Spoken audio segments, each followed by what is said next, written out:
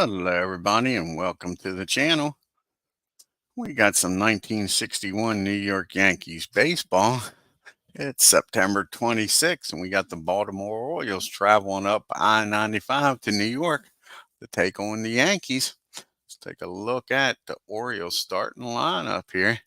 We got leading off playing third base, Brooks Robinson. Batting second and playing second is Marv Breeden. Batting third, playing center field is Jackie Brandt. Batting fourth, doing the catching is Gus Tarandis. Batting fifth, playing right field is the other Robinson, Earl.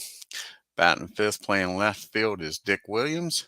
Batting seventh and playing first base is Dave Feely. Batting eighth and playing shortstop's Ron Hansen. And batting ninth and doing the pitching is Jack Fisher. And you'll notice Jim Gentile is not in the lineup, going for 60 home runs. They didn't play him against the lefty. We'll see the starting lineup here for the Yankees. And like I said, there's a left-handed pitcher on the mound. Leading off, playing second base is Billy Gardner. Batting second, playing shortstop's Tony Kubek.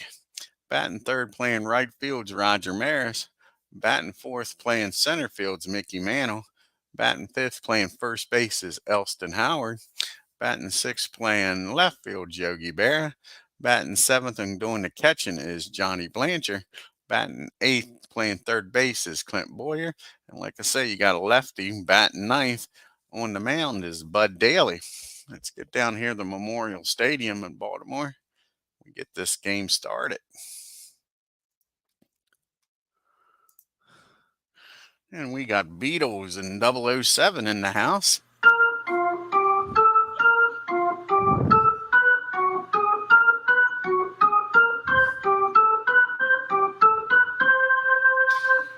And we got Bud Daly making his 17th start of the year. He's got a 4.04 ERA. He's 9-3. He's got one complete game. First batter he'll be facing is Brooks Robinson, having a fine year for the Orioles. Batting .291 with 7 home runs and 63 RBIs. Here's the pitch to Brooksy. And that's going to be a ground ball down to his counterpart, to the best third baseman in the business, and he hits it to Boyer. Boyer says, I might not be no Brooks Robinson, but I'm pretty damn good. He fires that over to first for out number 1. That brings up Marv Breeding. Marv's only batting .197 with 3 home runs, 16 RBIs in limited play. And that's going to be a ground ball down to Howard, playing first base today for the Yanks. And he takes it himself, touches the bag for out number 2. And Jackie Brandt's due up. Jackie's batting .280 with 15 home runs, 85 RBIs, having a nice year. And that's going to be a fly ball out to Roger Maris in right field. And the Orioles go down 1-2-3 in the top of the first. So it's Orioles nothing. Yankees coming up with Gardner, Kubek, and Maris. And we got Jack Fisher on the mound. This is his 25th start for the Orioles. He's got a 4.14 ERA. He's got an 8-13 record with 5 complete games. Hey, Tim D. And Gardner is going to be the first batter he's facing. Batting .237 in limited play. He's got 2 home runs, 12 RBIs. Here's the pitch to Billy. And that's going to be hit down to Brooks Robinson. Just like the Orioles, first batter grounds it down the third. And just like the Yanks, Robinson throws over to Feely at first for out number 1. Now it brings up Tony Kubek, having a fine year, .277, 7 home runs, 60 RBIs. Here's the pitch to Tony. And that's going to be a swing and a miss, strike 3, first strikeout of the game. So Tony's down, and now we got the M&M boys coming up. Roger batting .271 with the 73 home runs. First player in Major League history on this replay to hit 70 home runs. He's got 146 RBIs. And like I say, if the Orioles play Jim Gentile, we got a decision to make. Are we going to pitch to that Oriole and let him have a chance to join 2 Yankees with 60 or more home runs? Here's the pitch to Roger. And that's going to be a fly ball down the left field.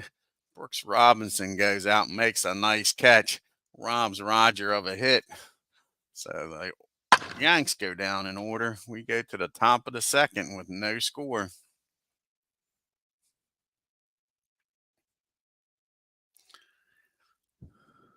Oh, exactly. I bet 007.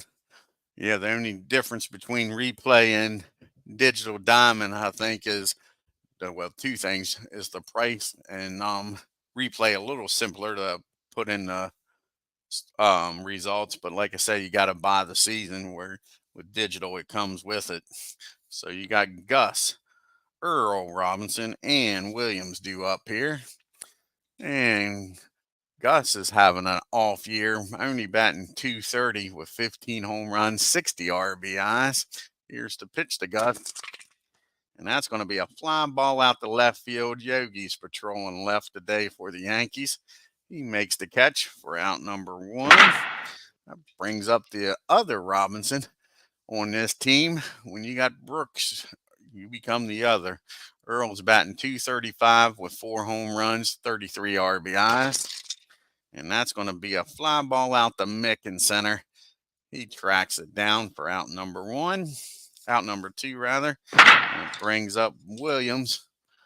And he's only batting $179 with 8 home runs, 28 RBIs. And that's going to be a swing and a miss. First strikeout for Daley. And the Orioles go down 1, 2, 3. We go to the bottom of the second. We got Mantle, Howard, and Bear due up here. Mick batting 302 with 50 home runs of his own, 143 RBIs. And excuse me, here's the pitch to Mick. And that's going to be hit down in the left field. And again, Brooks Robinson goes out, robs them and them boys. He robbed Roger the end inning, robs Mick to start it. The human vacuum cleaner doing it in the air also. That'll bring up Elston Howard, batting 346. He's 3 points behind Norm Cash, who's batting 349. Howard would love to get the batting title, keep the batting title, the home run title in the New York Yankees organization. He's batting, like I say, 346 with 18 home runs, 84 RBIs. And that's going to be a base hit in the right field. So Howard's doing his part.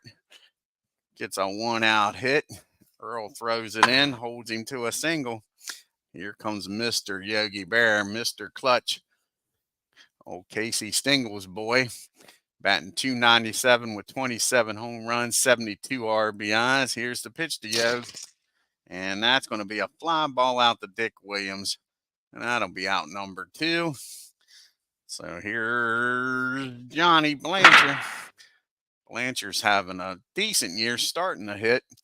He was under 240 for a while. He's got his average up to 267. He's had a heck of a August and September, batting with 26 home runs, 59 RBIs. Here's the pitch to Johnny. Can he drive in Howard and give the Yankees the lead? And no, that's just going to be a deep fly ball out near the monument. And that'll be out number 3. The Yankees strand Howard at first. We go to the third, still no score. Bottom part of the Orioles line up. Billy, Hansen, and Fisher. Dave batting 293, having a heck of a year in limited play with 15 RBIs. And that's going to be a ground ball down to Billy Gardner at second today. He throws over to Howard at first. That's a different combination than we're used to. We're used to Richardson to Scourin, but it's Gardner to Howard. That brings up Ron Hansen batting 241, 9 home runs, 61 RBIs. And here's the pitch to Ron. And that's going to be another ground ball down the second. Same result, though. Out number 2. Picking on Gardner, but he plays a nice second base. And that'll bring up Jack Fisher, batting $173. He's got 4 RBIs on the year. And that's going to be a swing and a miss, strike 3.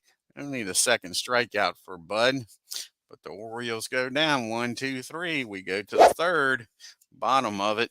Boyer, Daly, and then back to Gardner. Boyer's batting 220, 12 home runs, 56 RBIs. Can Boyer get something going? Yeah, Big Cleo. Yeah, just got back in from doing some snow removal. Figure we'll play some games. Have to see if Beatles or anybody's going to be on later tonight and check that out. Here's the pitch to Boyer. And that's going to be a base on balls. So Boyer's going to trot on down to first with a leadoff walk. And Daly's probably going to lay down a bunt here. He's not one of your better hitting pitchers. Only batting .059. He's only 2 for 34 this year. He does have 2 RBIs. So Bud's going to try to lay down a bunt.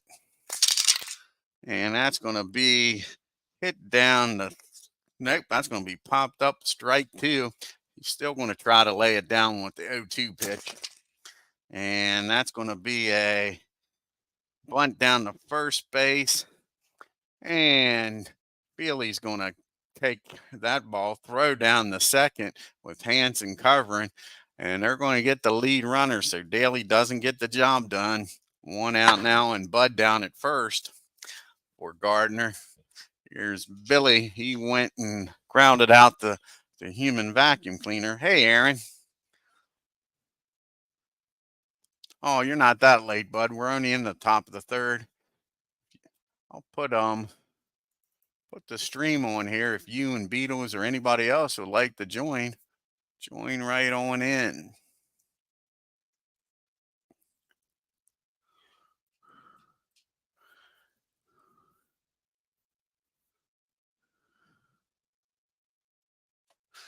Well, I hope that's all you get, Tim D. Like I say, we just got about 4 or 5 inches, something like that here, just enough to make a mess. So now you got Gardner up with Bud Daly down at first. Like I say, Billy grounded out to the human vacuum cleaner Robinson his first time up. And that's going to be a ground ball again down to Brooksy. Brooksy's only play there is going to be over to first. So Daly will get down to second with 2 outs. And Tony Q back up now. So runner in scoring position. Daly don't have bad speed. So a single might score him. Quebec struck out his first time up. Here's the pitch to Tony. And that's going to be and Bud Daly ain't going to take off stealing. So that's going to be 1 strike on Tony. Here's the 0-1 pitch. And they get him to fly out to Earl Robinson. That'll be 2, 1, 2, 3 outs. So we go to the top of the fourth with still no score. Top of the fourth, top of the lineup, Robinson, Breeden, and Brandt. And if you go with the first names, you got the Killer Bees, Brooks, Breeden, and Brandt. Brooksy grounded out to his counterpart his first time up. Well, that's good in 007. Like I say, I used to like the snow until I turned 16. I had to drive in it. Here comes Aaron.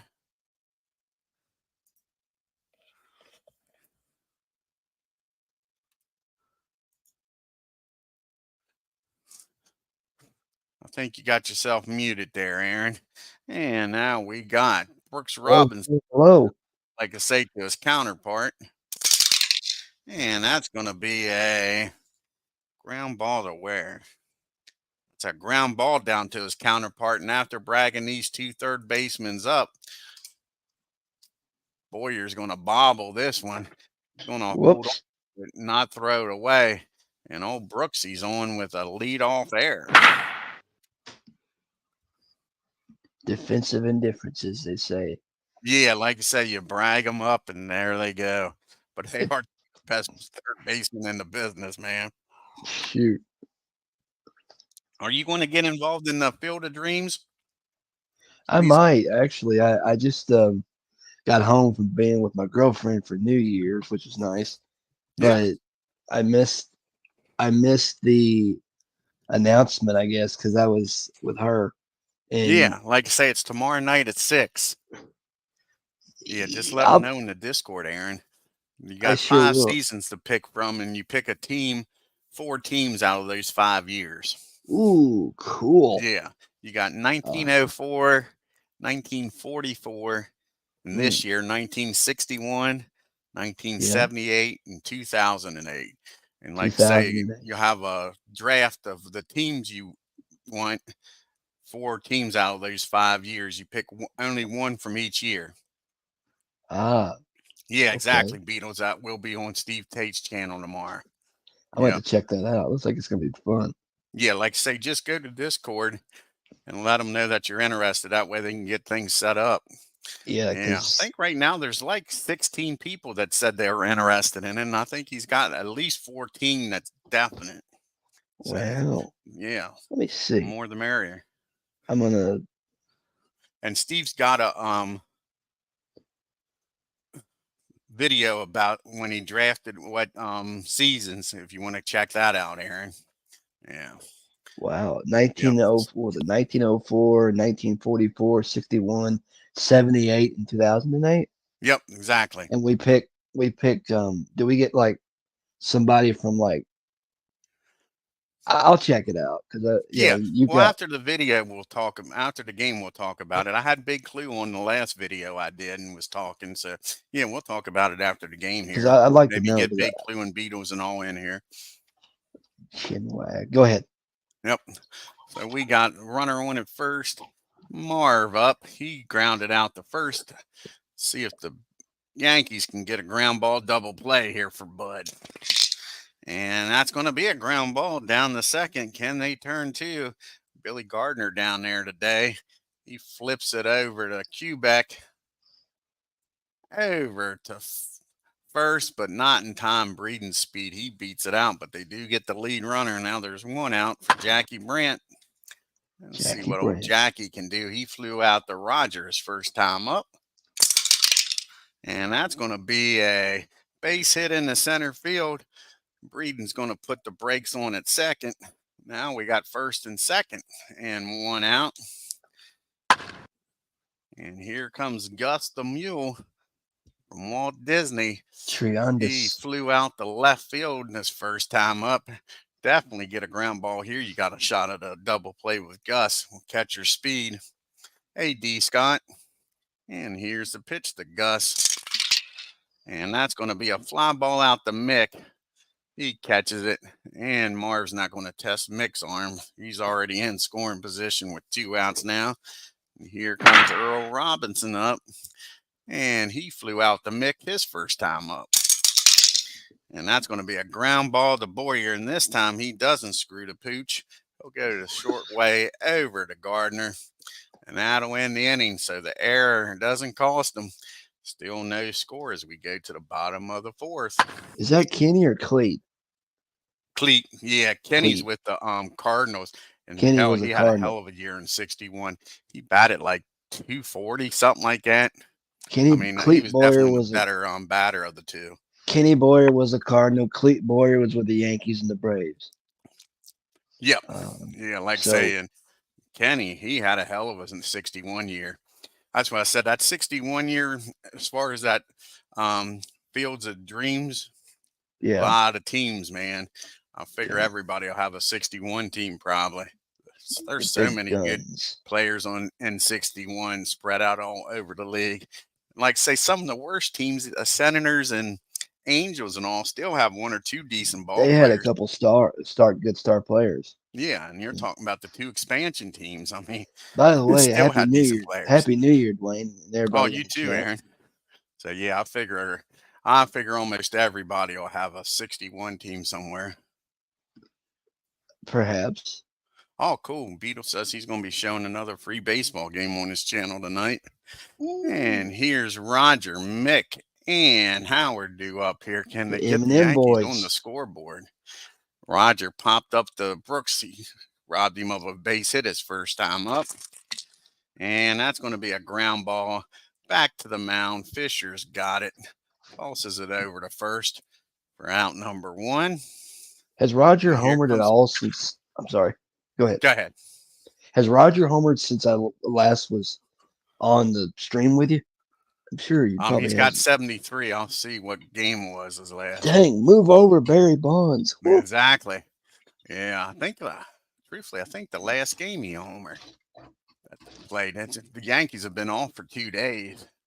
2 days. Who has Yeah, it? the 24th he homered. Yeah, they was off the 25th, and now this is 26th. Yeah, Wow. he's 1 for 4 with a homer. Yeah, Look out. yeah, exactly. Now Mick's trying to get there. He's got 50, so he's trying He's to get got a the ways to go to 54. catch Roger. No, I'm just hoping he can get the 54, but believe I have to look. This may be Mick's last game of the year. I think he doesn't play the last 5 games. Wow. That's when he was had that virus and got that shot and ended up in the damn hospital. But technically, he's on the roster. You know what I'm saying? But he was in the hospital. He physically couldn't play. Oh, you're going to get your teams on Sunday, and then you're going to have a week or two to decide on what players you want. So yeah, as far as how there's not a per minute as far as what teams, just reasonable. No, there's no time clock. At least there never has been. Yeah. It's a blast. Yes, it is. Yeah, it's not that intense, like I say, because you never know what teams are going to be taking, so you might have to rethink. Nobody's going to be sitting there drumming you for your pick. All right, here's Mick. He did the same thing. He flew out the shallow left. Brooksy robbed him of a base hit. And not this time. That ball is high. That ball is far. That ball is going 51. We was just talking about it. See you later, Mickey alligator. Mantle. What's that? See you later, alligator. Exactly. That's not coming back anytime soon. Oh, man. That was one thing about his home runs. There was never any wall draggers. Those suckers were going, wasn't they? Man, he hit some That's why they huge boo. That's homers. why they would. Willie Stargell once said that when Dick Allen was doing that in Philly, that people booed because there wasn't any souvenirs. Yeah, exactly. I So mean, like Mick, he they hit some boo. huge ones. Shoot. So Howard's got his batting average up to 347 with that single. Like I say, he's chasing that batting crown. Cash is batting 349 going into this day. Can Howard get another base hit here and get that average up? Here's the pitch to Elston. And that is going to be a ground ball back to Fisher. He's going to toss it over to Feely for out number 2. 2 down now for Mr. Yogi Berra, everybody's favorite Yogi. He flew out to his counterpart, Dick Williams, in left field. And that's going to be a ground ball again back to the mound. Fisher busy. I think that's the third one back to the mound today. He fires over to Dave, and Yankees are done, but not until Mick puts them on the board with his 51st home run. The Yankees lead 1-0. Speaking of Williams, he's going to lead it off, followed by Philly and then Hanson. And Dick Williams struck out his first time up, only one of the 2 strikeouts for Bud. And not this time. That's going to be a base hit in the center field. So Williams is aboard here with the leadoff single. And if anybody's ever heard me talk about Williams, they know well I think of him. Yeah. He was a dick. Couldn't stand him as a manager. Good He manager, lived couldn't up to stand his him. name. Yeah, he was true to Dick his was name, a in my dick. opinion. Of course, I was a Braves fan, and that '84 Padres team, he was a fucking true dick. I was so glad the Tigers beat them in the World Series. Now I you got mean, Dave up. Go ahead, go ahead. Beatles. I'm Aaron. Sorry, I'm That's not all right. that. I'm not that eloquent. But you got like me and my girlfriend were joking around one day about because we were listening to Apba, and we said Ernie tries, to be some of his little funny nuggets are like, really, is that necessary? I'll tell you, but it's funny because it's like she started laughing at something he said, like because I think we saw what was it? I think we saw Dick Dietz play in the game in '68 with the Giants, and he said something like Dick can pound the ball, and She was like, "What? Ah, Dick Dick can pound the ball." I'm like, "Oh God, exactly. All right, nothing wrong with that, is it? it's funny." I mean, Right, it's awesome. I we agree. would just put Ernie on a loop all day long. And it's like we got baseball for hours. I told Exactly. she said it's a I nice agree. distraction. Yep. Okay, Alrighty, nobody out. Williams down at first. Here's the pitch. And that's going to be a swing and a miss, strike three. Big Clue's asking anybody wants the 78 Dave Kingman. The worst part, Big Clue, now everybody's the 78 Dave Kingman. That's baseball nowadays. Hit King 220, 40 Kong. home runs with 100 RBIs, strike out 100 to 200 times, and you get paid millions of dollars. Millions of dollars. And back then, And like I say, we used to laugh at him. Now you don't. Crazy. you're making a Now million it's, dollars. Get out of here. yeah, millions of dollars Don't come at us to with only that hit stuff. 240, strike out, and hit like say 20 to 40 home runs and drive in 100 runs. You're awesome. You're an all-star. Here's Ron Hansen. He grounded out the second. The Yankees will take that and try to turn two this time. And that's going to be a fly ball in the center field, and Mick can't get to it. It's going to drop in front of him. Dick Williams will stop at second. So here we go again. Runners in scoring position with one out. Who is it? Jack Yankees and who? Fisher's up. Orioles. What's that? Yankees and Orioles. Yeah, this is a Uh, I think it's because you only a said Brooks Robinson earlier. yeah, I think it's a 2 game series. It's Mm. either a 2 game series and they play the Red Sox for three, or the other way around, a 3 game series against the Orioles, and they Orioles and finish two up with with the two both games with Sox. Boston. Yeah. Dang, season's really winding down. Go ahead. Oh, Fisher's probably going to lay down a bunt here, and he batting a buck 70. So see if he can get both runners in scoring position here. So here's the pitch to Jack, and that's going to be hit down to third. Nice bunt. Boyer's only play is going to be over to first, and Howard will make the play over there. So Boyer doesn't disappoint. So now there's 2 outs. You got runners on second and third for Brooksy. And Mr. Robinson's 0 for 2's grounded out and reached on an error. Mr. Both Robinson. times down the third. Here's the pitch to Brooks. And that's going to be a fly ball out the deep center field. And Mick back there with Babe Ruth and makes the catch for out number 3. Orioles leave 2. The Yankees still lead this game 1-0. Is Got that the where the bottom part of the statue of the order due up. Bambino is? What's that? Is that where the statue of the Bambino is out in center Yeah, field? literally. I mean, if you didn't see Jackie Brandt, the you got the flagpole out there, and the monuments are right there on the warning track. Yeah, it Wow, that's wasn't until crazy. 74 when they redid the stadium and opened it in 76 that they wasn't in play. I like what That's I don't know if you ever seen oh, ain't that awful. Um Billy Crystal.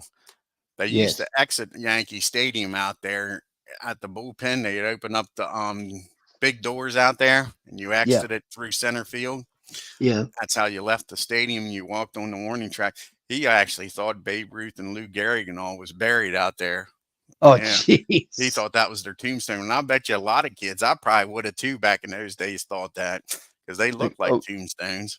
well, Yeah. I read somewhere that because like a lot of the Yankee players today or back in the day would like rub the head of Babe Ruth as get Babe Ruth as good luck. Roger Clemens did it. A lot of the hitters that Yes. were everybody that was doing a milestone would Dave hit. David Wells might have done it too. He was a big Babe Ruth fan because that's why he Yeah, wore 33 instead of 3 and then but yeah, like Yankee Stadium reopened in '76. They had to play it. What was it? They had to play at Shea for 2 years. Yeah. for a couple of years because of that. Yeah. Um, 74, 75. so I don't know how the Mets and Yankees alternated. Who got to use the ballpark? If the Mets and Yankees play on the same day, then how the hell do you get? Oh, I Um, know. With the double header, I don't know if they did double headers with them or not. And we're just made sure, like I say, every day there was a ball game over there, I guess. sure. Sure. Yeah, field man. They kept the groundskeepers busy, that's for sure. All right, we got Johnny Blanchard up. He flew out the center field his first time up. Here's the pitch to him. And that's going to be a swing and a miss, strike three. Fisher's second strikeout of the game. And here comes Mr. Boyer up. He walked his first time up. Here's the pitch to him. And that's going to be a base hit in the center field. Boyer gets aboard again with one out. And that'll bring up Mr. Bud Daly. And again, he's going to try to lay down a bunt. The last time he wasn't successful. He grounded out to the first, over to second, get the lead runner. So here's the pitch to Bud. Can he lay down this one? And that's going to be a good bunt this time down to Brooksy. He fields it cleanly. He's going to fire over to first with Breeden covering. And that'll be out number two. And now it's up to Mr. Shotgun Billy Gardner to do something with 2 outs and Boyer in scoring position. Boyer not a bad base runner, not speedy by no means, but not bad. Gardner 0 for 2, grounded out to Brooks both times. And not this time. Well, I lied. It is. Nice play by Brooks. He just robbed Gardner of a base hit down the line. Gets up, fires over to first. And that is out number 3. Nice play by Robinson, as usual. And now we go to the top of the 6th. Yankees holding on to that 1-0 lead. That's Brooks, not Frank. Yeah, exactly. Old Brooks. I think Frank was in Cincinnati at that point, or close to it. Yeah, 61. Yep. Yeah, he had in my replay, not a bad year, but not an awesome year like he had. He's only batting like 238, and he batted way over 300.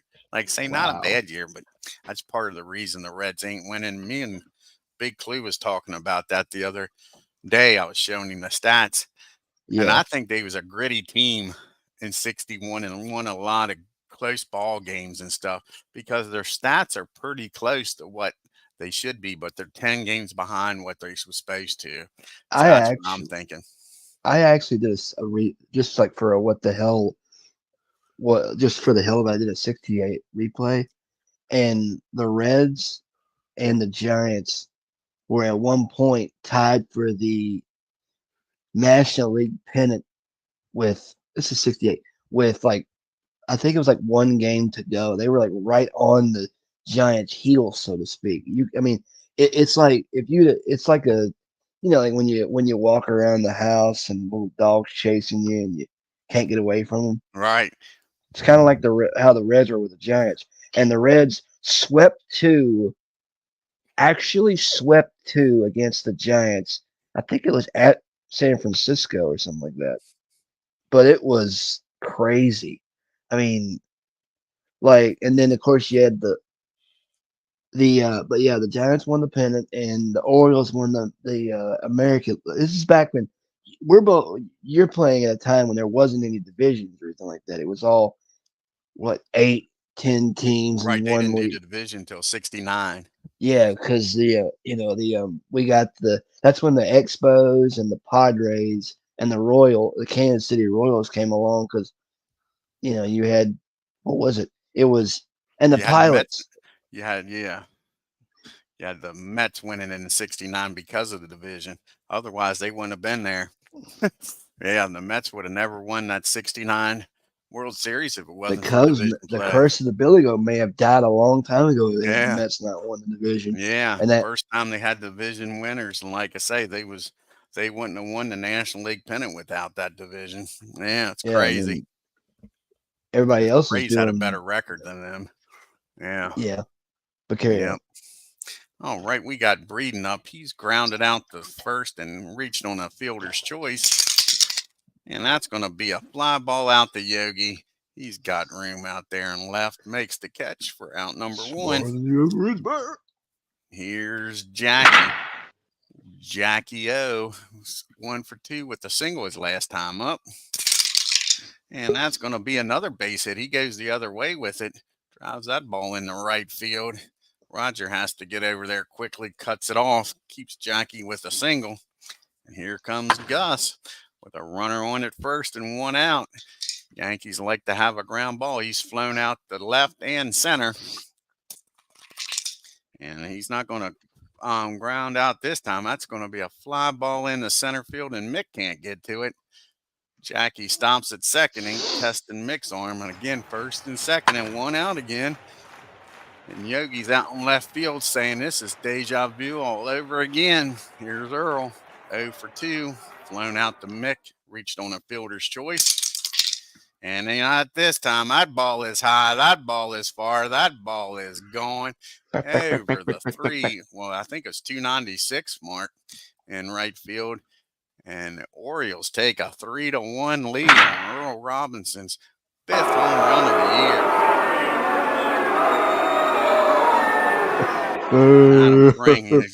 That'll bring up Dick Williams now with nobody on and one out.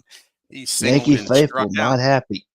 No, they want to sweep these Orioles, that's for sure. Clip the wings of the birds. Right, and that's going to be a deep fly out to Mick, but he's got room out there in Death Valley. Makes the catch for out number 2. That brings up Dave Feely. He's 0 for 2, grounded out and struck out. And that's going to be a fly ball in the shallow left field. Boyer goes back, makes a nice over-the-shoulder catch to end the inning. But the Orioles score 3 on the Robinson, the Earl type home run. So we go to the bottom of the 6th, 3-1 Orioles. Quebec, and then the M&M boys are due up. And Tony set the table here. He's 0 for 2, struck out and flew out to Robinson. And that's going to be a fly ball out to Jackie. He has it measured for out number 1. Here comes the M&M boys. Rogers 0 for 2 today. He's popped up to third and grounded out to the pitcher. Oh, sorry, Beatles. Didn't see you there, bud. Apologize. Thank you. There you go, Beatles. Hey, can you hear me? Yep, sure can. All right, bud. Go on with your broadcast. It's just great to be here, man. I feel like a star now. Man, star level has changed if this is a star channel. It is, man. All right, we got Roger up here trying to get number 74 in the year. Can he do it? No, that's going to be a base on balls. Fisher doesn't want nothing to do with him. Don't understand that. Mick's already went deep on him. I think I'd have pitched to Roger here. I did do something that they never did in 1961. I think I did intentionally walk Maris one time because he didn't get any intentional walks at all in real life. I think I did once. Let's see if I remember correctly.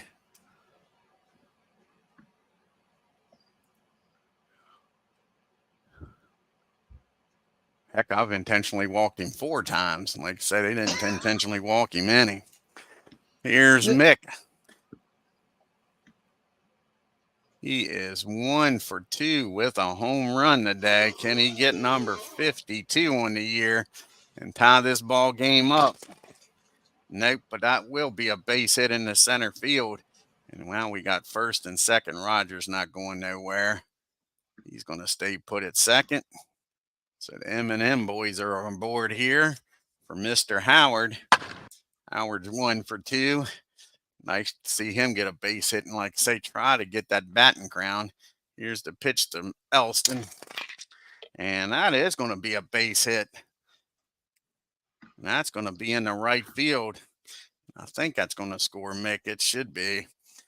Yep. And Roger will get down the third. So just like that, it's a 1-run ball game, folks. Now you got runners on the corner with only 1 out. Nice piece of hitting by Howard. Having a great year here for the Yanks. And that'll bring up Yogi. Yogi is due. He's 0 for 2 today. He's gotten that batting average under 300, batting 296. Can he come out with a 1-out base hit here and tie this ball game up? And no, that's going to be a fly ball in the center field. That may be deep enough there to tie this game, and it is. Mick will tag up and score, and we got a 3-3 tie. Now there's 2 outs for Mr. Blanchard. With Howard down at first, it'll take a double to score Howard, and it'll be a good double even with 2 outs. Johnny 0 for 2, flew out the center and struck out. And that's going to be a swing and a miss, strike 3. But the Yankees scored 2 and tie this ball game up. We go to the top of the 7th, 3-3. Bottom part of the order due up here, Hanson. Probably a pitch hitter for Fisher, and then back to Robinson. And Ron's 1 for 2. He singled his last time up. Here's the pitch from Bud. And that's going to be an easy fly ball over Mr. Bear out and left. Let's see who's going to pitch hit here for Fisher. Most of the decent right-handed bats is already in the lineup. Love the sweet sounds. My gosh. Yeah, they don't got much of a bench at all. They got almost, I think they only got one righty on the bench. And they're going to bring out old Hank. They got other catchers on the bench. So Hank's going to come out here and pitch hit.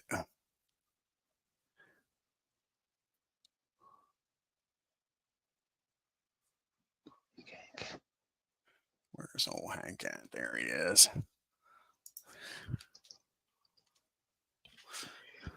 Dwayne, you can't hear my computer talking, can you? No, I can't. No. Okay, good. Just making sure. Yeah, Because I not don't a want problem, bud. interfering with you doing your thing. No, Yeah, you're well, good, man.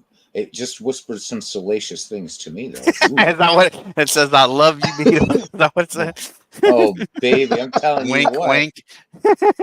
Wink, wink, nudge, Yeah. nod, nod. $5, wink, My wink. my girlfriend says hello. Oh, okay. We watched one of the streams. Oh, I cool. think it was either Dwayne or Beal. We watched one of the streams during the daytime, right around New Year's. We caught a stream on. I think we caught a stream on New Year's, and then we watched ordered pizza and watched the ball drop together. I think I had pizza on New Year's too, I believe. And I didn't watch any balls drop though, so. Well, I don't live on a farm, so. The weird thing was, y'all. Yeah, I said y'all. The weird thing was that we were watching it on a YouTube stream because we didn't feel like listening to the TV because everybody's busy yapping on the TV. But they had a fella singing up there, and then it was literally midnight, and then like a minute goes by before they start doing the countdown.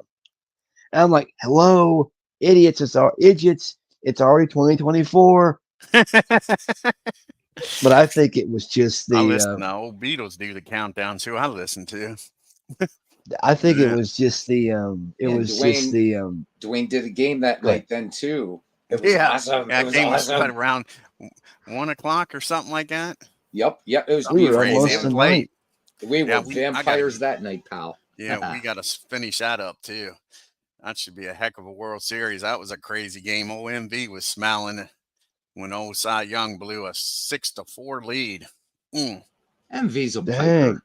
He's a piker. He's a tosser and a wanker. There you go. Yeah, he's already talking about the 1904 team in that draft. That's right. Everybody else is talking about the baseball game they're going to get from me when they beat MV.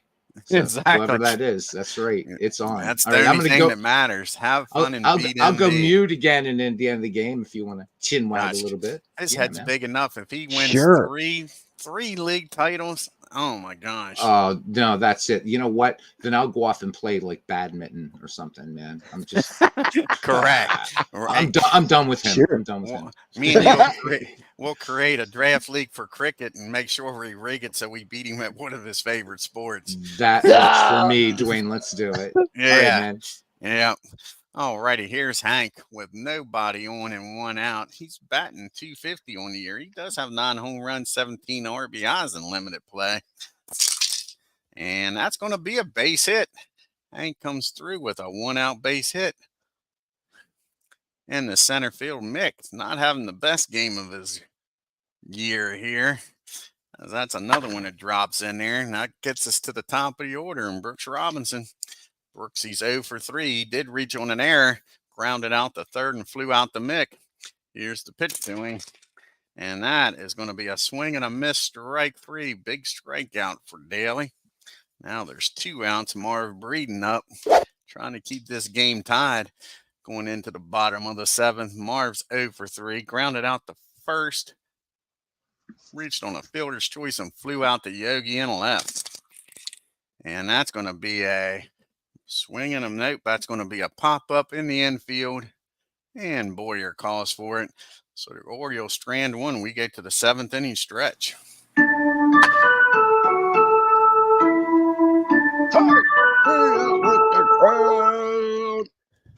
That's all Sing you it. get. Sing it. That's all you get. That's all it you're only getting. plays. Holy cow. It only plays that. I guess that's just the sound effect of Digital Diamond or whatever it is. But maybe one of these days before your season's out, I'll do it. Actually, do it. Do the whole thing. The whole thing. Oh, Maybe Carrie. we'll have because remember when we did that? There was the Harry Carey and the Macho Man. Man, yeah, that was classic.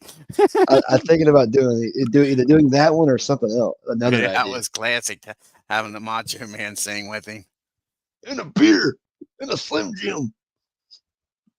Speaking of which, I got a whole box full of Exactly, that stuff Scott, right here. That's why it might be why they're going to have to set him here in the next few games is because of his leg.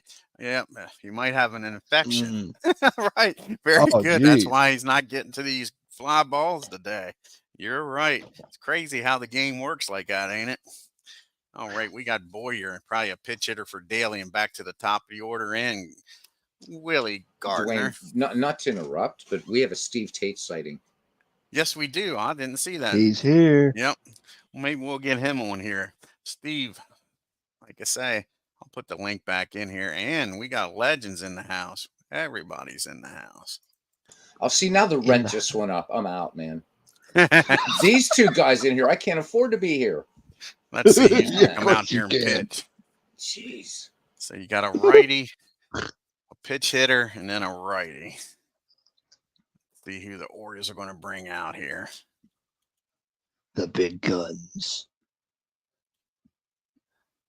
Oh no, they got a deep bullpen, and it's a good bullpen. Let's see who hasn't pitched in a while. I don't mean to, I can't say toot my own horn or make any hypey announcements, but next Sunday, yours truly is having a birthday. Oh, cool. Congratulations. Going to turn 34. 34. I'm only 20 years older than you. That don't make me feel old. Doesn't matter. my girlfriend's 11 years older than me. I could be your dad. Jeez, you Pete's. He could be. Well, there's Jeez, you Pete's. I just realized I said it. See, now you got me feeling guilty there, Beetle. Just said Jeez, you Pete's. But talking about birthdays. But yeah, my birthday's next Sunday, and I'm going out to a barcade the day before, and hopefully I might catch a live stream on the actual day itself, other than getting countless Facebook posts and maybe some phone calls and stuff. Maybe I could use a good chin wag on my birthday. That'd be fun. Yep, I agree with you. Dick Hall hasn't pitched in a while, so he's going to come out here and pitch. Dick Hall. So Dizzy Dean hasn't pitched in a while either, Dwayne, but he's dead. So he's sorry. I'll shut up now. I'll just shut up. I'll just shut up now. Thank you for mentioning that. What about Dizzy Dean? Dick Hall's probably passed away too. Well, let me see. Yeah. He's pitched in 41 games with a 2.38 ERA. He's 10-4. He's got 4 saves on the year. Baseball. Like I say, he'll be facing the bottom part of the order. Old Boyer's 1 for 1 with a walk, though. Can he keep it up? And that is going to be a fly ball out to center field. Jackie makes a nice running catch and robs Boyer of the hit. So 1 down. We'll have a pitch hitter here for Daly. See, he's going to come off the bench here. Louis, Missouri, died June 18th, 2023. He was 92 years old. He just died this year. Yes. Darn, he died crazy. Last year. Man. Dick Hall. May his memory be eternal. We're going to bring up Bob Serve, see if Bob can hit a home run here and give the Yankees a lead instead of going with the lefty matchup against Dick. We're going to bring out a right-hander, see if Bob can take him deep. So, yeah, Diz is very alive and well in the Franchise Stars Baseball League. Diz, man. Yes, he is. Diz 2 awards. Rookie of the year. Love it. Yeah, well, they each won 2 awards. So, yes. Yeah. Yeah. Yep.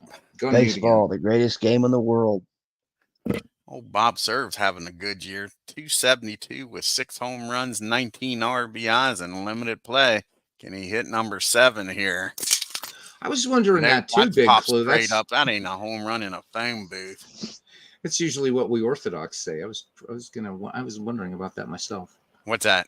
So Aaron said, "May his memory be eternal." That's usually like most people. If somebody dies, they say "rest in peace." We say, "May his memory be eternal." That's a very Orthodox thing to say. So, Aaron, is there something you didn't tell me? Are you Orthodox now? I don't know. I'm just kind of, either way, it's.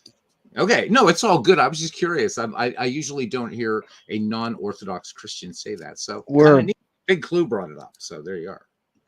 Yeah, I just thought I would, rest in peace, Dick. That's all I could say. And then he had, oh my God, no, I'm not saying it. I'm going mute. I'm rest in peace, Dick. You just, that is like a hanging curveball. I'm not going there. Rest in peace, Mr. Hall. This is Dwayne's channel. I can't go there. Oh, Billy Gardner's grounded out to Brooks all 3 times. See if he hits it somewhere different, gets a different result. And he does. And that ball is hit into shortstop. And Hansen, he can't handle that one. That's an E6. And Billy Gardner's aboard here with 2 outs. Can they take advantage of this extra out here in the 7th and get the go-ahead run in? Tony's having a bad day. He's 0 for 3. He's struck out, flew out the right and flew out the center. Can he come up with a base hit here and drive in Billy? And nope, that is going to be a ground ball. Hansen doesn't mess this one up. He tosses it over to Marv for out number 3. We go to the 8th. It's still tied up. The Yankees are going to bring out Jim Coates here. Get him through the 8th inning.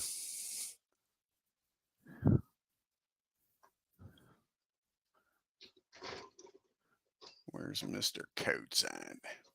Must be on page number 2. Mr. Coach. Nope. Where is he? Other than Ernie Harwell would say that, like Mr. So and so or something like that. Red Barber would say it that way too. He's like Mr. So and so and so and so. I don't know why I do that. I think I said that my first Baseball for Windows stream. I said my first game with Mr. Harwell. Yeah. I was when I went for that eye surgery, the girl back there was scheduling me and all. She was originally from like either Vermont or Rhode Island. And she says, I love it down here. She says, "You are so polite." I'm like, "Well, thank you." I said, where are you from? And she told me, and I said, "Where are you living at now?" And she's down in Winchester, Virginia. I said, "Well, you're really getting some Southern hospitality down there." She says, "Yeah." She says, "Not that the people up there was nasty. They just didn't thank you or do any of that kind of stuff." Right. I just, it's like, it's a respectful gesture. They say that, I always say, I guess I was raised right. Had good parents. I don't know. Yeah. All right, we got Brant due up, followed by Gus, and then Earl, who's Homer. Gave the Orioles a short lead here for a while. Jackie's 2 for 3, having a good game. He flew out to Roger and then back-to-back singles and came around to score on the home run. Here's the pitch to Jackie. Jim Coates, this is his 36th game. He's got a 3.37 ERA, 7-6. He does have 2 saves on the year. And that's popped up. Blanchard throws the mask off, makes the catch for out number 1 here in the 8th. Still deadlocked. Gus. Can Gus get aboard? He singled and came around to score on the home run in the 6th inning also. And not this time. That's a swing and a miss. Coates gets him That's 2 outs. Here comes Earl, one swinging a bat again. He can give the Orioles a lead for the second time. He's 1 for 3 with that 3-run homer. Here's the pitch to Earl. And that ball is well hit out in the right field, bounces off the wall, just missed, giving the Orioles the lead. Mick gets to it, fires it in. Earl standing down at second with a 2-out double. And that brings up Dick Williams. And are we going to have a pitch hitter here for Dick Williams? I think we are. I think Russ Snyder's going to come off the bench here. Let's see what Dave Feely's due up next. So if it gets that far, we'll probably have old Jim come up. But Snyder's going to come off the bench. Pitch hit for Dick Williams.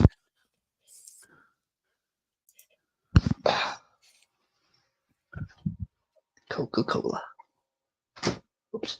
Oh, it's got to be a Pepsi type day. Take the Pepsi challenge. I thought about that, actually. Yeah, I was always a Pepsi man.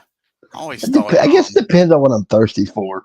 I always thought Coke, especially fountain Coke, tasted flat. Well, you're probably right. I mean, that's why I don't trust restaurants. Go get this. Like, I don't trust restaurants because it's like it's all right for a little while, and it just goes flat really quick. RC Cola, that's a good drink too, Legends. I agree with you. I used to drink RC Cola. That was one thing. I loved my Pepsi, but when I became a diabetic, it wasn't as hard as I thought to stop drinking it. See, I never did Coke myself. I always liked the smell of it, though. I'll shut up now. The smell of Coke. you was born a little too late to like Coke. They already took it out of the formula by the time you was born, huh? Well, Ty Cobb and I talked about it, and anyhow. That's crazy. Oh my! All right, Russ Snyder's coming up with a 316 average, 3 home runs, 18 RBIs. Can Jim get him out of here and keep this game tied up? And yes, he can with a swing and a miss. Strike 3, big strikeout. Nice job by Coates. And they strand Earl down at second. Snyder in the game here.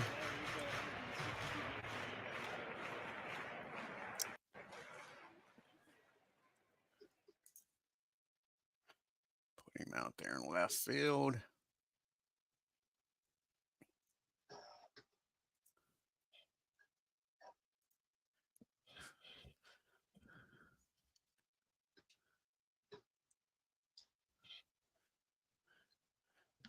I hear you, Legends.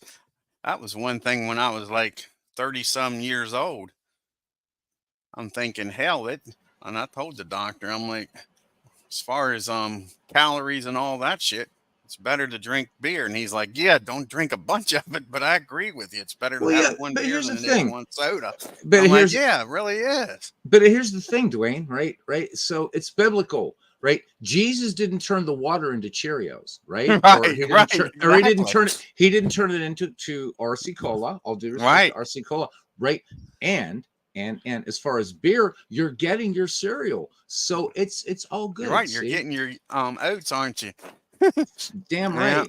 Yeah, like I said, and like I said, because I used to try to talk my grandmother when she got a little older, was having kidney and all needing it taken care of. I'm like, you ought to drink 1 beer a day. Well, you thought I was trying to kill her, you know. I'm like, I'm being serious, Grandma. 1 beer a day will help flush you out and help you out a lot, but she wouldn't do it.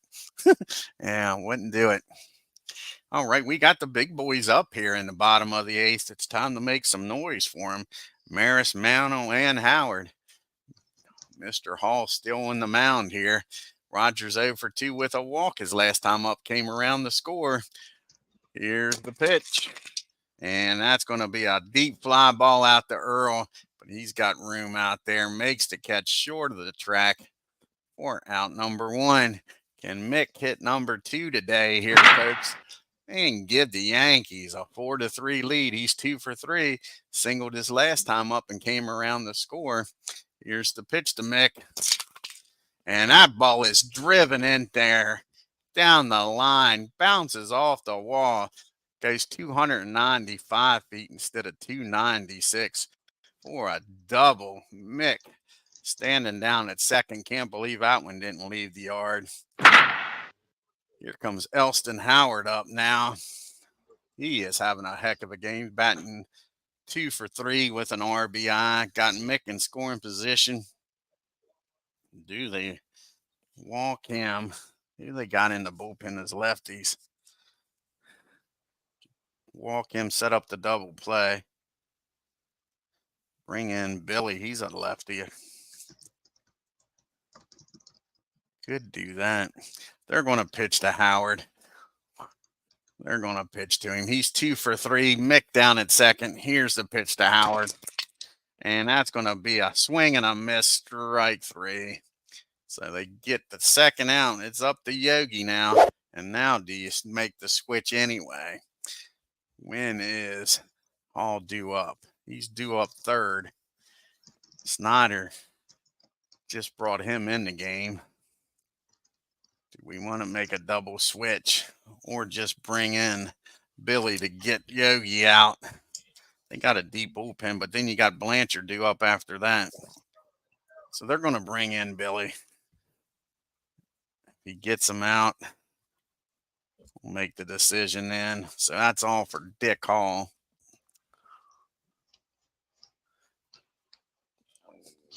Two outs. Mr. Clutch up the bat. Hopefully he can deliver.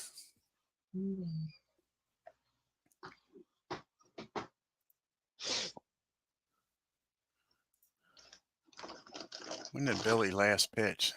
Showing up in orange here. Maybe we're not going to do this. Oh, he's only pitched 2 days ago and was a starting pitcher. So maybe we're not doing that. He probably wouldn't be available. That's the only lefty they got in the bullpen. So we're not going to do that. Hall's going to pitch to him. Hall is going to pitch to him. That's the only problem with not playing every game. You don't know who in the hell they played. So Hall will stay in the game and pitch to Yogi. Can Yogi come through here? Mick down at second. A base hit will score him. Here's the pitch to Yogi.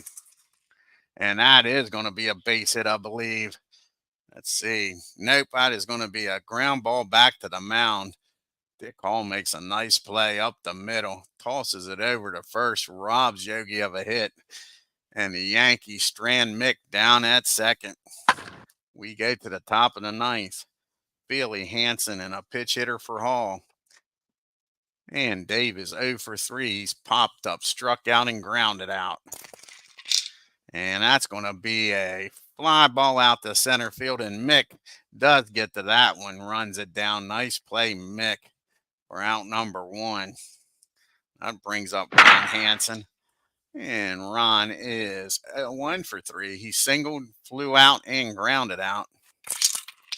And that's going to be a ground ball down the Boyer. He tosses it over to Howard at first for out number 2. Now he's going to come off the bench here and pitch hit for Mr. Hall. They're going to bring out the big boy. Jim Gentile's coming off the bench here. Try to get number 60 and put the Orioles in the lead here. And the Yankees will pitch to him. They're not going to try to walk him here. Put the go-ahead run on first. Even though me being a prick, thinking what they did to Roger in real life says they should walk him. So here we go. Gentile batting .313 on the year. 59 home runs, 144 RBIs. And that is a swing and a miss, strike 3. Coach gets him. And that'll end the inning. We go to the bottom of the ninth, still tied up.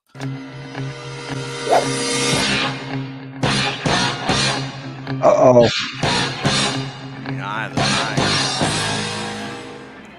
I guess they're going to bring out the big boy, try to keep that this game perfectly tied. Mr. Knuckleballer himself. Oh, Hoyt Wilhelm's coming out of the bullpen. Where's old Hoyt at? There he is. Mr. Knuckleballer himself.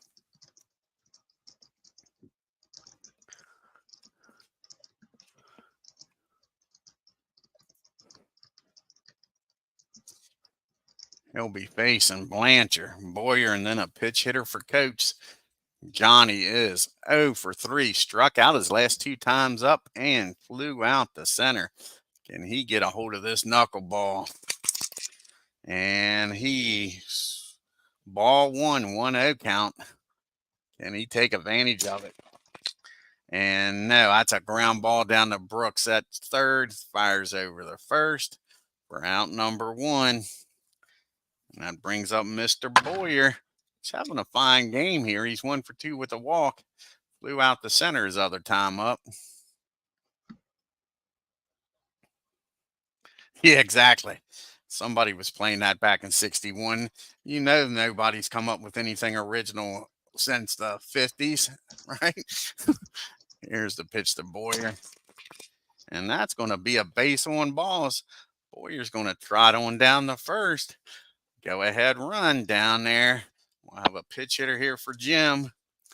And let's see who they're going to bring off the bench here. You got Bob as a lefty, but they're going to bring out the Moose. Here comes the Moose. Scourin's going to come off the bench here and try to win this game. Bring out the big boy.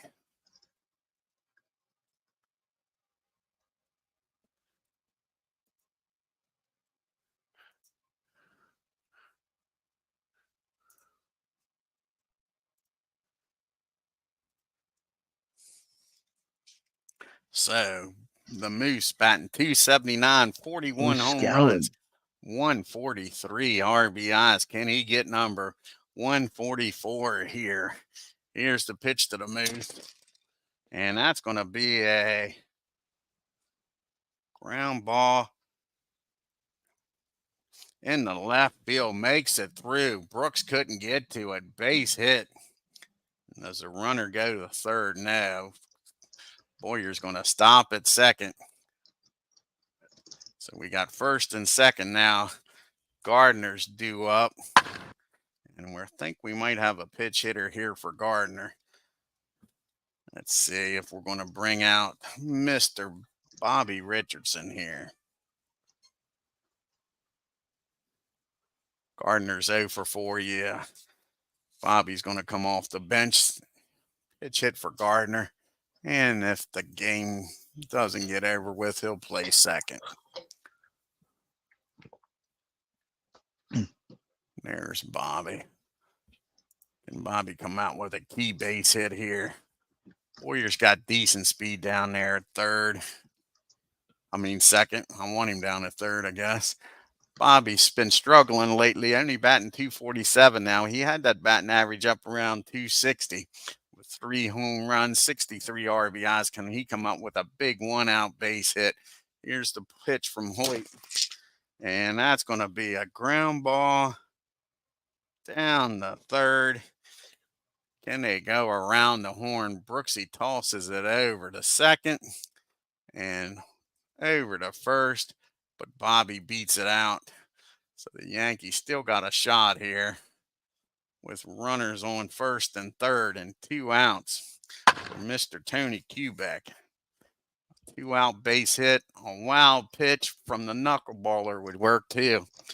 Tony's 0 for 4, struck out, flown out the center, right, and reached on a fielder's choice. And that's going to be popped up in the foul territory down the first base line. And Marv goes over and makes the catch in foul territory. And the Yankees strand 2. We go to the top of the 10th, tied up at 3 apiece. Ain't baseball grand? Now, who's going to come out and pitch is the problem. Got the top of the order due up. All righties. It's either going to be Sheldon or Hal Ruffin going to come out here and pitch. Let's see who hasn't pitched in a while. Probably Sheldon. Yeah. Raleigh's going to come out here and try to keep this game tied up here in the top of the 10th. And we got to put Bobby in at second.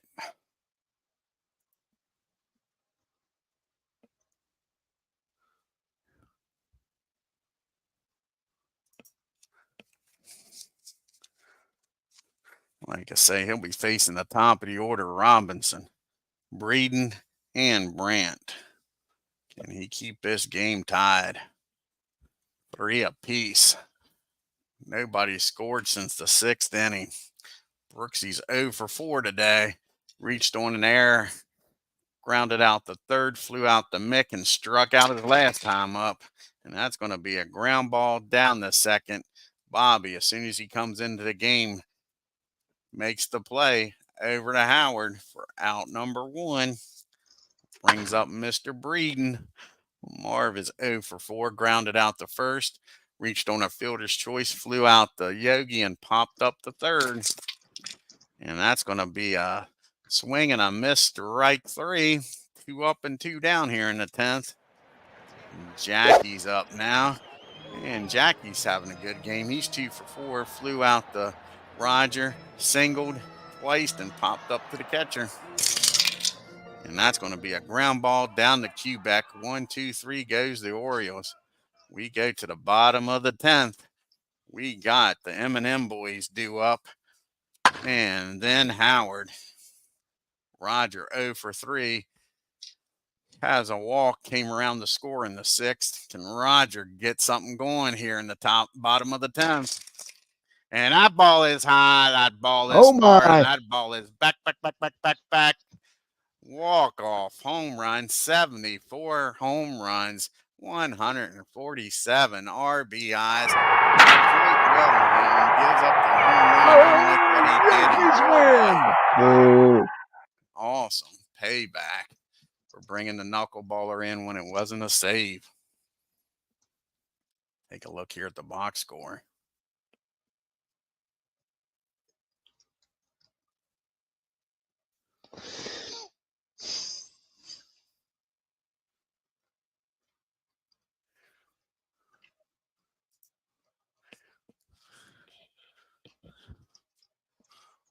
Orioles had got 3 runs on 8 hits and an error. Yankees 4 runs on 8 hits and an error. Orioles were 1 for 5 with runners in scoring position. Exactly. The whole world's worst gamer. The Yankees win. Jackie 2 for 4. So was Earl Robinson with the home run, the 3-run shot. Orioles left 6 men on base. And Elston Howard was 2 for 4. Mick 3 for 4 with the home run. Yankees were only 1 for 6 with runners in scoring position. They left 8 men on base.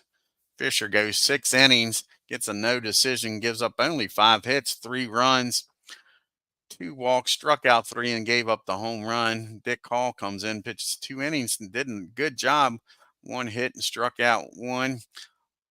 Hoyt comes in, pitches an inning plus, gets his 9th loss of the year. He's 3-9. 2 hits, the big home run to Roger, and walked 1. Bud Daly pitched a hell of a game to get no decision. Goes 7 innings, 7 hits, 3 runs, struck out 4, and gave up the home run. Only bad pitch of the game from him, the Earl.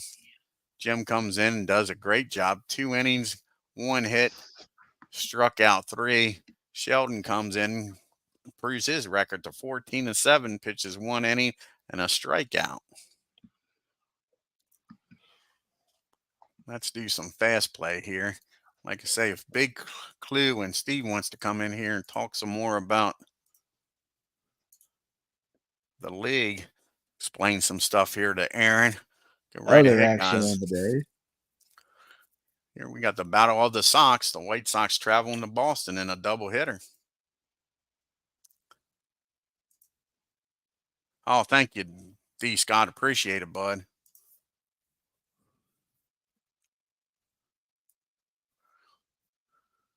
So the White Sox go into Boston and win game 1. 7 runs, 14 hits in an error.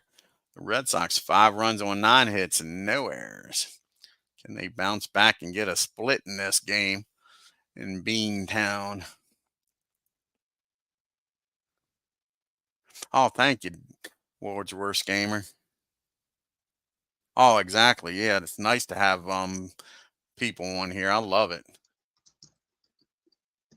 What's the star for here? Oh, Hirschberger was 3 stolen bases, Beetle. You would have liked that game. The White Sox 4 runs on 10 hits and no errors. The Red Sox get shut out. No runs on 4 hits and no errors. Now we got the Tigers traveling out to Kansas City to take on the A's.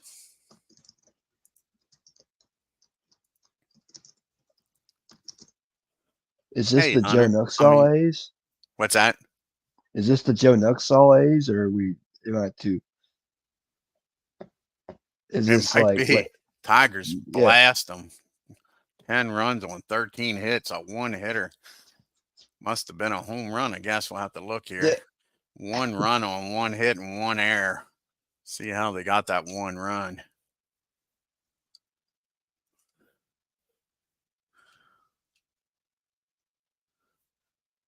No, it wasn't.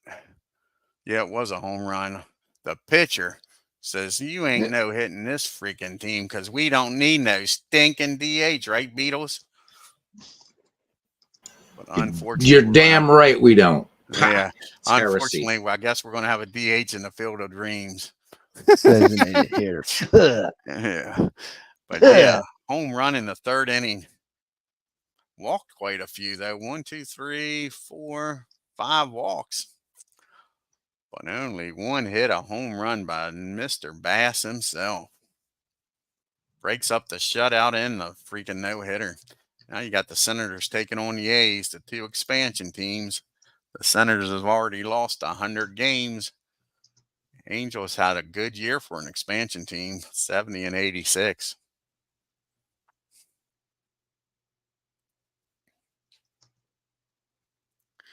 And the Senators win a close game, 8 runs on 12 hits and 2 errors.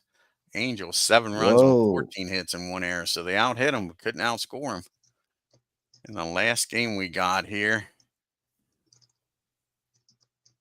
Yeah, it is, Hunter. I can't stand the stinking snow. Did you get any snow up there, Beatles, or was it rain?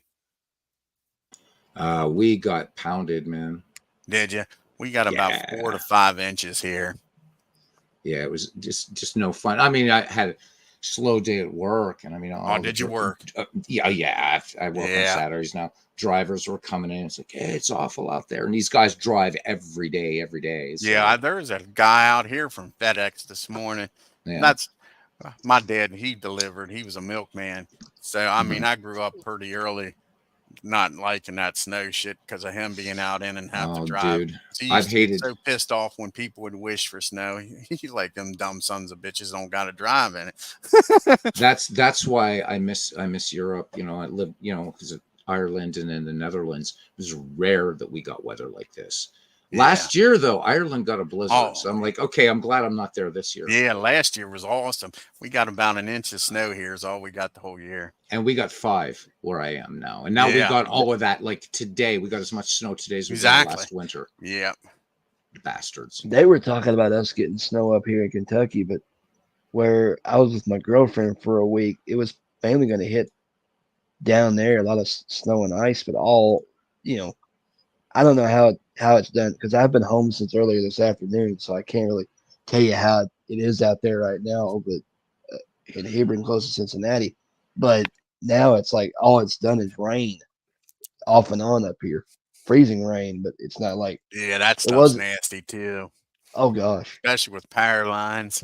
Now all the lines back here where I live's underground, but it's all it's US 40 main drag through Hagerstown. Beatles knows what I'm talking about now. The power lines that come back to my house are above ground out there. So, and plus you get a lot of wrecks out there and they run into the damn poles. So I lose power that way. I live like 2 seconds away from a hospital. And I guess we're on a different part of the grid because they'll get the power back to the hospital. I thought when they built the hospital, it's relatively new. The old hospital was in town, and they built this one out here where I'm at. I thought for sure I would never lose power for any length of time, but they've getting the power back to the hospital, and we still don't have it.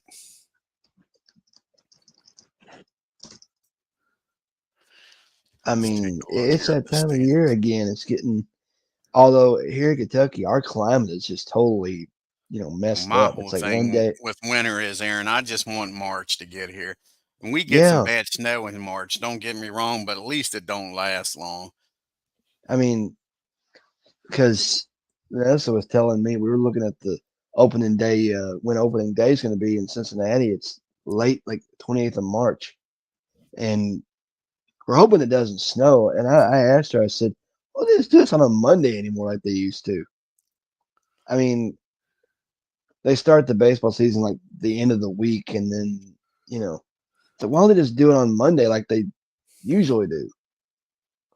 I mean, it's like, anybody that doesn't have, say, the MLB app has to practically watch ESPN to know what's going on opening day, because it's like, here you are now, and you're looking to see who's doing what. We got Big Clue in here now, Aaron. I didn't see him in the background. Oh, there he is. Sorry, Big Clue, I didn't see you. No, I was sitting here admiring the green room. You've got a great studio, like Beatles. Yeah. Well, but the sandwiches suck. What the hell? Here, you want to see the green room? room? McMahon to tell me to come on stage. Yeah. Here, we'll show you the green room. You want the green room? We got the green room. Your wish is my command. Oh, well, as long as we're doing that, can we make sure MV is not in the league this year? You're asking for miracles now, Big Clue. There's the green room. Doesn't show wow! Is that Mantle and Maris on the wall behind you? Heck yeah, the M&M boys and the other number 3, Dale Murphy. You got. I love it. Yep. And then I got my racing cars back there. Yeah. Meep meep. Yep. Look out, Ralph But Gar. go ahead, Big Clue. Explain this to Aaron. So, hey, Aaron, glad you're back. Yeah, hey. Yeah. Happy New Year to you too, Clue. Jerk friend picks his girlfriend over us, but hey. Yeah, something's got to be wrong when a boy takes his girl over his buddies. And inconsiderate, you're not MV, so we can only chastise you so much. What movie is that from? Something's got to be wrong when a man takes a girl over his buddies. Yeah. Baseballs over broads, right? Yeah, and when they're walking down the street and old Kanicki leaves them stranded, kicks them out of the car. I love that scene. Get out of here. Yeah. What do you think this is, a gangbang? They said, you wish. Yeah. If you've seen A League of Their Own, John Lovett's character, remember, before he goes home for a pickle tickle, he does his job and he takes the girls to the ballpark first. So right. Yeah, that is priority. Sure do. Yeah. Well, the league, this is the reboot of the Shanks League. So this is our new all-time league.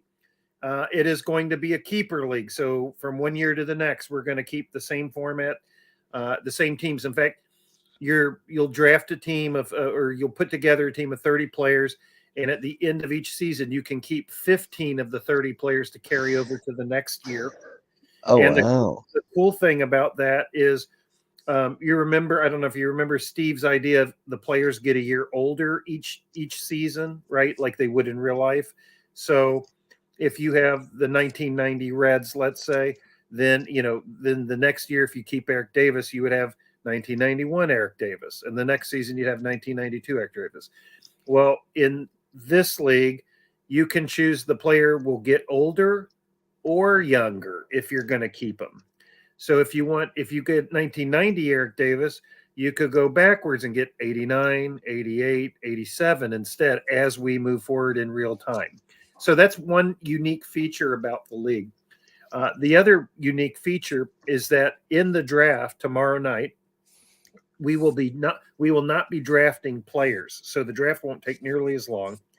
We will be drafting team rosters from the 5 seasons. Everybody, each of us will draft 4 rosters from the I think it's 106 teams out of those 5 seasons of Major League Baseball. And we're still going to leave 40% or so of the teams untouched that from those years. That's how many teams there are to choose from. So there's lots of things. So when it comes your turn to pick, you would pick, like 1978 Los Angeles Dodgers or 1961 Reds or something. Yeah. Whatever you pick in the first round, whatever year you pick from, you can't pick from that year again. So you have to concentrate on one of the other 4 years.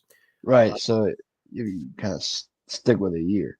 Yeah. Well, so only anybody can pick from any year so long as you individually haven't picked from that year already. So that way there's 5 years to choose from, and we're only drafting 4 teams. So that way, like, one of the years is 1904, one is 1944 during the World War II, one is 1961, one is 1978. Thank you. And one is 2008. So if you don't like dead ball baseball for some crazy reason, you don't have to draft from 19. Hey, stop swearing, man. If on the other hand you despise 21st century baseball, you can skip that one and draft the other. You know what I'm saying? I don't know nobody in this chat that doesn't like modern baseball. Yeah. I like all facets of the game. It ain't just dead ball. I don't like nobody modern ever baseball. mentions it, right? I tolerate it, but I don't like it. Yeah. I still watch it, but I don't like it. Like I say, Big Clue was talking about drafting Dave Kingman. Well, I mean, the whole freaking major leagues is Dave Kingman now. I think, Dwayne, the best way to put that, what you just said, and I totally agree. I would say I don't like it. What I would say is it's not my preferred right. style. Like say, I'll tolerate it. I think the best way to put it is because, I mean, look at who's in this community.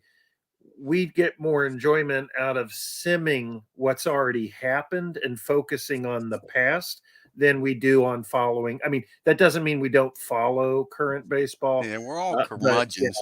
We're old farts that say keep off our lawn. Yeah.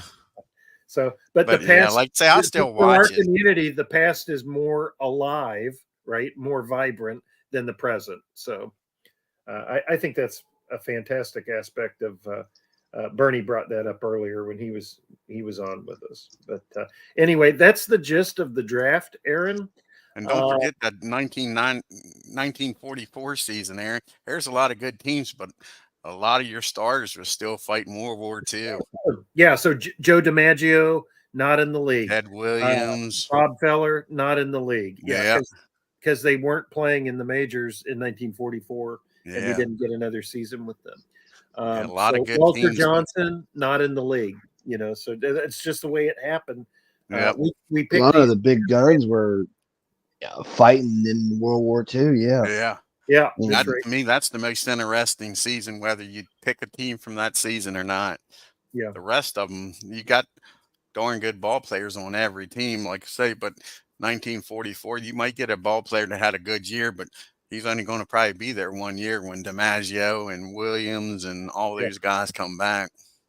So there's no right or wrong way, of course, to draft. Whether you want to pick your favorite teams, and have a particular flavor of one franchise, if you can do that, or if you want to mix and match and combine a good hitting team with a good pitching team.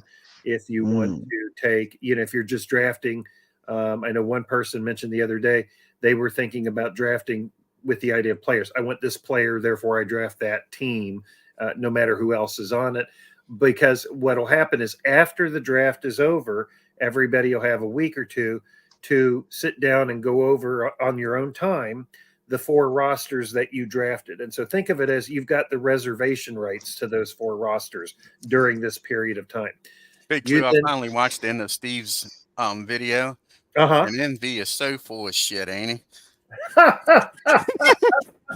You need to watch that video to know that. I mean, he says that so seriously. He thinks Aaron, he thinks you're a damn fool if you don't have the first pick in this draft. You don't take the 2008 Texas Rangers. Yeah. That's the best team. Why? And I know. I know years. the reason behind that. I know the reason behind that now. Yes. Now his reasoning has merit, but I can find a team that has just as many good ball players in other years that last longer too. I mean, but his reasoning is on that, and you guys are telling him he's throwing up a red herring, and he swears he's not. And I'm thinking you're so full of it, MB. He was blue in the gills. No. I'm serious. I'm serious. Yeah, I'm serious. If I got, to a point, I hope he gets the #1 pick, because if he doesn't take the Texas Rangers, oh my gosh. So his reasoning was because the Rangers, I believe, in all of baseball that season, they had the highest team OPS. That was his reasoning for taking that, is look how many good hitters you have on that team, which they do have a number of good hitters, quite a few above average hitters. Good hitters. Yeah. But there's all kinds of ways to approach the draft. And, we've been discussing it ad nauseum for the last 2 or 3 days since we picked the seasons. And I'm sure that'll continue for the next 24 hours too, right up to the draft tomorrow. To me, the most fun part of the draft will be seeing who other people take and then what kind of teams you put together with it. But you'll have a week or two after the draft on your own time to sit down with no pressure, and you come up with a roster of 30 players from only those 4 teams you drafted. And the guys you don't pick, those get thrown back into the free agent pool for next season. Steve Tate just entered. Hey, Steve. Well, hey, Steve. Nice. Yeah, I think I'm here. It sounds a little confusing, but because no, you're I'm not tied to so essentially, Aaron, what you're doing is you're kind of drafting your own draft pool, if that makes sense. Yep. Which actually gives you in a way a lot more freedom. So so the last one, which was really cool, right? You got assigned a year and so you had 2 teams, right? And then you would get a year, right? So this one's actually going to be a little bit more, we still got to dig, deep into history, but you're essentially getting your own draft pool, and then from there you create your team. And I think it's a brilliant idea. You're getting between 120 and 200 players you can draft from. Exactly. Yep. Hey, Steve, thanks for making the logo, man. Oh, you got it. I got a couple options. I think you'll like it. Okay, cool. There you Thanks. go. I started creating Long time no see from scratch. Hey, I've got the teams, creating the blank teams and getting the names and the owners' names ready to go. So I've already got that ready to go, and then I can. Nobody else picked Braves as their nickname, did they? No, your competition was things like Phil Dirt, croissants. Because that's what I didn't got. Braves last time. Yeah, I didn't want 2 Braves teams. Phil Dirt. You never have to worry about that from me. Action lets you this year has that last time when he came up with that Atlanta, Boston, Milwaukee Braves. That was a pretty cool idea he did. Yep. Who was that? I think it was Clue. At Mill Braves. No, it was was that in the Shanks 3? I think that was John. I thought that was John. I thought that was John, John DFW. Yes, it was. Yeah. And like I say, he put the Braves as a nickname. That's why I went with the Bears instead of the Braves. Because the Hagerstown Bears was a football team in Hagerstown. Right now, and I posted it on both of the Discords because Will Toole got a hold of me and sent me a list. He's got 75 teams ranked in order so that I can vote for him, like when his spot comes up. I let Forever Remain 90, who I think he's in Germany, so he may not make the draft. I let him know, hey, you could do the same thing with I think 007 as well might not make it. So I've let him know, hey, if you can just come up with a list of like the teams between all those 5 years in order, like a long list, give them to me, and when your name comes up, I'll give you what's on there, right? I'll use the list until that best team of that year is gone, and then so and so. One thing I did for you, Steve, I in the last video you had to leave and go to the store. I volunteered to get on Discord, and they can give me. We can bring up Action PC 24 if they don't have it, and I'll set their managers for them, and then send you the file instead of you having to do all that work. Yeah, no, I appreciate it. Yeah. I mean, I think there's enough of us we can doing help all out that. those that Like, don't if have we the can help game you or out with anything. that, I'll be more than glad to do that. Buckeye Todd, I don't think I've heard for. I think I've got everybody's. So I think the wild card is Forever Remain 90 gonna be in there. I've got he joined today for sure. Awesome. Yep. This is brilliant. Steve, isn't it? And Steve Big Clue, isn't this the largest number of managers we've had now? Okay, we're close to 20. We're at 19 from what I got. Wow. I'm gonna read off the names, and you all tell me if I miss somebody here. Well, maybe I can just drop them and go ahead and share it. Oh, am I visible? Yes, you are. You handsome dude. What's up? My debut. There you are, man. Look at you. I'm jumping in so we can peer pressure Beatles to do this someday. Oh, Jesus, that's gonna hurt people's eyes. It's not. You guys know what I look like in my streams. Beside the mic, that's what I look like. That's me. No. Because I have to be live. Everybody doing this. And then when MV decides to join in, we'll tell them, no, we didn't ask you to.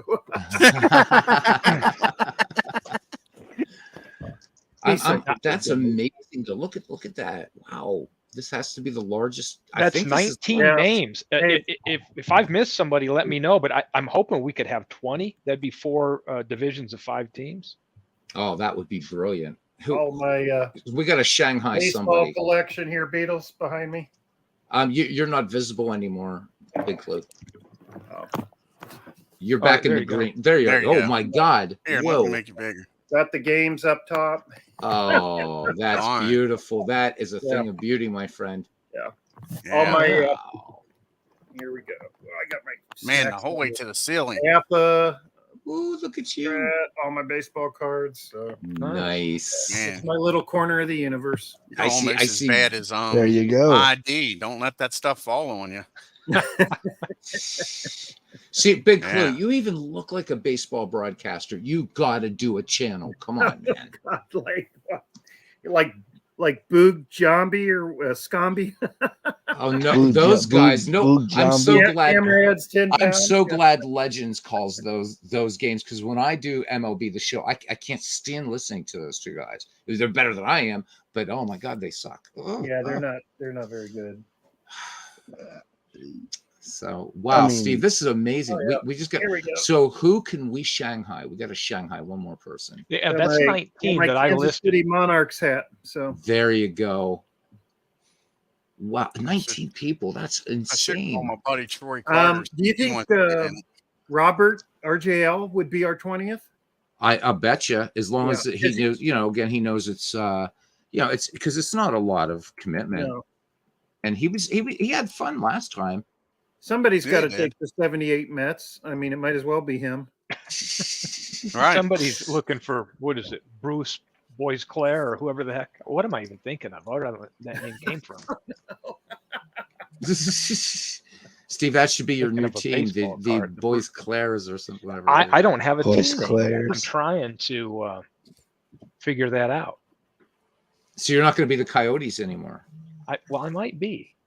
Okay. I could have probably picked a better draft pick when we first did Shanks than Deion Sanders for 2001. I could have picked somebody so much better than him. But you're going to have fun with this one, Aaron, again, because now you're going to have all of these players and talk. This is going to be the one that right, of all the leagues that Steve and Big Clue have put together. So if you're in there, you can really fine tune now, because you've got, again, what did Dwayne say, about 120 players or something like that? Yeah, exactly. At least 120. And the thing is you just draft a team from those years, and then you're going to have plenty of time to go back and do your own research. Right. That's brilliant. Aaron, I watched a documentary on old Neon Deion. I forgot about him trying to kill himself. I can go on Wikipedia and look at who was on the roster of the teams and be like, okay, I want this guy, this guy, this guy, but Yeah, like when you mentioned that Deion Sanders documentary with when he tried to, he was in Cincinnati at the time when he tried to kill himself. Yeah, exactly. Yeah, and they just said he ran off the road and never mentioned it. Played If I was 2 in days Cincinnati, later. I would try to kill myself too. That's how much they cared about mental illness back then. 2 days later, he's back on the field. Yeah.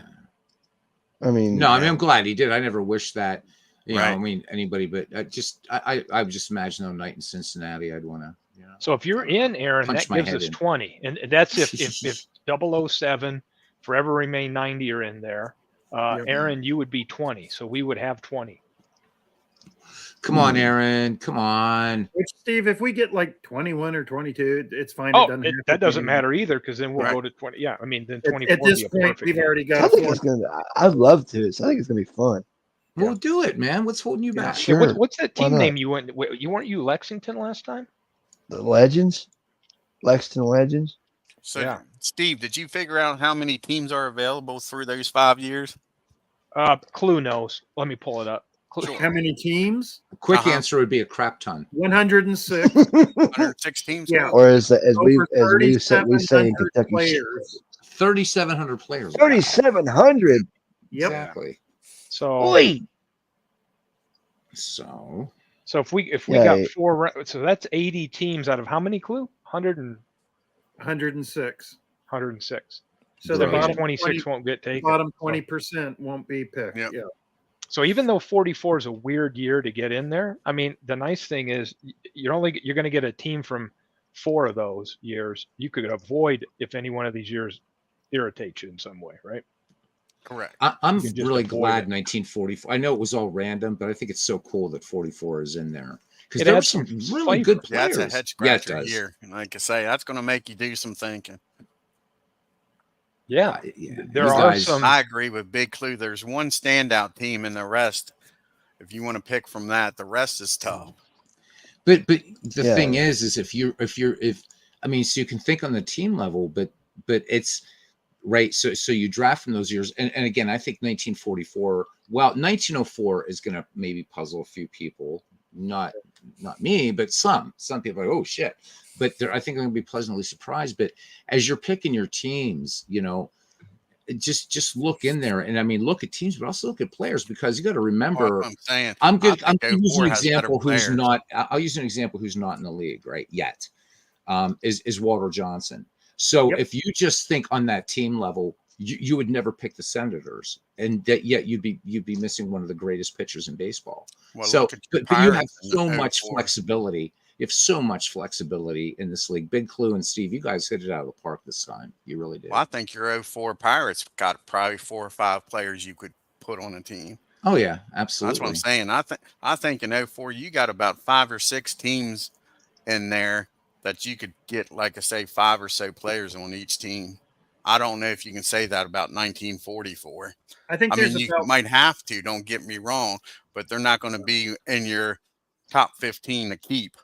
Where I think this way, you could pick them and they would be keepers. With 20 picks in the 20 people playing, that's 20 picks in the first round. So I kind of actually mean this. There's roughly on average about 4 to 5 teams per season that are really quote unquote first round team. Like that's this team you want to start with because it gives you a good building foundation. And then the rest is filling in the gaps. So Beatles, I've been busy all day. I'm not showing too much, I hope.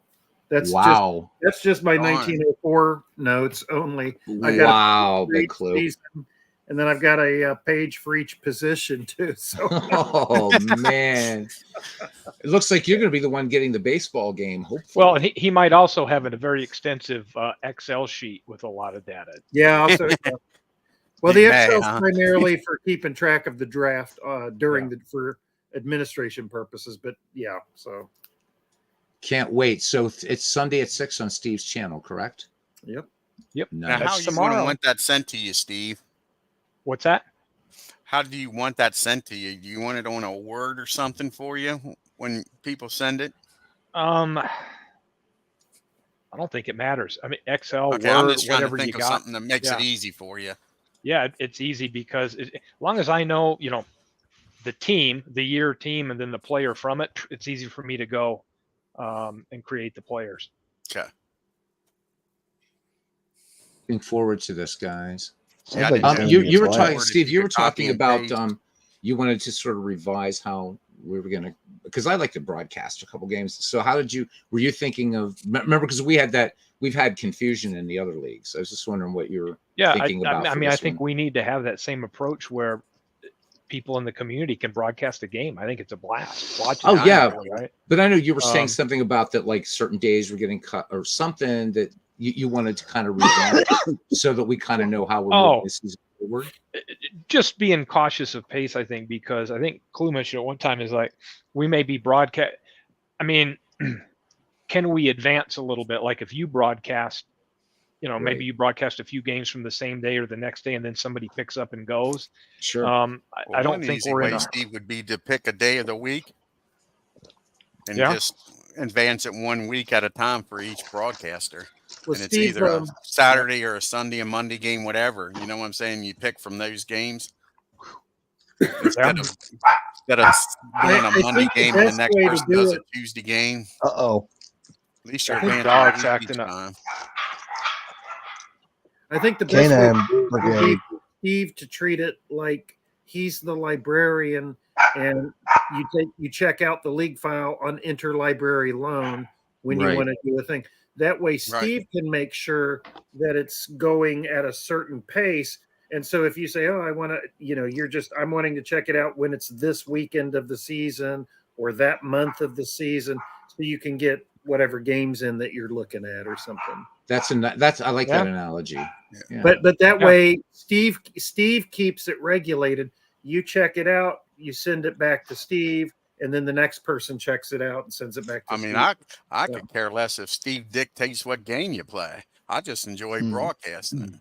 Yeah. I mean, he can even go that far as I'm concerned. Say whoever broadcasts next does X game. Yeah. Yeah, the only thing I think is not broadcasting your own team. I don't. I mean, I don't care, but I don't think that would be. I like doing that when our team wasn't involved, so we, Yeah. It lets you just broadcast instead of having to put the manager hat on top of that. Right. Maybe, and is the other thing too, just to clarify with you guys, that all the managers will be clear that if they need to make I mean, adopted from McGreevy again, like, hey, if you want to make a change, you got to put up the emoji if we don't see it. And and also we're human, right? Those of us broadcasting, right? We're going to try not to make mistakes, but keep it fun, because you remember in the first Shanks, things kind of blew up. Oh, I just leave that up to whoever's not like big time, right? But right. But I mean, I don't know. I just just so everybody knows. I mean, just to keep it fun. It's like, I mean, you want to keep the pace, but at the same time, you don't want to screw somebody. Yeah. I would say I'd leave it up to the broadcaster how much interactivity they want. Like if the manager of that team is one of the teams playing, let whoever's broadcasting figure out how to best approach that. Fair enough. I enjoy them trying to manage with it. I have no problem with it. Hey, Bernie. So Bernie, tomorrow, 6 manager o'clock. of the Vegas Stars. Cannot wait. I cannot wait. I'm really excited, man. Steve, we've missed you in this community. I'm so glad you're back with us. And I know you're still busy with Chris and stuff like that. And I love your, the slot car thing and all that, but I'm just, you were really missed around here. Seriously. So it's so good to have you back. Well, are you going to broadcast any of that, Steve? That is cool stuff. Any broadcast of the slot car? Slot cars? That is cool shit. Oh, that'd be fun. Yeah. It would. I just did made some pit stations with. Oh, nice. For like pit team stations today. I've been working on them, and my wife's like, "Hey, we're going to put that stuff together. If you go out in the garage on my bench, got painted pieces and all that." So yeah, little by little. Yeah, like you say, a guy I know, him and his brother-in-law, one's in the model trains, the other one's in the slot cars, and man, do they pour money into those two hobbies. Oh yeah. It's like the money pit. Yes, it is. And like I say, those slot cars he's got are cool as hell. Like I say, I think it'd be neat to see you televise it. Now, do you have a track where y'all can race at? No, there's no local one I know. Well, actually, if you're ever into slot car racing, HO Scale, there's a company called Viper Scale Racing that's here in Lehi, Utah. It's probably about 5 miles from me. And they make custom routed, really high-end, nice custom routed tracks, 3, 4 plus lanes and all that. Cool. But after I decided to get back into it, I had AFX slot cars when I was in the 70s, Gotcha. I researched it, and then I went up to the 132 scale, the Carrera. Scale Electrics, Carrera, there's all these different ones. And I'm like, oh, this is great. Because the cars are bigger size, they behave more realistic the bigger they are. Now, what's the body style on your cars? GT2, GT3, DTMs, a lot of European racing. I've got some Ferrari 488s and a C8 Corvette, some Mercedes AMG bodies. What else is in there? They've got a BMW in there, but it's a lot of DTM racing and GT racing. Now, does body style make a bunch of difference putting it on it? Oh yeah, each car behaves different based on the body. Cool. That is awesome. Well, then you get into it, and you got to get your tires. They have these people that make tire truers to get your tires right, and your wheels and hubs and gears and motor changes and all that stuff. So, not into that deep part of it yet, but still having fun with the stock cars. And now they have shocks on them too, right? Some have a body that will float on it. Yeah. No, now you're making me think. I'm like, no, there is. I don't think there is a shock per se. Now I'll have to check. Yeah. He needs to save his brain power for the draft. Come on. Yeah, it's like, hey, you get me in the. We got to try to get him off his game here, Big Clue. That's the point to it, right? Oh, I've done some. We got to get MV in here talking about cricket and let him start drafting cricket players. What's funny is my top picks weren't my top picks the first night we were really talking about this. I've shifted after digging in. I really shifted some of my thinking on. Well, that's like I was talking to Big Clue. After somebody makes the first pick, it's probably going to blow up my whole decision. So you're going to be starting all over every time somebody picks. I wonder if Dwayne would go for the 61 Yankees. Yeah, exactly. Yeah. Yep. But what's interesting is 4 teams will be going by the time I get there. We're going to serpentine it. So whoever, and I'll do the random draw. So in other words, so everybody knows, I've got every team listed with a team number next to it. So then when we get ready to do the draft order, I'll just put a 1 to 20 number and then boom, whatever team number. Like Dwayne, you're team number 2 for what that means. So, if we do the random generator and 2 comes up, that's you. I'm 1. Beatles is 3. If any of these numbers are lucky for you, I just went down a list. Clue, now, you're one 6. thing, can I suggest that you put them in order as far as the year and be able to put it on the screen?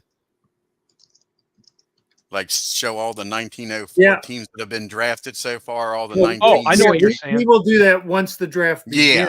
Yeah. Instead of just having to look through who drafted in round 1, who drafted in round 2. Yeah. Okay. I think that perfect. helps So speed next things to the up. order, I'll have the draft order team I'll put in the rounds. I'm moving my list over to have the years like you said, because that will be right. We can start tracking. So we'll have an easy list to look at. A lot quicker than instead of trying to go back and look at the draft order to see who they picked, especially when you get down to the last 2 years you're going. You can already kind of cross off your list who's been drafted in those years that you have to pick from. That's right. All right. I set my sheet up a little better. Yep. I'm ready to go with that. Aaron, are you still with us? Yeah, I'm here. Do you have any, we're happy to answer any questions you got about the league or anything related to that. So I could pick, how many teams from a certain year can we pick? As far as one. Just one. So you can only pick one team from 2008 or one team from 1978. I know, Aaron. I'd draft 3 teams from 61 if I could. I'd probably, most people are going to say, "Why?" You're probably going to go for some people are probably going to tell me you're probably going to go for the juggler and get some version of the Reds at some point or another. Of course, Would that be the jugular though? How about the jugular? That might be the guts, so to speak. But I wouldn't really say the the jugular. I mean, I like to go for teams that either had good players or there you go, did good on the season or something like that. Yeah. So it's like we do I'm going to do a mixture of both, Aaron. First you try to get teams that you want decent players, and then when it gets down to the last round or two, I wanted some players that I just want on my team just because I like them. Sure. So yeah. Just so I'm level here. Like for one round, we pick a team from each year or something like that. Yeah, but we don't go like there's year in order. You won't pick so from. When your team comes up, you've got 5 years, and the teams on all 5 of those years that haven't been selected before you, and your first pick, you can pick from any one of those years. Now, once you've selected from a year, you just can't go back to that same year again. You can't go backwards. But the other 4 years that you haven't drawn from are available for round 2. And then for round 3, you'd have 3 to choose from. Round 4, there'd only be 2 left. Yeah, you can't draw from the same well twice. In other words, your choices too, Aaron. If everybody in the first round except for you picked from 61 and you want a 61 team, you might not want to wait around and do that in the 5th or 6th round. Let's say, let me use an example because so I understand. Yeah, go ahead. Let's say I picked the 78 Dodgers. Okay. Yep. For example. Yep. Okay. That'd be a good team. Well, so would I had to pick the 08 Dodgers? No. Then you got 3 more picks and 4 years to choose from, but you can never go back to 1978. You don't have to keep picking the same franchise, Aaron. Yeah. 78 is if I pick a year, let's say the 78 Dodgers, I can't pick a 78 team again. That's right. It. You could pick another Dodger team, but you can't pick another 78 team. But you don't have to pick a Dodger team if you don't want to. I was using that as an example because the last thing I want to do is get confused in the midst of all this and back out at the last minute.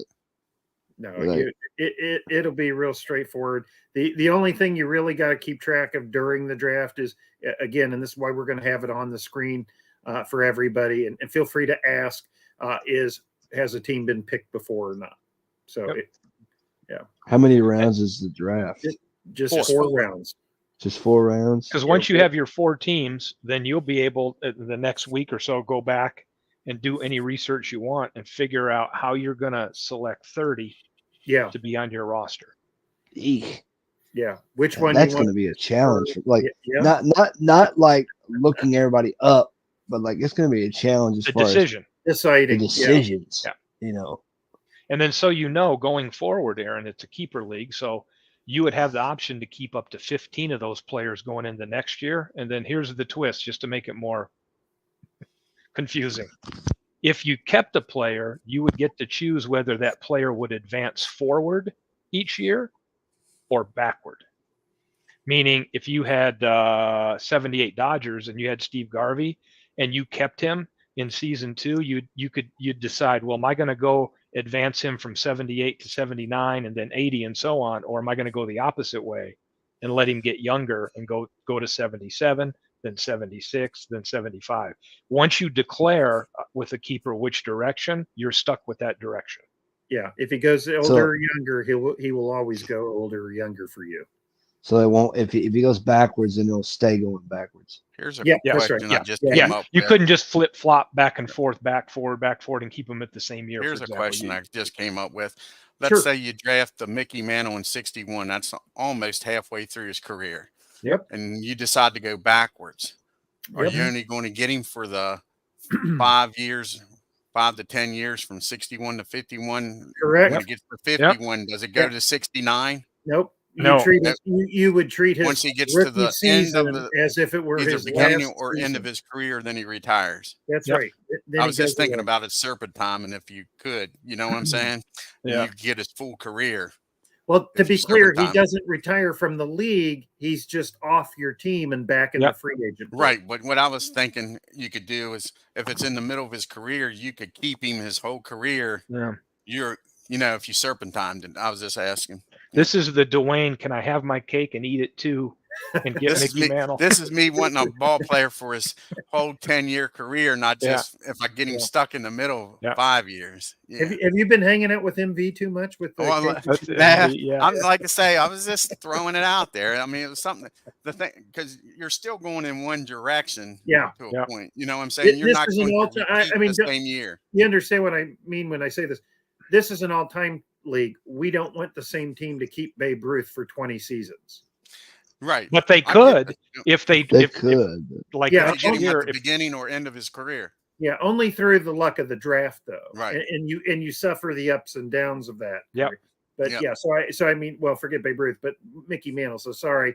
Until we get a different season in the free agent pool where it would be near the beginning or end of Mantle's career, then anyone who ever drafts Mantle is going to start his career in 1961. Has anybody looked at the years to see if there's any, there has to be players that this is like within 1 or 2 of their beginning years where you'd get them going all the way? I got 1 or 2 that I'm thinking about. In 2008 is their last season or next to last season. Yeah, so you could go either direction with them. I could go backwards. But what, like Clue's saying, the funny thing is that team just to get those 2 players. It seems like it's not hard. They didn't play much because it was the end of their career. But I'm going to get them, like I say, all but like 1 year of their career. And then that decision every year is right. They might have a couple good years, and then it's like if you can only keep 15, you might have to let somebody go and just go back into the pool if the season's really bad. Or you get to like their rookie or second year when they didn't play much that you might want to drop them. Yeah. Yeah.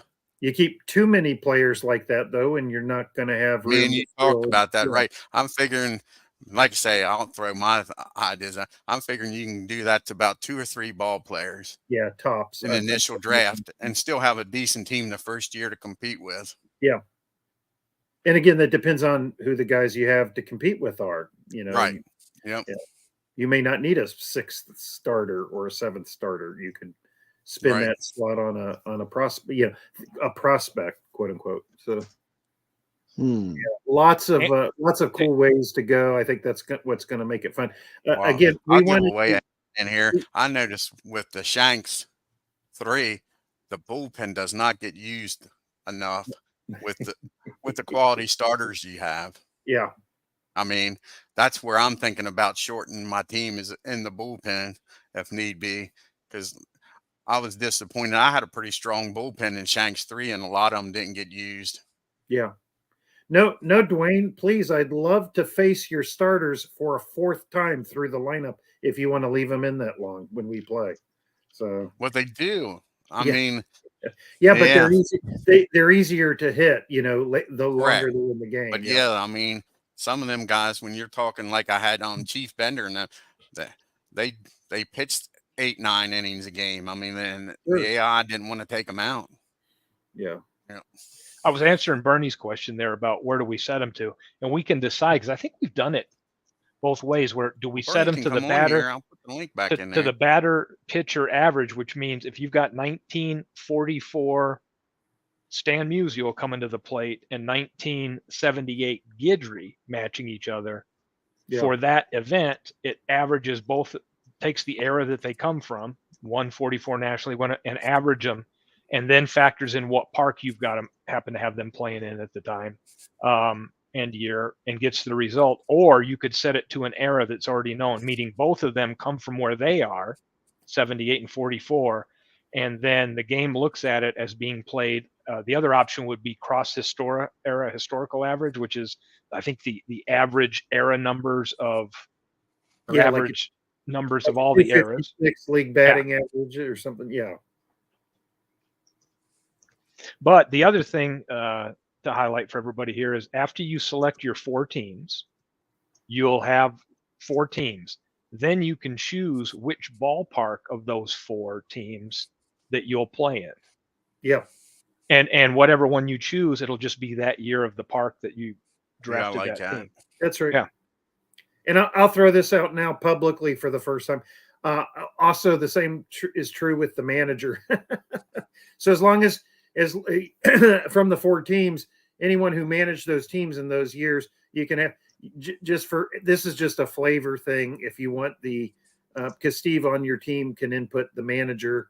So if somebody drafts the, I don't know, 2008 Yankees, you can have Joe Torre as your manager, provided Joe Torre isn't playing on somebody else's roster. Right now, I've got all the real owners, like World's Greatest Gamer, Big Clue, listed in that slot as. I just thought that'd be a fun flavor thing for people if somebody wanted to. So. Yeah, because we can put a manager photo in too as well. Oh, really? That's cool. Yeah, so I mean, we could keep on the if somebody looked at the team, we'd know which one of us owned it. But then for the photo of the manager, we could put in a manager from one of those 4 teams that you wanted to go with, like you said, and that would be the image. Yeah. Got to take 78 and put Billy Martin on there. Yeah. Lum Harris will finally get his due. I ain't going to go on that rant, though. I'll leave it alone. Oh, Billy. Bernie was asking about how long we'd have for each pick. I think I just threw out 2 minutes. I'm like, I think roughly 2 minutes. We're going to try to stick to 2 minutes. We've had a couple people ask that today, as in, like, will there be a time limit? There has to be a time limit, or people will just take as long as they want. And that's, I'm sorry, with 20 people waiting on you, we want the draft to move in an orderly fashion. So at 2 minutes, if we hold to that, the draft will take less than 2 hours to complete. So again, if we made it 3 minutes, that would add another hour to the draft. So while 2 and 3 minutes doesn't seem like a big difference in that amount of time, when you multiply that by the number of picks that have to be made, it's a huge difference in the length of the draft. And we don't 20 want teams. Yeah. If people want to hang out and chew the fat about the league all night, that's great. But we don't want the draft itself to take that long. So, hey, I'll be back. I'm going to log off here and go eat real quick. And then if you're all still around, I may hop back on. Okay. Great. Enjoy. Yeah, like I say, the stadium thing. One thing, stadium, you're going to be able to move in years. Yeah, I think that's based on what teams you draft in subsequent drafts. Yep. You can. Yeah, I don't see why we don't need to pretend like you have to have a 30-year lease on your stadium. Gotcha. That's silly, because your team's going to be fluid, right? You may change, like your team could be constructed completely differently from 1 year to the next. So there's no reason to not let somebody use it. Depending on how many players you actually keep. That's right. As long as the stadium is not already in, and by that I mean the year and the ballpark is not already in use, you can use it. So yeah, and you can have 20 Yankee stadiums per se eventually, as long as it's different years. Sure. Yep. Call yours Red Bolt Stadium or whatever. Yep. So that's fun. I mean, you won't have that at the first initial year, but eventually you could. You could, yeah. But it's really interesting. The time limit, you randomly select a team for the player. No, this again, this isn't a cutthroat league. We're just gonna put pressure on the person, or we may just. I mean, the way to keep something moving smoothly. It sounds kind of cold-hearted, but again, we shouldn't hold up the thing for 19 other people just because one person is not getting it in on time. So just skip the pick, and when they get around to making their pick, they make their pick.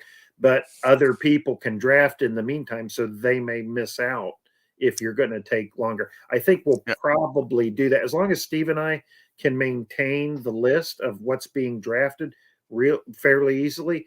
That's probably the best way to go to. That way, if somebody needs an extra minute or two, okay. It's not the worst thing in the world, but the draft doesn't get held up because of it. So it can just be confusing when that sort of thing happens. Truthfully, like you say, once you get past that first round and maybe part of the second round, it's not going to be a big as factor. No, it's a lot of shooting from the hip, I think. Yeah. When that first round, if you get skipped, could cost you. Yeah. But after that, the teams are going to be pretty similar in the rest of the rounds. Yeah. There's going to be a handful of ball players you want, and the rest of the team you're not going to want to use. You're going to want to pick from your first or second pick. Yeah. This is why Steve and I decided to do the season selection several days before the actual draft instead of this originally we were going to do it on draft night, and this was so people had time to start to think about what teams would be available and what players might be on those teams, and that way people wouldn't be caught by surprise about what's available in the draft. So yeah, because I figure I'll make a short list of each year, trying to make it easy. Kind of want who you think's still going to be there. I mean, after a certain round that anticipating these teams aren't going to be available. Yeah. It's just some people are making their lists based off priorities, based off, I guess, I've heard one person saying he's just going in order of winning percentage for the teams that year. I know one person that was going off their runs allowed to or runs scored to runs allowed differential. And so the teams with the best marginal runs scored to the worst, and that's how they're going. And some mad scientist says he's going by OPS. Yeah, well, among other things, but yeah. So that was the only list he gave me the sneak peek at. So I mean, everybody's got their own method. Another thing I guarantee the mad scientist is looking at is ERA plus. Yeah. He likes that in WHIP. The mad scientist loves WHIP too. Yeah, Steve's I mean, WHIP has a lot, and I take it from Steve since he's a play tester for Action PC. He said WHIP is probably out of all the regular ones, the one that corresponds most closely to performance in Action PC, which is interesting. Yeah, I know MV loves WHIP. Yeah. Yeah. Well, yeah, but when MV says it, he's not talking about walks plus hits divided by 80. He means you're probably right, Big Cliff. You're probably right. Darn MV. Yeah. Yeah. I didn't ask for the details and he's not sharing, but there's a reason he went to London recently for a few days holiday. So and it wasn't to see the wax museum. There's another guy in the community that tells a story about ball gags. So I can't say that about MV. Beatles, are you still in here with us? No, he left us. Oh, did he leave? Oh, good. Yeah. All right. Like I said, I can put that back in the chat there. Beatles, I made a casual bet earlier today that your first choice in this draft, no matter what, is the 04 Pirates, no matter what other players were on the team. But that's your first choice, which is actually not a bad team at all to pick. That's what we was just saying. That is a good team. Yeah. There's easily 5 or so players that you probably would want to keep throughout the career. And as much as MV protests, maybe, I wouldn't be surprised if he does take the 1904 Boston Red Sox so he can get, because that's what I was laughing about. He doesn't want Cy Young, but he wants that Chicky Stahl so bad. Chicky Stahl, Chicky they're on baby. The same roster. Yeah, old Chicky baby. Yeah, he loves him. That's like I just played the Cubs and Braves, and they brought Ken Hubbs up in September. So that was the first time he was on the channel. I was thinking about old MV. He actually played second and led off, and part of a doubleheader against the Braves in '61. Oh man, I wish he might take the Cubbies to get his Ken Hubbs too. Have him his whole career. It's funny you mentioned that. They're not a bad roster. They're not a particularly good, up and down. They weren't a good team that year in '61. No, but I like a lot of players on that '61 Cubs. But they did have the Ken Hubbs, and I thought, I wonder if I could grab. I mean, I think it would be a silly reason to grab a team, but I thought, I wonder if I could grab the '61 Cubs late in the draft, and then use that to trade Hubbs to MV for somebody much more valuable, just because he likes Ken Hubbs so much. So, but then I'm thinking, that would be a waste of to draft a whole roster just for a hypothetical trade. But you still got Billy Williams and Ernie Banks. Yeah. So that's not a bad lineup. I mean, 61 wasn't. Billy had a decent year. Beatles is in the green room if you want to bring. Yeah, I got him in here. Okay. In here, Beatles. Well, so there's one. So you're right about. There's one other team from 1904, though. Oh, sure. Yeah. But yeah. I mean, Pirates had a hell of a team in 04, and things only get better from there. And in fact, three of my favorite franchises have great teams in that great year of 1904. So yeah, there is a non-Wagner player on that team. I will want to trade you for if we could work out a match. So I'm sure we can. Yeah, I'm sure. Now, in order to trade for players, big clue: do they have to be on the players, the manager's roster you're trading? No, yeah. So to be clear, so no trades until you've submitted your 30-man roster and your trade partner has also submitted a 30-man roster. You can't trade for a guy that he didn't put on the roster. That's right. Oh my gosh. No, those you don't have any. Once you've put your roster together, those guys, you have no connection to those other players that you passed on anymore. Just wanted to make sure. Yeah, they go back to the free agent pool and they'll be around for someone else next year. So, but that way, so it, people who get like I've got 2 third Mr. Bernie. Hey, there he is. There's Bernie. How's everybody? Yeah, we'll do the Brady Bunch now. Yeah, but who's Alice? Who's going to be Alice for the Brady Bunch? Could really get confusing. You could trade for players that wasn't on a other manager's roster. I think this is going to be a blast. Yeah. Really do. I'm going to reiterate. Being able to keep the players adds a touch to it. I like.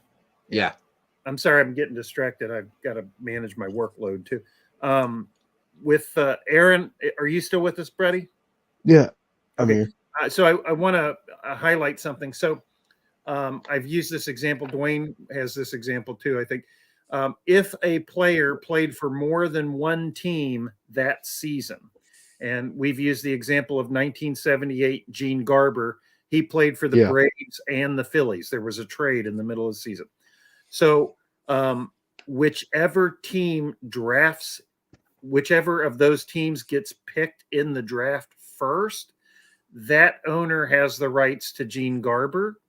And not only that, but that owner gets Gene Garber for his statistics for the full season, not for just his part of the season with that team. But one thing I'll tell you, Aaron, you may want to put him on your roster and be told you can have him just in case the other player doesn't put him on the roster, because then you would get him. Yeah. Well, and we'll be, when people, because again, it's going to be about 2 weeks period of time to come in and submit your rosters. Steve and I will be double checking the rosters. We will be, if we pick up on stuff, we'll be checking back with people. Hey, did you go, is this guy, look at this roster. Did you notice, this guy? And so if the first guy doesn't put Gene Garber on his roster, then the person who drafted the other team would be able to in theirs. So you'll just need to watch out for that. But there shouldn't be too many of those.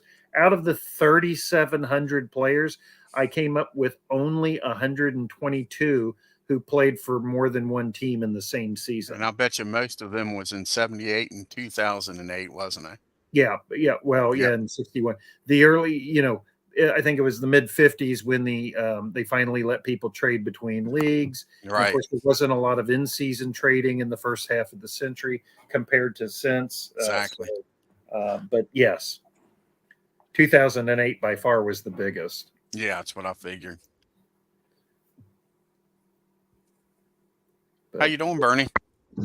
I'm doing great. I'm just glancing over all my paperwork for this draft. It isn't as easy as the last league I participated in. Yeah, it's a little more difficult. Pick two franchises. Had less decisions. Yeah. Well, I think picking the teams is going to be more difficult than picking the players.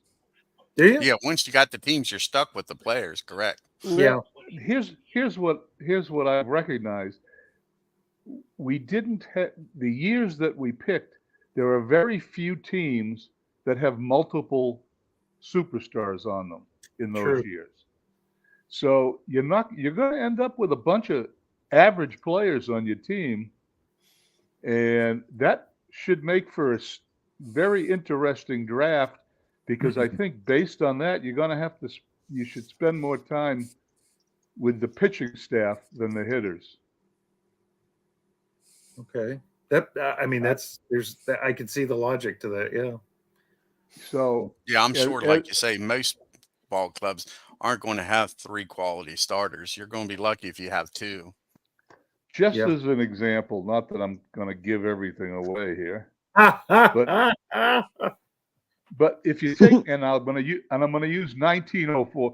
Only person I want to beat is MV. Okay, so, right. Good man. As long as I finish ahead of MV, I'm a happy guy. As long as one person finishes above MV. If you look at 1904, in fact, I'll go over this. This is interesting. If you look at 1904 in the batters and you classify them by OPS, there's only one team that has multiple players in the top 10 in that season. So if you don't get that team, you're only gonna, and you pick 1904 and you pick a batter from 1904, you're only gonna get one really good player out of that season. Probably, yeah. And the odds of that player being a one-year wonder or close to it are very high. Right. Well, the player in 1904 that's on the team that has multiple players in the top 10, he's not a one-year wonder, Lajoie, but Cleveland, for example, in 1904 is the only team that has 2 players in the top 10 in OPS. Everybody else is individual, single players. So if you think you're going to fill your team with top 10 OPS batters, you're nuts. You can't do it. Yep. Yeah, that's what me and Big Clee was saying earlier. You're going to get that first round team that you're going to, and then after that, you're pretty much looking at players that you want or tolerate on your team. Not, oh yeah, this is why I drafted the team. You're looking and saying, well, if I got to have an average player A I like compared to player B, so I'll draft this team just to have his name on my roster compared to player B, whose name I don't like as much. When you look at pitching, it's even worse. For 2008, the top 10 pitchers that are ranked by WHIP, there's no multiples. All 10 of them are different teams. So I'm going to throw this out there since we're talking about pitching. The team whose pitching WAR wins above replacement for the team's pitchers as a whole in the entire 4 or 5 seasons we've got, guess which one team has the most pitching WAR as a team? I'd say the Giants in 04. Nope. Oh. The A's in 04? Nope. Wouldn't have a clue. It's not an 04 team. It's a 2008 team. That's your only hint. 2018. Yeah, that alone blows my mind. But yeah, but Bernie, you're wrong. We do have a clue. He's in the upper right screen, just contributing here. A big one at that. Oh my God. The 2008 Cubs. No kidding. Nope, no joke. Put up more pitching value by volume than any team in the league. That Kerry Wood on that team? No, it's not the prior Kerry Wood Cubs. That was a few years earlier. Go look at the roster. Very few of them would be like big stars or studs, but they are above solidly average or better across the board, both the rotation and the bullpen. If you look at the statistic WHIP for that year, the first Cub that shows up on the list comes in at 22. and WAR is a volume stat too, so it's not necessarily a quality only. It's a quantity is given a lot of weight in that. And if anybody wants to draft the Cubs for 2008, Ryan Dempster is the top pitcher for WHIP that season with the Cubs. Yeah. Yeah, that was his one big all-star season, wasn't it? Yeah. Yeah. Being a pitcher in the National League Central for many years, the Reds used to call him Ryan Dumpster. He pitched for us one year. He was god awful at that time. So wasn't he part of that? If I remember, it's been a long time now.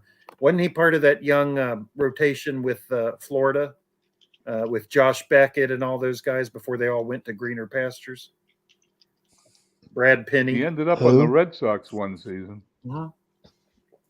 Yeah. RGL Network just went on YouTube with a game. Is he going to do 162 games? No, he does about 60 games. Yeah. Well, he does he's done one a game every a day 3 since days. the season started. Oh, he's been doing one every day since the season started. Yeah, he does one every day, Bernie, but it ends up being 62 games because he skips 3 days. Yeah, he does about 2 months of a regular season, and then in real time, and then 1 month of playoffs or thereabouts. So if and then he does like April 1st, then his next game will be April 4th. Like you skip a week, he skips 3 days. Yeah. Yeah, and I'm the worst person there is. I skip no days. It takes me 6 months to finish it. No, I'm saying as far as televising, yeah. But yeah, he'll at the end of each month of the season, he'll skip a day and not televise. So when he gets to the end of April in 72, he won't televise a game for 1 day. Yeah. Welcome back, Steve. I'm back for a little bit. Grandkids are coming over, so to spend the night. How many? Ought to be entertaining. 3. So you've been given fair warning to run and hide? Yeah, 5, 7, and 9. Yes. Oh my! Oh, I'm guessing. Oh, I'm guessing you won't be on later tonight. Probably not. Yeah. Probably So not. Beatles, as if I don't know, let me ask: is there a season you're more or less thinking you'll probably skip? 2008. Yeah. like you had to ask, right? Yeah. Beatles is more excited with 44 than he is any of these modern seasons. I actually am. I mean, 78 is going to be fun, really fun. But yeah, 2008 I'll draw from it, but I'm not excited. Yeah. You kidding me? There's a lot of power in the batters in 2008. I can tell you that. Yeah, but you know what? When we did the last Shanks League, I had 1929 Jimmy Fox, 1927 Babe Ruth. Jimmy did all right. Babe Ruth stunk up the place. It was like Pop Lloyd and George Foster. George Foster was a power hitter, but Pop Lloyd did better than Babe Ruth in terms of like power. So, yeah, I don't know. So my thing in these leagues is I haven't concentrated enough on pitching. So got to go the other way Pop around. Lloyd. Wow. Yeah, Pop Lloyd. Yeah. So I because our erstwhile Robbie was still involved. So somebody got Hannes Wagner, right? Because that was the whole thing. He always would just draft Hannes Wagner. But I got Pop Lloyd. So did he really used to do that? I didn't know that. The first McGreevy league. Right. Robbie went after Wagner to keep him away from you, or what? Well, at that time, he just didn't know a lot about Deadball, and he said, "Oh, well, I know that name from Deadball, and I know he was a great player. So, boom. And I'm sorry, I know he's your favorite player of all time, but yeah. So, thanks, Robbie. Just like when you say, "Hey, I don't mean to offend you, but right, exactly." Yeah. Hey, Buckshot's here with us, guys. Hey, Buckshot, welcome in, sir. Hey. No, hold on a second. It's not Buckshot. It's William Buckshot. It's Buckshot, but it's also Chico's Bail Bonds. That's the official team. Well played. Well played. Well played, indeed. Yeah, like every time I think of Buckshot Williams, I think of one of those AIM managers for Apba. So big clue. I'm going to just shoot your question back at you. Which season are you not so thrilled about of the 5? If you had to choose one, if you had to. When honestly, when we first did it, it was 44 because I know there's a dearth of talent that year relative to. I mean, not the 4. Yes, you know what that word means. Right. Yes, I do. So anyway, if you don't, there's this thing called the internet I can point you to. Yeah. So that means a lack of for MV But well played. So there's less talent in 44, and just in general, the 40s are kind of. I mean, there's so many great players from that era, but on the other hand, it's kind of for me, the pitching is I don't want to see guys go 9 innings and give up 6 walks in a game. That's that's not competitive to me. Although I know most guys were doing it, it just makes the guys who were excellent, the best of them, stand out. The Warren Spahns and Robin Roberts and Hal Newhausers and Billy Pierce's Johnny Sane. Yeah, Johnny Sane. So however, in terms of the teams, I mean, I've gone through and looked and I'm like, yeah, there's guys here that I could, and again, it's all about the mixing and matching and how they'll come together on the 30 guys you pick. So there's enough more there than I thought there was. So that's kind of gone away as I've looked at 44, which is great. I feel good about that. I think what it is, because we're going to have we have more people drafting than we have teams in 1904 and 1944, right? There aren't enough teams in real life in those seasons for an 18-person league or a 20-person league, right? Something's got to give. So more teams are going to be coming. More teams will be getting drafted there. I think less than a season, it has more to do with there's about 10 to 20 teams that I've looked at that I just want to avoid completely.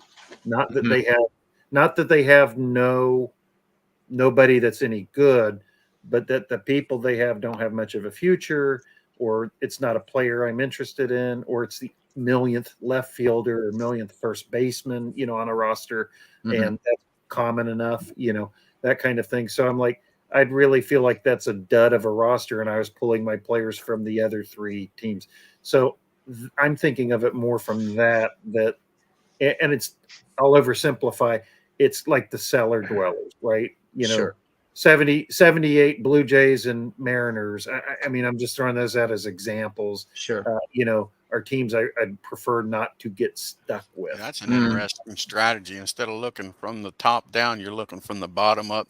What I don't want instead of what I want. That's pretty cool. Yeah, I mean, I've done the others too, but I know there's a certain bar below which I don't want to do. I can find useful pieces, so to speak, from 80 to 90% of the teams in the league. It's that bottom 10 to 15% of the teams that are in the draft pool that I just want to avoid like the plague.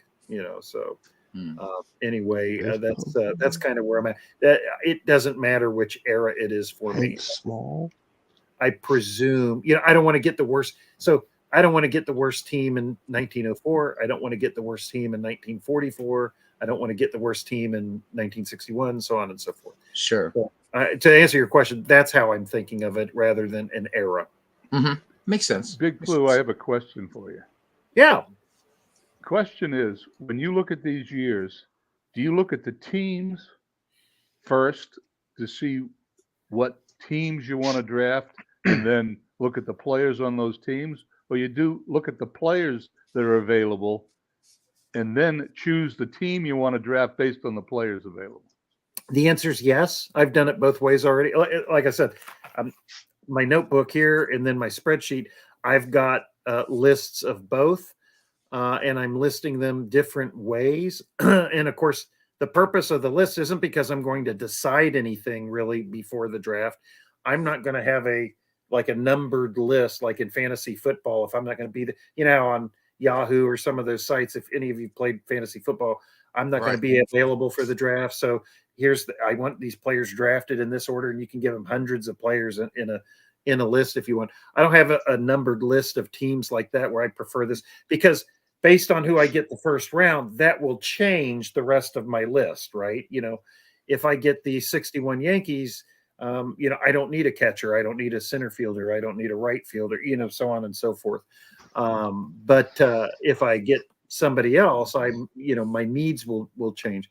So my approach in looking at my reference material, which is really what I'm creating, is just reference material, is so that on the fly I can see who's available left and what kind of areas on a roster they would fill. So that's both on the team side, because I want to get as many players I'll use on one roster as I can, but it's also on the player side because, again, if there's a particular player available or two particular, especially if there's two or three particular players available on the same roster, that goes way high up on my priority list for me. But because it'll all depend on who drafts what in the draft in live time. So the purpose of my draft sheets is just to, I'm not trying to evade the question. I honestly have done it both ways.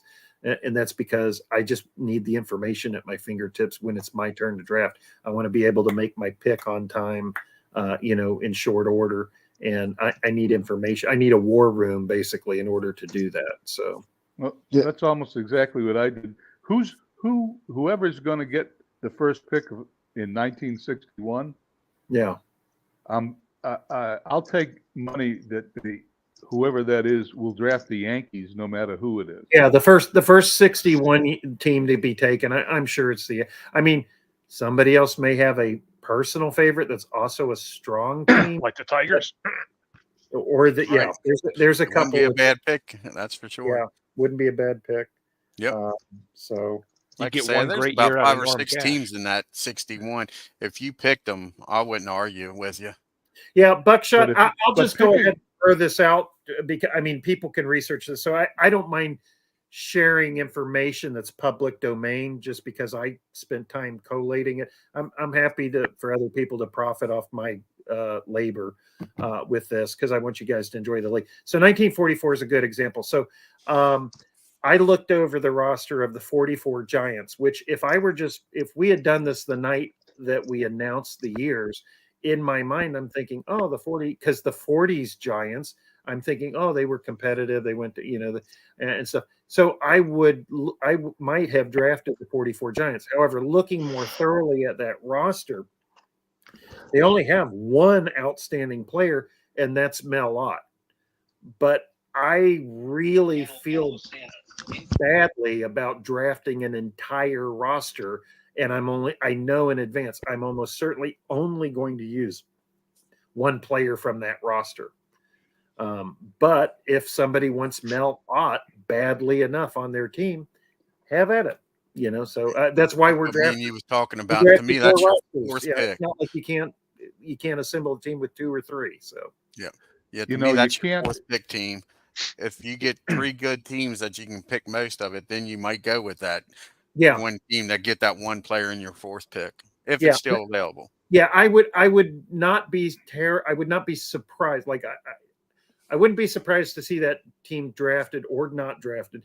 But if it gets drafted, I would expect it to go in the 4th round after people already have an idea of I've got this. Oh, okay, now I can afford to just go out and get the player I want out of who's left. How are we randomly doing the, for example, the first round, whatever the year is, 1904? How are we picking the draft order? Well, it'll go this way. I'll fire up the random generator. I have a team name, all of the owners, and then I have a number like 1 through 20 for them. So we'll do a random draft order using 1 through 20 where it won't do repeats. It won't reuse the number. And then that'll give us our numbers 1 through 20. And then we're going to snake and come right back the other way. So Bernie, instead of like a year going specifically, it'll be whoever gets the first pick can pick any team from any of those 5 years. Yeah. Oh, okay. So it's not going to go by year. You can pick any team. That's right. Yeah. That adds makes it easy. That makes it easier. Yeah. It does. And you don't, so you'll end up with 4 teams from different years, but we won't use all 5 of the years, if that makes sense. Not everybody will. Yeah. So are we doing this? Are we doing this on YouTube tomorrow? Yeah, on Steve's channel tomorrow. I'll probably fire it up about 30 minutes early, around I would say 5:30 Eastern. This sounds really interesting, but it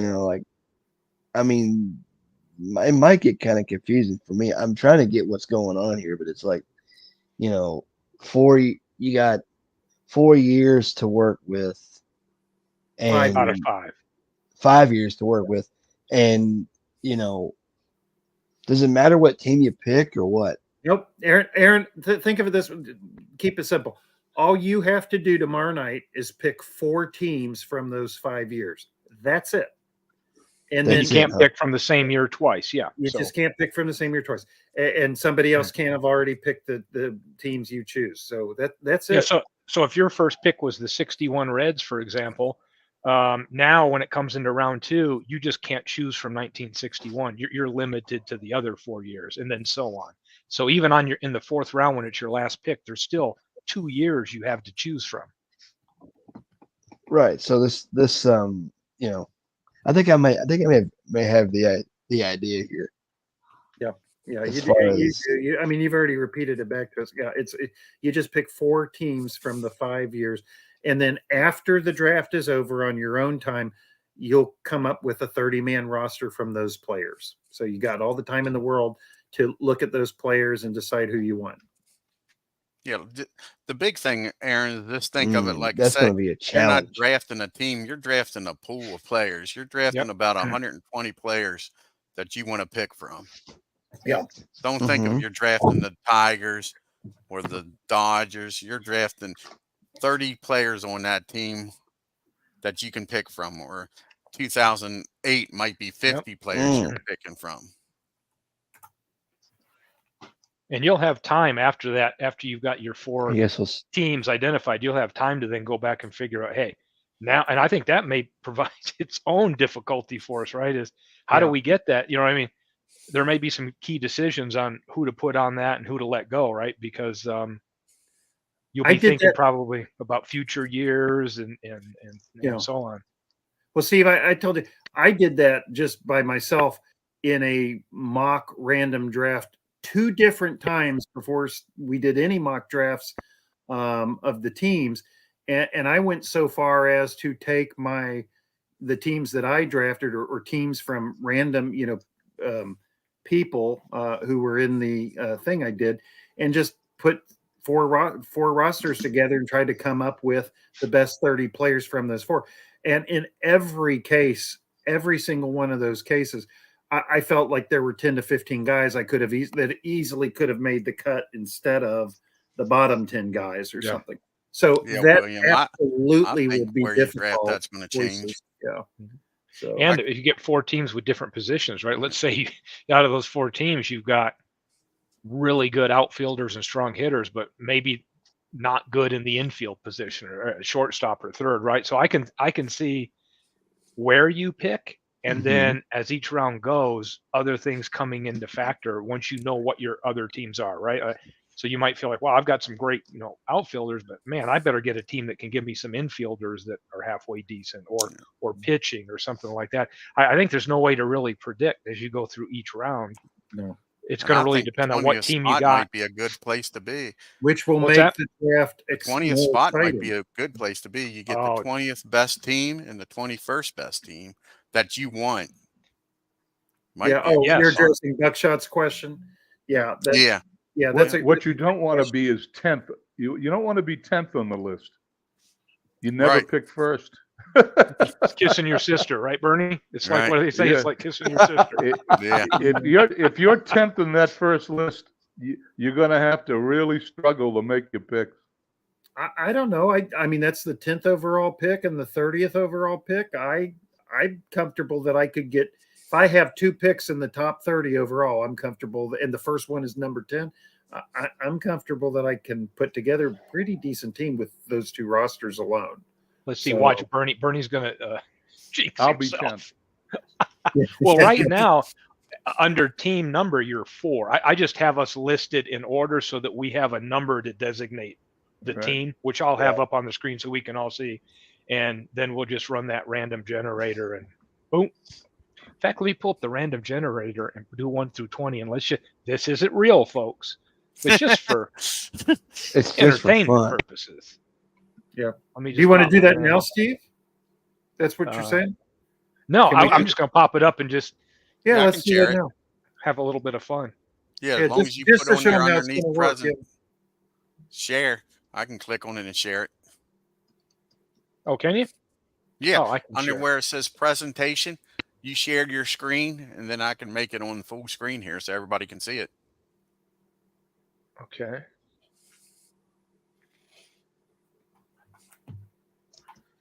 Yeah, great idea. I mean, I hope my everybody in the chat wants to draft tonight anyway, so Yeah, MV's not here. Let's do it. Oh, MV, you hated it. You got the last pick. Now that's the best argument for doing exactly that. You're right. Oh man, we beat up on him, but it's all in good fun. Yeah, exactly. I'll leave that up to you. I'll leave that up to you. Yeah. Okay, what do you got? I hope my girlfriend can find me that baseball gizmo I've been talking about recently, or something close to it. I don't know if everybody can see that. I can. Oh yeah, I can. Yeah. Now. Okay. These are some question marks because I've got the names. These are the people that I think are owners, right? So we've got 20. Pretty sure. Let me see. There we go. There we go. So yeah. So what I would do is I'll pull up my random generator here. Let's figure out which the one I want here. Drag it over. Get rid of this stuff down here. We already have 20. And yeah. Wow. This is so awesome. Yeah, and you know what? I've already come up with an idea of what I think I would do if somebody doesn't make it. I've got a list for some, but if somebody doesn't make it, I'm thinking about listing all 100 and whatever teams there are in order of best winning percentage down. And then for some reason, if that person couldn't make it, so that we could have a team ready to go for somebody that's not having to come at the end where there's only 20 teams that we didn't pick, that I could just grab whatever would be on that next available, given the fact that they could only go for 1 year, and just do it on winning percentage backwards. So you're wanting to reward somebody for not being there? Is that what I'm? No, but I'm just thinking. I'm hoping I've got one for Will. I'm hoping 007 and Forever Remain 90, for example, is in Germany. So I know he's not going to be able, but I pinged them both with the idea that they could put a list together to draft from. So let's just get their list. Yeah, I'll say this: if I don't have a problem with doing that after they've submitted a list, and because of course their list isn't going to cover all 100-something teams. So like when you've exhausted their list, then go to winning percentage. That makes sense, right? But please, I don't want to be mean, but please make an effort if you're not going to be there. So just want to double check. It's 3:00 Eastern time, correct? It's 6 p.m. Eastern. PM. 6 p.m. Eastern. 3:00. Yeah, 3 your time. Okay. Yeah. Okay. I think this is the Giga calculator right here. So what we would do, for example, and this will be just, well, I don't know. If we do this and it's live and everybody can see it, do we just now get the draft order? Why not? Why not go ahead and do this? That way people can plan just a little bit more in advance. Yeah.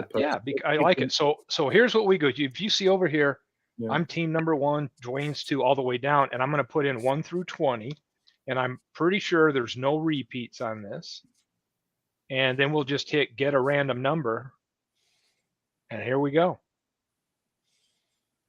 Team 5. That is MV. Oh my And he better take the 2008 Rangers. Yes. Exactly, Big Blue. If that heretic doesn't take the 2008 Rangers, he's gonna take the 61 Yankees. He says he's going to take the 2008 Rangers, Bernie. It's on video. And what makes you think he's telling the truth? Oh no, he said he wasn't lying, didn't he, Big Blue? Out of his mouth. Yeah, he said he was not lying. We're going to force him to take the. Well, we're going to be able to find out now. Okay, here goes pick 2. Oh my God! Let me know if we get a second number, but it's supposed to not have repeats. Number 12, team 12 is Carlos Yaz. Carlos Yaz. All right. Here we go again. I can't believe MB 11. The first pick. World's Worst Gamer will be the 3rd pick. There you go, Sean. There's those. 15 Cardinals. is Buckeye Todd. None of us on here have been picked. With everybody else, it's not. Well, Exactly. Buckeye. Well, it's okay if we're at the bottom of the list. Yes, 16. Yeah. There's 007. My goodness. 14. Boy, it's hitting hard down in those areas. That's David L. That's Fred's Phil Dirt and Croissants. Never get that name on a uniform. Yeah, I can't get it in the characters in action either. How they get it on the marquee outside the stadium, I don't know. But, one is me. 13. I know I'm coming 10th. Yeah, you jinxed yourself. Number 5 is MV. How did we get a repeat on that? MV always bollocks up the works. 12. Carlos, yes. 8. That's Legends. All right. 17 is Rob Tomlinson. Okay. 7 Well, you're is not Mike 10th, Silva. I'm not. If I'm not 11th, I'll even be happier. Oh, I'm sorry. That was 6 and then 19. I double clicked it fast. And then 19 is Forever Remain 90. Whoa. Oh, there's that 5 showing up again. 20, Aaron Reed. Man of 1,000 voices. Oh, yeah. 15, Buckeye Todd's already there. Anyone else creeped out right now? 6, What? been picked. 17, been picked. 11, been picked. 3, Beatles.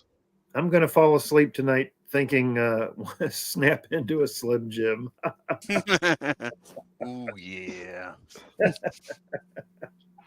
7's Mike Silva. 5's MV again. 6.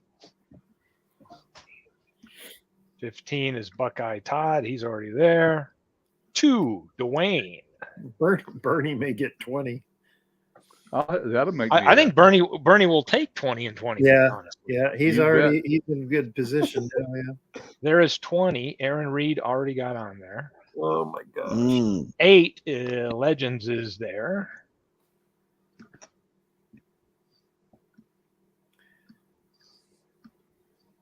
1, I'm already there.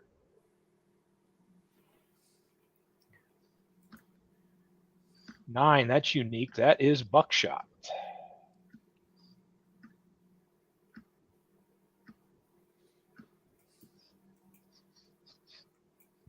MV will be beside himself with this.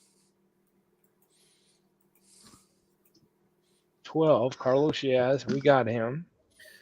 Did 9. okay, got good. him. I was 19, got him. Rob T got him. We'll just keep here waiting. Maybe I ought to just reduce the pool down. Who are we missing? So we're missing John DFW, right? Yep. You're missing me. Bernie. So I got Bernie. We haven't seen number 4 come up. So we got Bernie, John DFW, Will Toole, and Will Toole. So we're looking for 4, 10, or 18. and Dwayne. Oh no, There's Dwayne. number 4. Now I'm 16th. Yeah. Bernie That's is 4. acceptable. I'm at the I'm the bottom of the pool. What's coming Yes, first, you could 10 say. or 18? There's 18.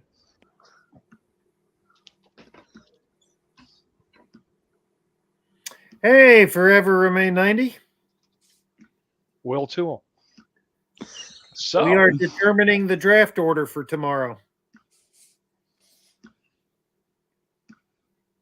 yes, indeed. Whoop, whoop, whoop, whoop, whoop, whoop. Steve, do it this way.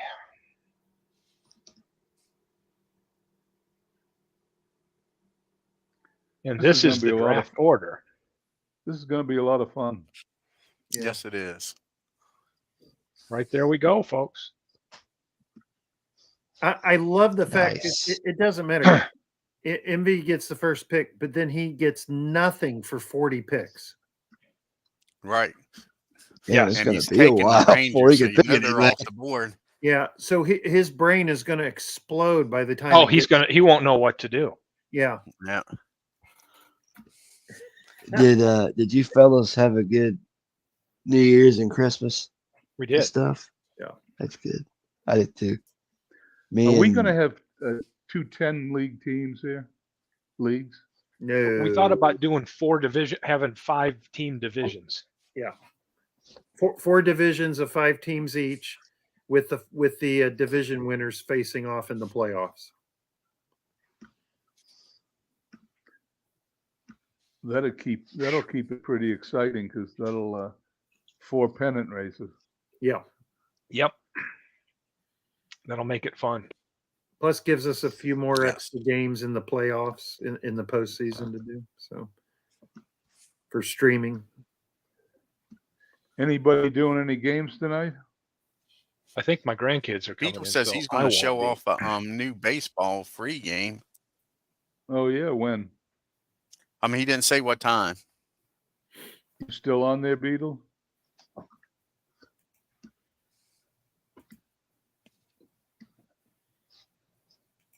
I guess not. No, I don't believe he is. He may be away from the.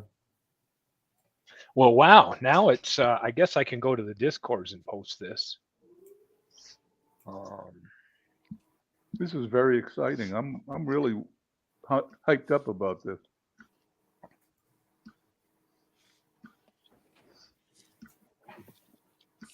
Steve and I were talking earlier today, Bernie.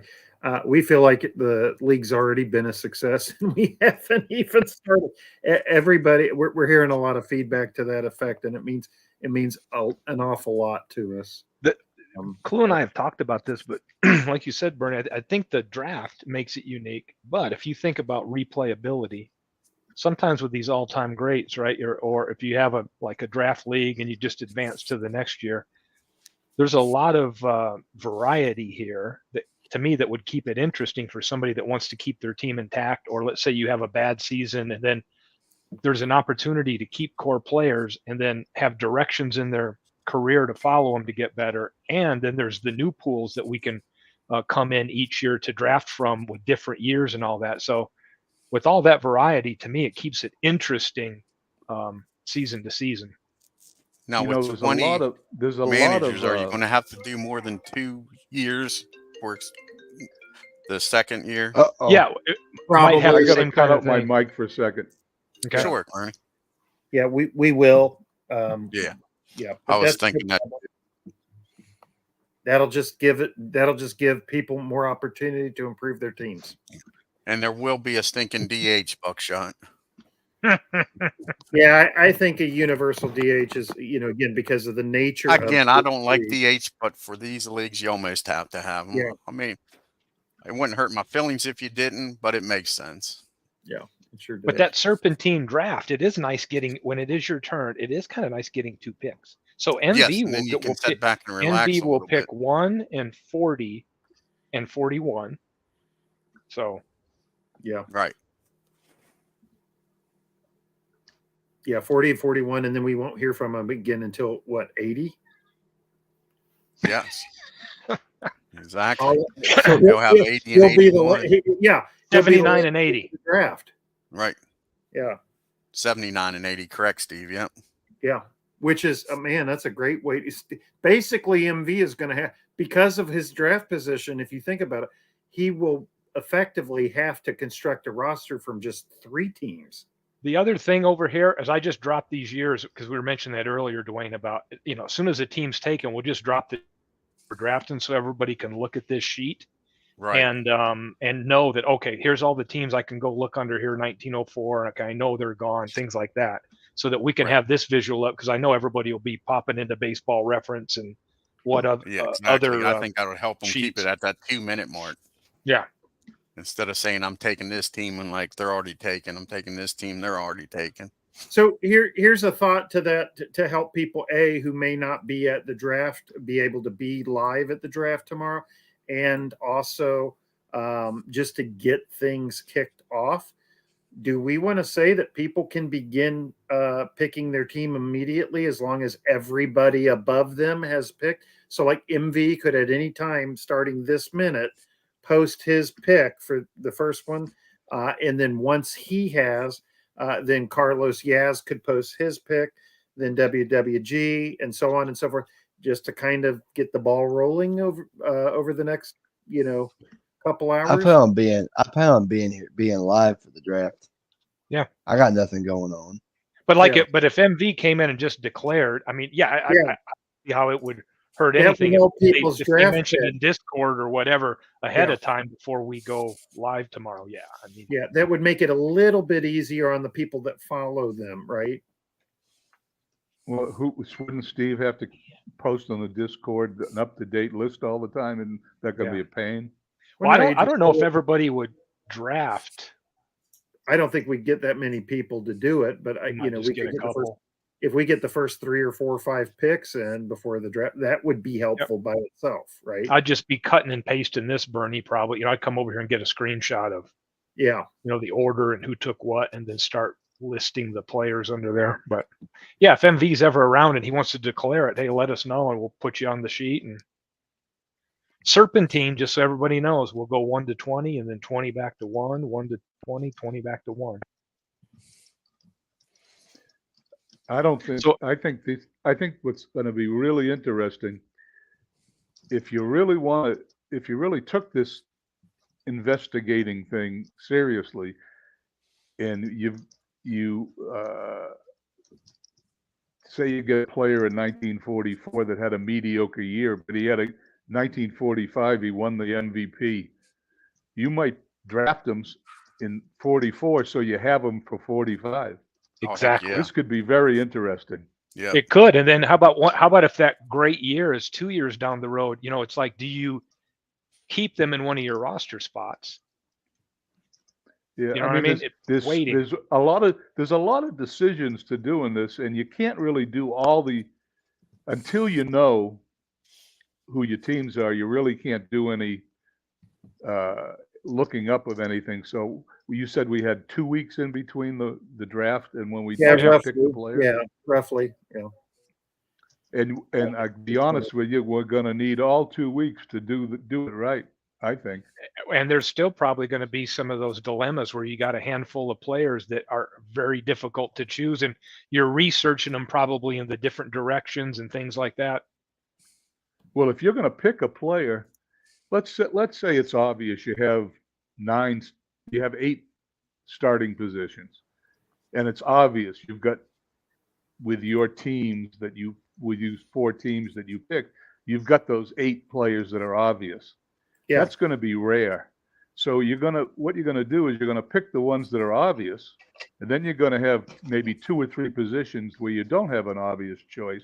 That's when you got to go into, well, let's see who had a good year the next year or the year after. And that's how you may pick a lousy guy, but you know that in 1 or 2 seasons he's going to be really good. He's going to be red hot. Yeah, that's what makes it entertaining. Thinking backwards, Bernie. I was thinking there's a lot of work looking at those guys that are 2 or 3 guys that are terrible the year that I'm drafting, but it'll get better, and then fill my team around them to make sure that, hey, in 2 years, 1 year, I'm going to have these 3 guys that nobody wants in this first draft. But then when they're great and I got these other darn good players, I should be right there if I can't win it the first year. Doesn't it resemble real baseball in this term? Right. Somebody may keep players not knowing they may not be competitive this year, but they can see 2, 3, 5 years with some of their core players that's when their win is. Other people might go, hey, I'm going to win now. Yeah. And choose players that maybe don't have as long of a good career, but maybe have a hot season that season, right? So it's interesting because you think about, or somebody might just say, hey, I'm in full rebuild mode. I mean, I'm going to keep players and really think about long term, maybe a few years, and others might be, hey, I'm going to build a team and I'm going to win this year. Are all 30 men on the roster going to be available for every game? No. 25. Yes. Oh, well, we could talk. We could talk about that. That's interesting, Bernie, because having the computer be able to move them up and down, I think we might have to think about that. It might be one of those where we vote on that to say, do we want the computer to make those up and down moves, or do we want to just say, hey, there's your 30, and then any injuries, it's kind of a built-in factor. I know Shanks 3, we did a 30-man roster. You remember? Yeah. I'm trying to think because of the injuries, and if you don't keep up with it quick enough, your manager. And then we didn't want the computer manager. We didn't want the computer GM to override your computer manager you put in's lineups and all that. Remember, we were running into some of that. So it might be, we can talk through that. If you set 5 games in a row and a player's injured in game 1, you could get a guy in there for 4 games that you don't even want playing. Correct. Mm-hmm. Steve, do you see forever remain 90s? Berlin White Sox is his team name. Oh, awesome. Is he in Berlin? Be awesome. I know he's in Germany. Okay. I thought that's what he put in Discord. Berlin White Sox.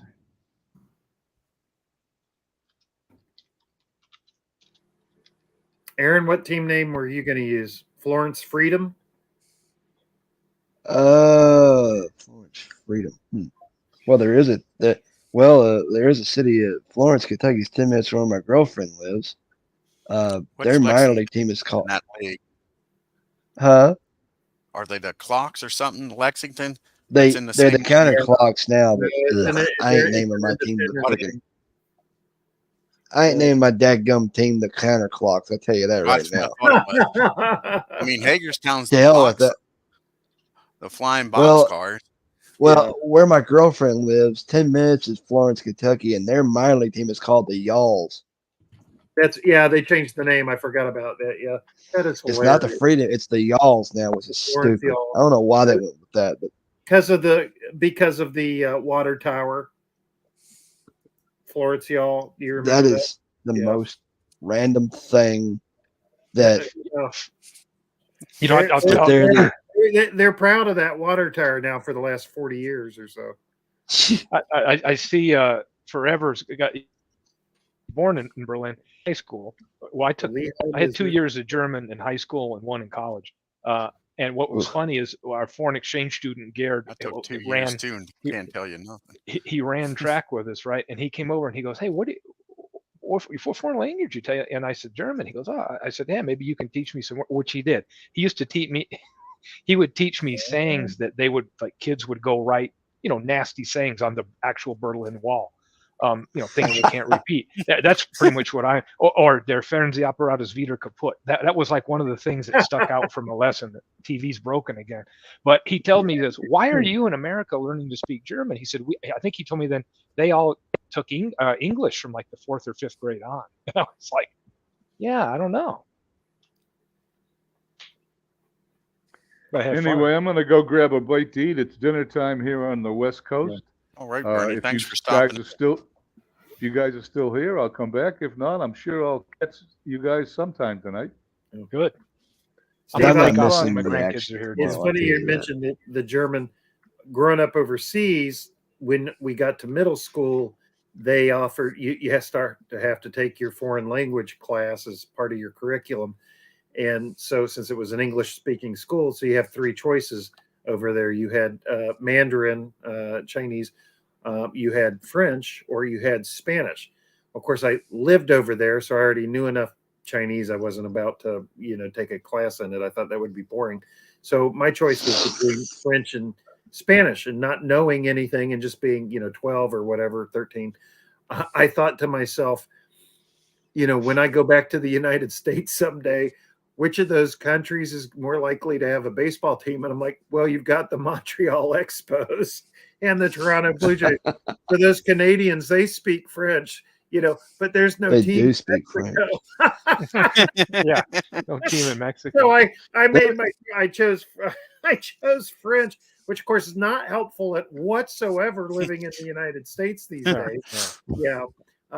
in a practical way, but it was based on my knowledge of Major League Baseball teams. Yeah, I took German because there was only one class in the high school that was going to be a German class. So if you picked it and your buddy picked it, you knew you was going to be in the same class together.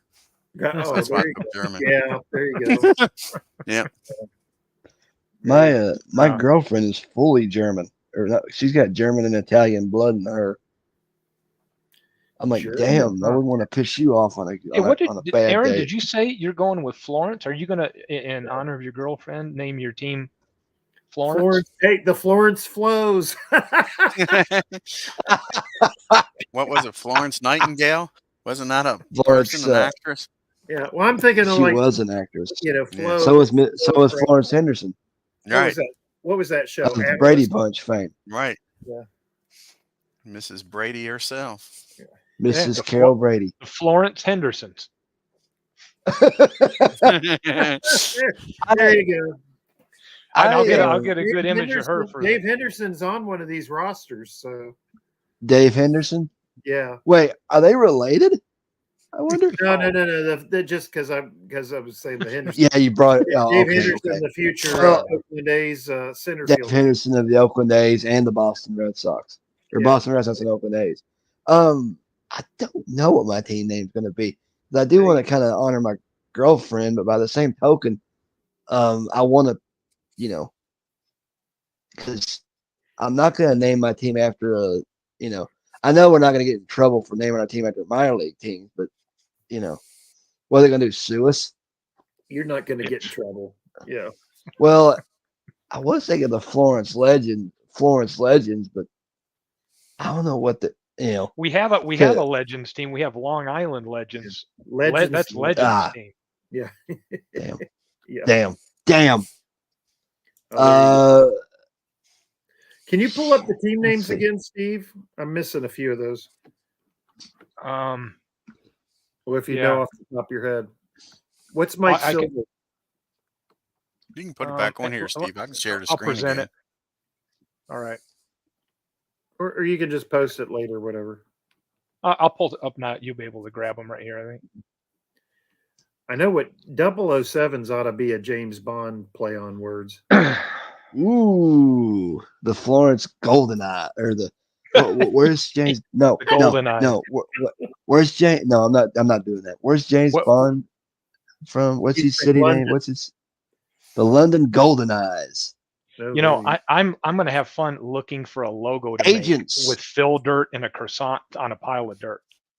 I can already see it with Phil Dirt.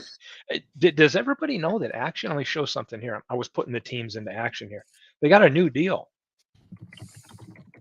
So Dodgers, I like that. If you go to, they now have an alternate nickname. This hasn't been in any previous version. So I've got the Kentucky Colonels for you, Clue. But if you wanted like a secondary nickname, remember how we were talking how some of these teams were known as a couple different things? You could put that in here too. So what would the secondary name be for that? The Extra Crispy Wings? Yeah. What about the Florence? I got one. What about the Florence? What about the Florence Firebirds? There you go. I like that. I would have said Fire Bats, but I got that's you. A little too. Plenty of logos I'll be able to hunt down for you, Aaron, for the Florence the Firebirds. So I know Cleveland. I know Todd has either used the Cleveland Spiders or Cleveland Indians. So was it Buckeyes? I'm thinking, was it Cleveland Buckeyes? Was that right? No. Okay. My keyboard does things to me if I have to type that word Buckeye. I had to type it once. It was painful. So you're not the team up north or the other team, huh? Oh yeah, no. Well, when I'm on a work call, it's that way. But if we go, how about those Wolverines playing for the national championship? How do I get this? We go up there. You can see on Monday. My Michigan hat's up there. I guess the Washington Huskies. Oh, yeah.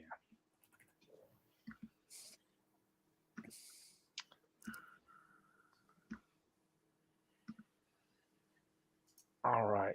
Were you able to get those, Clue? Yeah. Thank you very much. I got them. Okay. I'm just trying to come up with a team name for our friend here. The Yoko's Onos. Yeah. I don't know. I really like Florence Firebirds, Aaron. That's great.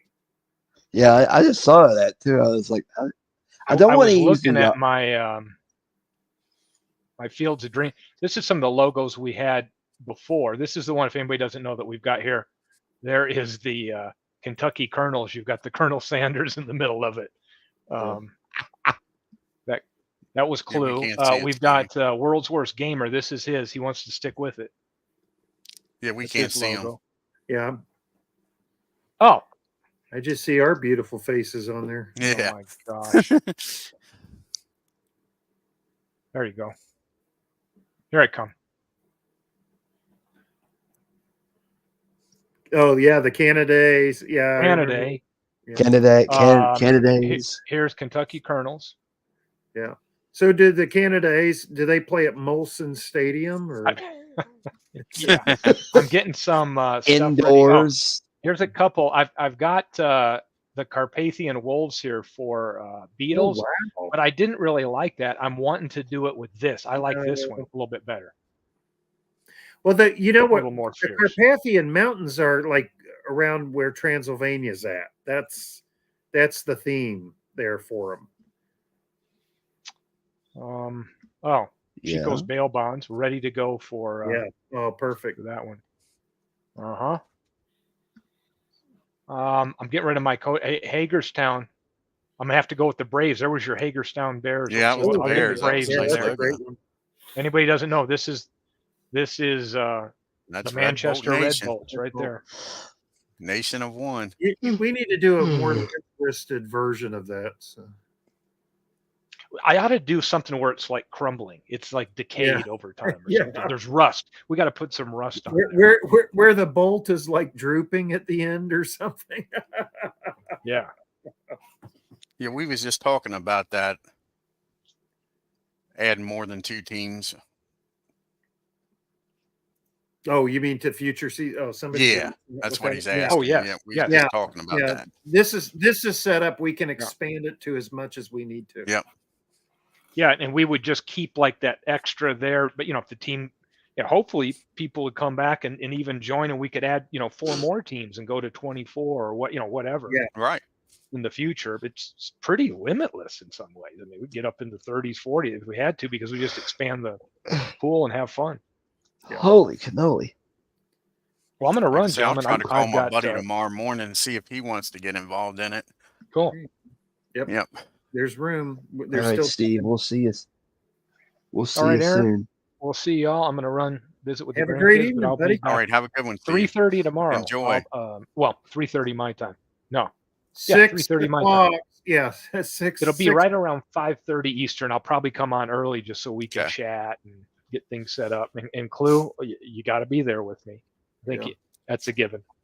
Yeah. We got to Anybody else disconnect. want to hop I'm on not leaving chat? the house England tomorrow. can't have a good reception. Make sure that internet don't work over in England. Yeah. Yeah. Sorry, we said 2 minutes. You got skipped, my friend. Yeah. No. All right. You got it backwards. We have to let him participate because nobody will sabotage MV like he sabotages himself. We've seen it happen, right? Right. He gets so deep in the weeds, and then things fall apart. He gets lost. But I was positive it would work, and he's so much fun to watch. Yes, he is. He I really enjoy is him a lot. Yeah, great guy. Yes. But we've been on here for 3 hours.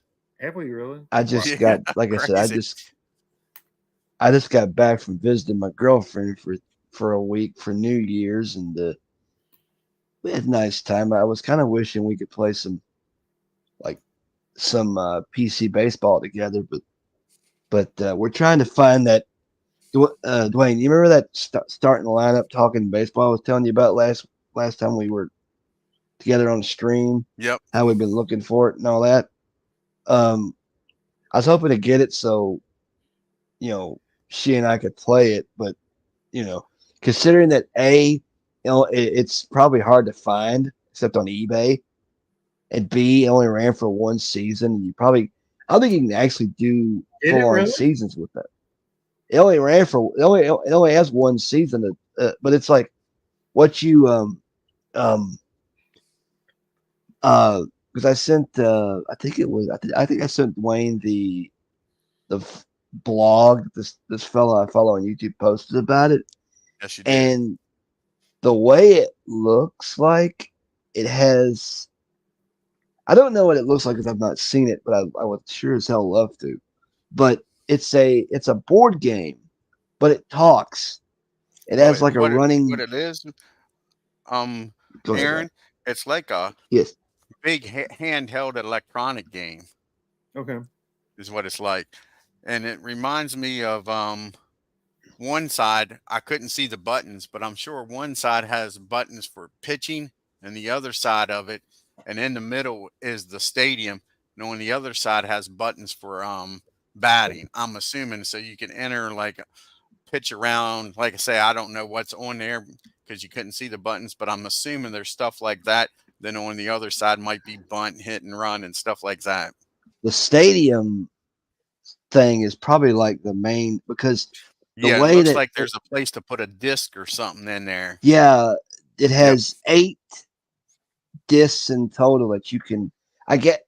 Hopefully, if I do get this thing, it comes with it. Because the way my girlfriend was telling me, she goes, "From what I saw, this thing looks like it comes with all 8 discs. Otherwise, we're buying. You have to get them separately or something. Hardware and no software to go with it." Yeah. But she said that she was going to look into it, but she wanted to do something for my birthday, but she doesn't trust eBay. I know what game I was thinking of. What it reminds me of is Electronic Battleship. Oh yeah, that's a classic. Yeah, like I say, instead of having a screen, you got the stadium. Dwayne, I think I know what you're talking about. I remember, was it in the 90s that came out, that game? 80s, 90s, somewhere around there. I don't remember the name of it, but I do remember that. The only board game that was baseball I remember playing was the that trivia one. What was it, Classic? Because they had the baseball cards with the trivia questions on the back. Yeah, that was out for a few years. I wanted to pull these down and show you. So I'm not entirely a Yankee hater. That's starting lineup talking baseball, by the way. If anybody, look at them Steins. I got these beer Steins, and look who's on them. Yeah, yeah. Look at that. That is cool. The Babe. Yeah. And the Luckiest Man speech. Yeah. Yeah. So I've got one more, but it's boxed up, and that's Cal Ripken. I think there was a set of 6, so I haven't seen any more though in my travels. But I picked these up at a flea market. I don't remember, like $10 each, and I was like, I gotta grab those. So, and they got little on the things. See, it's a baseball glove. Oh, that's awesome. Yeah, that is awesome. Really cool. So, yeah. How many ounces does it hold? Oh, geez. Well, I've never used them for. I'm not going to eat their souvenirs, but see if it says. Oh, these are 1993 Bradford Museum. So these are old. This 30 years old now. 16 ounces. Cool. That is neat. Yeah. So that's what, 2 beer cans? Yeah. Yeah. But anyway, this Aaron. You can tell this is what I'm holding up for Aaron. One of my favorites. This is when he was manager. Pete Rose Gold Star. It's a Gold Star Chili glass.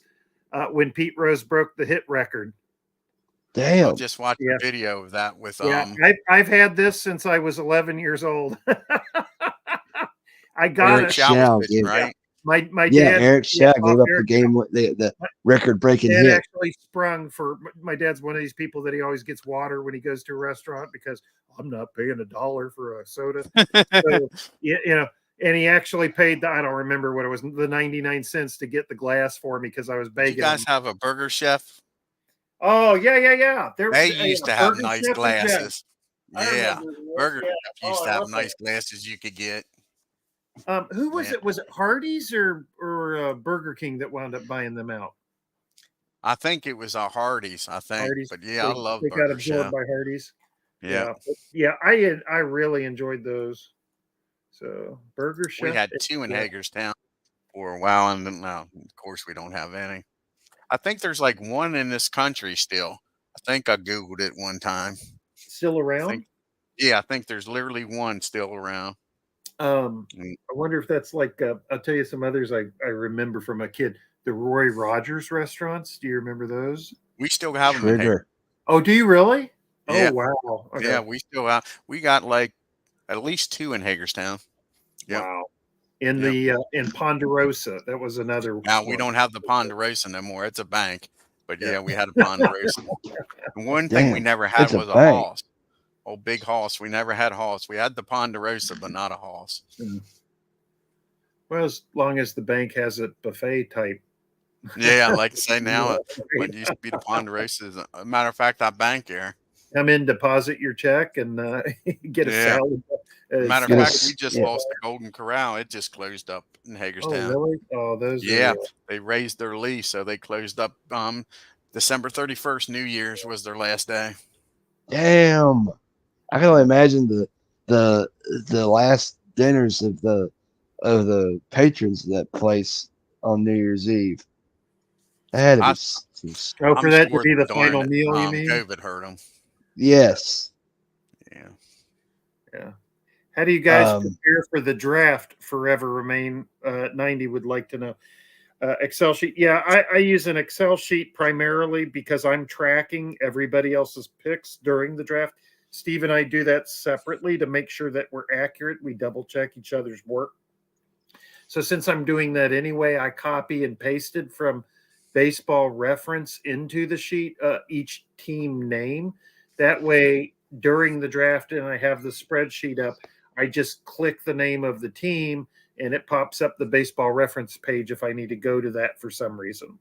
Cool. So mainly it's as a tool for me, not for research purposes, but for administration of the draft.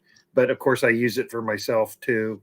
And then these sheets I've done, I got this notebook out today and just started making lists of the teams in each year in descending order, winning percentage. And I listed about 5 to 8 names of, the most prominent players or the players I'd be thinking about on each roster, just so at a glance on the page, I can see this name. And for the guys I'm less familiar with, I put their position next to it. So, that guy's a shortstop. That guy's a second baseman. That way, if I get to a point where I need to draft based on that, and then I've got a couple of pages in the notebook where I just started making lists of guys and what team and year they were on. Like if I need a shortstop, here's 20 or 30 shortstops, to think about.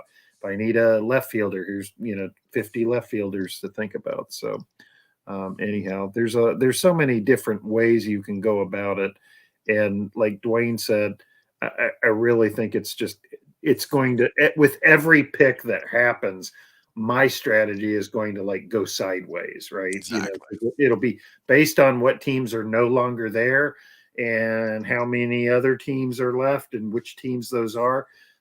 It's going to be a mad scramble. Like I say, I could see myself changing my strategy just because if 1 year's being blasted before I get to my 16th pick, I might have to pick from that year thinking it won't come around again.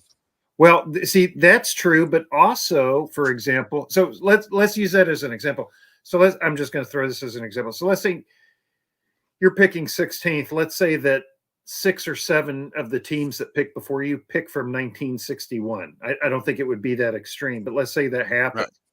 So would that make you more likely to grab a 61 team because you don't want to be stuck with the worst teams in 61 later?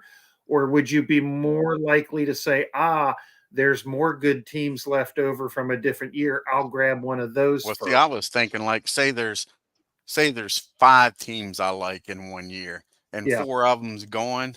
Yeah. But the 5th one's just still there. Grab the 5th. Then I might have to grab. Now, if I'm down to the 7th, 8th, 10th team, like you're saying, if something completely goes, then like you say, you scrap that year and that's going to be one of your last picks. Yeah, but if 2 or 3 of the teams I want are going, but the one team that I think, well, out of these 16 teams, I would like to have one of these 3 or 4 teams, and that fourth one's still there. I might have to take it. Very Yeah. cool. Yeah, Yeah, that's but kind of the other way around, like you say, is to look and say, well, I can get my best team in 78 compared to 68, 61 because nobody's picked in 78 yet. Yeah, that's exactly right. Like if there's like some years are going to be stronger than others. So, the fifth best team in 61 is probably better than the third. Yeah, I mean, I'm just using examples. Right. I'm not saying this is definitively true, but the fifth best team in 61 might be better than the third best team in 1904, right? So if it gets down, like you're saying, and I can grab the fifth team there or the 15th in the other, year. No, I'll go with the stronger one. But if it were like the top 5 are taken, and now we're talking the 6th or 7th best team in 61, but the second best team in 04 is still on the board, I'm moving over to 04. Right. So, and let's say from 6th to maybe, for a number, 12th team in that year are almost identical. Again, all you're doing is picking names you like. The ball players on that team are very similar, and you're just going to decide, I'll pick one of these teams. But the only reason I picked team 7 over team 8 is because I like this player's name better. X player, Y player. So think of it this way, just real loosely, this might be helpful. So in the first 2 rounds of the draft, there will be a total of 40 picks, right? There are 5 seasons. That's an average of 8 teams per season being picked in those first 2 rounds. So your first 2 teams that you draft, you'll want to try to get them within the top 8 teams in whatever year you get. That's a pretty, solid way to think about it, I think. But when you're talking about 1944, 1904, the top 8 teams is literally half the league, right? Because they only had 16 teams in those seasons. So on average, you would think those are the only teams that were 500 clubs probably that year, is 1 through 8. And then 9 through 16 would be, I know it's not always perfectly that way, but just on average, that's one way to think about it. So you want to make sure that you get a 500 or better club in 2 of the 5 years in the first 2 rounds of the draft. After that, it's lucky draw. So, like you say, your first 2 picks, you want to, I think, fill up half your roster with those teams. Yeah. So while the first, say, 5 picks in the draft, Bernie made a great point. So say the first 5 or 6 picks in the draft, they're going to have the pick of the litter in terms of the best overall rosters. They're also going to have to wait a really long time to get there. That's why I thought being 20th in a draft like this, when you get 20 and 21, is a lot better than getting 1 in 39. Yeah, I'd say anywhere from like 16 to 20. Yeah, in the bottom quarter. Yeah, because you're which you are if you pick wisely. Yeah, Bernie is. So and you won't have to wait long for your pick, right? Your second pick. Like that when I did fantasy. I like going back to back, getting it done and sitting back and relaxing, just see off the list. For 2 rounds. Yeah, exactly. Yeah. Yeah, I thought it made it a lot easier. I think the hardest part's going to be with outfielders is trying to get an actual left fielder, center fielder, and right fielder when you're looking at, because the worst thing about baseball reference is unless you click on the player, it just says outfielder. Yes. Is that? I don't think that's true for newer seasons, but that's definitely true for the older years. Yeah. So I think that's the hardest position. Yeah, especially like 1904. That you really have to unless you know. And of course, it's funny because then you look at the here's a guy that was the 4th outfielder on the team. I wonder what position he played. He's probably a second left fielder in most cases. Right. Especially if he hits well. So, anyway. And of course, with Axe and PC not telling anything nobody don't know, if you're a center fielder and you move to left or right field, it doesn't hurt you near as bad as putting a right fielder in center field. Yeah, that's just like pretty much any sim that doesn't do that. I would have a, I'd be scratching my head over. Your 8 or 9 center fielder might be a 6 or 7 right fielder, where your 8 or 9 right fielder might be a 5 or 4 center fielder. Yeah, World's Worst Gamer asks, any chance we will keep 40 players for expanded rosters in September? No, it's a 30-man roster. It will never be more than 30 at any time. So if we do an expanded roster, then we would use 25-man rosters for the first 5 months and then just make the last 5 players available in September to simulate expanded rosters. But no, it's a 30-man roster, period. So back-to-back is great for fantasy, but sometimes you miss the wave. Yeah, that's true. And again, I don't think there's 20 teams in the same echelon. You're probably looking at a half dozen teams or 8 teams, something like that. Maybe the top 10 at most would be kind of the top echelon. That was one I used to do in fantasy. I might pick the quarterback and running back, but I might go like one round earlier than everybody on like defense and kickers, so I could try to get ahead of the once I'm getting that mediocre second or third running back, instead of doing that, I get the best defense or the best kicker or the best wide receiver instead of getting the 30th best running back. Yeah. Garrick's parents came from Germany. I just saw that. I did not know that, but because of his surname, that's not surprising. I wonder what it was. I presume he changed his surname when they came to Ellis Island, but I don't know. That's interesting.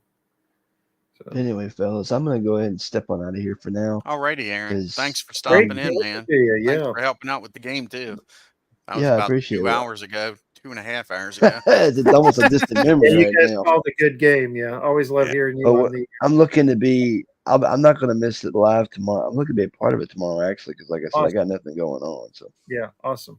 That's what I wanted to ask you real quick, if you have 2 minutes before you leave, Aaron. Sure, what's up? Just shooting from the hip, who do you think's the strongest team, or the top 2 or 3 teams available in the draft? Just overall. You're not drafting first or second, so you can go ahead and let her. I gotta wait a while before I can even make picks. But would you be looking at the World Series teams from each year to answer that question, or? Probably, but then again, my top 3 teams probably all be in 61. 61. Yeah, I think the Tigers. Reds, the Yankees, Tigers, Reds, Braves. Yankees. I might even go 4 teams. I mean, with the Braves, you're going to the get Orioles Matthews, you're going to get Aaron, you're going to get Spawn. I mean, damn. Yeah, a bunch of teams from that. Joe Adcock, who ain't a bad first baseman, depending on I don't know is Joe Torre. Joe Torre, young Joe Torre at catcher. Yeah, like I say, that's 61. There's at least 5 or 6 teams that could easily go 1, 2, 3, 4, 5. I think that Braves team has Del Crandall still on it, so you could make him younger in subsequent seasons. Yeah, and he limited playing now. He didn't play much. In 60 or 59, he wasn't playing much. He wasn't. I'm saying 61, he didn't play much. Oh yeah, but some guys you could. Yes, you could go backwards with him. Correct. Yep. Yeah, that's right. And like I say, Joe, that was Joe's rookie year, if not rookie year, technically his second year, maybe, was Torrey. Yeah. I'll be honest, I kind of expect Aaron to go for the 61 Reds if they're still around. Oh, like I say, they're good. That's the strongest That's actually the strongest Reds roster in the thing. So by a good. I didn't even name the Orioles. Another good. Yeah. You got Barber, you got Fisher. You got Hoyt Wilhelm. If you want pitching, 61 Braves Orioles is a nice pitching staff. Yeah, Jack Fisher, is that right? Jack Fisher's on there. Yep, Steve Barber. Ned Garber. Estrada's on there. Chuck Estrada's on there. Hoyt Wilhelm. And then they've got Brooks Robinson, Jim Gentile, Jim Gentile. Who else is on that team? I don't know how good the rest of his career was. Gus Corendis as catcher. That's Boog's rookie season, right? Or One there, right? Just Play, again, Triandis. if you want to pick him up as one of those 2 or 3 players that you don't mind keeping on your roster. Yeah. Yep. Yeah, like I said, 61 is a monster year. Yep. That's Triandis, by the way. Triandis. Triandis. Yeah. Yeah. I've been helping Dwayne. They have out now. Oh, Jackie Brandt out in the outfield that year, like I say. Oh yeah, he had a real good season in 61, didn't he? Yes, he did. Yeah, he was their center fielder, if I remember. Center fielder, yeah. Like I say, that 61 year. Yeah. Especially with 61 White Sox, Nellie Fox, Louis Aparicio, Hoyt Wilhelm, Minnie Mioso, Jim Landis, Sherman Waller behind Early the plate. Win. Yeah. Yep.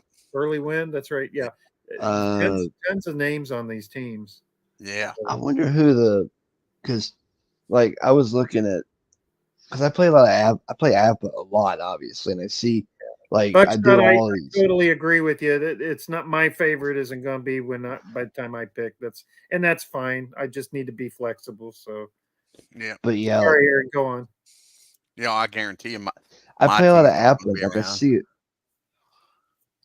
Yeah, my teams aren't going to be around when I get to 16. I see a lot of these like. Unless a bunch of MVs is in there. Bouncing around right now. So Forever Remain 90 asks, could the 1979 be a pick for season 2, or will there be a limit due to 78 already being in the league? So let me explain Forever Remain 90.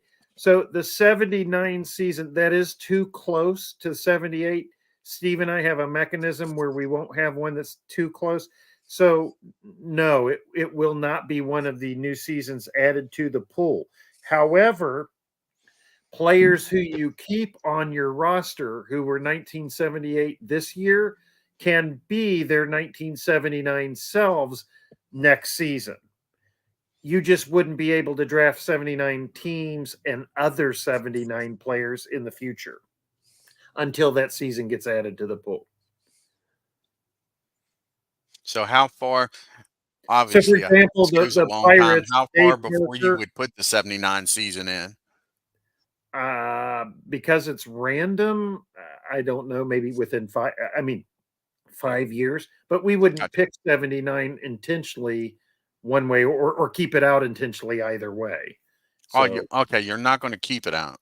No, not intentionally. So no, we just have it set up with, I think for year 2, because we're going to stick with the 15-year thing. So if you think about it, we've got a team from the 1900s, the 1940s, or season of the 1960s, the 1970s, and the 2000s.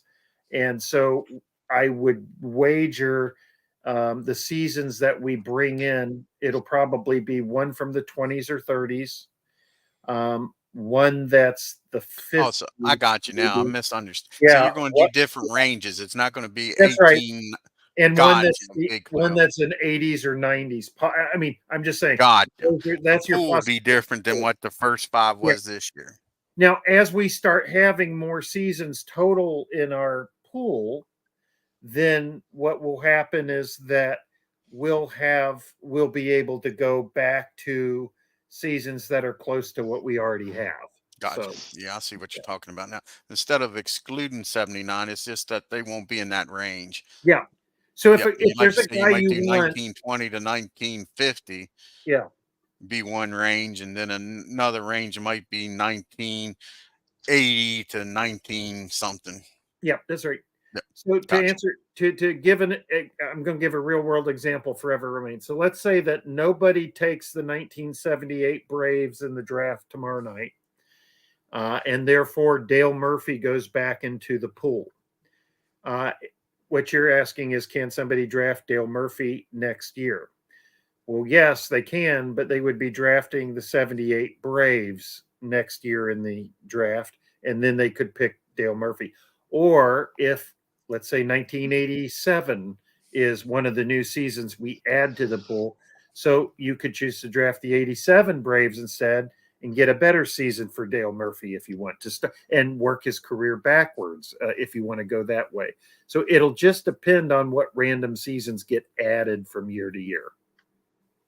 Yeah, especially he retired in 1993. Yeah, so that's right. Yeah. So unless you get lucky, I mean, nobody's ever going to see their whole career with one of our fantasy teams, their entire career, unless we draft them in their rookie or their final real life season. And we keep them on our 15. There's one team. I'm going to and wait and make up my last pick, but there's a couple of them on there. So yeah, there's a few worth doing that for. Yeah, I mean, there's one team that has like 3 players that end up, and I'm not all flatly. They're Hall of Famers. You already mentioned them. And it was what's that? I think you already mentioned at least 2 of them like that. Yeah. Yeah, they're Hall of Famers, and it's their either their last year or next to last year of their career. So I like to say I'm going to try to make out my last pick. Yeah. Especially for expansion teams. That's right, because first of all, anyone who participates this year will draft in reverse order of standings for next season. And then if there's any expansion teams, they get in the draft ahead of everybody. Now, is that going to be serpentine or just a straight draft in? It'll be I don't want to put my money I don't want to put the cart before the horse. I think we'll do it. Is a good example. I think it'll be because we're doing it in reverse order of standings. I think we'll need to do it as, what do you call that? A cycle draft, the normal draft, not a right. circle. Just in order. Yeah.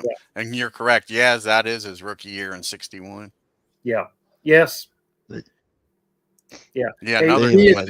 He's near the end of his career in 78, though, as a first baseman. So you could get the 70. In fact, I'm begging anybody to take the 78 Red Sox before they fall to Bernie, because I think that's his first choice for a team.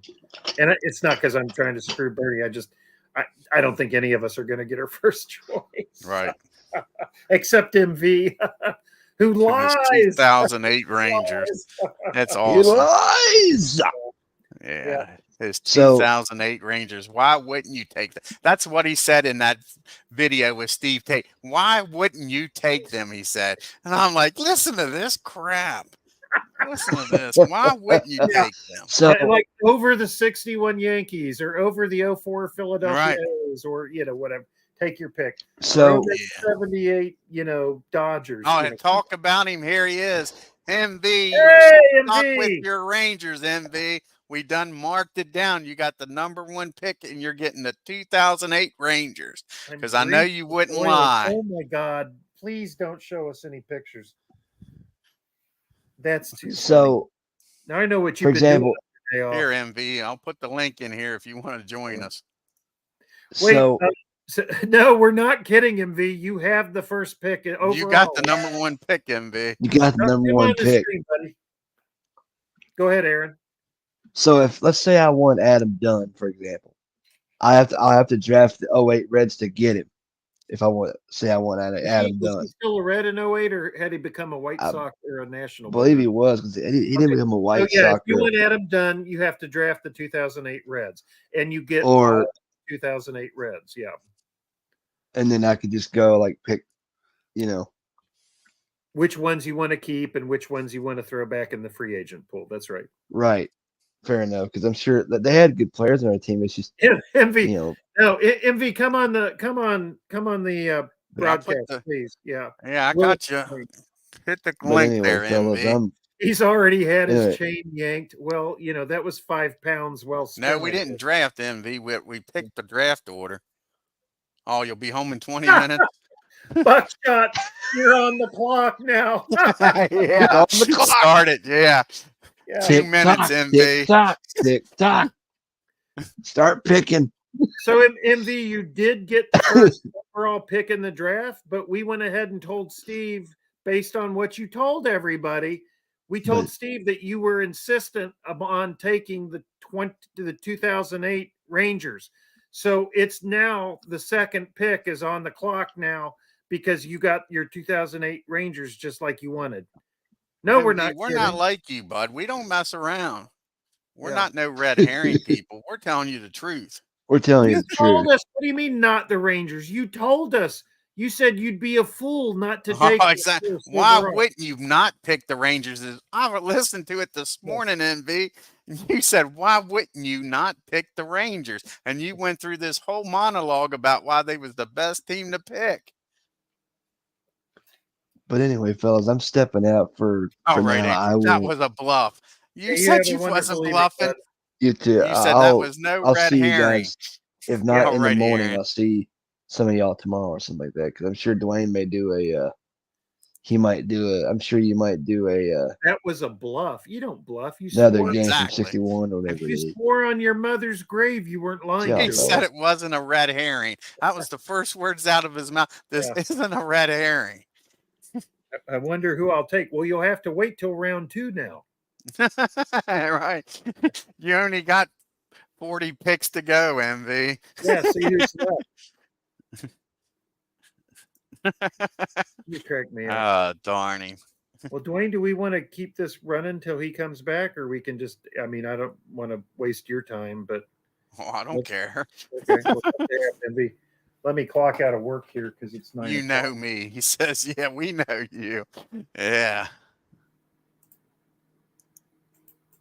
Yeah. You go AWOL on us over the weekend. No, we didn't draft MV. We picked a draft order though, and you're number 1. So we did put the Rangers down because we got video evidence. That's who you wanted. Yeah. Video evidence. That's right.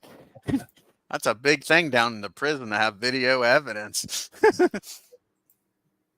I don't know. We'd have to ask MV about that. MV, did they have video when you were in prison? Yeah, I'm going to go off camera here because I need to adjourn to the other room. But give me just 5 minutes. I'll be back. Don't worry about me. We can do it tomorrow. Oh no, Ranger. Come on, MV. You got to be a man of your word, bud. You don't want people thinking that you lie.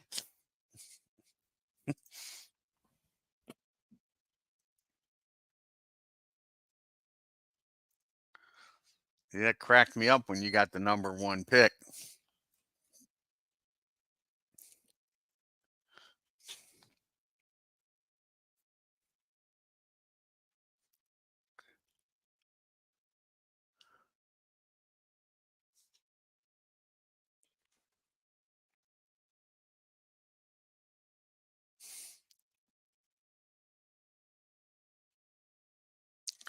No, nobody's drafted yet. Just pick the draft order.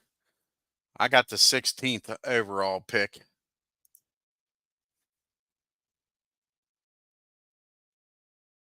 I like the 78 Mariners. MV, you're so full of crap.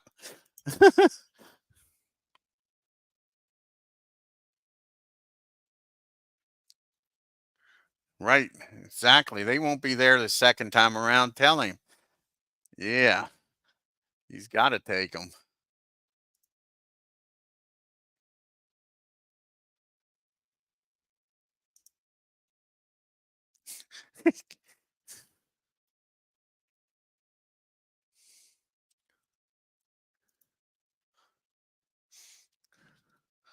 For real, MV. Steve says if you want to put in Discord who you are drafting, you can go ahead and make your pick in Discord and let him know. That I'm not carrying on about. It's going to be 5:30. He's probably going to start the channel up, but the draft's 6 o'clock Eastern Standard Time, MV. So that'll be what, 11 p.m. your time.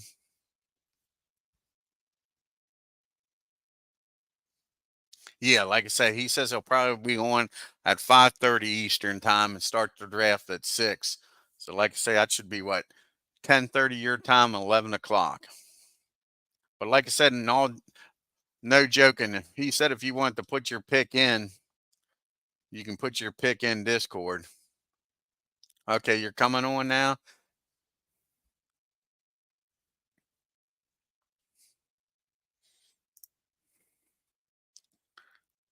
Do you need to link put back in there, MV?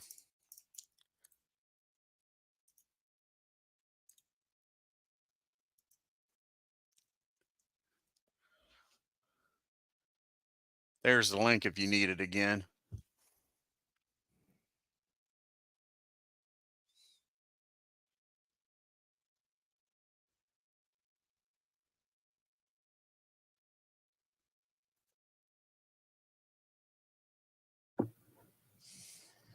Okay, I'm back. I just had to.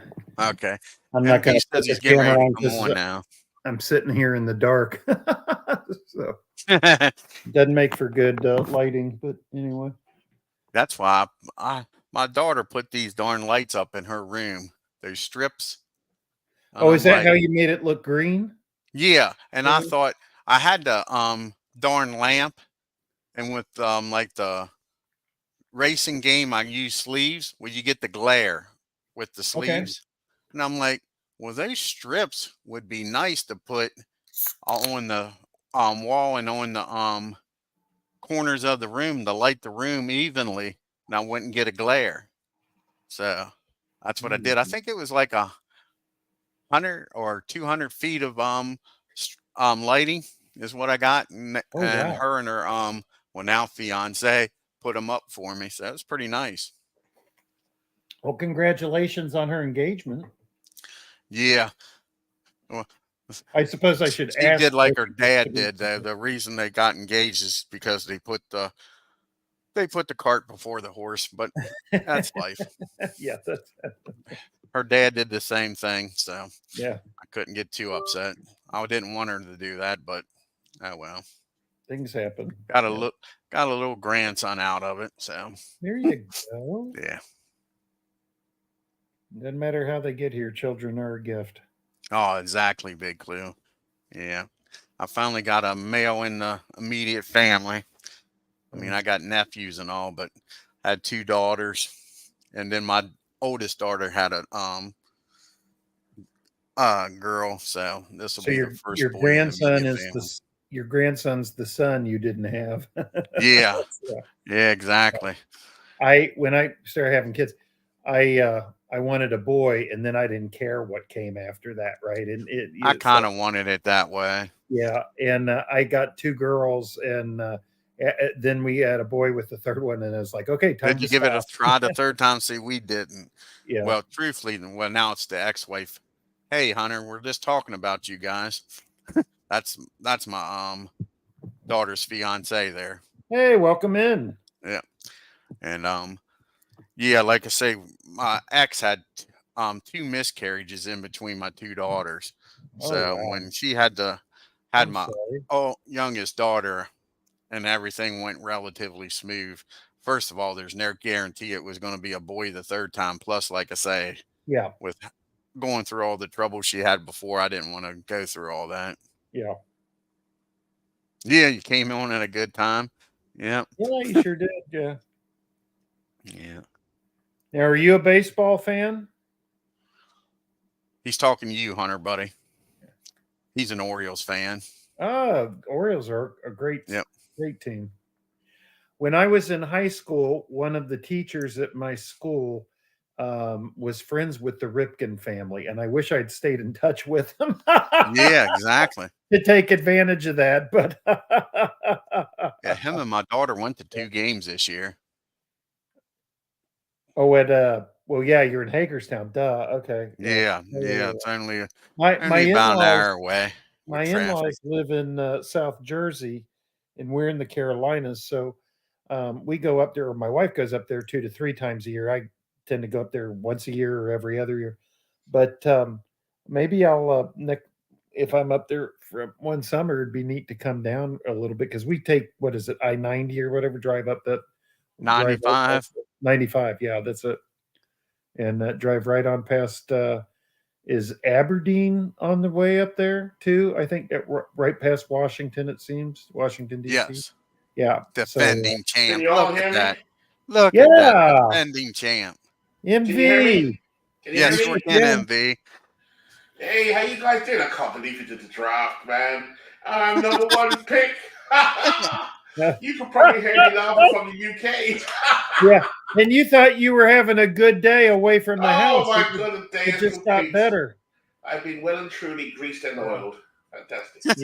You've been blessed, my friend. Yeah. Yep. There's a lot of pressure with the number one pick, though, to be honest with you. There is no pressure with the number one pick. Right. It's an easy We don't pick. want to Why hear wouldn't you any take the more of your Rangers? lies. Right. Why wouldn't you take the Rangers? You made such a good argument. I was watching that this morning, and I'm like, listen, this guy's so foolish. Yeah, the character of Red Bolt Nation will be forever tarnished by this lie. Exactly. It's already tarnished. Already tarnished. Oh gosh! I can't believe it. That's amazing. I mean, I didn't think for 1 second it's a 1 in 20 chance.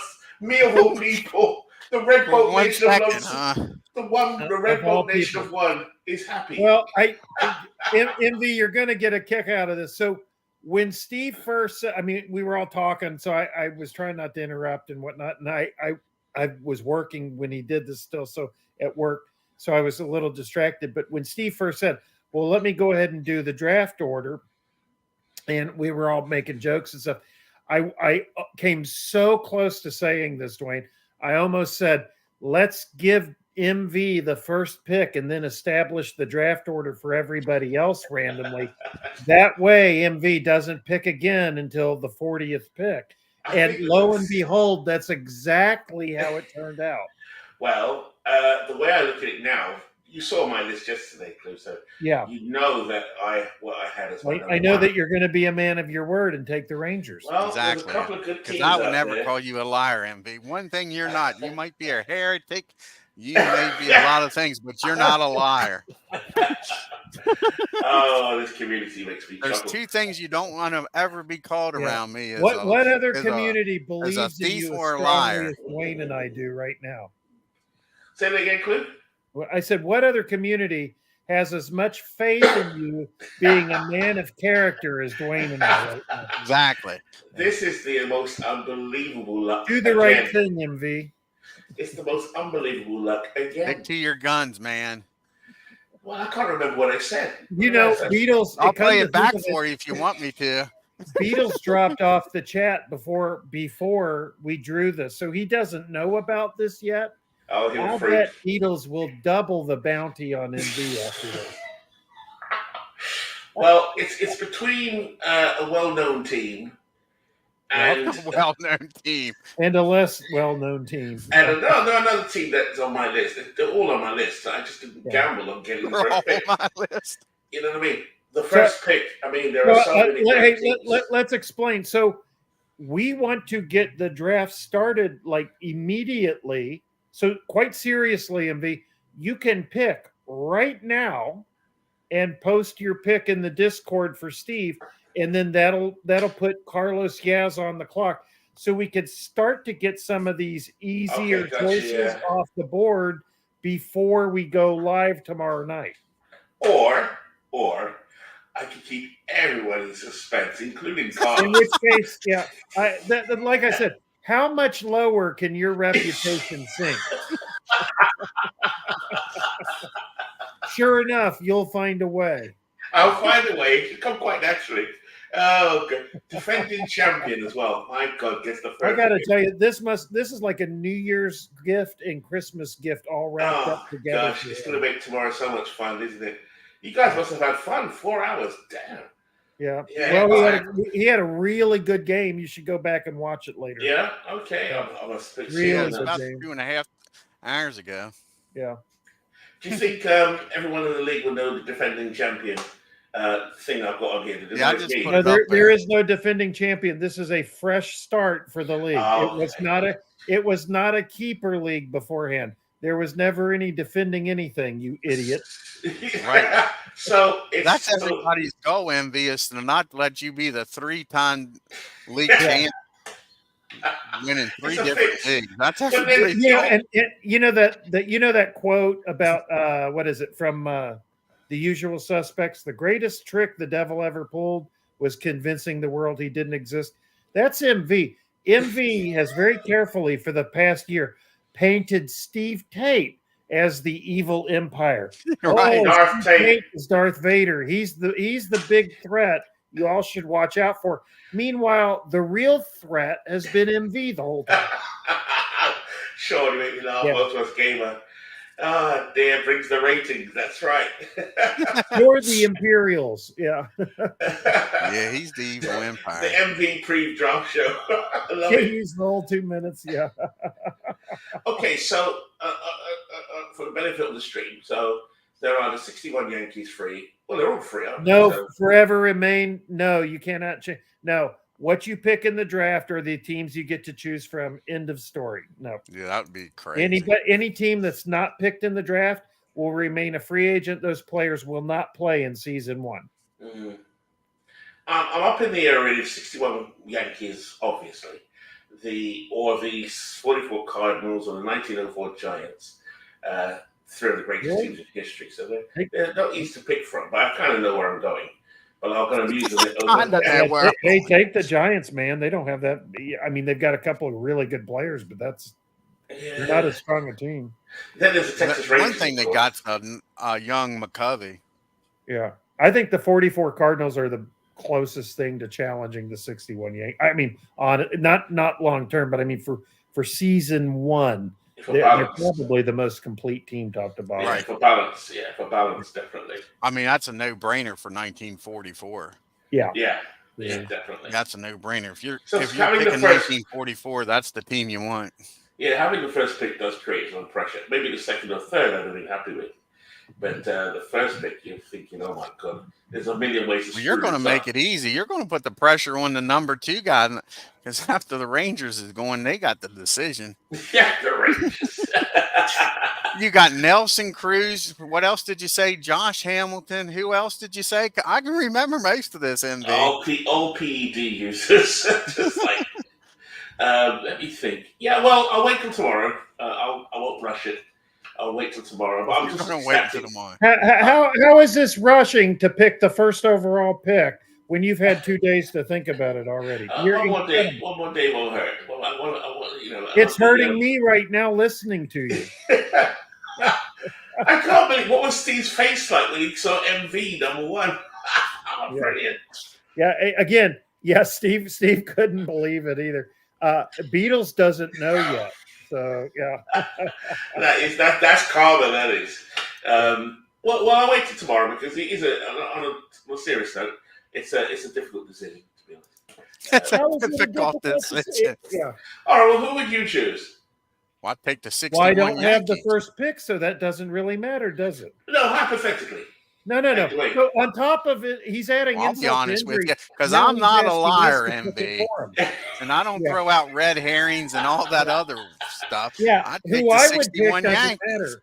If I were you, I would be a man of my word and take the 2008 Rangers. Nah. I'm going to go with your superior baseball mind and think about it. I think Dwayne put a nice one in the chat. 61 Yankees are a possibility, but only about 30% possibility. I see 44 Cardinals. You're still so full of shit. I can't believe you. God. A 30% chance. Well, they got a 44 Cardinals, a strong team. You have to admit. This is like an epic. This is an epic MV moment tonight. Wow. So you got a 44 Cardinals. You got to see, obviously. With 61 Yankees, you're getting Maris, Mantle, Berra, Whitey. That's easy. Muscaron, great infielding. Kubek. That's what I said. I'm only naming 4 no-brainers. No-brainer, right? And you're going to go backwards with Yogi and get almost his whole career. Yeah. You're going to get half the career for Maris. And if I got, Maris, I'll probably go backwards if I take Maris. And Mantle, I'm who he's probably going to go backwards with Mantle so I can get the 56 year. Yeah. MV, because we know you are the man to beat. We know you fear nothing, not even death. Right. It's your managerial decision, not your drafting. I'm quite confident you could win the whole thing if you take with the first pick, the 2008 Washington Nationals. I agree. Because it's all the behind the curtain stuff that you do with setting up your managerial stuff. Yeah. You got to know how to do that. Show us how it's done. Exactly. Yeah, I could do that just for could do that. Yes, I know you could. I'm confident in you. You've done it twice already. Jokes about him. Exactly. This is karma. This is unbelievable. Karma. It's the greatest moment ever online stuff. I can't believe it. When I saw it, I was like, that can't be right. This is the greatest day in the history of the internet, right? This is using MV hyperbole. Let me think for a second. Who do the Yankees have in their pitching staff apart from Whitey Ford? You got a good Ralph Perry that year. You got a good Bill Stafford. You got a good Raleigh Sheldon. And also because I've got if I take the Yankees, if I did it, then I can spend the next 3 drafts. Doesn't matter what team I really go for. Really, I just need pitching. Because I love it, WWG. I'm going to dissuade you. Don't go for the 44 Cardinals. Don't go for the 44 Cardinals. Do not go for the 44 Cardinals. Pick some other team. Because he's drafting 2 places behind you, and I want WWG to get who he wants. Well, I could screw that up for him if I want. I sure as hell don't want you to get who you want, but I can't. Sorry, Sean. For that. 61 Yankees. I'm just pulling up on screen to see.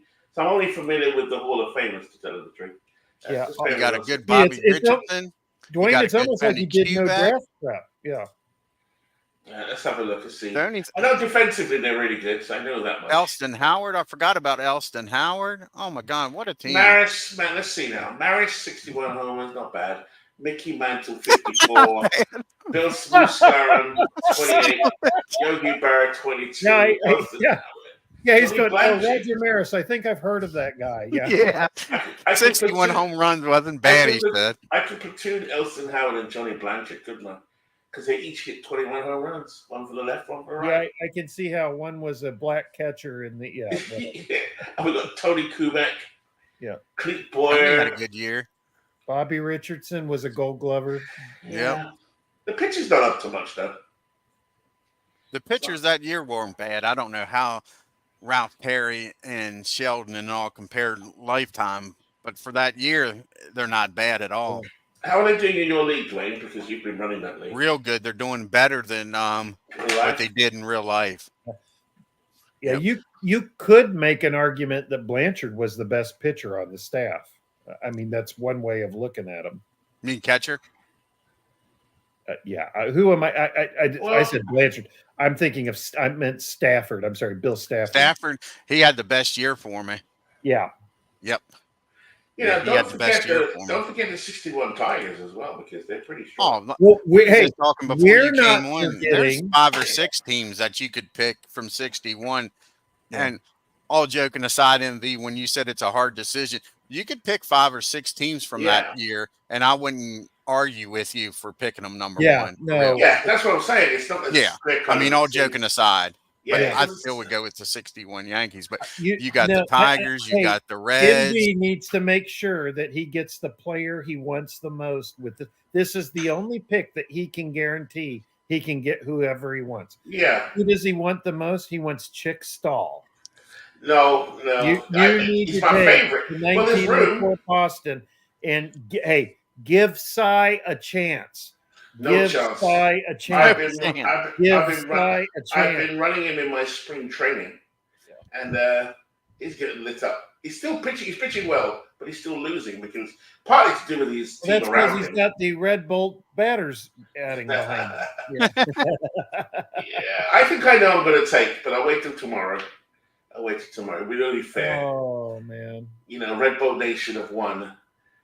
Lacks a sense of drama. You're blackmailing the league. You realize this. Exactly. I bet you're regretting doing the draft. I swear to God, I'm going to murder you, and I mean Good. That has Dwayne, to everyone else. That has made MV happy. All the deadline, abuse, Big Clue. all the abuse. Sorry. Is there a trade deadline? Well, it'll just be before opening day. Oh, so it has to be here's before, the thing: because I was while we're putting if our rosters together, NB's starting to lead the league, I'd trade half my team to somebody just to stop him. Oh yeah. Oh, you mean in season? Yeah. In season, yeah. But first, I want to see how he's doing. The trade deadline is before the playoffs or before September, so we wouldn't want to do that. Yeah. Yeah. So. Forever Remains says he doesn't think the 2008 Rangers will be there. I think I'll do this for you, NV. They're not the best team in the pool, but they have a strong group of hitters. That is true. They're a viable choice. NV, this is what I'll do for you. You pick the 61 Yankees because you don't want to look like a fool, and then we'll just make a bunch of trades with the 2008 Rangers and the Yankees. Okay? That way nobody says what a damn fool he was, and we just do our trades and they're like, I thought he got the Yankees. See? There's another team that bears consideration. Actually, I can talk freely, I guess, because I got the first pick. But the Brewers probably offensively have the best team. MV, the worst thing, not that other people don't figure this out, but if you've got the first pick overall and then you don't pick again till 40, the worst thing you can possibly do is openly discuss teams you're not going to pick as calls, because you're telling other people who to pick before you get to draft again. Right. Yeah. We'll see tomorrow. Now, I don't mind you shooting yourself in the foot at all. I'm just trying to be generous. Not that you deserve it, but generous so you don't do that. But if I choose a team like the Yankees, they're that strong that almost only need one more team with a star player. Yeah, I think you should. I think you should draft the 04 Yankees, the Highlanders. You're right. Great pitching. They finished fourth that year, didn't they? Huh? They finished fourth that year. That was the year that what's his face won the 41 games. Yeah. Well, actually, for that year, they actually got a decent club. Yeah. For being a dead ball club. Yeah. WWG, can you believe it? I got the first pick. Unbelievable. Well, folks, we'll have to wait till tomorrow. I'm going to sleep on it. Drop dead. I hope you never wake up again. I'm not angry you got the first pick. I'm angry you're making us wait. That's the question now becomes: can MV win a third world title? No. The real question is, can I get to Wells within the next 12 to 13 hours and beat you senseless with the tire hours? Claire, this has been so fun. Man. Well, at least I hope you had fun today for 4 hours. That's some. Well, we did until you showed up. Yeah. Oh, you made my day. I only wanted to look in and see how, if anyone was streaming. Yeah. So I saw it playing and I thought, okay, it's popping. But to see that I've got the #1 draft pick, that's just unbelievable. Yeah. So thank you, fellas. Thank you for deciding to do it today and making my Saturday complete. There's nothing that could have happened that would make Red Bolt Nation more Red Bolt-like than to get the first pick in the draft. Can you believe it? Unbelievable. Yeah. It's almost unbelievable. You're right. It's like the clouds parted and the baseball gods, spoke. Oh man, it's Beatles is gonna freak. Oh dear. Well, let's see. It all depends on who I pick at the end of the day. I'm telling you, it's 50-50 whether he doubles the bounty. yeah. I think the Yankees are the most popular, most favorites. Oh yeah, I think there's yeah. Well, but then we'll see. Fame doesn't count for anything in this league, does it? So exactly. So there's no guarantee that you've got 4 Hall of Famers. Think of poor Carlos Yaz, who got so excited about making a pick, and now he can't because he's got to wait on the ungrateful git until he gets his off his ass tomorrow to make. If Carlos is in the chat now, I'll do it. If Carlos is in the chat, is he in the chat? Oh, he's not in this chat. He was on Discord not too long ago, though. Oh, that's a shame. I would have done it then. I should have just lied and told you he's in there. But unlike you, I'm not a liar. Right. Good answer, Cliff. But then you never know. That same team I talked about, Texas Rangers. Hey, Dwayne, I don't know about you, but I don't think I'm very comfortable making trades with a team whose general manager is a liar. Exactly. The whole time he did that 62 season, I kept saying about how he fleeces people, because you know what? Almost every liar I know is also a thief. That's right. Who knows what else he's lied about? I'll bet he doesn't even live in West Virginia. Yeah. Oh, you make me laugh. Well, tomorrow, the time again, Dwayne? What's the showtime tomorrow? 6 p.m. Eastern. So 11 Steve o'clock. says he'll probably be on at 5:30 if you want to get on early and shoot the shit. So about 10:30 your time. 10:30 my time. Okay, because I'm going to work on Monday. So I already thought. I told Steve. I said we need to do it early enough that you're not up at 1 and 2 in the morning. I said because you've got to go back to work the next morning. So, but man, what a glorious end to your vacation, huh? What a fantastic end! It'd be even sweeter if we win the first season. But then again, I'm not worried about winning. You know. No, it doesn't sound like that at all. That's why we're going to pick the 2008. You're always Rangers. here for fun. I'm always here for fun, Dwayne. Some of us are more I will give you this, our integrity than our winning. Winning is a lot more fun than losing. Yeah, that is true. Can you imagine if you come bottom of the table in this one? Oh my God, there's 20 teams.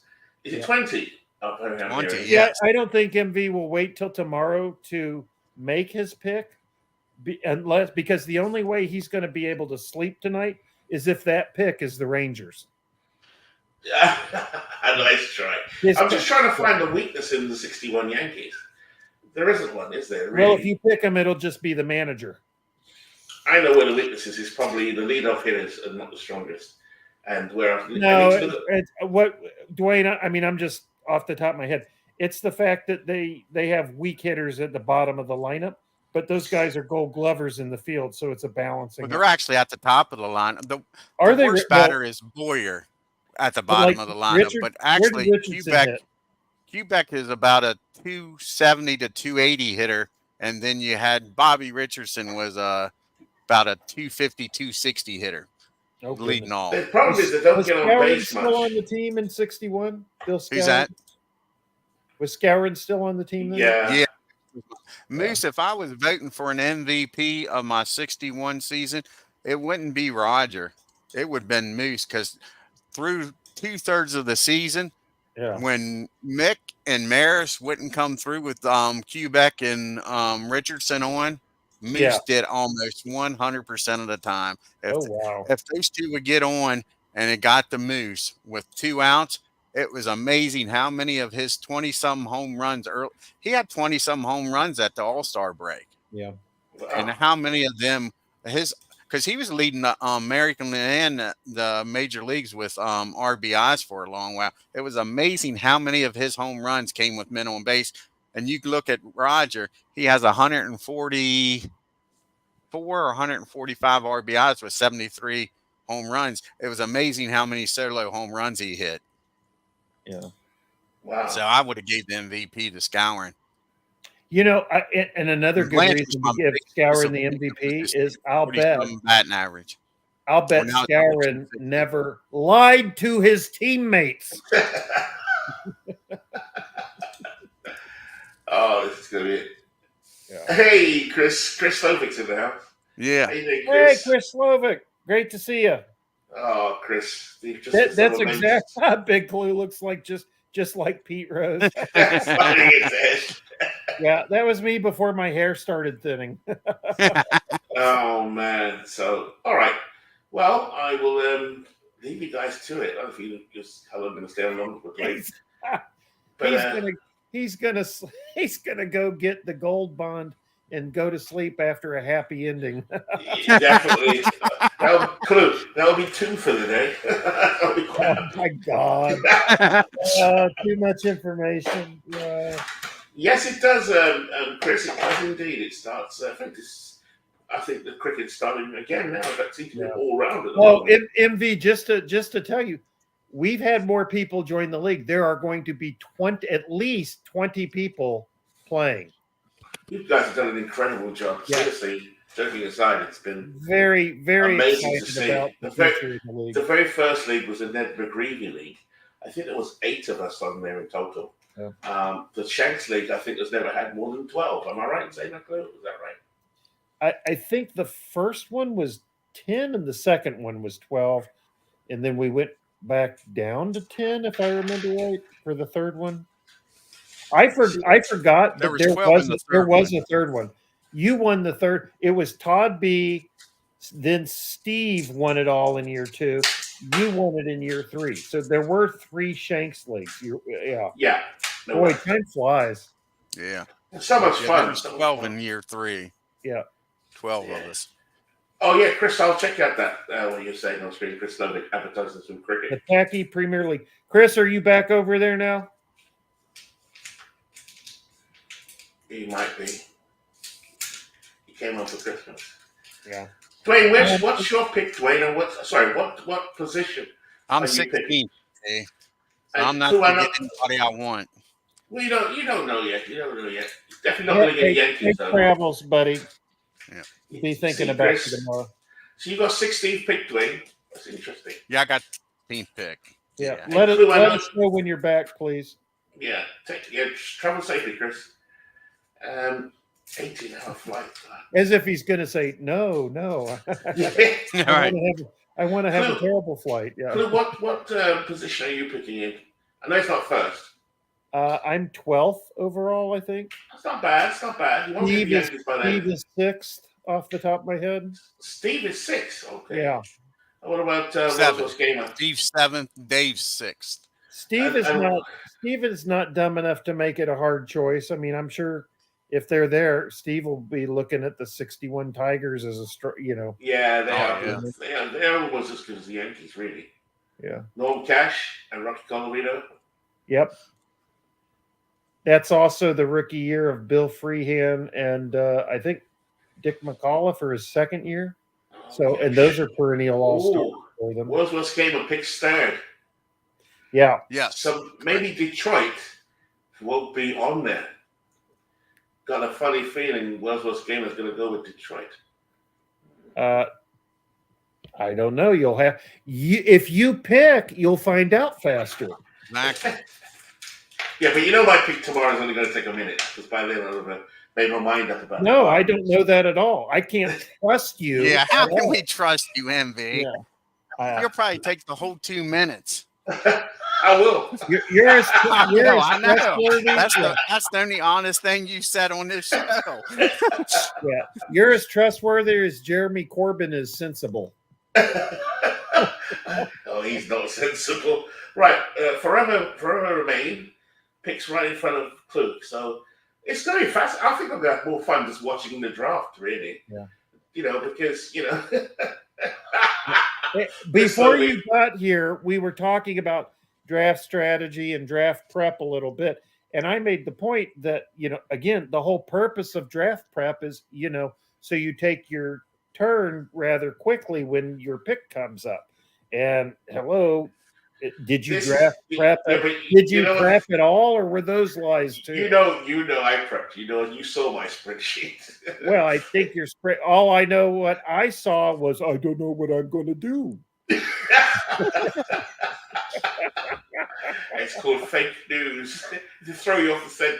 MD winning a baseball league. This MD, we're old enough to call it what it is. It ain't fake news. It's just flat out lying. Christopher Slovic says MV winning a baseball league is like the Blue Jays winning the World Series. I love it, but it just doesn't feel right. Oh, it's going to be so much fun. Tune in to anybody that watches this. My bit's not exciting, but the rest will. Because now it's like, I think anyone who picks 6th or 7th onwards is tough. Well, not tough, because I think most teams are the same. There's a few outliers in there, but that's it. Most teams are pretty even. I think there's about 6 teams, including the Yankees and the Cardinals, who are pretty even. I don't think the Yankees are that much different, say, than the Detroit Tigers, or someone else. I think they I would say over time they absolutely are. Yeah. Yeah, I'm like I say, it's close in 60. I I'll think grant it's a you in no-brainer. 61. It's In close. 61, I could go back with Marius and Mantle on season 2, not season 1, but season 2. Right, and Whitey Ford and Yogi Berra. Yeah. And for that first year, you could put a good many of them on the team and have a good shot at winning the first year's title too.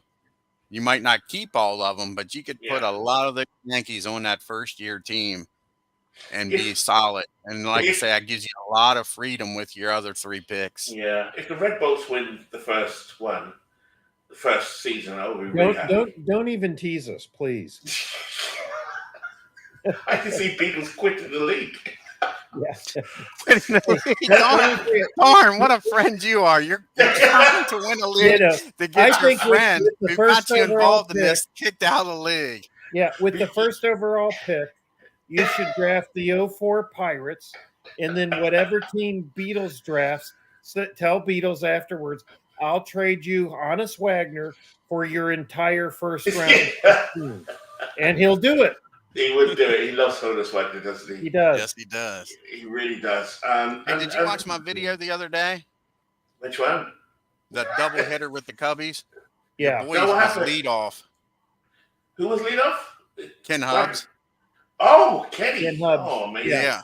It was. I don't know if it was game 1 or game 2 of the double hitter. If you want to go back and look, I talked about you on there. Yeah, we'll definitely have a look at it. Kenny's I think he did well too, to be honest. Here, let me pull it up. I can. Yeah, please do. I can pull up the I found some videos for you on him on YouTube actually. So tomorrow morning when I get my haircut, I'll probably watch them. World's Worst. Yeah, that's so funny. World's Worst says he was just looking at the 61 Tigers less than 5 minutes ago. Yeah, it's going to be interesting. I can't wait to see how you all do. Yeah. You know what I'm more likely to go with? The Cardinals or the Yankees. And I say the Cardinals. That may not even be the. Well, I'm not going to lie. That is the best Cardinals team in the thing. It is. It's not one to be the Yankees. It does compare pretty well. Yeah. You know, so I still got to think about it. MV. I'll bring up this box score for you. See how your boy Ken Hubbs did.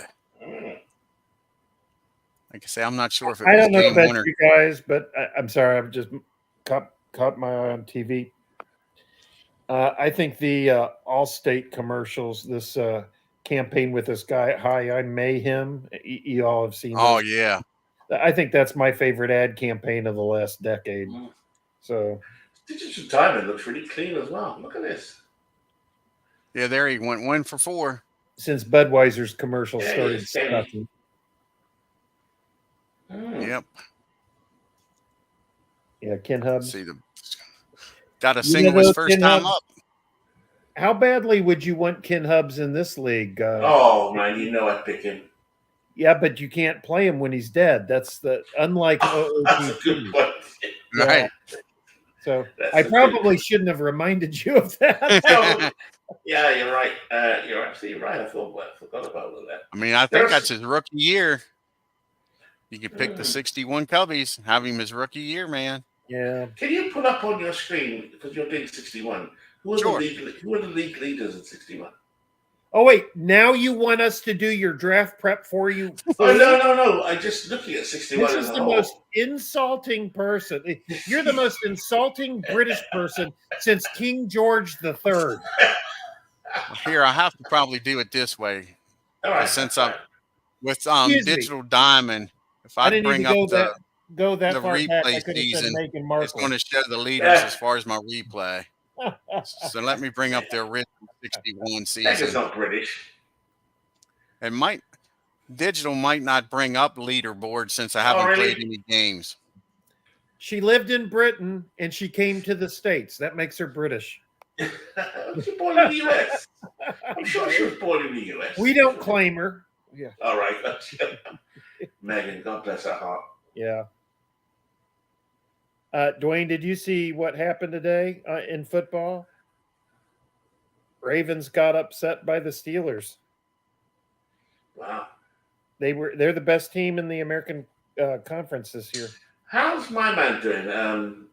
What's his name? Your man? Flacco. Joe Flacco. He's not with Baltimore anymore. Where is he at? Is he Cleveland? He's with Cleveland. He's done very well since they made him their starter. Yeah, I did hear something that he was having a bit of a rejuvenation. Yeah. I don't know what just happened there. Never mind, Dwayne. Never mind. Oh, hold on. I don't know what happened. For a few weeks. I just can't believe the Steeler team is so bad this year. I just can't believe they have 10 wins to their name. Wow. I don't know what just happened here. Again, I'm revealing the fact that I know about sports besides baseball, and I should probably stay in the closet so Beatles doesn't jump on me. How long do you think the draft will be tomorrow, Clue? I'm sorry? How long do you think the draft would last tomorrow? 2 hours? Hour and a half to 2 hours. Fine. I'll stay up for it, all of it. Yeah. Because I've got the first pick, but then the second round, I've got the last pick of that round, haven't I? What the heck is that on the screen? I was already going to have trouble sleeping tonight. I'll be honest. All day I've just been thinking, I wish it was Sunday. I wish it was Sunday. Yeah, same here. I had a big weekend, but still, I was looking forward to the draft. I'm so glad you did this tonight, though, because I can sleep a little easier because it was stressing me out. Idiot. Yeah, we should have kept it a secret. It's pretty hard if you broadcasted it. Yeah. I'm reminded of that episode. I don't know if any of you ever saw that show, The League, about the guys that play fantasy football. Do you know what, Clue? I saw it about 5 years ago. Yeah. And I thought it was a series, right? 2 seasons, 3 seasons? Yeah, it kind of reminds me of our group, but of course it's over the top. But it's really more about a bunch of friends that, spend all day verbally beating up on. What's it called? What's it called? The League. The League. Yeah, I think it's on Hulu. I don't get Hulu. I get Amazon over here, which pretty much can get everything. Yeah, it was a show on the FX channel. Anyway, they had an episode where the season opener they were going to draft for the new year, and so they do whatever they do to randomly determine the draft order. And the guy that wasn't at the draft, they pull his name first. And they all can't stand the guy, and so they say, "Oh, well, that didn't happen. That was just a mock."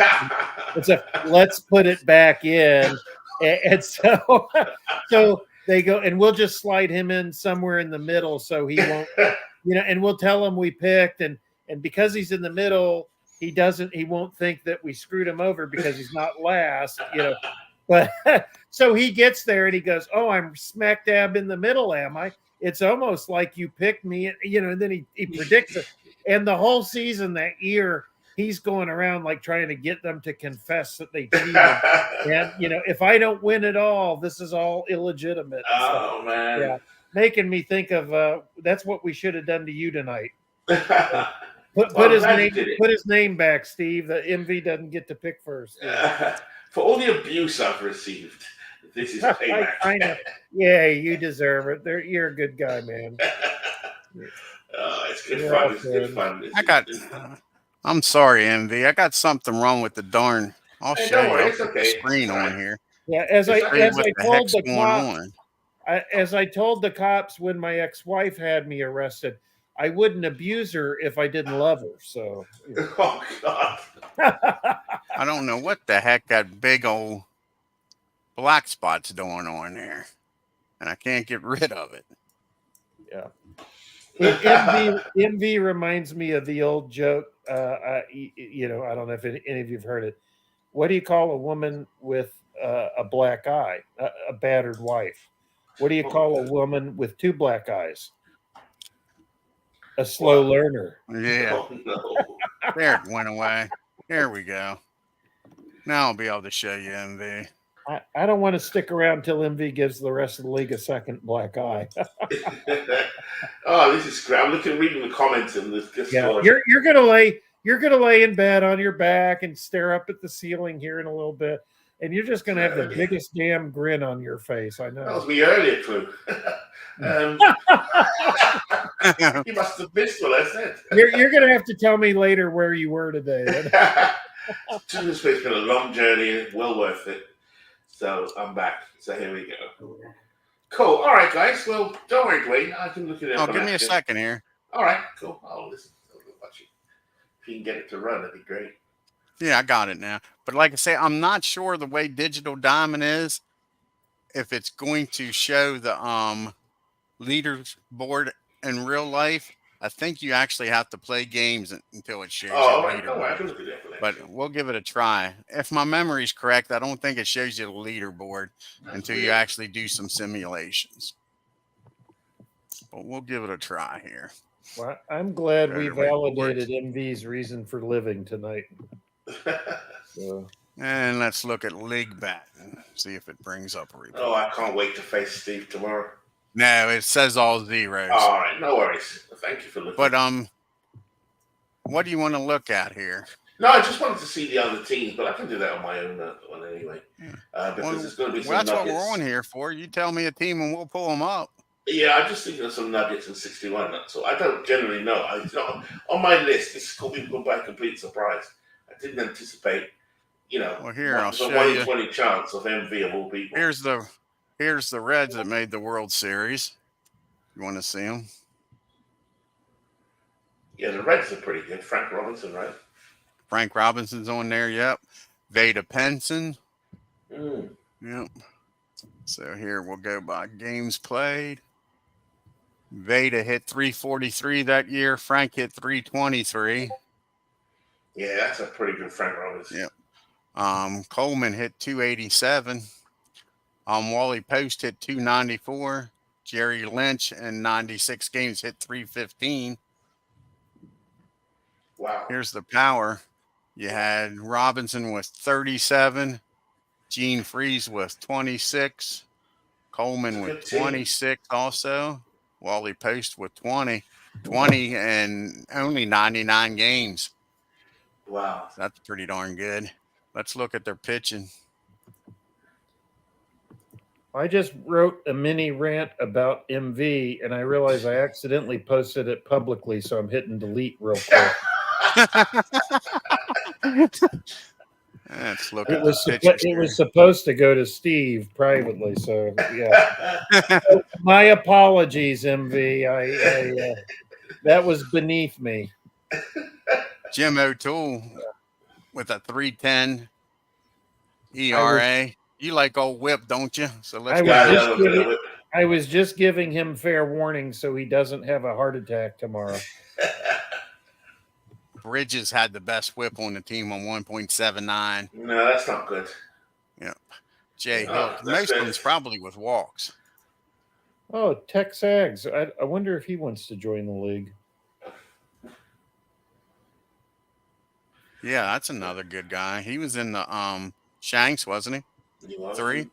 He was in one of them, I think. Yeah, I don't remember. At least one. Yeah, Theo Two and Jay both had 90-some walks. Like it's been almost 6 months since we actually played Shanks. Yeah. Somebody went on vacation and ruined it. Yeah. See what happens, MV, when one person drags things out and everybody else is waiting on Steve.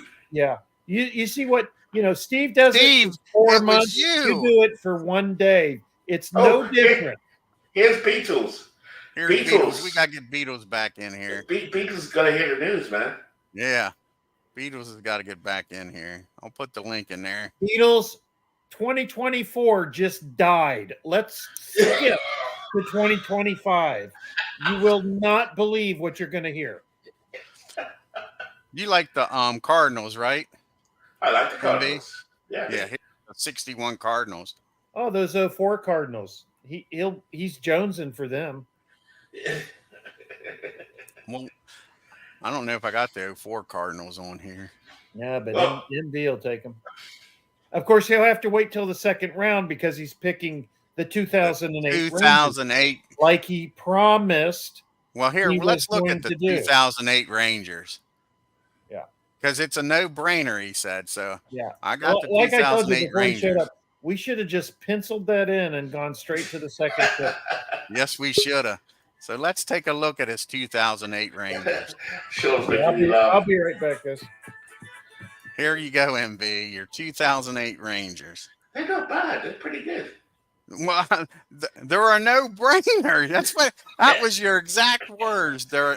Why wouldn't you take them first? Was your exact words. Diversionary tactics. That's all that was. Oh no, they asked you that, and you said no. This is no red herring. Beetle says it's in the green room. I'm pretty good at remembering shit if I want to. Beetle says he's in the green room, Dwayne. Oh, he's in the green room. Okay. Yeah. All right. So why are we canceling the year? What happened? No, he got the #1 pick. I know. I saw that on the Discord. And he's now telling us he's a liar. He's not picking the 2008 Rangers. Yes, he is. Yeah.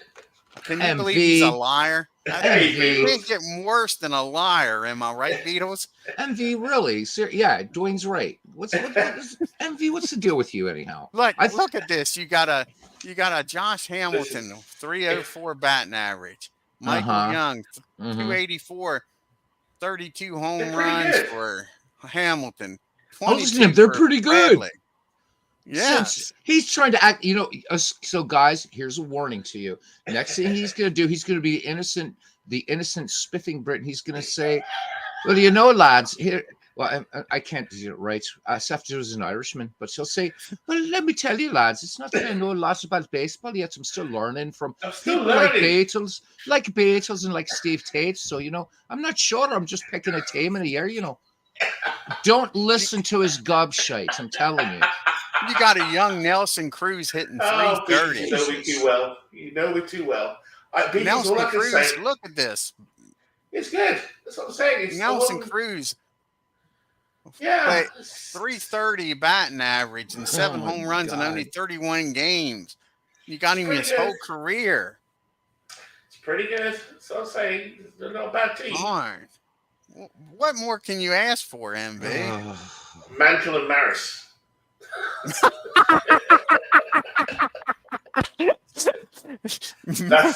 Well, I'm afraid 61 is going to be taken long before it's your turn again, MV. So I guess you're taking 61. Exactly. First, you should have took them with the #1 pick. Beatles, I think it's between the 61 Yankees and the 44 Cardinals. Okay, let's look at your 44 Cardinals. Yeah, they're pretty good. So you guys have taught me. See, I've just listened to what you've taught me over the years. There he goes. I told you. There he goes. He's right. I've read the books you told me to read. Oh my God! Beatles, tell him there's a difference between being a heretic and a liar. Exactly. We can deal with the heretic. We can't deal with liars. Do you know, MV? For some people in the world, it's Christmas Eve, and here you are sinning. Great. Tomorrow is Eastern Orthodox Christmas, and listen to you. Oh, it's the day before the draft for me. It's it's Christmas Eve here. See, there's your partner in crime there. World's worst gamer says, stealing my idea. Damn you, MV. Steve says he's back in overload again. It's beautiful. We know he's back now. Because he said he's shutting down the baseball reference pages. That's all I did at work all day today. The weather was so bad. I was on baseball reference all like 7 hours. So much fun, right? So much fun. No, MV, you're not going to get on my good side that easily. But yes, it is fun. How you doing, mate? How you doing? Just so lucky. How you doing, man? How you doing? Me? Yeah, no, my mom. Of course you. Yeah, I'm doing great. Today's a good day. It's a really good day. Today's a good day because you're taking the piss on everyone. That's and then tonight, I can't wait to watch the stream backwards and see what was said. Because, oh man, that's awesome. I came home tonight, looked at my phone, thought, let me just check in and see what's going on. And the guys told me I got the #1 draft pick. I was like, really? How did that happen, anyhow? Well, They decided to do the randomizer. And the randomizer, I'm putting a contract out on it. I'm telling you. I did laugh. I have to laugh. I mean, I looked at that in the Discord and I'm like, I thought, okay, maybe they're doing him a kindness because he won 2 titles, but I thought, no, nobody gives a damn anymore. So so it's the randomizer. It could be 3 now, Beatles. Yeah. No, it won't be. I'm telling you, man. You guys are going to collude. I've invoked MV. I've invoked the ghost of Arnold Rothstein for every player. Since he's a ghost, he knows what's going on. He knows everybody you're going to pick. And Mr. Rothstein has them taken care of, let's say. Yeah, it's a no-brainer. My first pick. It's one of these two. It's one of these two. These guys are pretty good. I have to say. Yeah, this is their pitching staff. Yeah, the stuff is just. You want to look Mort at Cooper, Harry Lights Burkeen. out. You got Harry Burkeen there, Mort Cooper. And one thing with the Red Bolts have always done well is pitch well. You know what I mean? So that's why, joking aside, it's not as clear cut as it. There's never no joking aside ever. Are you kidding me? In your case, we will joke until. So they only got 12-man pitching staff. Period. That's all they have is 12 men. That's all you need. I'm just saying. Just remember that their best whip's 1.07. Their worst is 3. But actually, their worst kind is a 1.5. Now we'll switch to the 61 Yankees. Yeah. Compare their they've not got the best pitching. I mean, that's the weakness of the team. And leadoff hitting or on-base percentage for the leadoff hitters anyway. Bobby Richards and Tony Kubek. MVU tosser. So when are you going to do these? Like, I have to sign up for like cricket tutorials before I buy this game, man. I want to buy this game, but I never know when you're around. So this weekend I never know when I'm around either. So it was mail time this weekend. So, I told my girlfriend to stuff it. Seriously, I did. I mean, she's still my girlfriend and that, but she wanted me to come down after work, man. And we've got like, all the snow and bullshit. I'm like, I'm not coming down. She started getting pissy. I said, look, if you have a problem, take it up with God. She called me later. She said, yeah, I was out in it, baby. It's really bad. I'm sorry. So there. So it was mail time, huh? Yeah, I have the best as well. You see my face now. I've got the biggest grin on my face. I'm sure you do. Oh, you put up defending champion too? Really? Oh, no, that was a typing error. Because this is my arse. This is a brand new league. Steve, where's Steve? Where's Clue? Where's Steve and Clue? Clue's having to take I'm appealing to the commissioners on this, man. What's the deal? So that's good. So it's gonna be fun tomorrow night, MV. Yeah, it's gonna be a lot of fun. And do get early enough so that I can join in because, although it won't be for more than 2 hours, so I can stay up because I've got work the next day. I was gonna say you start back to work on the 8th. Yeah, sucks, huh? Yeah, God, I haven't looked at anything for 2 weeks. Sorry about that, guys. I got froze. Yeah, no worries. That's all right. MV's just picking on me, Dwayne. I can't wait to see what World's Worst Gamer picks, what you pick, Buckshot, Dwayne, all of you. Just cannot wait to see what comes up. Because if I get the team I want at pick number 40, wow! Because I've already picked that one in my head. Yeah. Okay, good luck. Oh man, MV, I looked how far down I am in that, and I'm like, I'm not getting. I already knew what team I was gonna pick, and there's no way. How far down you're ahead of me, dude? I know, but still, Dwayne, you and I are down like we're in the low rent district. 15th and 16th. Jesus, Mary and Joe, we are. I'm not going to get anybody I want.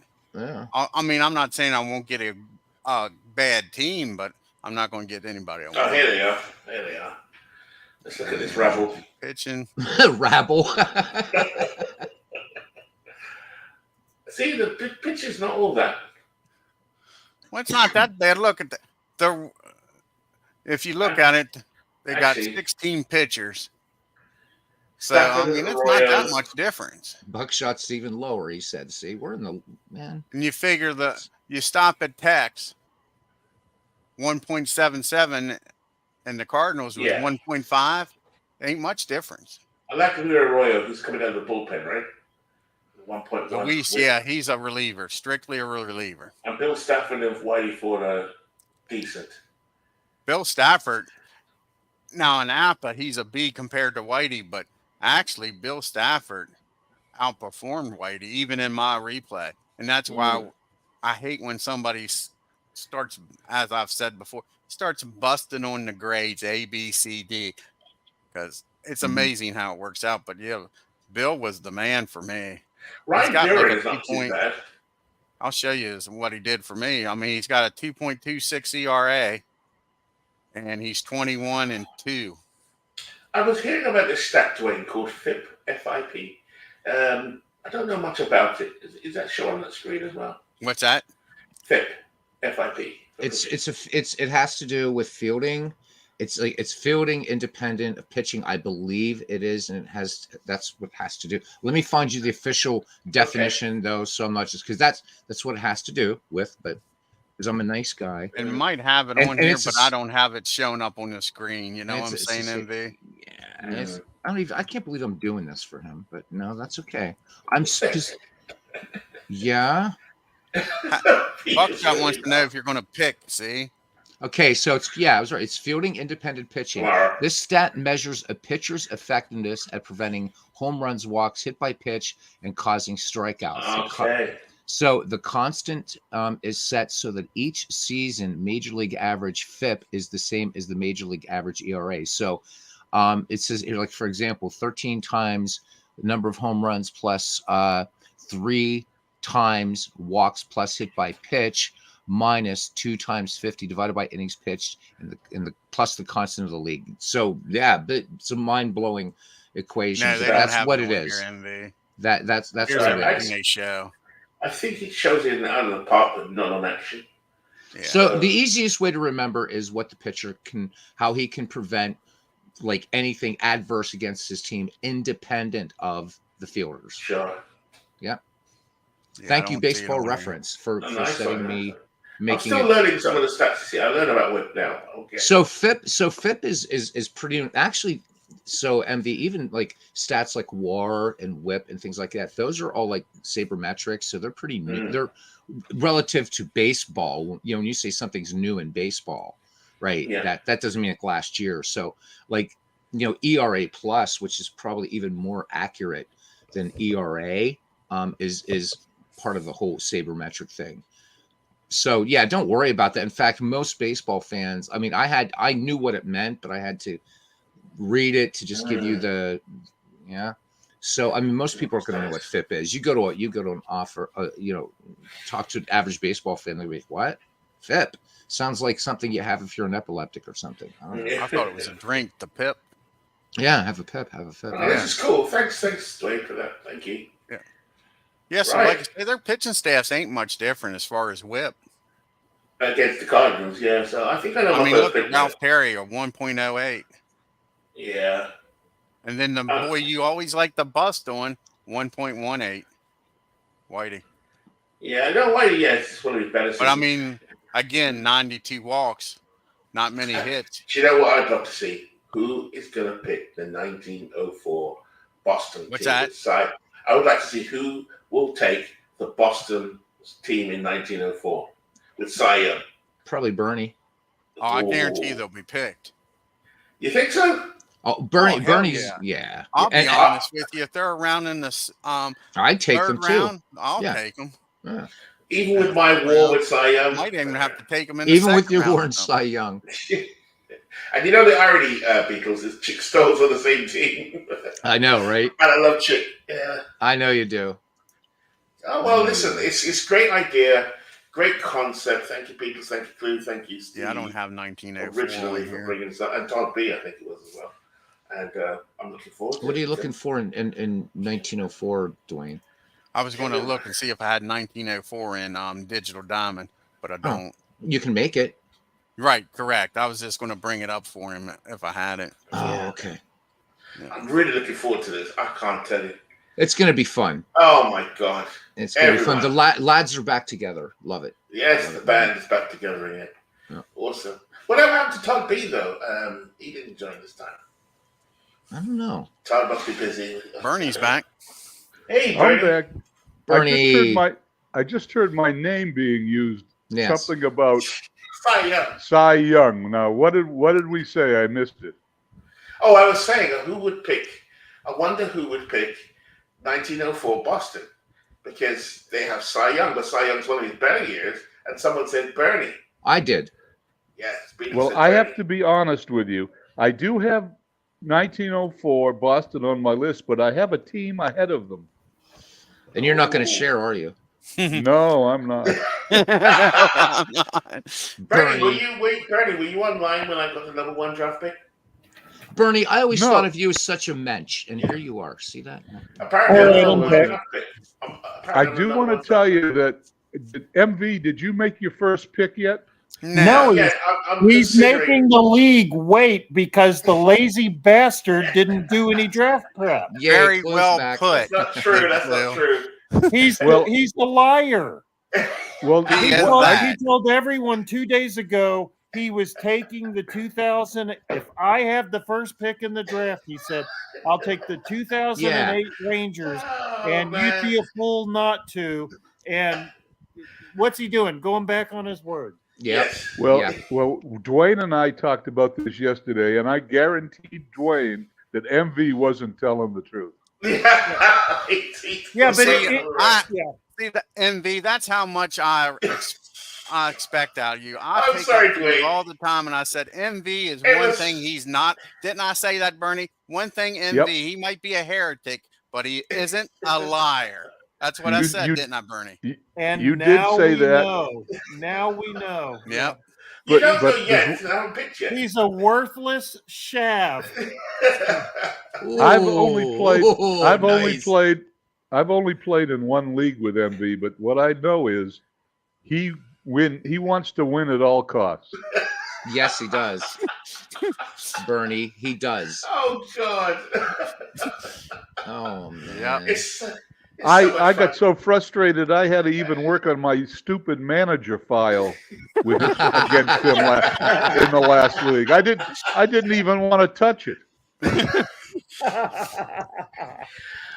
Bernie, you put him a good fight in the playoffs, I have to say. You had to be worried for a moment until Rube got you. Rube Marquardt, he got you. Did you hear that, Bernie? You worried him for a moment. You should be so honored. Yeah. Well, I had a better lineup than he did, but you did. But he had more speed and better pitching, and that's a lesson I learned. Oh man, I'm telling you what. So thank you, Bernie. It was a lot of fun. You added so much to you and Dwayne last year. Added so much extra. Okay. Oh, you swept me, man. You made me look bad in the playoffs. Who? The Red Bulls. Yeah, you made me look bad in the playoffs. Don't you guys see? He's doing neurolinguistic programming on you. Don't buy this polite Brit bullshit. I'm telling you. that's what My country has been under their thumb for 900 years. I agree. Don't listen to this shit. I'm telling you. No. I have learned so much. Oh, stop. We don't want to hear it. We don't. It's true. Oh, humble you, defending champion. When did Twice. Notice the alacrity, Big Clue. Notice the alacrity in which he had to remind us he's a two-time champ. Yeah, he's a two-timer, all right. Yeah, he is. MV, if you win this, me and Beatles is starting a cricket league, and we're going to make sure you don't win that cricket league. We are. Me and Beatles is going to combine our forces and make sure you can't win in cricket. I just think it's amazing anyway. The camaraderie, the fun, even the banter. I told him if he doesn't pick tonight, I'm flying over there by the morning to beat him with a tire iron. I'll join you. I'll join you. I mean, it's going to be so much fun because you've seen WWG put together a really good team last year. The Canada A's. Don't deflect. Yeah, we like Sean. We're talking about you though. Yeah. Sean's Canadian. He's polite. He's certainly not a liar. Well, I wouldn't go that far, but Sean's Canadian. I'll go with Sean's awesome, but he's not the one on the hot seat, pal. You're here being all ingratiating to everybody. Oh, I learned so much, and you said champion. You said 2 times. See, you are so easy. You are so easy. We said poteen. We said poteen. But we are letting the other let's see, Darth Tate, as I call him, off the hook here. There we go, Big Clue. There he goes. Shots fired. I called it earlier, Beatles. MV, I got a question for you. Yes, Freddie. Yes, go ahead. Here's my question. I've spent a lot of time so far on this, and only because I don't want to be second to you anymore. So my question is, after I studied these years and these teams, there is one obvious team that stands out in all these years. What team might that be there, Bernie? I'm not going to tell you. Hey, I had to take a chance. Why don't you just pick them and get it over with? Yeah. Because I still want to sleep on it because he says there's only a 30% chance he's going to take that team, Bernie. You just came from being in Mel. You had enough time sleeping. He says there's a 30% chance he'll take that team.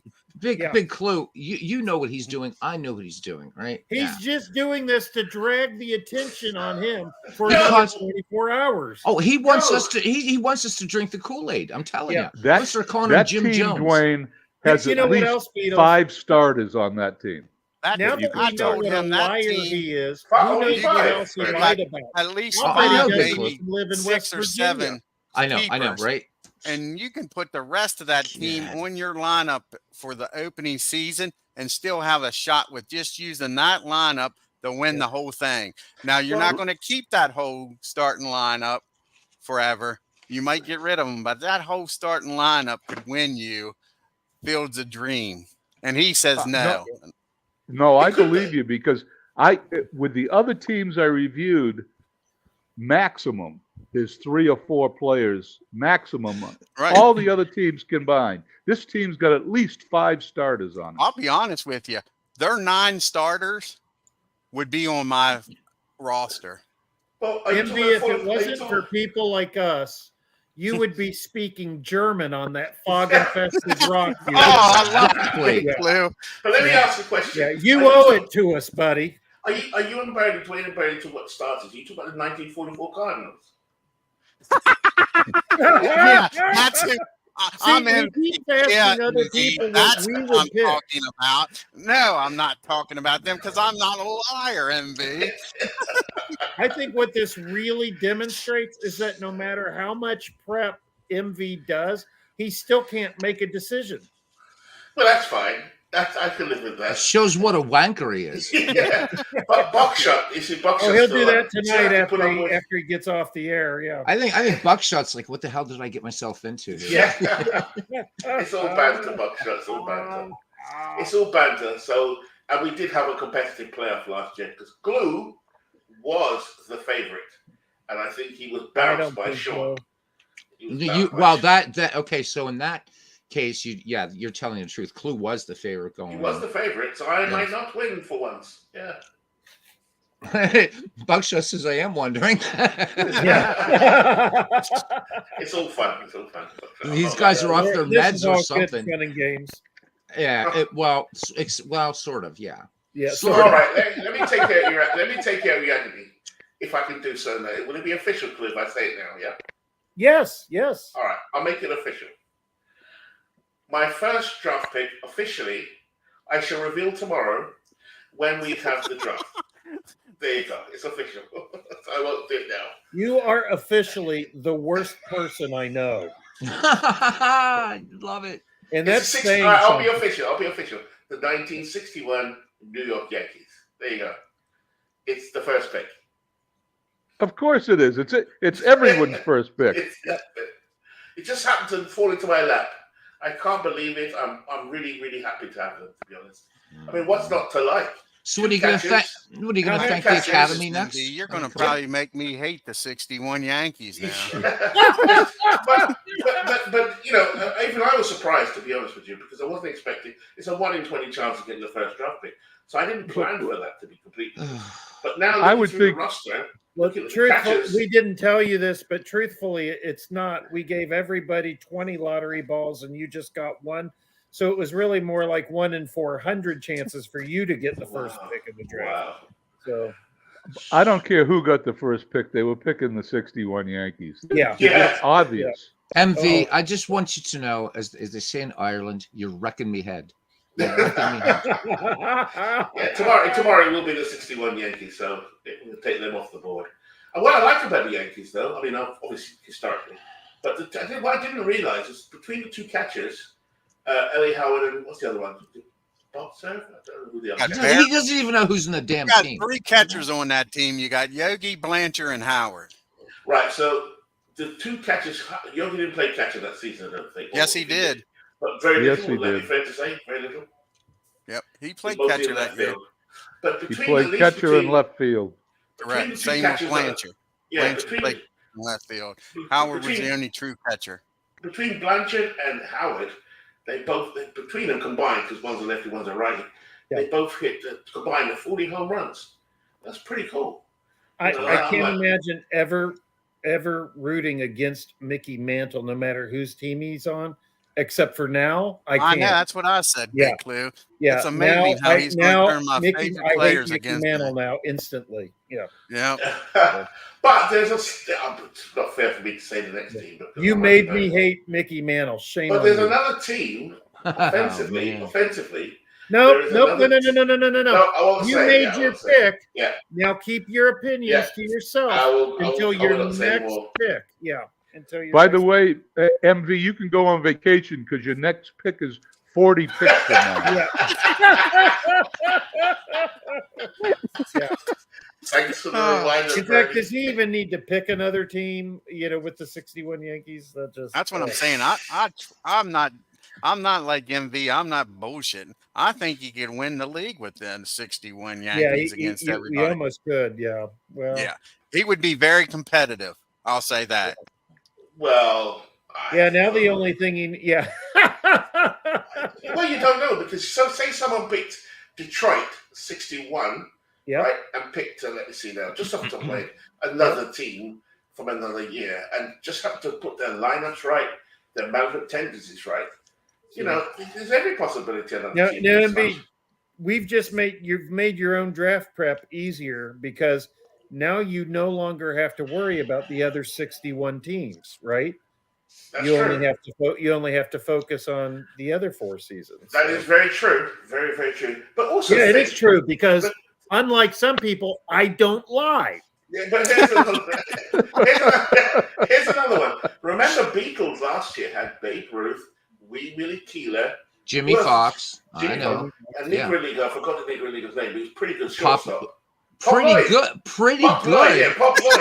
Pretty good. Yeah. Pop Lloyd. What the fuck? Pretty good. You got him cussing it in here, MV. But he had a. How did he just drop an F-bomb? Yes, he's got Beatle cussing. Yeah, because he fucking. I don't think I've ever heard Lloyd pretty good. Yeah. Pretty good. Pop Lloyd's like the second best shortstop of all time. Dude, you're not backing out. It is so on. Oh my god. I can't believe Beatles, you. before you came back on, I told the fellas, I said because MV's sorry to drop F-bomb in your thing, Dwayne. I'm sorry. You're man. fine. That's MV's fault. It ain't yours. I said it wouldn't surprise me if Beatles doubles the bounty on MV's head now. I'm going to now. I'm going to find something. I found there's like escort simulator. Anybody interested? Yeah. Whatever. I'm telling you. MV, I think Beatles says he'll even buy somebody a football game. Whoever beats MV, I would. Whoever puts it in MV season, they can marry Beatles' sister or something. Oh my God! Hey, Beatles, I got an idea for you. I'll send you the link. I was scrolling through YouTube, my YouTube feed today, and up popped the world's greatest robotic woman. Oh, sounds like my kind of girl. Little out of my FedEx pay range there for somebody, Bernie, to win. Yeah, I'd love to see. Yeah. Just because she acts robotic with you doesn't mean she is a robot. All right. What a great fun we're gonna have tomorrow. So who else? So who else are you gonna talk gobshite with now? Come on. All right. See who's next?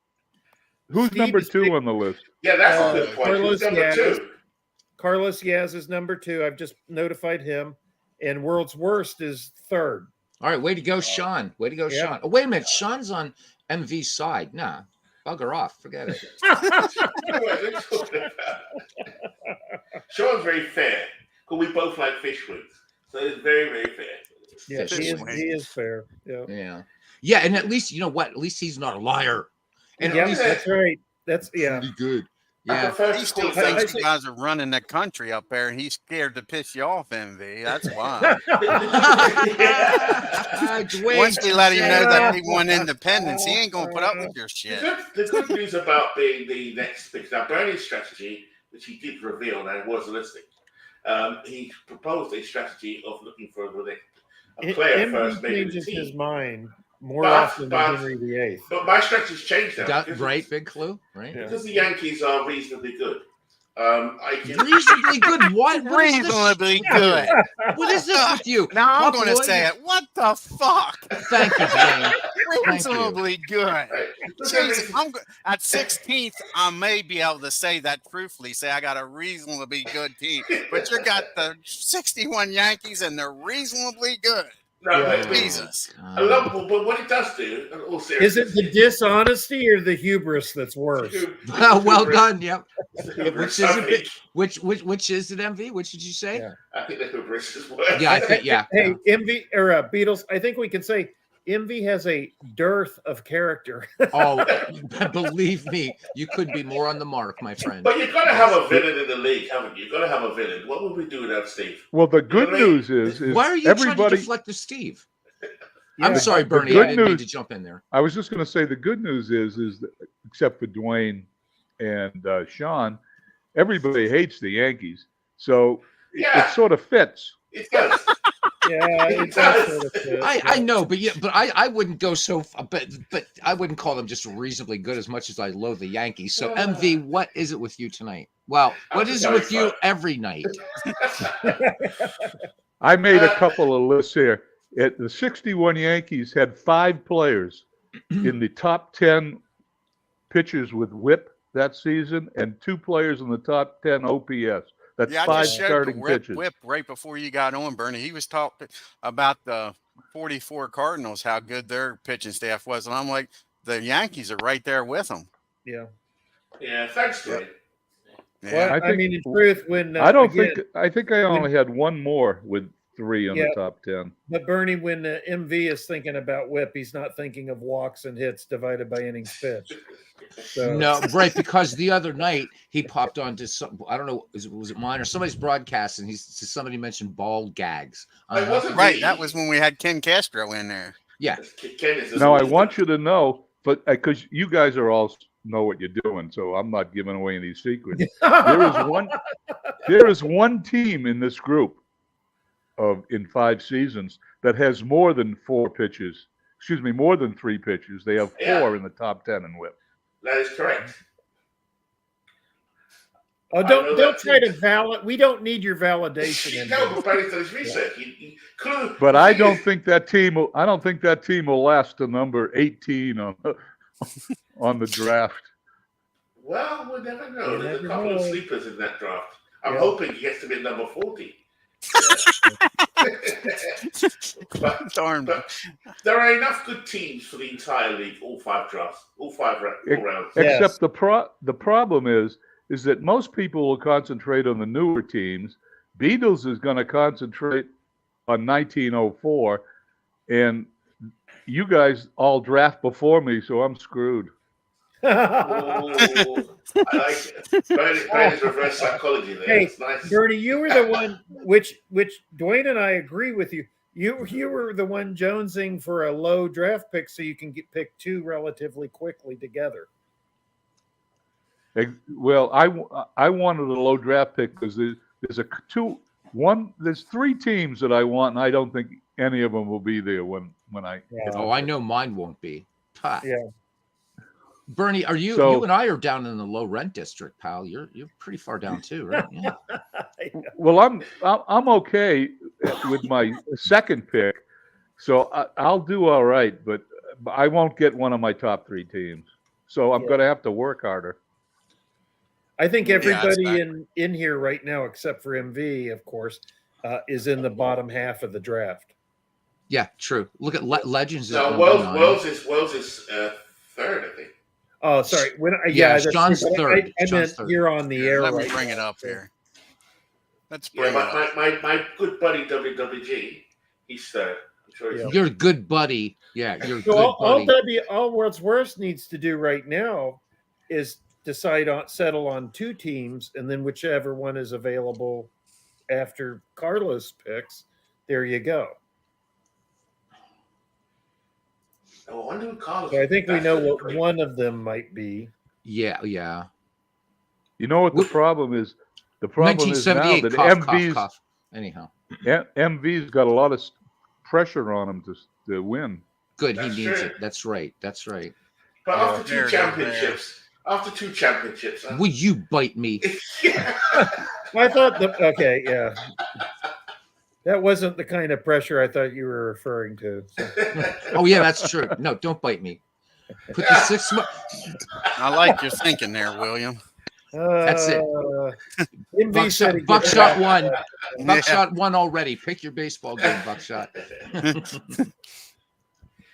If anyone listening I'm just stirring things up. That's all I'm doing. A bit like the straw that stirs the drink. This Beatles, you know what this is? This is like the greatest day in his life. You know that. I know. You gotta be honest though. For the amount of good, you telling us to be honest. You're telling us to be honest. That's rich. MV, I want to remind you, MV, about a couple of things. First of all, the randomness of the game itself. Yes. That's number one. Number two, a very important word: injuries. There are injuries in this league. But there's only on low. There aren't they Beatles on low. We said low. And I would like to piggyback on that. Injuries can occur to a certain manager if he doesn't mind his manager. And to the best of my knowledge, Mantle had injuries in '61. That means it's got to be in his ratings to be injured. Yeah, but he didn't miss many games. In the Discord, in announcements, I just quoted Henry II, so I think you'll appreciate it. If you saw that, I think out of 162 games, he played in 154. But he was injured the last month of the season. Oh my God! Right, but he played injured a lot. He actually played. Yeah. He misses like the last 4 games of the season, and he missed like about 8 games throughout the season. And most of them was like double hitters. So, yeah. Oh, man. Oh, the gods of baseball have shone upon me tonight. You're I mean, insufferable doesn't even come close to and he's no Thomas Beckett, by the way. No, he is no Thomas. That's true. Now, guys, you do understand that all of us in the United States will be going to bed tonight. MV will be up by himself all day. He won't have anybody to talk to. That's true. Oh man, what a day! Oh no, I'll have to hear it because I'm the early riser around here. So indeed. I'm usually up by the time you're at lunch, MV. I think. Oh yeah. I'm on Discord sometimes, but it's not even noon your time, yeah. So no, I'll be looking for my second and third team if I get to a third team. I wonder if MV will get any sleep tonight. He's just going to be so delirious. Yeah, I have a long journey tonight as well, so it's going to be I'll be under the covers in a minute. Has a good time with his lass, and then comes back here and just does what he's doing here. I'm telling you. Well, we don't want to be judgmental, lass, lad, whatever. You know. I mean, this team is like I said to him earlier when he first came on the air. I said, it sounds like that was 5 pounds well spent today. Yeah, nice. I shall set her on you, Glue. You won't want that, trust me. You won't want that. Hey, Dwayne, if anybody comes upon this YouTube video of yours expecting to get just a baseball game later and they don't know you, they're going to be really, really surprised if they go to the end of this 5-hour video stream. I guarantee you this happens a lot, Bernie. How many people will click and then go right to the end of the video to try to find the score and be like, what the hell? Into the video, somewhere you click on Beatles YouTube streams, you know what you're gonna get, but I haven't seen you do this. I've never seen you do this before. No, correct. You're exactly right. You're going. I want to be the Rube Waddell of the community, and here you are, Dwayne. Now you're challenging that. See, but except you stay on point for 5 hours, and I don't know how the hell you do that. Well, you've done 7 Beatles, to be honest. Well, I've done 7 hours, but my point being, MV is like like we start out with baseball and we end up talking about yak breeding methods on my channel. Dwayne stays on point for how the hell do you do that? Yeah, I only came in halfway through. I didn't expect. I guess this takes care of the old chin wag for tonight. Though. That's pretty cool. Well, yeah, I don't think anybody will have anything to say after this is over. Yeah, true. Truthfully, hey, if you when want MV first came into he was going to show a free game, you can show it. Yeah. Later on, I'm going to show a free baseball game. Another freebie. Wow. And this one. MV likes freebies. Just to what? Yeah, I know, right? Yeah, that's MV's 5 pounds. Start having to give freebies. He probably went and got some shawarma with the 5 pounds. Get us back in the fold. Yes, that's what I need. I need another baseball game. This one you don't. Right. How many on this you got? one automatically assigns logos. You don't have to do ballparks, anything like that, and it has. I think it comes with 113 seasons. Wow. And and it's very nice. So it's free, but I got to show it. Are there any seasons missing, Beatles? 1961. Yeah. Yeah, 1961. Good one, Bernie. Good one. Bernie, you're the perfect foil for MV. I love it. It's perfect. Oh man. So do we need to inspect Steve's bank account here before the draft to make sure that everything was on the up and up? I think Steve is beyond reproach. Yeah, but it's true. Sean. As far as I know, he's never lied to me. But he's never lied to you. But all of a sudden, MV is calling Sean his good friend. This is like a football supporter from Manchester buddying up with somebody from Chelsea. I smell a rat. It's all good fun. It's all good. All in the name of good fun. MV you keep saying that. Euros and gave them to Steve. MV, you keep saying that all you want, but the bounty it's done. I don't know what I've done to deserve this bounty. Oh no! I don't either. All I've done is win. I don't understand. You know what? Seriously, MV, if I had whatever, I don't care what the currency is, pound, euro, whatever, that you've come into the Red Bolt Nation one, blah, blah, what have you done? No. But the thing is, just tonight, making MV, I mean, you made big clue. One of the commissioners of the league have to call you out. Dude, you are the Chick Gandil of this league. I know. Oh my God. What a hell chase. Yeah. All I hope is that someone other than MV gets the 1978 Yankees. Oh, Bernie. Oh yeah, you know what? I think he should get the 1904. Don't you dare pick the 1904 Phillies, MV. I like Guitry. I like all those boys. Reggie Trying to get him to. Yeah. Don't tell us who you like. It makes us uncomfortable. If you get the 78 Yankees, and I'm not a liar, I will start hating the Yankees. If you get the 61 Yankees and the 78 Yankees, now you're going to ruin me with Thurman Munson, Ron Guidry. You ruined me almost with Thurman Munson by putting him on the stinking Mets. I want to know. Now he's going to be on Red Bolt Nation. So MV, you said what you did to deserve this. Now I present to you your moniker on this stream, on this network. What does it read there, MV? Defending champion. It's a lie. No, and I remind you, MV. Number one, remember what Dwayne Martz does for a living, and number two, remember like I told you, like the two organizations I grew up with my family. Well, they're pretty good at putting in the fix. So you'll meet Dwayne. Oh, you're gonna meet him all right for 15 to 20, and then you wait. Mm-hmm. Now, Dwayne, I think you got to be careful. Dwayne, you need to be careful because there's trading in this league, so I wouldn't turn MV off altogether. He may have so many Yankees, he may trade one. I did tell him this, Bernie, I don't know. before you came on. I said, in order to save face, you draft the 1961 Yankees so nobody thinks you're an idiot by not. And then I'll draft the 2008 Rangers and we'll trade lineups. And you can put your money where your mouth is there. So the year assignment's not like, so in other words, it's going to be round one. So it's not going to be like, okay, so the year. So, oh my God, no. See, oh, geez, you and Steve, come on, next year, right? That's okay. All right. Because all this stuff, and then you hit MV with 1944. He'll take the Cardinals. But Brady makes a good point though, because you want Stan Musial, so okay. Trades are open, so the who wants to trade with a known liar? Exactly. Liars are thieves, and all you're going to do is rob people.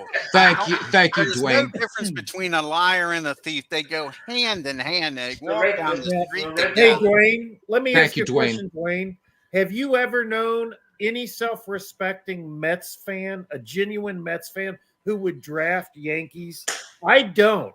There you go. I don't think MV's been truthful about that either. No, Exactly. How do you know we'll pick the Mets in 78?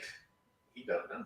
You had the first pick in the draft. You already picked the Yankees. Know. You already picked the Yankees. You're a Mets fan. You're not supposed to like the Yankees. You're supposed to hate the Yankees almost as much as Red Sox people hate the Yankees. So Big Clue presents a prima facie case. You're done, dude. What do I want from Mantle? Well, he doesn't speak the King's English. No, in all seriousness, it's a good point. Oh, look, he's taken in Forever Remain 90. Here's our good German friend being taken in, asking MV. He says, what you went for Mantle? He's asking what you went for Mantle. See that? He's a fellow European. That's fantastic. Hey, bite me again. That's fantastic. You racist bastard. So in other words, if I move back to Ireland, then I'm back in your little club. Is that it? That's correct. I guarantee you. Hey, that's why Sean's his good friend, because Sean's in the Commonwealth. That's right. That's right. Yeah. I guarantee you that MV will not draft the 1978 Mets. Of the top 60 players available that season, only one of them is on the New York Mets. Yeah. But when you have the Yankees, I may not have to draft for a team. I could choose a team, obviously I have to choose a team. But I might be looking for one specific player now. That's the beauty of this me having the first draft pick, because I can pick someone off the 78 Mets if they fit. So, and who knows, I may put one of my players up for trade.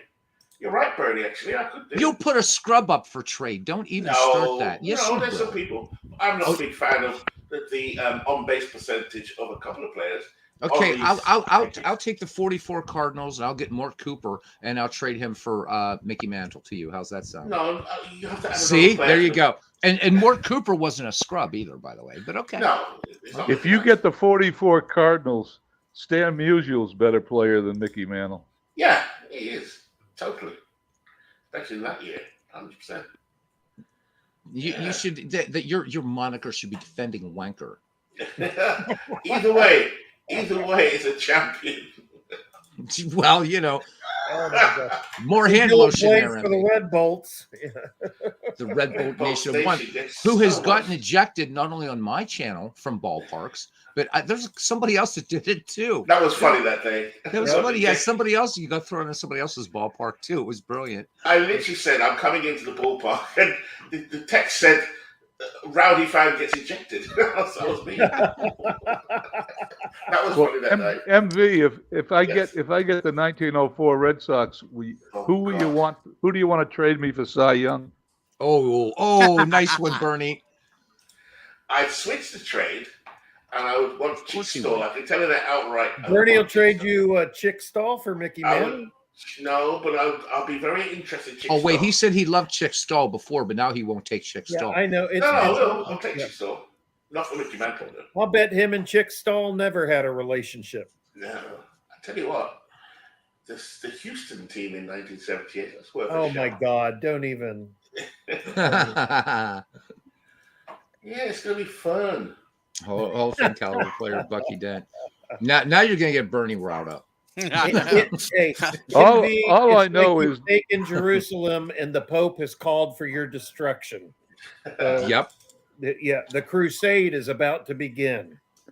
Do you know what? Yeah. You know what MV's going to do in 19? He's going to take the 78 Pirates just to piss Beatles off. I know. It's coming. You know it's coming. I know. You're right. You know what? You limey bastard. Bring it on. And here Legends gives me grief for always picking on MV. I swear, where is Legends when we have the evidence? Legends, my buddy, I feel Legends. sorry for you, MV, but I don't anymore. Yeah, and you know what, MV, you can't even pick on me for being a Beatles fan because 3 of them are Irish. So there. Really?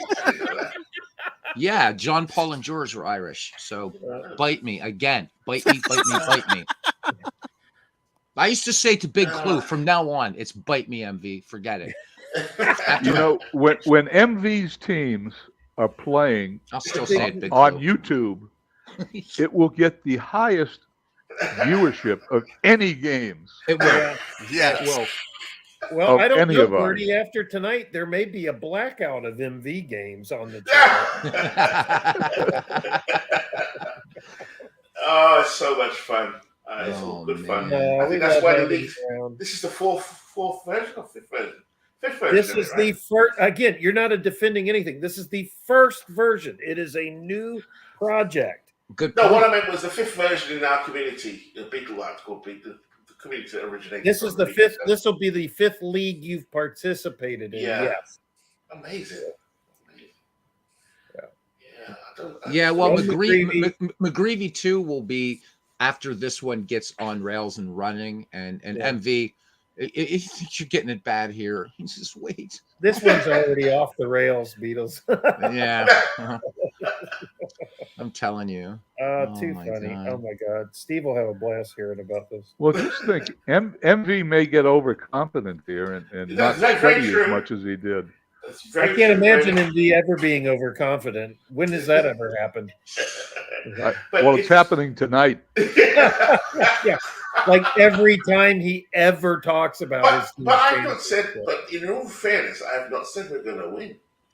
I've just got the first draft pick, which is lovely. No, fairness is going out the window with you, buddy.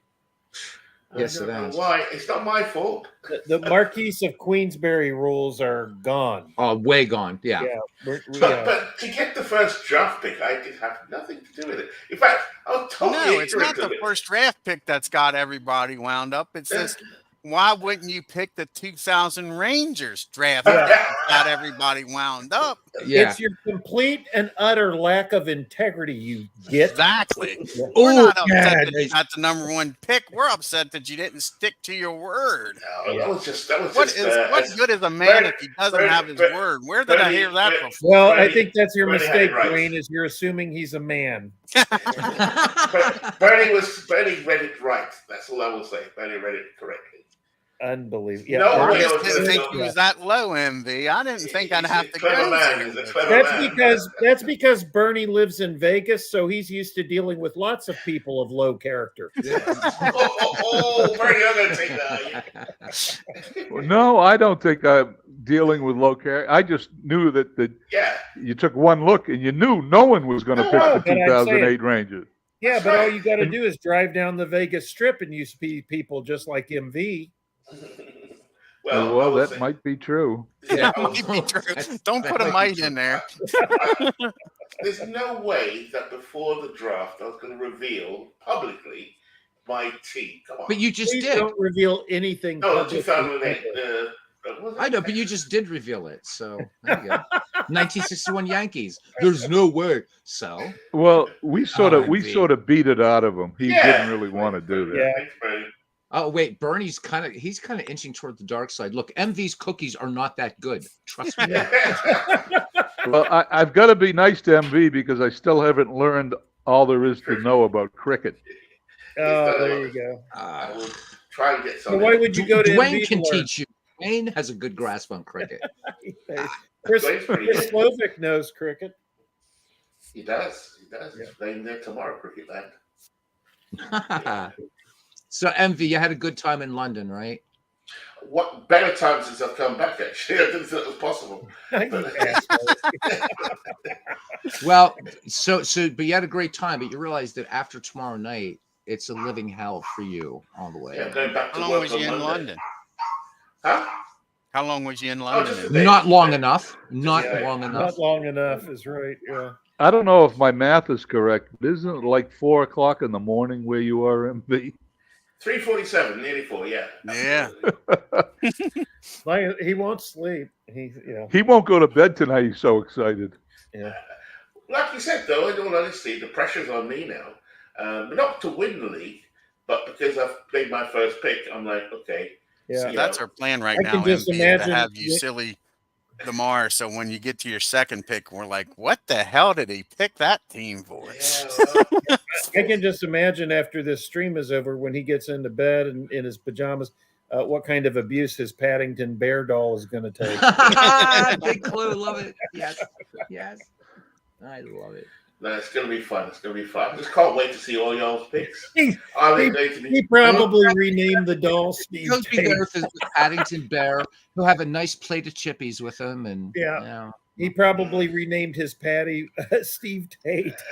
Oh, big clue, man. Take that, Steve. Take that, Steve. I'm going to win. See who's on top now. Well, Steve? you know Steve is very competitive, and he will be going for the win as well. Yeah, but Steve's not a wanker. There's a big No, difference. Yeah, that's right. Yeah, I can take the abuse. Let me tell you real characters, and this isn't to brag, but because our league is full of people like this, with you the major exception, of course. I did all this draft prep. I created all these spreadsheets, 5 or 6 different spreadsheets, and I gave Steve a copy of the file, knowing in advance that the person in the whole community that drafts the most like me anyway is Steve. So that wasn't to help Steve draft prep per se. It was because him and I are both going to be checking each other's work in monitoring the draft and administering, things and making sure that everything's accounted for. But in so doing, there's a lot of information in there that he hadn't put together himself and stuff. And now that's going to be at a touch of his fingertips during the draft. So Steve will draft better because of the resource I handed him. I had no problems doing that. I felt, that wasn't withholding that wouldn't have made me happier or anything like that. Yeah. You're never getting a damn thing from me. Applause. Can I just say, clue? I've scraped things off the bottom of my shoe that have more character than you. Can I just say, Clue knows well that I shared my spreadsheet with him yesterday. Yeah. Don't say the word spreadsheet. Hey, Clue. Yeah, that sounded in a an little elevator salacious. that describes envy. It's a little salacious there. You remember Dirty Harry in the elevator? You're dog shit. And a lot can happen to dog shit. It can be stepped on. It can be up. The longer we stay on here, the madder Dwayne gets. I'm loving it. I've never seen. Dwayne's gonna blow a gasket. This is like the best draft ever already. Well, Steve, it is. Ernie, I'm around 3,000 people that I never thought MV would remind me of. Are they all attorneys? Because they lie too, I hear. No, everybody's innocent if you watch Big Shawshank Redemption, right? I'm innocent. Yeah. All of this because of the 2008. I never thought NV would be part of that. I never thought he could be possibly my clerk. 2008 Rangers. That's all you would have had to say. I picked the 2000. No chance. That is the man. NV might be crazy, might be stupid, but he is the man. Nobody can ever on my channel say a bad word about him. Nobody would pass up the 60. Do you know that if MV picked the 2008 Rangers, we all would have been saying to ourselves, what does he know that we don't? And then we all would have looked for these obscure teams, and all these 61 Yankees wouldn't have made the first round. Right. Well, we challenged him to put that on there, Bernie, to pick the 2008, because we all know it doesn't matter how good your players are. It's all about how well you change that manager setting and Action PC, whether you can win or not. And we all know who the best guy is at managing an Action PC team is, and it is NV. He doesn't need the 61 Yankees. Well, it helps. It does help.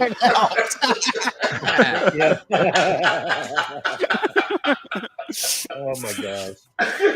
Too much. Can we leave instructions with the manager file to intentionally walk certain players? Yeah. I don't think you do individual players. No. I know you can. I know you The can situations you intentionally bean, to bean players. I'd like to find out if we can bean the opposing manager. Well, better yet, we can put down that we want to hit Mickey Mantle every time he's up. One of those pitches is going to injure him. Again, I don't want to take it out. I can't help it, but I don't want to take it out on the players because their manager is a jerk. He's the Dick Williams of the league, isn't he? Yes, I will agree with you. Yeah. He is. Yes. And anyone watching this, you can see why I am the way I am. Oh, no. You're seeing a whole team of psychologists, aren't you? Holy moly. Don't say that, yeah. Oh, man. But you can instruct the manager, Bernie, to do a lot of things in certain situations. You can definitely do that. Well, I don't know why we expect more from him anyway. That's, consider the source, right? Now, if we were doing this in out of the park baseball, you can hit anybody you want. Yes, you can. Can you? Yeah, that's yes, you can. Yeah, you can intentionally beam. You can throw right at a hitter. Yeah, I do. Oh, you mean in terms of in-game, right? Gotcha. But no, Bernie's talking about the manager file. Yeah. No, you can't get out. No. You can't get that granular, unfortunately. Yeah. So is it fair to say? That in this league there will be some rivalry games?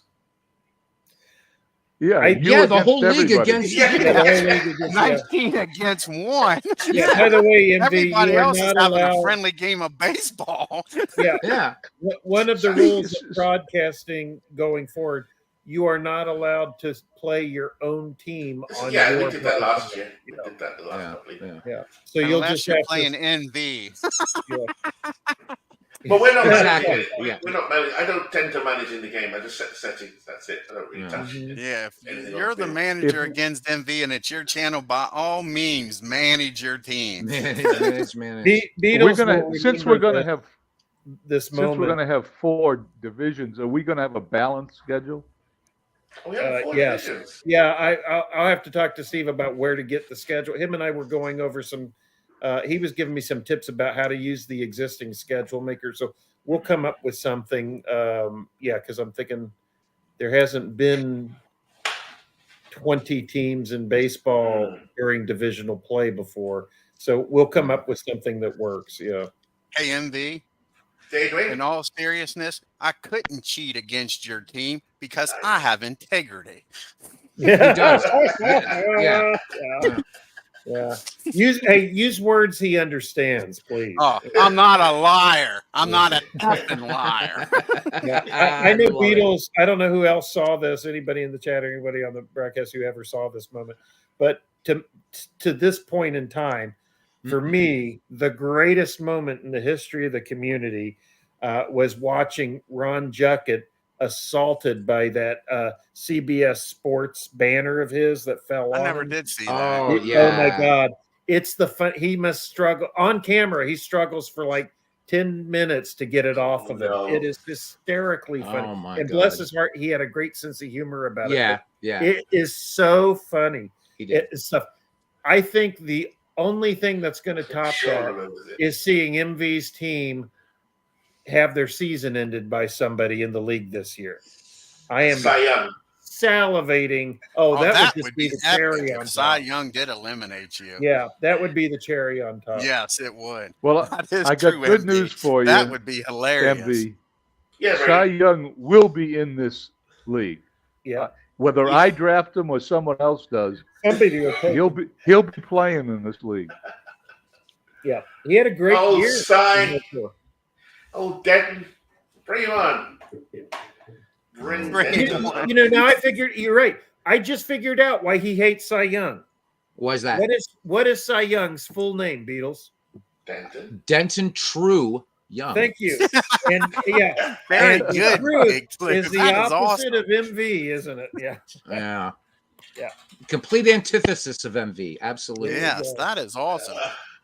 Denton True Young. the price one wears for one carries for women. You're going to pay a price, all right. Well, this is a lot of Beatles. When are you going on? Because I'm going to sign off here. I want to catch your. This is YouTube. a really hard act to follow, man. Yeah, I don't know. Man. No, I'll go on when you guys are done. I'll yeah, when this is done, I'll go fall on. asleep for a while. I'm still wound up over Yeah, this I'm going to go on and show this baseball game and whatever. Yeah.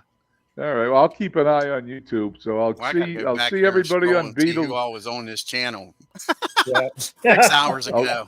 Well, since YouTube cuts that off, good luck. Yeah, I know. I'm just being sarcastic. Yep. Yeah. How long does YouTube let you broadcast? Oh, you can broadcast as long as you want, but it will cut off the chat at a certain point. Beatles keeps testing the bounds. Yeah, I do. I'm at 7 hours, so it goes back to 8:49. The chat does. Eventually, Beatles channel was going to create a black hole event on YouTube. I'm hoping. Yeah, but you know what? I have an issue with you guys, except MV, believe it or not. So when I do a short broadcast, do you know that MV is the only one that's ever noticed that? I'm serious. No, I noticed it. He's like, Beatles, what's up? You only did like an hour. All you other guys, man. No. So there you go. Not that I'm friends with you, MV, but I'm just saying. That's all right, buddy. Are you saying he's encouraging you to do longer broadcasts? No, but like everybody's like, so all right. So like, all right. So here's poor Bid. That's right, Buckshot. Yeah, if he wasn't a Mets fan, I'd feel bad for him. Way to go, Buckshot. Buckshot's got it going now. No, but here's the thing. Okay, so Ron Juckett, since we've invoked Ron, so I just happened to be innocently watching the interview with something, or it was something, and my name came up, and Juckett says, "Yeah, he's a real big Deadball fan." I'm not a fan of baseball, but it's just the way he said it, right? So I get picked on, and everybody picks on me because I do streams that are almost. I'm my goal is to do a stream, and that's going to happen on. I think that was New Year's when Super Bowl Sunday. Chat on there. Super Bowl Sunday is when I'm going to go longer than the combined extended versions of all three Lord of the Rings movies. It's happening. There you go. But until then, nobody ever notices, right? Nobody ever. Hey, Beatles only did an hour, except MV. Everybody else. Well, Beatles is going to be here, stretch out here for the next 7 hours, which is true. I own it, but I can do a short stream, guys. I can do it. About a month ago, Beatles, you did a game, and I can't remember when it was. It was like 50 minutes. And it was 50 minutes. Yeah. There were like 6 people on the stream. Nobody said a word in the chat. You couldn't wait to get out of there. I couldn't. A bunch of wankers, Beatles, man. Cousin Ken assures me that at that age, everything is a short stream. Everything is a short stream. Nice. Well, thank you for noticing, Bernie. Be careful. I'm older than all you guys. don't want to get. Don't be touchy now. See, I'm telling you, gentlemen, Bernie is a mensch, and that is he's a mensch.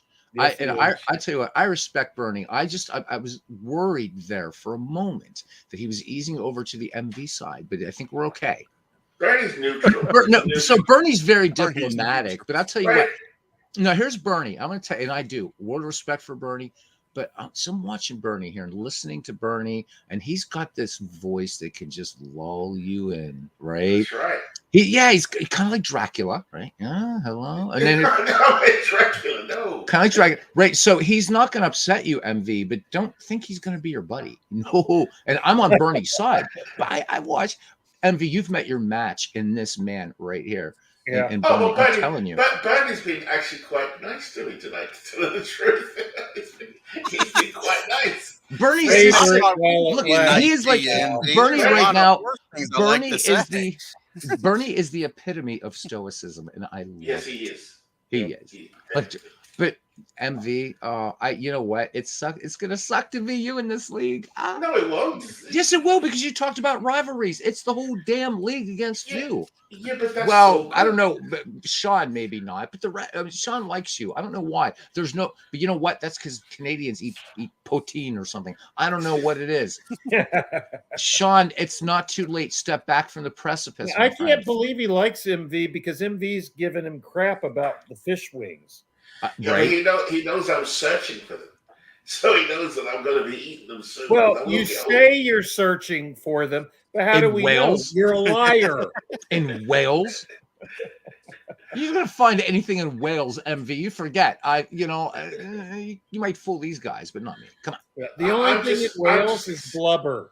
I'm just looking forward to the banter, the fun, and what we've always enjoyed, which is the the winning of someone's going to win. Someone has to win.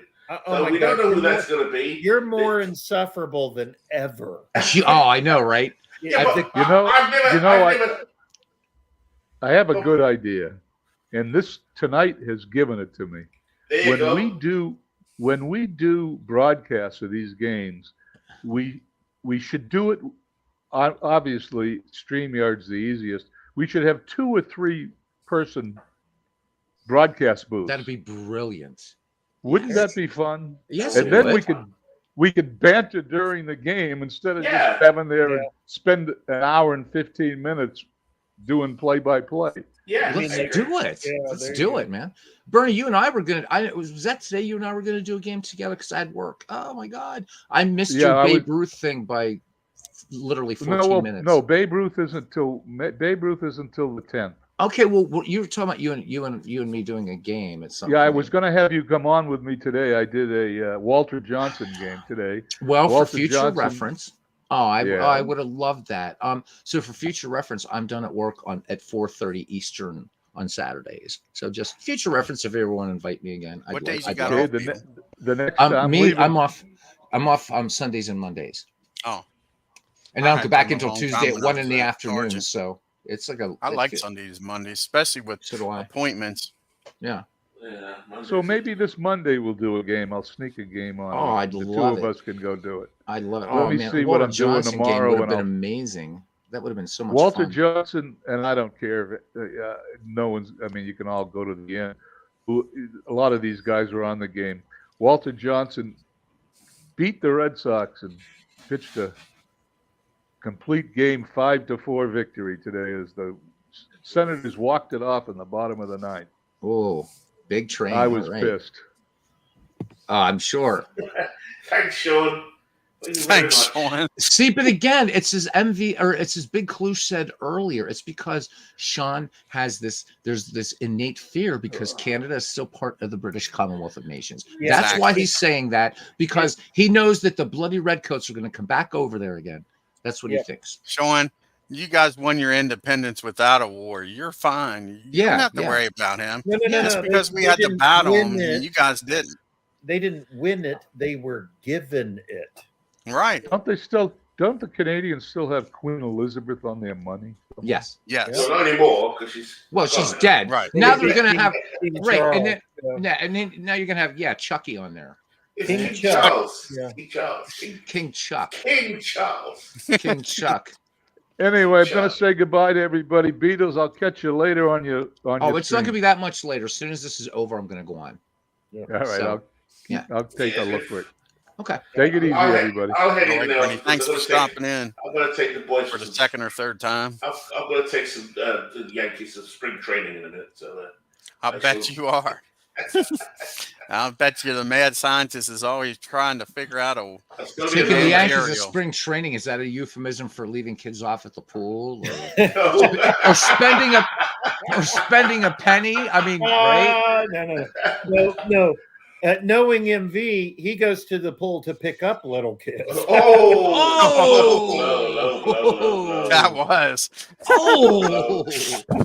That was Hiroshima and Nagasaki. That's why. Thank you, Sean. I have some support. See, Sean. Now, Sean is well. Besides hating the monarchy, which go Sean. He's wishing us all. Thank you, Sean. Good, and the same to you. You Brit loving anyhow, same to you, seriously. I wish you all the best of luck tomorrow in the draft. I've been watching Keaton until my 40th pick because it's going to be a long wait. Do you notice he said his 40th pick? Please, sir, and then can he I have some giggles more? like a little schoolgirl. My 40th pick. Oh, not just the 40th, but MV, be prepared because you will have the 41st pick. Also, 41st, yeah, you're right. Yeah. 2 minutes per pick, sir. So you'll have no excuse not to make your picks on time. No, I got my Yankees out the way, which is the most important thing. You know what he's going to do, Big Clue? He's going to wait 4 minutes and pick both of them at the same time. Yeah, just to make us it'll make everybody wait. Yeah. You know, Dwayne, that's a great idea. No. Thank you. Oh my gosh. It's all payback. Getting the number 1 draft pick, he couldn't have wished it more. That's karma. So that's all I'm gonna say. So, but no, I look forward to tomorrow. It's gonna be a lot of fun. Yes, it is. It is. Yep. So MV, make sure to be there. You know, at I'll clock on 9 o'clock my time, so at least I know that I will be early. So you know, even though I'm not picking, I still want to watch the draft because it's gonna be so much fun. You know what I mean? It will be. Yeah. It will be. Cool. All right, guys. I think it's time for this twat to sod off, don't you, Vito? Yeah. We got to go 2 more minutes. Oh yeah, you got to go 2 more. Yeah, it was time for him to sod off. And is that what you say? You got to at least do 6 hours. Is that what you say? Twat. It's twat. Twat. Yeah, twat. Twat. Yeah. He said twat on my tail. It's twat. Wanker. Well, Hey, a rose is a rose. Maybe in your neck of the woods there in West Virginia. Oh, don't put him next to me. I don't want him as a neighbor anymore. I used to not mind it, but not anymore. Dwayne's put him like in Mississippi. Dwayne's like, look, I've done my man. I'm like, yeah, that's it. Right? I know. I used to be in his corner, man. You guys know that. I used to say, gosh, they're hard on him. Dwayne, I'm now so I understand glad. why. There you go, Steve. There's hope. There's hope. They're always hard on Dwayne. You know what he was doing, Beatles? Teaching me cricket, pulling me into the fold. You know what I'm saying? He was. I know. It's like that. Just like Bleak Clue said, he's like that little guy that stands on the corner with the candy and the little kids come by. You know? Well, see, that's before you knew. Get into my van, young man. Come here. He's also so you know the Jethro Tull song Aqualung? Yeah. Yeah. Yeah. Oh yeah. Sitting on a park bench. Dun, dun, dun. So, eyeing the 1961 Yankees with bad intent. We know you. 2008 Rangers. Well, at least we've been taking out suspense for the night. So you know, we look forward to tomorrow because thank you. Jazz and WWG, thank you. Exactly. Can't wait till tomorrow. Can't wait. Just want to see who calls. You won't have to. It's coming there in like what, an hour or 2 for you. So yeah, WWG. I can't wait till your pick, your third pick, because it's going to be so interesting to watch the whole thing. Yeah. Great concept, Clue. Great concept. Seriously, I mean, all joking aside, the second pick I think is a harder pick. I think so. You had the no-brainer. I mean, you said you want it, but there is a bunch of good teams now. Oh yeah. That Carlos has to pick from, and that is no joke. Yeah. Like I said, there's at least 4 or 5 teams in 61 alone that if you pick in that second pick, I can't argue with you. Yeah. More or less, it's like a pyramid, right? After you get every layer or level that you go further down the pyramid, it gets wider. There's more teams at that level. So right. Yeah. So you got 61 on top, and then you got 2 or 3 right beneath that, and then 5 or 6 beneath that. So exactly. World's the worst game. Good for you, man. Yeah. I think Carlos is going to go 78 Red Sox.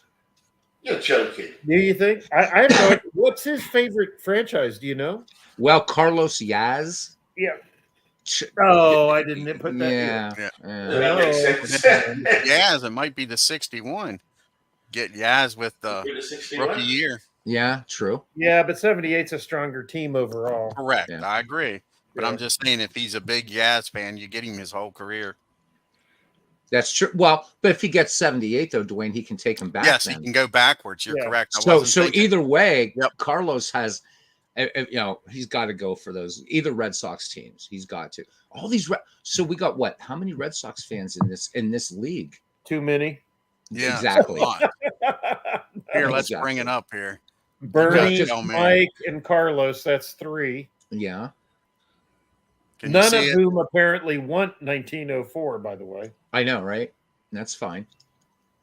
They can just I know. I wish I could draft 2 teams from 1904 too. See, you know where I'm at a disadvantage, and this has been my own kind of thing. It's going to come back and bite me in the arse. Is this because I've been going on and on about my for 3 years, 4 years, however long my channel's been going on. Learn more about dead ball. Learn more. Everybody's looking at, well, except you know it, Big Clue, but everybody else looking at the 1904 season now. I'm screwed, dude. So I'm telling you, I doubt there'll be that many 04 teams. I mean, there could be a couple. My hunch is Beatles. I agree with you. I think most people are going to gravitate towards the newer seasons. Well, but except with the rules of the league, everybody's going to have to encounter dead ball at some point. Yeah, at some point. Yeah. Yeah, but on the reverse side, I'm going to have to encounter 44 whether they pick that year. I'm going to have to encounter 2008. So yeah. I think you'll be fine, Beatles. I know the Phillies. I know the Phillies from 2008. Pretty much who you want in the first round if you want an 014. Here's one possible draft strategy that could play into that if you think of it this way. Yank the cable from MV's. Well, that's not a draft strategy. That's just a life strategy. We should. That didn't work. That didn't work today, did it? He's still here. I can't believe he's still here. I know. You know, MV, go to bed, you wanker.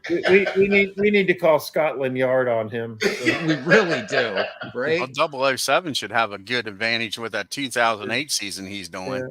Yeah. Crimes against humanity. I forgot about him doing that 2008. It might be one strategy. It might be wise to pick from the seasons that have fewer teams to choose from earlier in the draft and save the most recent seasons for the last rounds of the draft because you'll have more that makes sense. Teams to choose from. Yeah, it makes sense because you had 16 teams in 1904 and you've got 30 in 1908. Yeah, so if for example, if I'm left with the bottom 25% of teams in any given season, there's going to be more good teams in that pool in 2008 than there is in 1904. Correct. Yeah. So I would rather draft, if I can draft from the top quarter of the teams, I would rather draft from 1904 and 1944 the top teams, and then the middle, 61, and then 78 and 2008 pick from the lower end. I think that's just one possible strategy. Sure. Yep. It is good. MV's right though. I mean, tomorrow it's going to be so much fun, and I think for a lot of us, the draft is actually more fun than the season, right? MV. Yeah. 100%. Yeah, 100%. Absolutely. In fact, I think it was Big Clue. It's like we did the draft for the second Shanks. He's like, "All right, I'm ready for the next draft now. Let's just sim this right now." Yeah, it was about 15 minutes after we drafted, wasn't it? Yep. Yeah, it was. Yeah, it was funny, but it is. It's. I mean, I'll have to. I mean, Envy's right. I mean, just even the joking. It's all. It is. It isn't good fun, and that's the nice thing about this league, and it's so. Big Clue. How many are in the league now? Did Steve say? 20. We have 20 and maybe a 21st. This is unprecedented. Unprecedented, yeah. Wow. I think 12 is the most we've had in a league so far. Yeah. So that's wonderful. I love it. And I mean, it's this community, coming together. It's amazing. Yeah. And I see a few names on the Discord here that we got to try to rein in for the next one. If not this one. Hey, they're in it. Buckshot's in it. Forever Remain 90. He's in it. Yeah. We gotta try to talk our buddy. So and Forever Remain 90 he's the White Sox fan in the community. He's a White Sox fan, by the way. Yeah. So did you hear me, Beatles? We got to get Ken Castro back in it. The only way we're going to get Ken Castro back in a league is when McGreevy starts again. Yeah. But he could do well in this. He could. Oh, it's not that he doesn't know his baseball. I know. I don't know why he doesn't want to try with us. I think he'd had fun. He might. Again, it's not for me to say. He's doing something that's super cool. Yeah. He did tell me, Beatles. Oh, isn't that cool? Yeah. Yes. I mean, I know he'll tell the community. We was talking one day, and I said, pretty damn inspiring, isn't it? What you're going to be doing next? Yeah. And then he told me, he says, "I'll tell you, Dwayne." Isn't that inspiring? Cool. Yes. Damn right. So you guys will love it when you hear it, but it's not for us to say. I mean, Ken is so much fun. He would, but I know he's waiting for McGreevy, but I'm going to wait till this is about 3 or 4 weeks in to start that up. You all right, MV? No, you're fine. Say again? I'm excited about that, Beatles, because I only. Oh, I didn't say anything. Well, you weren't part of the first one. No, I wasn't. Not McGreevy. No. I showed up when you guys were in the pennants, in the home stretch of the pennant races, and couldn't have scripted that. The ending of the McGreevy. Watching we couldn't have scripted it better. Win games. Ken was amazing. Yeah. You were a master class in managing, especially 19th century and dead ball. Just catch the last few games of that pennant race in McGreevy. That was amazing. About when I started watching you too, wasn't it? Yeah, that kind of made things sort of like, yeah, it was nice. There was a wild pennant race in the McGreevy, actually. Yes, it was. Except for the Red Bolt, of course, but yeah. Let's see, he had to put in no, I didn't mean that. You could have just now he's starting to get defensive. Listen to him. See, you could have just the cocky MV all of a sudden. 6 hours later, it was a great pennant race, but no, except for the road belts, of course. See, there you I didn't mean it that way. I generally meant. Yes, you did. You meant it. You meant every syllable. You tosser. Oh, big clue. I'm buying the plane tickets. Are you ready to fly to Wales? Do you think the pilot could find it? It's such a worthless out of the way. So we're coming to the land of consonants. There we go. Oh my God. Oh my. Consonants. I think isn't that the name of the girl he met today? Oh, look at this. No, John, you're right. You should be livid. You should be livid. You should despise him with every fiber of your being, Sean, please. Oh no. Every league. Sean's every awesome, league man. needs a villain. I'm that villain. Oh, I thought it was Steve. Whatever makes you feel important. He's a co-villain. It's not too far behind. He's a great person with banter. Who's a great person? Steve. You know what? Now you've recommended completely. He's casting about searching for friends when he needs one. I know. So what are you doing back there? Exactly. What are you? Are you all right? No. You asking if you're all right, and you say you're all right, but no, thanks, Dave. No. I had when I was coming home, I bought some chicken chow mein, so I just opened up the packet. That's all. Oh, okay. It sounds like something's dropping or falling or breaking in front of you. So you're okay. Yeah. Damn. I mean, no good. Glad to hear it. Not that I would lie about something like that. Right, exactly. Because no, it was in this plastic container. So you probably heard me taking the lid off. Yeah, it sounded like it's something. For the past 5 minutes, like can't you operate a lid? It's been 5 minutes. And you see, this is why I am the way I am. See, all of this stuff coming at me. No. I don't buy that for a minute. You are the way you are because the best part of you ran down your mother's leg. Oh! Big case number 1. Exhibit number 1. There you go. Exhibit number 1. I'm sorry. Why are you opening your mouth? Did you hear my zipper jingle? Oh my God! This is Exhibit 2. Exhibit 2. Yeah. Exhibit 2. There's just no way to be as offensive to him as he is to us. I'm sorry. I know you can't. I just gave it my best shot, just like your father did. Oh, Exhibit 3. This is becoming the battle of the Somme. Oh my. Exhibit 3. I think I need to go to confession after tonight. I feel dirty. The priest will. Oh, you were talking to MV. I understand, my son. Yeah. You wouldn't believe Clue and I talk all the time. I talk daily. Yeah. Anyone listening, it's banter. We found out the other day. This is horrible to admit publicly. MV and I found out the other day we actually might be related, distantly related, but related. Oh, big clue. Let me get the test back first, Clue. Yeah. Oh man, that hurts. Reminds me of me and my dad. You used to walk into our house, you would have thought we hated each other. and some of the stuff we used to say around his sisters just to get them, oh my God, you guys shouldn't talk like that. I used to love it. Me and Dad, cool. we was up at my aunt's house, and he said something about dying. I said, hell, I'll bury you. And we had a dog that for real we took to the cemetery, and that dog would not piss in the cemetery. As soon as we got outside the cemetery, he let it rip.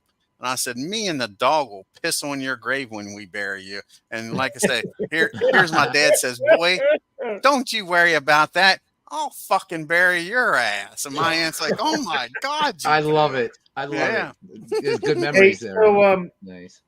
Dwayne, this will make your day. So I Googled how to piss off a Welsh person. Oh. And a BuzzFeed article comes up, 24 ways to piss off a Welsh person. And I scroll down to number 8, and here's what it says. Thinking, and then they put this in quotes, I'm not going to lie to you, end quote, actually has any relation to them not lying to you. What do you know? Yeah. So I've shared this with the community, and MV, if I think you remember me saying this. Started that, didn't they? So even if when I'm not around MV, so my girlfriend is half Cuban and half Jamaican. Half Jamaican. So I got to deal with MV. Like it's just, oh my God. And as long as you don't think of him when you look at her, everything should be fine. Yeah, talk about a mood killer. There's nobody's lying to the freaking people over there, and always being cahoots with the king, ain't it? That's what I know MV's effeminate, but right? Yeah. Oh man, you're funny. Yeah, I remember Braveheart when they come in there and tell him how they're going to fight in battle with him, and they turn coat and run. Yeah, wasn't that right before they lift their skirts? Exactly. Yeah, right. Yeah. Hopefully there's no Scotsman. Then again, I know you're a DNA clue. I was just going to say, hopefully there's no Scotsman, but I do. You have Scottish blood. Yeah, you have Scottish blood. Wales. We're the men are men, and never mind. I don't even. I was going to tell you the sheep are nervous, but no, it's okay. No. MV, you're amazing. You're amazing, MV. No, I think tomorrow is going to be just so much fun. Are you guys going to let him on the mic, Big Clue? No, I don't see how we can avoid that with Steve hosting the channel. This is true. This is true. Well, MV, you got plenty of time to talk. You're not going to be talking for an hour. Oh, you don't want me on the draft talking. Yeah, the problem actually, MV could no, I mean, I don't want to say we wouldn't have an open mic, but the problem with having a free for all is Steve and I are trying to keep the draft running. Yes. Yeah. Correct. That works. No, you're right. Yeah. But like in the past with you or somebody else, so I mean, I don't think MV would be an issue, but I mean, I don't want to let's have No, it will slow the draft down. Trust me, it will slow. Yeah, we don't want that. Yeah. No, I'd rather it be, there'd be too much jocularity. No, well, that and without one at a time. And I would just say that beyond during the draft. I would just say, Big Clue, that I know to whom what you are referring, and I regretted that about an hour in. So I get it. What was that? Never mind. Big Clue and I know what he knows. I know what he's talking about, and he's absolutely right. That was not. We know of what we speak. Yeah. Yeah. You know what I speak. I must have missed that. Yeah, you did. Simpatico. Yeah. And you had to be there, so there you are. And since you weren't, you were trying to get the lid off your whatever it is you're getting. Oh, that's right. Yeah. That thing. You know that thing. Look at you, Dwayne. 6 hours and 15 minutes, man. Dwayne, you done a great job on this tonight. Yeah. Definitely. Dwayne, you're 45 more minutes, buddy, and you've tied me. Yes, that was the 3 o'clock when we did the draft for for the defunct because of that stupid quick start I tried to download from Out of the Park Baseball. That was fun as hell. Oh, that was that night. So it was Ken and Dwayne and I, and picked all those what is it, 30 teams. It was yes. And we're almost at the end of that. And then like out of the park, like had a cow because I tried to install this quick start I got from the forums and everything just blew up. I had no choice. I had to reinstall it and it was gone. So, and all that work I put into the Bats League is gone too. The Bats League's gone. So I have to recreate that. Yeah, I thought about getting that Bats too. But again, I got so much stuff I want to do. I'm thinking to myself, do I want to get Bats too and have it in cards and do it on OTP? Then I got the World Series. I want to do something with. So then once I share this new game, you're not going to download it. See, Dwayne, that's precisely the type of stuff I do get in cards because I'm not going to do a season replay in cards. Right. So for me, getting like all-time great things in cards makes perfect sense because those are I'm not making projects. But I'm thinking, when am I going to play it though? Yeah, but now with cards and dice, if you're doing games like now with Digital Diamond Baseball, all of a sudden now you can do the same things that we digital heads have been doing, and with strictly cards and dice games. So the newest version of the Pocket Pennant Run software has an AI in it and everything. So you can just roll your games, and it will auto do the others. So now, they're really changing things up for cards and dice players. So maybe they will join the dark side and do like, hey, let's do this kind of league and mix players up in teams. Probably not though. I don't know. Because Digital Diamond, not that it would be. It changed the game. It would be more difficult to do a Bats League in Digital Diamond than most. Yes. Why? Why is that? I think it's easier to import a whole team in Digital Diamond than it is individual players. Yeah, I guess. Yeah, I can see that. As far as the other leagues, other game engines. Pardon me. Yeah, I can see that. Yeah. But you can is it breakfast time yet? Say that again, sir? Is it time for breakfast yet? No. I'll go to bed in a minute. It's my last day of not holiday, but it's last of the weekend.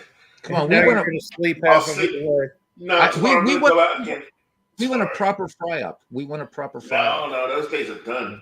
I'm going to be healthy in 2024. You need to download what's that? Brave. Use Brave browser. Use Brave browser, and it'll show that off World's Worst Gamer, and you get rid of all that. Yeah, use Brave seriously. Yep. No ads anywhere. And you can actually go to another great baseball site than Baseball Almanac, which is really bad with ads. And you go on there, man, no ads. Yeah, World Brave. Did you see Steve doing Baseball Reference the other day, and he kept getting that video of Ross Atkins the whole time? Yeah, it Brave browser is your friend, I'm telling you. Brave browser, okay. Yeah, and it's an orange lion, so which tells me I'm thinking that these are Dutch developers. So but you're correct. I'll tell you what, it's excellent. It blocks trackers, not just videos, like it blocks trackers, all kinds of stuff. It's by the way, MB, he said Dutch developers, not Dutch rudders. So Brave browser, and it looks just like Chrome, but it's great. And you can import like all your bookmarks, whatever. I still use Chrome for some things, but Brave is excellent. No ads whatsoever. Yeah. And YouTube doesn't detect it. Hi, YouTube. It doesn't. Well, because YouTube's cracking down now on ad blockers. You know that, right? No. If you use an ad block extension on YouTube, they're threatening that if you keep using it, they'll like yank your ability to interact in videos and stuff like that. Oh, really? But Brave does it differently. It's not like it's in the browser, and it's totally legit. So guys, download it seriously. MV doesn't mind being yanked. So I've been watching the Mystery Science Theater 3000. So they have like the marathon to end all marathons. They started streaming. It's their official channel on 23rd December. It's still going today, 6th January. And no ads, baby. No ads. I'm telling you. Okay. Go just do Brave browser and you'll love it. So, I mean, I pay for StatHead because, no ads, but I do it also because, like, there's certain things that you can do in StatHead you can't just do in Baseball Reference. But it's that Brave browser is great. So. Like you say, I like Baseball Almanac, but it's ridiculous anymore. Yeah, but have you tried it with Brave? No, I haven't. Dude, go get down, install Brave browser, go to Baseball Almanac, and all of a sudden it's going to be like. That's the first website I ever found was Baseball Almanac, and it's fantastic. Really. Almanac, Baseball Almanac. I've worked for Sean for 22 years now, 23 years now. Yeah. So, do you guys remember John Skilton's baseball links? Do you remember that? Oh, yeah. Site? That was legendary back in the time, wasn't it? That was the best way to find baseball sites you weren't aware of, right? At the Exactly. I loved Skilton's baseball. My buddy links. Troy, he's the one that told me about Baseball Almanac. He's like, you remember them books? They got this shit on the web now. I'm like, yep. You're kidding me. He's right. like, no, it's awesome. Baseball Almanac's a great site. It's the perfect companion to Baseball Reference. It really is. Yeah. Oh yeah. It's got like there's a weird minutia in there that's really fun, and I like it. Yeah. So good stuff. But they don't have Immaculate Grid, which Clee baseball fan. That's a guy we got to get involved. We got to get Tim in one of those leagues. Tim needs to join did he not participate the first year? Or? No, I think he said he was going to, but he ended up not. We didn't get him. Yeah, like next time. We got stuck with Todd B instead as the resident Indians fan. Yeah. Fun stuff though. Yeah, we need to get Tim involved. Yeah, we do. And Al, Red Sox fan, get him and get Robert back, RJL. Yeah. So I don't even know if well, right now, I mean, with Robert doing when he's like deep in season replay land, it's going to be hard to get him. But yeah, I mean, it was fun. And with all these, just get these guys. But this is amazing. You and Steve putting this together. Thank you, both of you. It's going to be a blast again, and I think it's going to be the best one yet. I do. Yeah, I'm having some. I mean, already. I mean, before tonight, Steve and I've already talked. Just the last few days, the response we've had from people. That's why we moved the timetable up. We went ahead and announced the seasons being picked. People the same day, or half the league was already telling us, well, we want to draft tonight. So I'm like, holy cow. Yeah. People are just so jazzed at the ideas, and it's fantastic hearing people talk about, it's so, so many choices, and, it's kind of overwhelming, but that's the fun part. And I'm really enjoying this. And people have told me, hey, I sat down here and did up my own random season, and my own random teams have nothing to, none of it's real, but just practicing the methodology and stuff. And then you can go I think this was Steve's favorite part of the league, going forward in time or backward in time in subsequent seasons. That's something unique. Neither of us have ever heard of that in any kind of league before. And so imagine the strategy there too. So now that you guys have added this brilliant extra layer to it. And yet what you actually have to do is pretty simple. It's just, which way do I go left or right?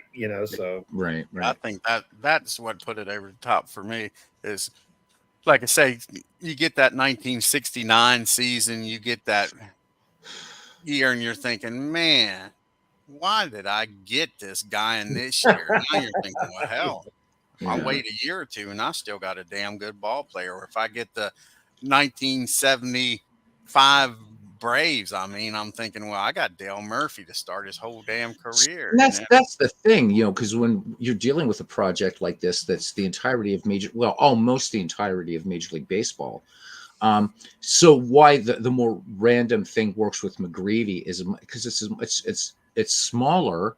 It's not only a smaller frame of years, but really the baseball strategy and tactics are so similar with the 19th century and dead ball era. It's just one era. So, and you're not going to say, oh shit, I got 1913. I wish I would have gotten 1905.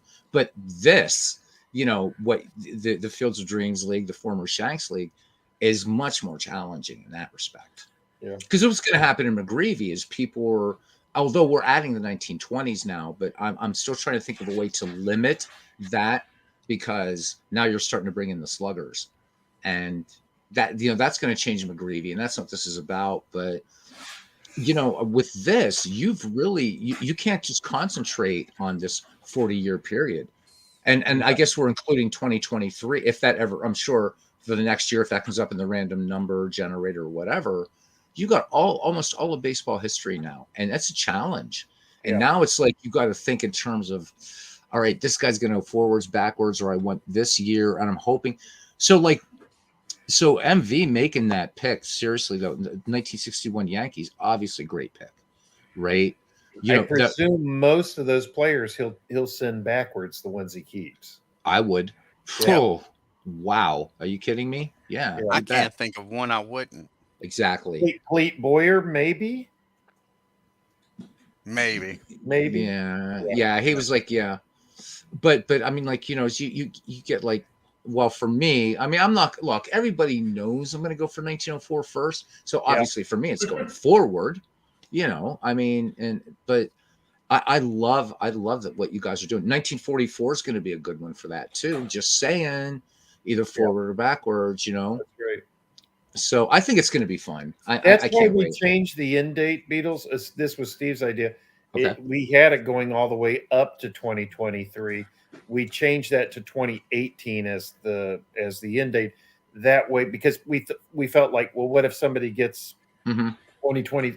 Knocking on wood, we draft the 2023 season, right? Then people are only going to choose all of these players. Any of these I keep, I can only go backwards, right? Yeah, good point. Yeah, so he wanted to give people a few seasons of. In that way, like if you got a 2018 season for me now, by the time you got a player to 2022 or 2023, if you go that direction, well, by then we'll also have the 24 and maybe the 2025 seasons in the season file, right? Sure. By then. So hopefully, because our goal is for this to be I don't want to say permanent, but an indefinite thing. Just to why not? Yeah, as long as the community wants to do it. And people can come, or I hope they don't go. Yeah, somebody can't be going on vacation. Yeah, on holiday and holding things up anymore, especially since he's been known to lie. Would it be that person that eats chicken chow mein at 5 o'clock in the morning? Yeah. He might be known as 4:30 on this channel right now. Oh my god. Yeah. Oh, I love and MV's. You guys know MV's one of my favorite people in the community. But he is. What would we do without him? I mean, lots, but still, we're glad he's here. Cricket. I like MV. I love MV. Like I love watching a squatting dog. It still makes me laugh. Every time I see it, it makes me laugh. Yeah. No, see, that's just beautiful. That brings a tear to me either. It does. Yeah. MV, you are one in a million. There's a saying in Ireland. You can only hope. There's a saying that we say, he's not a man you meet every day. That's correct. You, that's what we say. He's not a man you meet every day. Yeah, and I understand the women in Wales are quite grateful for that expression. So are the men. Oh, so MV, you really think if we get this, plenty of time and whatever, you think you might be able to make Kansas City this year then? Yeah, I mean, I'd like to. I mean, depends on how much time, advance. Yeah, of course. Yeah, I'm not gonna. Yeah, next Thursday. No, of course. Yeah. Depends. Yeah, it'd be great. It'd be great to meet you. It really will. It's MV, you can tell us now. You're probably not going to keep Mick and Roger, right? They're probably not going to be your keepers. Nah, right? they're scrubs. He doesn't. Right, MV, you might as well tell us now. You're not going to keep them. Dwayne, we know he's got two catchers, right? So right. He's not going to keep two catchers long term, so one of those could be had in trade. It'll just depend. Well, he's got three, and he keeps saying he has two. That's three. You're right. Yeah. I'm actually playing them right now against Detroit 61. Yeah, wait. You're playing a game right now? Yeah, in the background. Yeah. Oh, okay. So that's why you're ignoring us? That's very rude. No, I'm listening to you. I just didn't have much to say, really. That's a change. When you put it on the screen, we can put it on here instead of seeing my ugly mug. It's the ninth inning. It's well, your ugly mug. I would say it's Pete Rose. In fact, it's just finished. Yeah. Detroit 7, New York nothing. 1978, there MV. Jim Bunning just pitched a one-hitter against who? Dwayne, I think Yankees. Draft the saying who was the pitcher for the Yankees? Oh, Ford. Sorry. Oh, there you go. See. It's not a lock. See what? I know. Nobody thinks you're a lock. It's the Detroit team is pretty tough. Heck yeah. Yes, they are. Yep. You got Colavito, Norm Cash. Too bad you passed on him. No, Burris, he ain't bad either, right? I'm just turning off now. Say it again, Dwayne. Burris, the third baseman's not bad either, right? I didn't really pay attention to Burris. From an outfield point of view, you can't go wrong with that outfield. It's pretty strong. Exactly. And Jim Bunning on the mound. It's pretty good. I hope they fall to the 41st position. Now, I think as far as comparing them to the Yankees, I think once you get past the fifth, I think their 6, 7, 8 hitters aren't as good as the Yankees. Yeah, that's where they're weaker. They're weaker defensively in the infield. They got 6 top hitters. But they have an excellent pitching staff, if I remember, the 61 Tigers. Yes, they do. Yeah, you got Frank Lowry. You got Bunning. Don Mossy. Yeah. Mossy, yep, that's it. Yeah. Yeah. And they got a good bullpen. Yeah, they do. Yeah. I mean, one hitter. I mean, gee, what are the odds of that? Bunning against the Yankees always pitched well, but you know who he pitched against most of the time? And I use actual lineups. He went up against Bill Stafford, and he outpitched him almost every game that they went up against each other. I don't think he ever pitched against Whitey, but once. I think maybe once him and Whitey went up against each other. I know he faced Stafford at least 3 times. Wow. That was interesting, that was. Yeah. Right, folks, I'm going to definitely head into the sack now. All right, what about bed? Say again? What about? Very funny. Congratulations, MV, for real, buddy. Guys. Good fun Hey, like so many things, it came out of your mouth. So. Exhibit 4. All right, guys, take it easy. All right, take care, man. Have a good sleep. Yeah, you guys take care. Bye-bye. Oh man, he is a gem. He really is. He's still listening, but yeah. Yeah, right. It's like the pyramids. Where else are you going to find something about me behind my back as bad as they talk about me in front? He really, even if he's, you know what, he really, really is a good guy. You gotta love MV. You know, even though he's a liar. Yeah. He said it himself though earlier, didn't he, Dwayne? He goes, "You guys already think very little of me. What's I'm being serious though. I took up for him all the time. I'm like, God, darn, they're hard on him. And you guys kept. I am the guy. I do that all the time. There's guys at work they aggravate the living shit out of, and I'm like, you guys are terrible. And then this guy will do something stupid, and they'll say, and you wonder why we give him shit. I'm like, you got me here. You got me, yeah. My only real complaint about MV ever, I mean, this is the main reason I give him crap, is the constant, unfettered, indefensible, permanent optimism about his team's chances. It's constantly, I'm on the brink of the greatest breakthrough ever. And look how he was with that 62 season. He'd be 20 games back at the All-Star break and say, I think we still got a shot. And don't get me wrong, some years they actually got back into the fight. Yeah. And that's what's infuriating is sometimes he's right. Yeah. I know. I hate that. Yep. But what are you going to do, right? And when he's on there, 19 games back, 19 and a half games back, 18. Yeah. Oh, we're back to 18 and a half. Come on. And I love how he reads. Come on, Red Bolt Nation. And they're the Mets, and he still calls them Red Bolt Nation. I love it. He is happy being a nation of one, isn't he? Yes, he is. He takes pride in that. Yeah. Just got to eject him. Just got to eject him from more ballparks. So Dwayne, don't brother in broadcasting, just eject his ass. You know what I'm saying? We got to play Status Pro and have I should just boot him from the chat one night, Beatles. What's that, Big Clue? I should just bounce him from the chat one night with no explanation. One thing you don't want to do, because they did it in the war game. Blocking, because they got a hell of a time trying to get somebody back in the war room because we should do that tomorrow night during the draft. Well, Dwayne, it was you. Didn't you accidentally do that to me one night? No, was I that forget you? who kicked you out. I know, and they're like, Beatles, I'm trying to get you back on. I'm trying to get you back on. Because I'm like typing away merrily in chat. I'm like, what the hell? Yeah, ID blocked somebody. It wasn't me. I'm a mod on his channel. No, this was in the war room.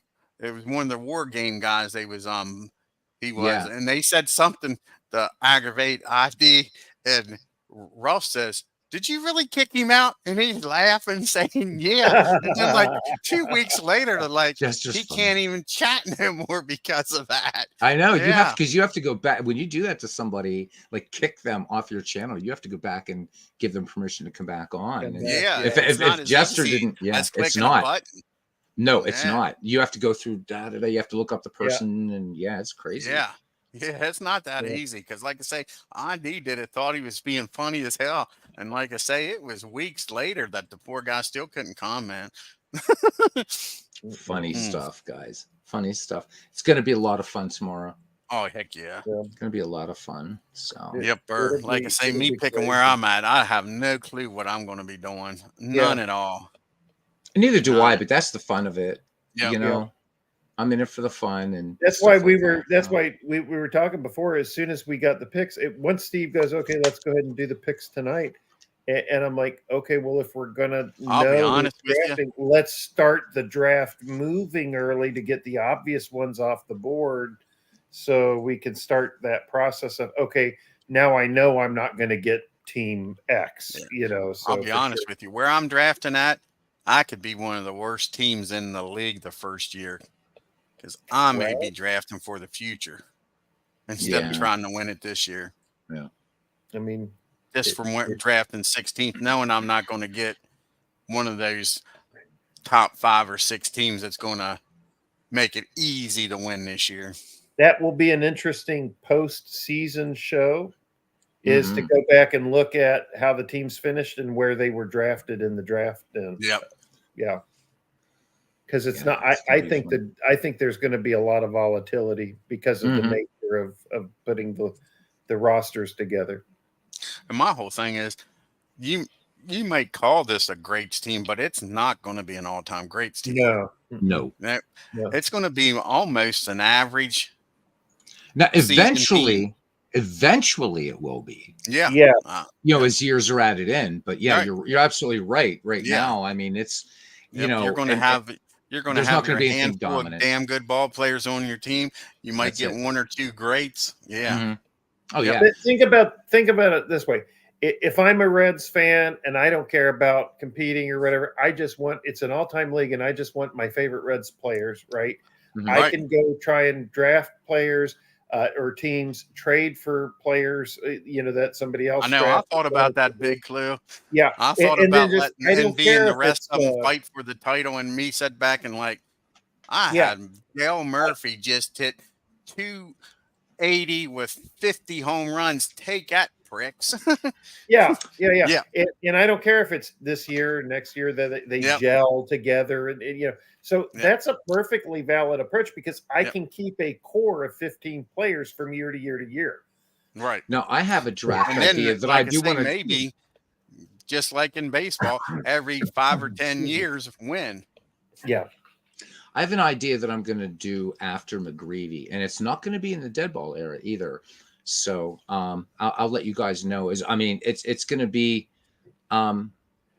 interesting, and because I'm always all about hey, okay, I realize you want to play, you want to do season replays, but why not throw all those players into a draft and let them get drafted onto different teams?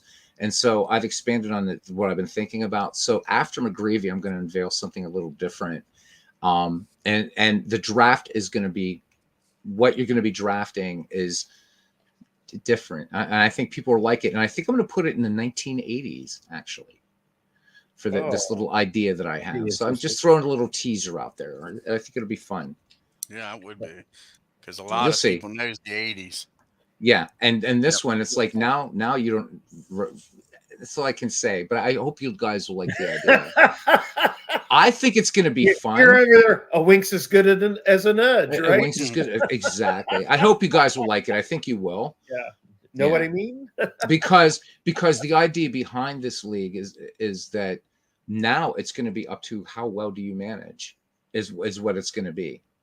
Yeah. Because this idea I have, you can't get a bad team. I've been experimenting with it, and all the teams are coming out balanced.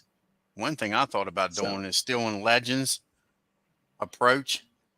You can without a park baseball. You have to start with your rookie year. You could do instead that of doing a 3-year aggregate.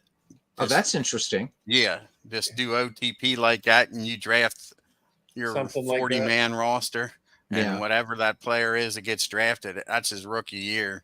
I mean, I that's thought cool. That cool, and let it progress with them. That is what he's doing, isn't it? They all start at their rookie season. No, he takes a 3-year aggregate of their. Yeah.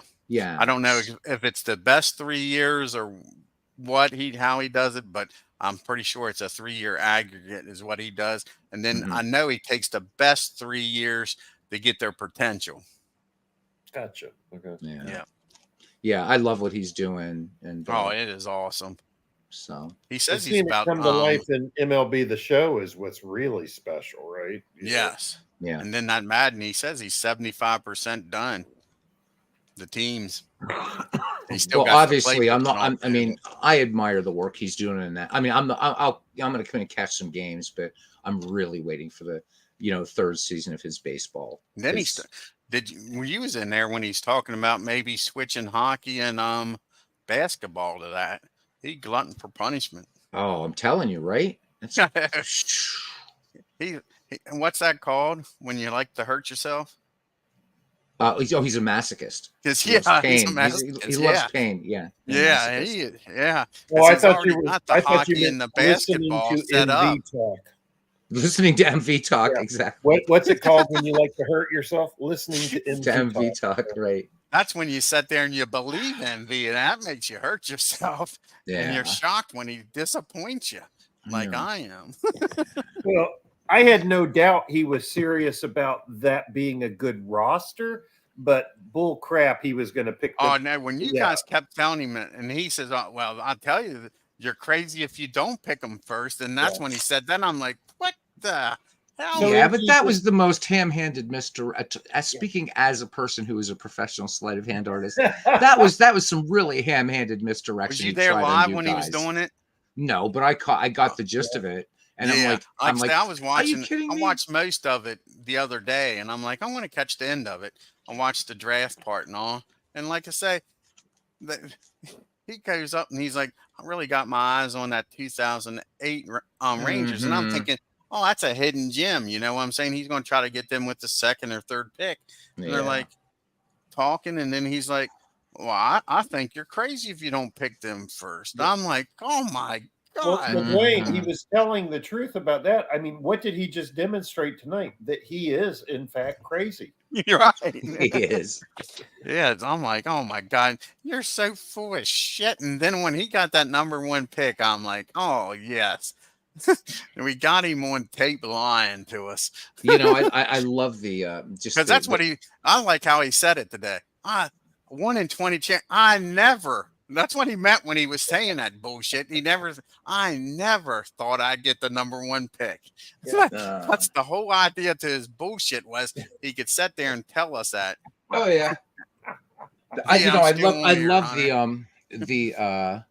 but just all the personalities in this community. It's almost just amazing. Even to the guys that that we've never heard yet. I mean, everybody's personality comes through, and it's amazing. This is such a diverse community. I love that. I really, really do. Because we've got like Bernie and Ken, they're kind of like our sages, except that Ken goes to gentlemen's clubs, right? So you got that.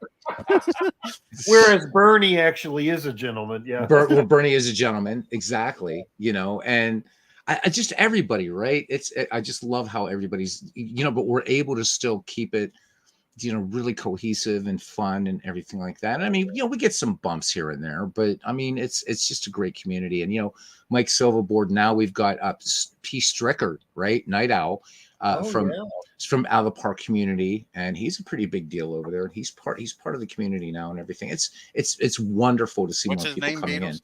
So he goes by Night Owl here, but if you go on the Out of the Park forums, it's P. Strickert, and he's been around a long time in Out of the Park baseball and has done a lot of stuff.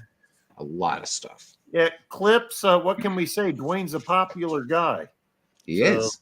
He's our kind of dude. And we got Sean. I mean, he's still here. You know what? Sean is our contrarian, but we need him. And Sean's funny, man. I love Sean. He's great. I mean, awesome. even we get pissed off at each other, man.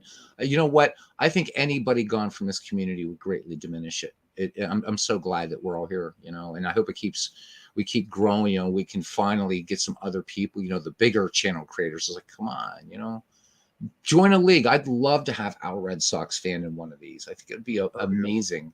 And not about building channels and shit like that. It'd just be fun to have, you know, some of these guys aboard, you know.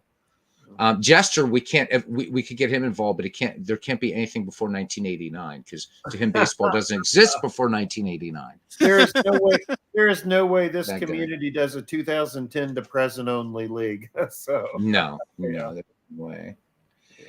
So Buckshot said, I might regret saying that after you've been around for a while. Nah, it's all good, Buckshot. It's all good. There's only one person that got kicked from my channel and Legends channel, and this guy got asked for it. And if you are he, and that took quite a bit too. It took a long. Yes, it took a long time, and this is that one. I was just in a bad mood that night, and Legends gladly caught it because I had already. Right. And it's I like, haven't seen him on RJL network in a long while. Well, it's just like, you know, it's like, look, man, I mean, so it's like you can say what you want about Oliver Cromwell. I even said that. I said, okay, so fine. I said, look, I'm just trying to watch this baseball game. Leave me alone.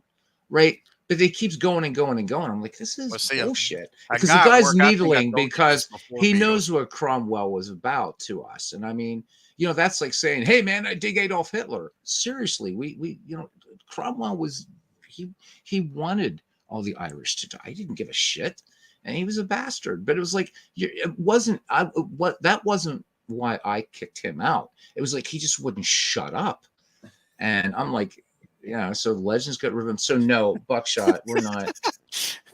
Which worst gamer said I'd be banned him? You're not sure what you did. I don't know, but you were saying about that. Buckshot, that reminds me of what a guy told me at work, and that's what I look at. I mean, not sure what I did. Oh my god!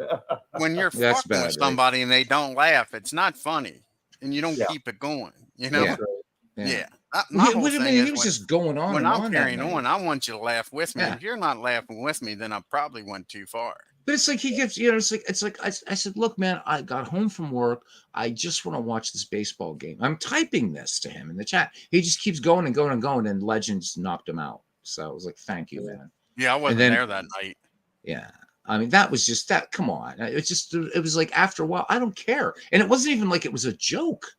It was like he just kept saying this. It's like he was trying to get to me. I was like, look, dude, I'm tired. He used to say some crazy shit, and I used to let him say crazy shit, and I used to just let him say it. I'm like, God darn, guy. And I didn't know him, and so I can't believe there's a round you all that well. So I didn't know if that was just how you talk to each other. You know what I'm saying? No, no. Yeah, it takes it almost 500 years later. There's still roundheads around. Right? I know. Anyhow, but I love this community. I really, really do. It's amazing. It's amazing. Yeah, absolutely we'll amazing. Tell ID Jester to come on. We're going to use Action PC, and then we'll use Strat and get him all wound up. I love when he gets wound up. There's nothing like it. There is nothing like it. I think he was going off on play.com, and he was just getting ready to settle down, and I text Rob ! And I said, ID's at it again. And Rob comes on there, and he's almost calmed down, getting ready to do his thing, whatever he was going to do. And Rob said one or two words on there and got him wound up again. Nice. And he didn't know, Rob didn't know he thought Rob didn't know what was going on, so he started going through the whole rant again. Yeah, Rob wish we could get Rob involved in this. Oh, man. Exactly. Rob's a good guy, man. Rob would be so much fun to have in this. Yes, he really would. So, but that's what makes Jester's rant so epic. Is like he'll spend an hour and a half on the rant, but he's only making the same 3 points 50 times over. It's beautiful. And he could have played the game that he's bitching about in a half an hour to an hour. But you know what? Even whoever, no matter how, oh my gosh. Even if you're the newest person in this YouTube sports gaming community and everything, everybody knows about Jester Strat rant. From how many years ago was that now? 3-4 years or something? I think the first one I seen live was older than that. Yeah. I mean, just epic. It's almost like a rite of passage that you have to know. He had just ordered Apba cards now, and got them something out. We need to get him to do that he actually skipped for the last year or two is, you know how he used to do the annual roundup of the ranking baseball sims? Yes. Yeah, and he'd rank like 20 of them or so, and that was actually great information for people. Oh yeah. You know what? Get him to do that again. It's been a couple years. Oh, I'd love to. I mean, he rants everything, but I'll tell you what. I mean, he is a consummate gamer. And the funny thing is one of the baseball games that he showed on his channel, he didn't like. I absolutely love, and it's a cards and dice game. And the other reason he didn't like it is because you can't do season replays in it. Yeah, it's a redux of Sports Illustrated baseball on steroids, and it comes with like thousands of players. But he's like, but you can't do season replays in and blah. But I ordered it and I love it. And if Jester recommends a game, a card like a board game or something like that, I will definitely listen. He knows what he's talking about. But even if he doesn't recommend it, he's fair. He's a fair reviewer. He'll tell you the pros and the cons. And he'll say, this is why I don't like it, but your mileage may vary. Yeah. So, did you see his Apba rant? Yeah. I missed that one. It was awesome. He is going off because, well, now they do, but back in the day, they used to put them in the envelopes. Now they don't. So he gets the box and he pulls it out. And of course, the first team's Atlanta. And he's looking, he's like, I assume this is Atlanta. Then he goes to the back, and of course, it should be Washington, and it's Washington. He's like, but they don't have the fucking names on the cards of the team, blah, blah, blah. Well, they did, and it's the stupid initials. And Washington, of course, wasn't WAS.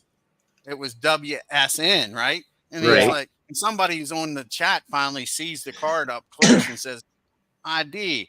Those 3 letters in that box is the name of the team. And of course, now ID switches his rant from they don't have it on there to they make it so fucking hard to find it. Oh yeah, he doesn't miss a beat, man. Jester doesn't miss a beat. Awesome. Yeah. It was just I'm watching and I'm like, what's on there? And that should make him happy. Nope.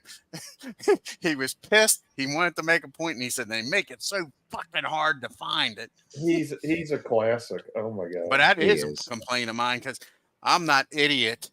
That Beetle says you would never do that with a card and dice game.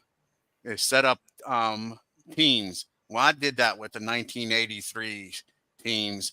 I drafted players and put players on different teams. And I'm like, almost as soon as I started playing like 1 or 2 games, I'm like, you dumbass. How are you ever going to put this back together? It was fucking stupid. Hey, Mike. Unless they have the team name on the card. Robert Bryant. Hey, Robert. There. See, I'm being your Walmart greeter here, Dwayne. Yes, you are. Robert Bryant's here. There's the link, guys, if you want to join in. Yeah, Robert's a good guy. That's another guy we should get in. He's a big Orioles fan. He used to live right outside of Baltimore. Oh, nice. Yeah. Nice to meet you, Robert. Nice to meet you. I can't believe you guys. I can't believe I came back because I actually crashed for like an hour. Oh, did you? Then grabbed something to eat and everything. I'm like, oh, okay, see what's going on. And that's what I need to do. And you guys are still on. Wow, I'm getting hungry. Yeah, I was going to ask you. You all right? Yeah. I guess it's been 7 hours since I ate something, huh? Yeah. When I work the late shift, I drink a lot of coffee to stay awake. My coffee, I got a coffee here, but it got cold, and I will not drink cold coffee. Oh, there's nothing worse, right? Yeah. The only thing that might compare is warm beer. Yep. Well, I'm used to that, so that. Oh, really? I can't do warm beer. Speaking if of you that, go to Ireland, you're going to be drinking warm beer. So just telling you. Yeah. Did I tell you about my cousin almost got in a fight over warm beer? I don't remember that one, Big Clay. I got two cousins. They both passed away. They both died young. Brothers, and they're out drinking, and the oldest one bought a round of beer, and the oldest was Greg, and the youngest was Gary, and Gary's sitting there drinking a beer and what have you, and he orders another beer, and his brother Greg's like, "You haven't finished the first beer yet." He's like, "It got warm." He says, "Huh?" He says, "It got warm. I'm not going to drink it." He says, "I bought you a fucking beer and you're not going to drink it?" And he's like, Gary's telling me the story. He says he's ready to fight over me not drinking a beer. I told him, "I'll pay for my own fucking beers. You don't have to pay for it." And he's like, "I can't believe you're going to waste a fucking beer I bought you." And I'm like, "I'm with you, buddy. I don't drink warm beer either." There's a classic Cheers episode where Diane asks the group, she says, "Why do you guys, I don't understand why you guys drink cold beer in the wintertime, right? Don't you want something warm because it's freezing outside and all this?" And of course, Cliff Clavin, he's the one that pipes up, and he goes, "Well, Diane, back in the when the British ruled the Punjab and stuff, and he goes off onto this whole story about they drank hot tea in order to offset the body temperature and the sun, right? And all this type of stuff." And he goes, "So conversely, you drink a cold drink during the wintertime and says does the same thing." And so of course she not missing a beat. She turns around and she goes, "Okay. So why do you drink cold beer in the summertime then?" And George Wendt, he pipes up, he goes, "Well, what else the hell are you going to do with it?" Old Cliff, when he would sit there in that was a great show. That was a good Cliff imitation, by the way. Well done. Well done. Well done. Yeah. Oh, my God. You coming on, Mike? Get Mike in here. Yeah, we need to get Mike on Mike. Yeah. We're waiting. Yeah, that was a good show. My favorite thing is what now you see. If you go to a bar and everybody knows your name, you're most likely an alcoholic. I love that.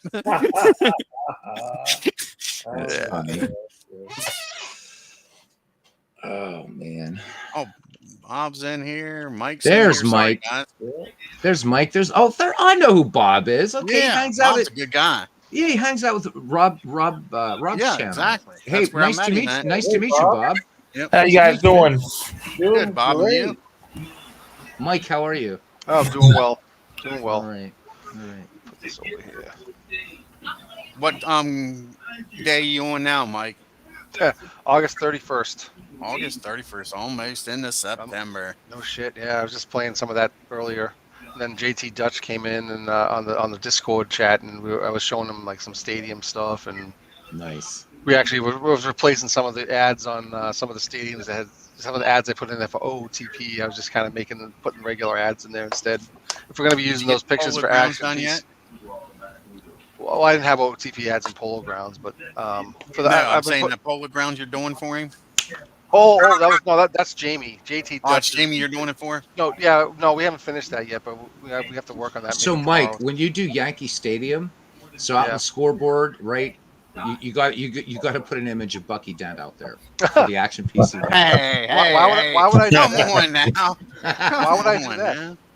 Yeah, why would you do that? Why would I do Bucky Dent? Why? You want Mick or somebody, not fucking Bucky Dent. No, but the Yankee fans like Bucky Dent because I like Bucky Dent too, but I don't want him on there.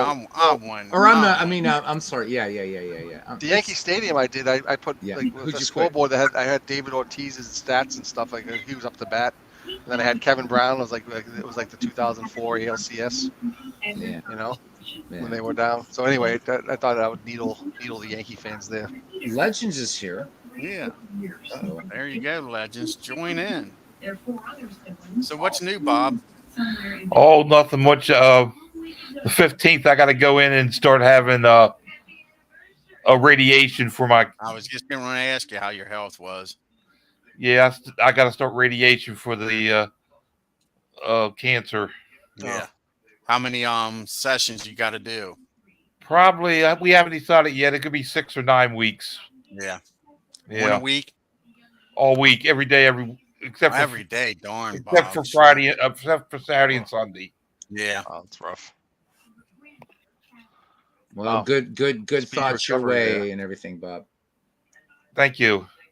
Yeah, I got prostate cancer, so trying to fight that off. You'll fight it. You'll beat it. You'll beat it. A buddy of mine had throat cancer, Bob, and he went through a bunch of sessions and knock on plastic. He done well. Yeah. Now the worst part with him was, of course, it makes it hard for you to swallow, and he ended up having to get a feeding tube and all that. Oh yeah. But you know what? I mean, we got Mike here, and Mike. Well, Mike, we know about your triumph, don't we? What's that? No, think about it, Mike. Think about it, Mike. With what? I'm a little confused. That's right. I'm getting you while you're late, Mike. It's late. I thought you were going to say dumping the Chris Sale contract by the Red. No, he's talking about his avatar. No, Beatles. I thought we were being serious here for a minute. Well, we are, but you got to cut. Poor guy's got to go through chemo and shit. I know, but talking about I know, avatar, and we're saying I beat anorexia. Nah, but thoughts and prayers and hopes. But laughter also helps. It does. Dwayne, you've been on here 7 hours. 7 hours. Wow. Yeah. It started out as a baseball game, believe it or not. Legends, welcome in. I think getting paid by the hour here, Dwayne, or what? Dwayne's gonna beat my record. You're gonna beat my record. That's insane. 7 hours. I was wondering why it's so quiet on the Discord. So Mike and Legends have just joined us. You guys won't believe this. I know. If you're talking about the draft order, then I saw it.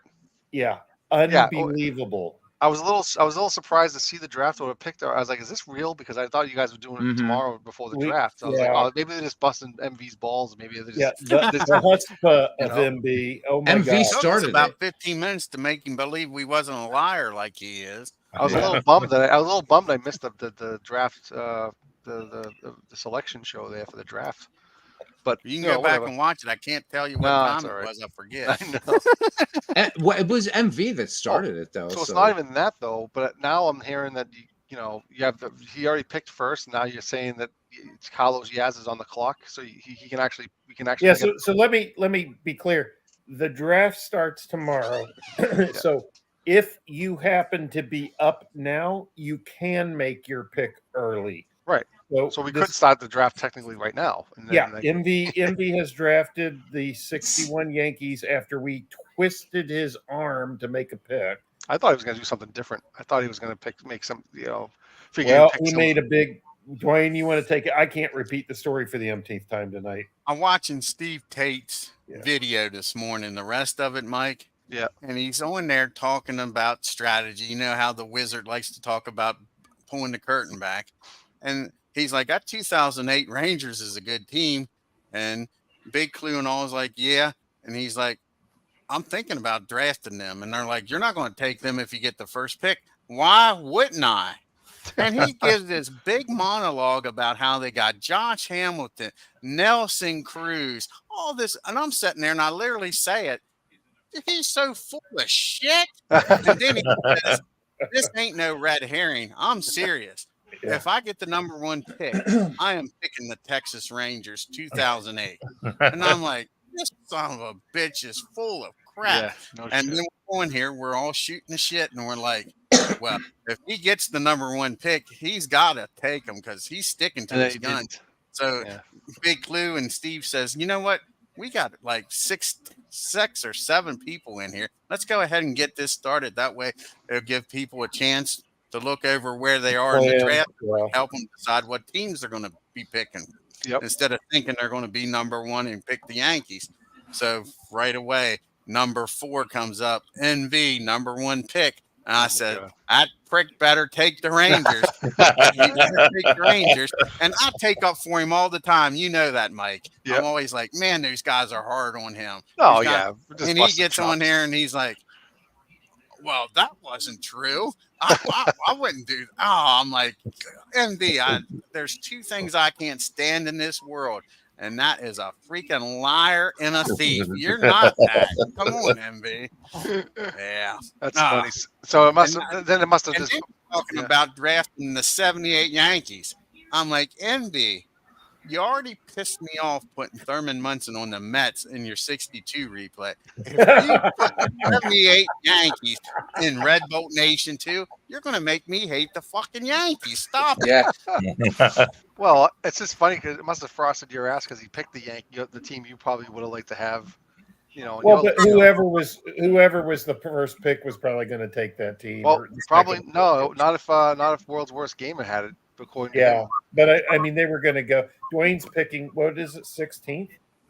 16th. Yeah. I got 11th. 11th sucks. I'm always in the middle. But I'm right. I'm right behind you. I'm 12. So. I know. Yeah, but gentlemen, we're building for the future. Those of us in the middle, right? Well, I mean, it's just like I guess it could be worse. Like I think of it this way: you'll pick twice before MV gets to pick again. That's true. Yep. No, MV's gonna have to take he can go for a stroll or take a nap after he picks the first pick because he's gonna be a little bit. Oh, it's what I told him. He just went to bed 20 minutes ago. Hey, Dwayne, I heard that you had big rain over there today. Not rain. We got snow, Bob. Oh, you got snow where you're at? Yeah, we got about 4 to 5 inches. It's just starting now. Because I was watching the Ravens game and I seen it was pouring down rain there. Yeah. Probably east of Frederick got rain, Bob. Oh, did they? Yeah, Frederick probably got some snow and freezing rain, and then east of Frederick got all rain. Oh, and anything west of Frederick got all snow. Yeah. Yeah. That's all here now. It hit in Boston now, so I'm just started snowing here. So yeah, I'm only supposed to get 4 to 6 inches, which isn't bad. Yeah, they started out at the beginning of the week saying we was going to get like 11 inches. Oh yeah, panic. I mean, you went to the supermarket today. The lines are going nuts. I know. I wanted to go. Actually, I wanted to go to the grocery store yesterday after I got off work. I'm like, ain't no freaking way. I'll go Monday. Gotta go get your milk and bread. I swear to God, like whenever there's a snowstorm, milk, bread, and toilet paper. Everybody's you'll never get out. The roads won't be open until spring thaw. I'm like, is everybody making French toast when there's a snowstorm or something? I don't know. Yeah. Steve's still going, bud. Hey, Steve. Yeah. So, Bob, is Bob doing this tournament? Bob, are you in this league? I know. Yeah, you got to join, Bob. Steve, get in here. What league is that? Oh, I guess he's not. It's called the Field of Dreams League now. It is fun. Well, we haven't even done it yet. Dwayne saying it's similar to that Shanks League. It's not. What game are you using? Action PC. But Action PC. You don't have to play games if you don't want. You don't need it. JT Dutch royalty in the house. There we are. Like say, JT. Anybody wants to join? There is the link, JT. If you want to join. This is like the Jerry Lewis telethon. Like Dwayne's going for 7 hours. Right. Yeah, that was 24 hours back in the day. Wasn't it? That's what I'm saying. Yeah. Yeah, I remember that. Dwayne's going all the way until the draft. Dwayne's going to go all the way to the draft, you know? Yeah. Yes. Yeah. I wanted to keep MV up the whole time. That way he'd be punch drunk and wouldn't be able to pick very well. Yeah, I think he's already punch drunk. I think you're right. The MV telethon. Oh my God, that's hilarious! Yeah. Wait, I have a question for you for Red, White, and Blue. Yeah. The blue die for the breaks. It's the rating or less. Is that what it is? Yeah, it's or less. Yep. So you have to beat it. If it's equal to, you don't pass. Right. Yep. Equal to or less, they stop you. That's correct. Right. Okay. That's what I was wondering. Yeah, I'm gonna maybe Monday. I'm gonna put that back on now that I got my new specs. Oh, okay. Yeah. I went and got them Friday. Them damn readers. I couldn't stand that. I had cataract surgery, Bob. Oh, did you? Yeah, which fixed my distance, but not my reading. And I couldn't stand them taking those cheaters on and off. So Yeah. now the top of my glasses are just clear and the bottom parts for reading. Oh. Yeah, I've got actually Tuesday. I'm supposed to have the 75th anniversary come in here. I haven't gotten them yet, but it's due here Tuesday. Oh, you never got them yet? I've only done one race with them. Yeah. What's the big? I was going to do the 85 season next, and then when Cale Yarborough died, I thought about doing either 77 or 78 because I've already done 76. Right. Yeah, I like knowing that Cale Yarborough. 75. It's such a big footprint. It's hard, you know. Yeah, you know me, I enjoy big. Oh yeah, I know you do. Yeah, but yeah, I thought about changing up and doing, like I say, either 77 or 78, one of his championship years. So how far are you on your Apba? I got like 8 or 9 games left. Oh wow, okay. Yeah. Carlos Yaz is up next, Steve, after MV. So now the pressure's on him. Where is Carlos Yaz? I know World's Worst Gamer wants to draft next. He's third. There it is, Steve. Sean's ready. Yeah. Interesting. You coming in here again, Steve? You should have put the team names. Steve's left like 3 times and we're back. 3 times. That's how long. It's crazy, ain't it? Yeah, that's true. He went to dinner and then he left again to play with the grandkids. Yeah. In 3 minutes, Dwayne, you have broken my record. Is that right? Yep.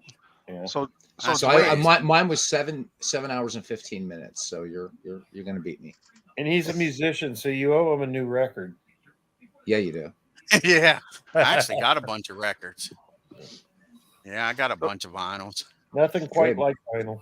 No. Yep. So Dwayne, with the new specs now, do you think your results for your sim is more accurate now? You're not reading the wrong. It's very convenient that you've got new glasses in the last week of your season when you're kicking ass in first place. But if you lose a few games now with the real results, we'll see what happens in the playoffs. I guess Well, I can't lose. Wow. Like, no matter what happens, Maris only had like 25 home runs actually. Yeah. But now I'm saying I can't lose now in the World Series. Both of the teams are in there. I'm a winner. That's good. No, that's good. I'm glad you hear the way he's talking to you. It's like he thinks you're MV and have no integrity. Right? Yeah. Because I told MV I was going to do his ball games when we do this. When he plays me, I was going to do it. I said the difference is though, MV, I lie. I cannot cheat and beat you because I have integrity, unlike you. That's funny. Yeah, we gave him lots of grief. And then I told MV, I said, MV, I'm around 3,000 people a day that I never thought you'd be in their category. Because every one of them in there is a fucking liar, and I never thought you'd be. Wow, that's funny. I mean, I'm actually looking forward to playing MV in this turn. You know, it's gonna be. Just for fun. I think everybody's gonna want to beat MV. You know, so yeah. Well, we all went the free game that Beatles promised. So MV didn't immediately. No, he didn't go to bed. He stayed up and tried to convince everybody, Steve, of what an honorable gentleman he was, and yet he kept giving himself away. So we were just briefly mentioning the McGreevy League, right? And so he couldn't just leave it. So he says, "Oh yeah, that was a great pennant race." Well, of course, except for the red boats. And I said, "See, you did it again." I said, "You could have just left it as it was a great pennant race." So yeah, no, MV stuck around here for 3 hours, and it was death by 1,000 cuts or something like that. Yeah, just had to tell us how awesome he is. So. Yeah, well, even wrote in here defending champion for the name for his avatar or whatever. Yes, it was. Yeah, because I normally don't put that up. I'm ready to up the stakes because, but I put that up just so he could feel good. Well, since Bernie, I was thinking about this. So Bernie has he's worse than I am. He's got every baseball sim, right? So I'm thinking if Bernie wins, I've got to throw in something besides that, and I don't know what. But yeah, I'm serious. Got to do this. But people want to play in this just for the baseball game. That's fine. But but as long as MV goes down in flames, something appropriate, right? So Yeah. Oh, yeah. Absolutely. Absolutely. No, actually, JT. The reason I like the 21 car is David Pearson. David, man, I love David Pearson. He died 2019, 2018. Yeah. Dwayne, you win. You just beat me. Do you have any you'll words come to back say? And get me. Well, yeah, on Super Bowl Sunday, but at least for now, yeah, it's going to last until I'm on with the baseball marathon. But way to go, man! All the time. Yeah. So my longest was 7 hours and 15 minutes. So Dwayne now is the record holder. Jesus. Yeah. Wow. You might have beat that on Discord, Mike. You've been on Discord for a long time. No, not straight like that. No. Oh, really? No. Oh. I mean, because I know I've gotten on there and clicked back on, and you're back. Oh yeah, well I go on there, but see, sometimes if I'm at work or if I'm walking to the train station going to work, I'll just have it on my phone. I'll just go on my phone to see if anybody wants to shoot the shit. You know what I mean? Gotcha. Yeah, so actually, I like that a lot. If I come back, like say, eat lunch, come back in the evening. I thought you never left. I always look forward to, because when I get home from work at night, Mike's usually on, and David's on there and stuff. It's a lot of fun. So yeah, I mean I know the only thing I get on Mike about is I don't get no notifications. If he was on YouTube, then I know he's on. Yeah. But that's true, right? Yeah, but if you're on YouTube, I can only have like 6 people on there at a time. We've had a few. I can have 10. Of course, I'm paying for it. You're paying. I'm not. I'm a cheap bastard. So that's why I don't buy all the seasons and shit yet. I mean, I only buy what I play. You know, so I think you'll like that too, Dwayne. Right? So, but I'm not that cheap. I'm just kidding. I'm just like. I don't want to have a stacks of stuff that I'm going to be looking at all day and say, oh, I should be playing that, and I'll feel bad about it. I'm proud of myself this year. This year I actually listened to my head and didn't buy stuff. Yeah, it's like I say, I'm like, oh, I want to get that, and I'm like, and I like say literally to myself, when in the hell are you going to play that with all the shit you got going on? I know. You got 2 or 3 things going on right now that you haven't touched. I got that boxing. I started. That heavyweight Glory Days tournament. I'm almost halfway through it, and I stopped doing it. Yeah, I have see 1, 2. I got 5 seasons of playoff pitch. Sitting here to unbundle. I haven't even touched them yet. Oh, dude, that's gonna take you that's gonna take you 3 weeks, buddy. Yeah, I know. I love payoff pitch. That's my favorite game for baseball. That's why I play all. I'm doing my 1986 replay and I'm using mostly payoff pitch for everything. So I'm playing every game. Do you use the fact stashing cards, Bomb? I do. Do you use the fact stashing cards with it? Yes, I do. Yeah, so like you say, Mike does that. It's pretty cool how quick I can go with that. I use dice and the fast action cards both. Yeah, it's great, right? I mean, how fast you can get a game done pretty quickly with that. Yeah, you can. So, but I have like 5 seasons sitting here. Are they still in the cellophane? Are they still? Yeah, they're still in the block. Plus, I got two of them. I had ordered a PDF way back, and I'm still cutting them down. Oh yeah, I bet. But the thing about the payoff pitch, the cards they send you, they're in no particular order whatsoever. No, they're not. It takes you. It's not like they're in team. No, you have to actually go through each card and put them in teams. Like, well, I kind of like it that way because then you look at it and say, oh, I didn't know this guy played for this team. True. Or whatever. Yep. Exactly. Right. It's a good game though. And it's JT, that's funny. Yeah, it is. When you play your playoff pitch, do you use the combined ones or you just use the? No, I use them by team. The team. Yeah, that's what I do. Yeah. Yeah. So I think most people I've seen play, I don't think I've ever seen anybody use the combined cards. Yeah. But no, it's great. I mean, I use Digital Diamond to do all my stats. Yeah, that's what I got too. Yeah. Great. Yeah, Dwayne got me into Digital Diamond. Yeah, it's great. That's such a good value. Awesome. I mean, man, I wish it was invented in 1983. No, you don't, because we would have all been living in refrigerator boxes. I know. Jeez. Oh, the stuff I could have done in it back then. Oh, man. Hey, look at this. But what we probably all thought back in those, right? Back in the day when a lot of these things didn't exist, like, wouldn't it be cool to have a way to? And now we do. Yeah. And but because I think about I don't know how I got through being a like undergraduate, because I went to classes, then went to the student union, and we played status pro baseball all damn day and night. Seriously, that was it. And if had we had access at that time, you know, because we weren't. So Penn State was weird about you couldn't bring laptops in and stuff like that. So, but they wouldn't let us go into the computer lab, or that would have been it.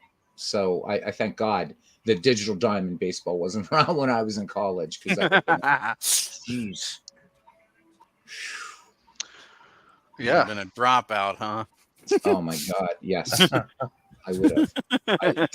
Because I have a very like sort of kind of obsessive compulsive things where it's like, yeah, I'm a completionist, got to do this, got to get that, and yeah, that would be it. It would have been all over.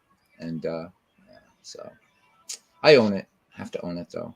And there's a lot of people in this community like that too. They will not admit it, but they are. Come on, you have to be. You have to have a certain level of obsession and compulsion, even if you're not like buying all the seasons for something or whatever. But I mean, just Dwayne, look what you're doing, right? You're doing a double season replay. Exactly. That takes to get it done, and that takes guts, man. It takes guts, but it also takes that's a bit of an obsession, which is cool. Look, there are worse things to be obsessed. I know it's a strong word, but come on, look at the things, the bad things we could be doing instead of what we're doing here. Right? Correct. Yeah, hurting ourselves or other people. Correct. Exactly. Like I sit there and make fun of people. You know, I'm like, not just just kidding around, but you know, jabbing at people like who buy all these seasons, and you know, like you Beatles, you have like every season for all these games. But here I am. I made every 3D stadium, and I exactly I have every uniform. Every uniform. So it's like, so I can't really say anything about being like a completionist or whatever. You know.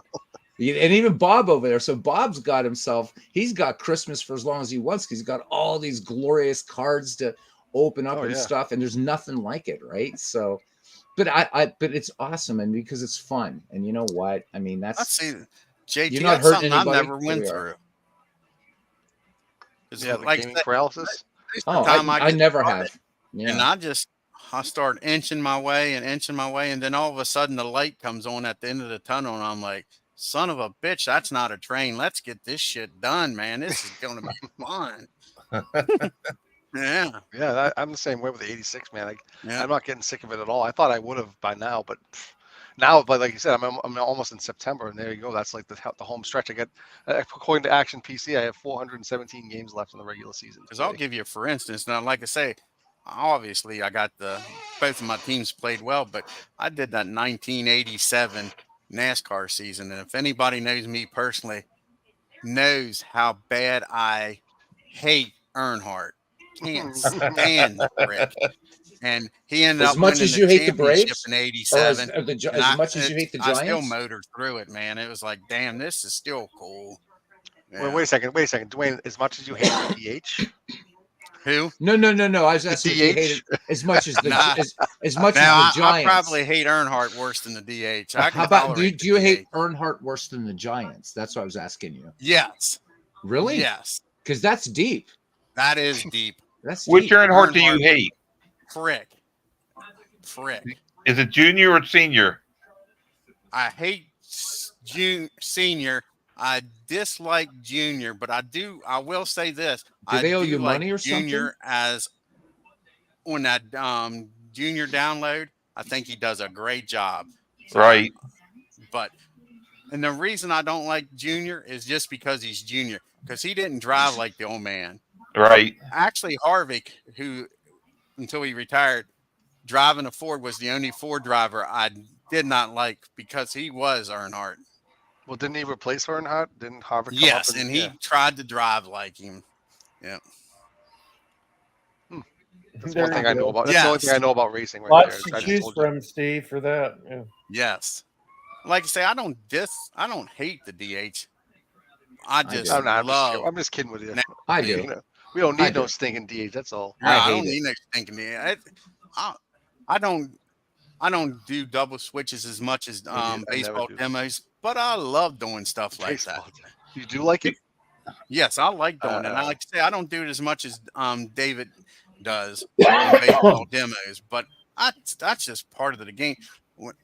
I grew up watching the Orioles until TBS came to town, And when I watched like 2 weeks and Joe Torre's out there making these pitching decisions in the 6th inning if anybody's watched this channel knows how much I love Billy Martin and think it's a fucking travesty that the man ain't in the Hall of Fame. But Billy didn't have to do that shit. Billy's sitting there, fills out his lineup, makes pitching changes, pulls fucking Reggie Jackson out in the middle of an inning because he pisses him off. But he's not sitting there thinking in the 7th inning, Guidry's pitching a freaking shutout, but we're tied 0-0. Do I take him out of the game? He kept Guidry in there. Yeah. And Joe Torre's was sitting there thinking, what the hell do I do? Phil Necro's pitching a great game, and what do I do? I just like that. Yeah. I'll tell you, like, when I play the National League games, it's a lot. They take a little bit longer. Just there's a lot more decision making to be done, and then if they go extra innings, then it gets really dicey because then I'm like, shit. I usually don't like to let relief pitchers hit. Usually I try to pinch hit for them every time. But if it's going extra innings, I'm like, well, I'm gonna have to let them in there, Right. So it's just tough. It's a lot tough. American League's so much easier. I don't have to worry about it. It's like, oh yeah, pitcher, all right, yeah, okay, yeah. Do you guys in your game? Do you guys use the Ghost Runner? I don't. Never. No. The Heretic just left. Envy's the only. Oh, geez. That has never existed in my opinion. I don't watch. I hate that rule. I don't know anything about it. Yeah. That's like MV's exactly, Steve. This community. I like to pretend he never existed. Nice. That's a good question, Steve. Yeah. It's not going to be anybody I wanted at the beginning, that's for sure. Yeah, you talk to his ex, and she'll tell you that's the only way he got to second was with the Ghost Runner rules. So that's funny. And we don't outlaw the shift either. Yeah. Right. Amen. Yeah, learn to hit the other way, dumbass. Right. Suck it up. Yeah. Yeah. Shit. And what amazed me was the averages wasn't that much better. No, yeah, the data shows it was a very minor tweak. Yep. Lefties like they thought did not hit much better. Yeah. Banning the shift had a minimal effect on batting averages. Yeah.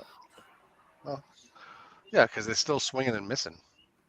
So that the shift doesn't have much to do with that. Minimums, JT. Yeah, I agree with that. Yeah, it's just artificial. Most worst gamer's going to have a good pick. Did Carlos Yaz pick? Oh no. No, not yet. No, he said. Oh, I thought he said he has pick 3. So he may be asleep, but who knows? Hopefully he'll see it. If he is, hopefully he'll see it first thing in the morning. You guys are so antsy, huh? You're like, oh, draft's tomorrow at 6. Oh no, let's just get going now. We probably would have been done by now if people were all on this channel. Like, heck yeah. You won't believe how much MV equivocated about making a pick once we told him he had the first. Oh, really? We're like, oh yeah, we said you can make your pick immediately, and of course he's been doing all this draft prep allegedly and everything, and he basically couldn't decide, and he wanted to wait till draft night, and we're like, he said there was a 30% chance that the team we was thinking he would draft, only 30%. I was like, bullshit. I may believe 50%. There may be one other team out there that you're thinking about. and that's only because it's the best team that year, period, by far. And in classic MV fashion, he then winds up going, well, who would you pick? Who would you pick? And I said, well, I'm not like you, MV. I ain't going to sit here and bullshit. I'm going to pick the 61 Yankees if I got the number 1 fucking pick. He was just gleeful about the idea of we all have to wait on him to make the announcement tomorrow. And Bernie kept saying, there's obviously one team out there. There's obviously only one team out there. And he kept telling him, no, there was at least 4 or 5 teams you could pick. I'm saying, you can argue 4 or 5 teams, but deep down there was one team that had about 5 to 10 guys on it. I told him he could play with that whole lineup, and he's got a shot at winning the championship with just that team. Yeah, Buckshot says we should have told him he had to pick the 2008 Rangers. We did. We did tell him. We gave him all kinds of crap about that, Buckshot. We did, Buckshot. We told him we already penciled it in, and he was freaking got to wait 40 picks before he can make it. And he's like, "Oh no, I was just joking." Yeah, I was bullshitting. Yeah, so where is he tonight? Is he sleeping from his? The last thing I care about right now is how MV feels about a damn thing. Yeah. Man, I'll tell you, I don't know. It'll be fun though. Yeah. Oh no. Yeah. This is already the most fun I've had. Oh, quick question: are we not doing DH at all, or are we doing DH? Oh, I love you, Mike. We are. For even asking the question. Oh, I thought I heard someone say we probably will be. We are. It's an all-time league, and so I mean, there's just too many good players who won't get to play. That's good. Because then that's one less thing you have to worry about with the managers is setting up like all your pitching. Yeah, makes it easier. Yeah. Well, that, and then like I say, you start drafting pitchers that never bat it. So if Dwayne's DH beats me with a home run, I can tell you it doesn't count, right? Oh, is that how it works, Mike? Darn. Well, this wouldn't have counted in a real league, right? Yeah. Dwayne didn't want this to happen, so it doesn't count. This is so unrealistic. It's no freaking way this would happen, is what I'll say. I say that every time the Red Bolts make the playoffs. Right. I'll tell you, it's not a good sign that he gets the first pick. Well, I mean, it's not exactly the best thing in the world to have the first pick with this many teams, but yeah, if I get Dale Murphy, it's no way Dale Murphy. I mean, you don't feel sorry for somebody with the 61 Yanks in an all-time league. No, right, no. Yeah, but you're right. He has to wait till pick 40 to pick again. And that's a long time. Exactly. And you know how he is. He's still, like you say, he's so freaking optimistic. He thinks there's a chance he can get the 1944 Cardinals. You know he does. Yeah. You know he's sitting there thinking, there's a chance that these guys won't pick them. I know he's thinking no that. No chance. Well, Steve, I know people that are already going to take them. Fantastic. So I don't even want to think about this draft. What is the D-Gens? Do you know, Steve? Oh, yeah. Do you ever see the show Letterkenny? No, I've heard of it. Oh, man, it's great. It's about these Canadians. Okay. I bet you World's Worst Game has seen it, but so D-Gens is short for degenerates. Yeah. So basically, these guys are in like Ontario somewhere, right? It's like a hockey player. Like this guy. It's so funny. It's such a funny thing. You should YouTube it. Anyway, so they go camping. They go ice fishing up, and they're in Canada. They go to Quebec, and all these Quebecois people, like they didn't speak English. They call them the D-Gens from Upcountry. Oh my god! It's hilarious. Yeah, the Upcountry D-Gens. All right, dude, it's the funniest thing. Like they're yelling at each other. Like, yeah, well, the English speaking guy's like, yeah, well, you can take your fucking Celine Dion and blah blah blah, right? Then the other guy yells back in French. I don't know what you just said, but I heard you use Celine Dion in a negative voice. Like he's like all pissed. He's like, I don't know what you said, but you sounded like I heard you use the name Celine Dion in a negative voice, and I can't have that. Oh It's like Steve, French. If you got time, come on here and show us.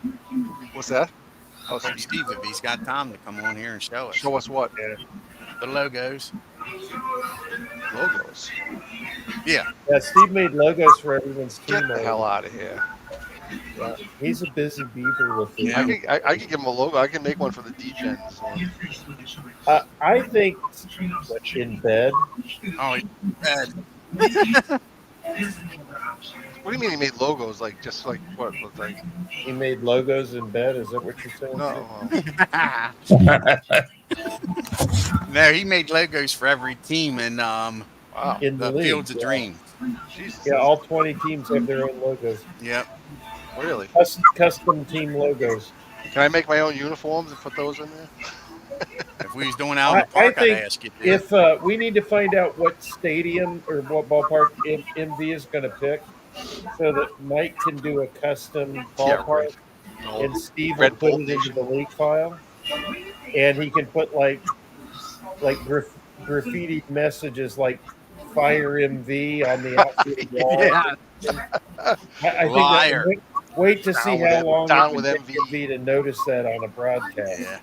Managing for the Red Bolt Nation, MD the liar. I could put Red Bolt Nation of 1 on the grass. Yeah. Around home plate, like around the Yeah. That's funny. Yeah, down with MV, like someone in the stands with a sign. Right.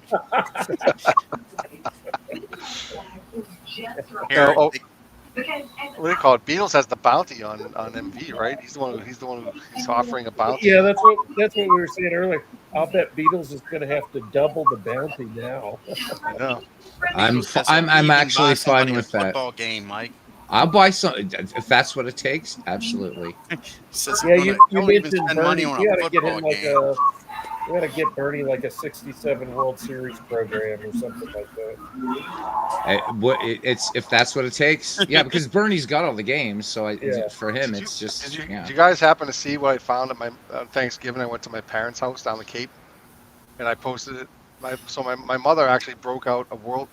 She loved the Red Sox, like she loved Yaz. Oh, this was before Yaz, but she actually had a 1967 World Series ticket from Fenway for Game 6. Oh wow! Oh wow! She has it in plastic. It's in like almost perfect condition. And then she has these 3 beer mugs or beer glasses that she got at a gas station that says 1967 Red Sox. And it has the like faces of like Lonborg, Yaz. Yeah. And who was the other guy? Well, it said Triple Crown on the other side. Yeah, Yastrzemski, Cy Young, Lomborg, or I don't know something. There was another one. Oh, it might have been I can't remember, Canigliaro or something. Okay. Anyway, I have 3 of those mugs too, so I was like, oh, I got to send one of these to Bernie or something. But it's funny. But yeah, that World Series ticket blew my mind. I'm like, you got to be kidding me! Did you go to this game? Yeah. I'm like, it's like it's in the right field grandstand. I'm like, holy shit. I'm like, that's amazing. Game 6 too. That's the one that St. Louis won, right? That's when you said she loved Yaz. Is that right? Oh yeah, she has a 62. She has a Yastrzemski card. I forget what year it is. It's got. If I know it, but she has an old Yastrzemski card of his. Yeah, she was a big Yaz fan. Why'd they break up? What do you mean? You said she loved Yaz, so I'm saying why? Yeah, no. Well, she did, But anyway, it's just interesting. I was like, Ma, you never told me you had this stuff. What the hell? I had no idea. So it's just funny. So the '67 World Series guy, I'm like, wow, it's crazy. Anyway, I posted pictures of it on the Discord. Steve. Yeah, anticipation's in the air. Yeah. 6 p.m. Eastern, like in sense. I'll guarantee you. Even lie to MV, Steve. I told him the correct time to be on. Even. Yeah. We're probably going to be through 3 rounds. Can plan a plot against him before he shows up. Right. I bet you we'll always be down the first round before noontime on Discord. Probably. I'm sure. I wouldn't be surprised. If people start figuring that out, that could happen. Well, I don't know if Carlos Yaz joins the Discord, so I don't know. He's in there. Yeah. Is he in there? Yep. Okay. Is it a different name? Because I don't really. No, it's Carlos. Yes, I've messaged him. So. Oh, okay. Yeah. So we'll see how it goes. You see, you guys are really into because I was like, oh, you got the draft order, you got the first pick already, and you're already calling for the second pick if you want. So I anticipate we'll have a few picks before the draft done by then. Yeah, maybe 3 or 4 or 5. So that's fine. Maybe we can get the first game going tomorrow night. No, just kidding. Oh, Steve's got to do his magic, man. Yeah. So how long does that take? How long would you say before the first sim happens? It's going to be about 2 weeks to get the rosters in. Oh, really? And wow. I bet within a week of that or less. Okay. Steve usually is really fast about getting everything set up. So. Oh, I'm sure. Yeah, I'm sure it's a lot of work too. Yeah, the faster the rosters come in, the sooner we can start. But. Oh, right. D. Scott Howard is back. Yay. And we're also going to, once you post your roster, anyone else who's posted their roster, you guys can talk trade then at that point. So there'll be a little preseason trade window before we start. And do not trust MV. He is a freaking liar, and he'll fleece you. Yeah. Oh, my gosh. That he will. Yes, he will, won't he, Beatles? Yes. Yeah. I don't know how we could abuse him anymore unless we treat him like a Vietnamese whore. Now, you was getting pretty good there at the end. Right before he went to bed. I'll give him credit. He took man. I don't want to go into detail, and I don't know anything. I certainly don't want to give the impression that I do. but apparently he had one hell of a day before he came home, and then it got topped by getting the news he had the first pick. Oh, why? Well, Steve, he doesn't plan on not winning. That made his day, or that made his year to find that out.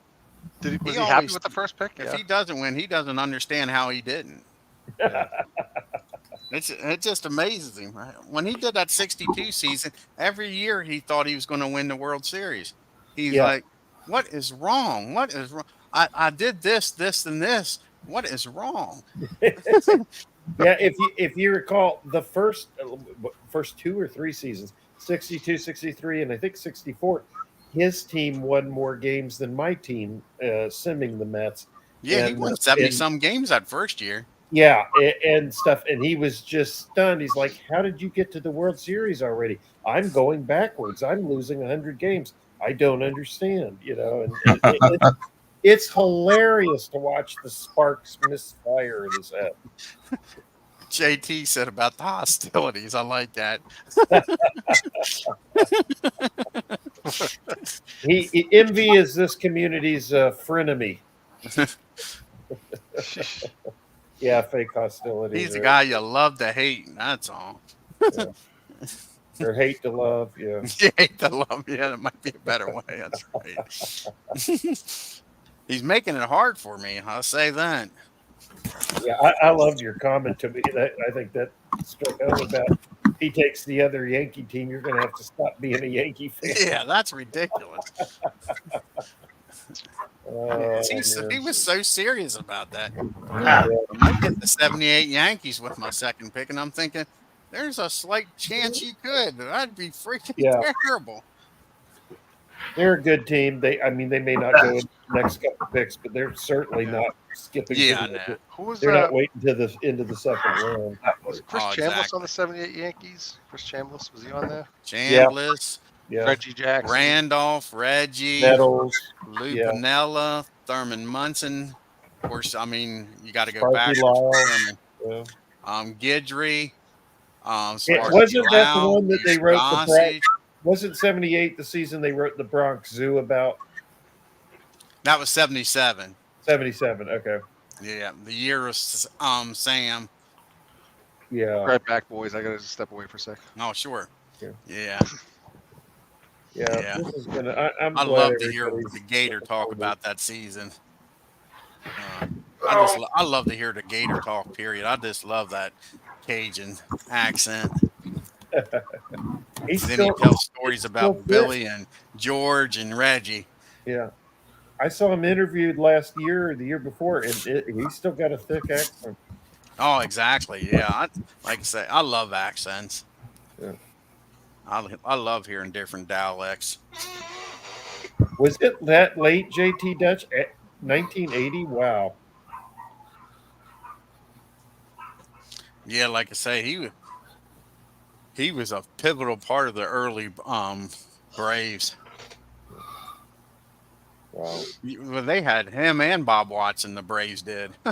2 ex-Yankee first basemen. Because Bob played a lot against lefties.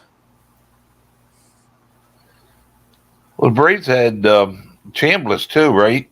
Yeah, they had both Chambliss and Watson at the same time. Bobby. Yep. Yeah. Then there for a while they had Nettles. I think Watson was going when they got Nettles. Yeah. Well, I don't think the 78 Sox are going to fall to Bernie. He's down there at what? What's his pick? 17? Hold on, I'll bring it back up. I think it's going to be Carlos Yaz are going to take the 78 Red Sox. I really do. Surprise me. Which would put I'm guessing, the 44 Cards in WWG's lap, which that's a good pick. So those are 3 strong teams. I wonder if 007 is going to take a 2008 team. He should know him well. Yeah, he should. Yeah, doing that inside pitch. Where's he in the draft order? He's 5th. 5th. He's really like so stressed about this draft. It's like, relax, man. Yes, he thinks he's going to make a fool out of himself. But yeah, I think nobody. Yeah, That's only true about MV, and that really doesn't have anything to do with who he drafts, right? Right. So Buckshot, it's probably going to be tomorrow now because it's going on 1 a.m. So tomorrow in the afternoon, like well before this, I'll show this new free baseball game tomorrow. So it was going to be tonight, but this is like like engaging. So it'll be tomorrow, but and then I'll be sharing it shortly. Right after. there at number 19. I got to decide about that. Todd B is the 4th overall pick. So Todd always does well in these. He did well in the McGreevy League, and he did well in Shanks. He won. Hey, Todd won it all the first year. Remember, or was it the second year? Because I finished second to him the one year. I think it was the first year. Yeah, I think Todd won a year, Steve won a year, and MV won a year of. Yeah. I got John being at 19th coming back around. I figure he might take one of my Braves teams I want. Yeah, Dutch. I don't know about 77 off the top of my head, but I agree that with the 70, I think the 79 were a better version all around than the 78 version of the Red Sox. But that's not the famous team for some reason. Yeah. That's I mean that's 78. I talked to my dad about that this morning. The 62 Reds were a stronger team in our opinion than the 61 Reds, but the league was just the top teams were just tougher that year. And as Wayne and I were talking, I think the 61 Reds just got a little lucky. It's the same with the 72 Pirates. I mean, the 71 Pirates win the World Championship. The 72 team is actually better. It was tougher, yeah. It's probably not that uncommon in baseball with teams. So, but yeah, exactly.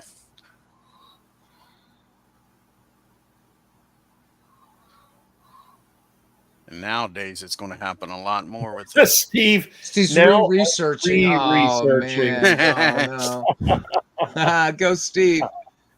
Go fish.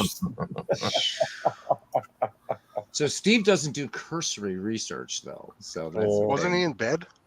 Yeah. Yeah. I just know that whatever Steve settles on tomorrow, the one person I guarantee more than anyone else where they're going to make a pick and I'm going to go, damn, that was my next pick. It'll be Steve every round. That's how it usually right near goes. you, isn't he? Huh? You guys are pretty close, right? Steve is 6 and I'm 12. So yeah, there'll be 5 picks between us. Yeah. So, yeah. But I'll be like, okay, I got 2 or 3 teams I want, and Steve will. I guarantee every time Steve will take one of the ones I'll have in mind. Just always seems to work out. Or 7, okay, even closer. So yeah. Yeah.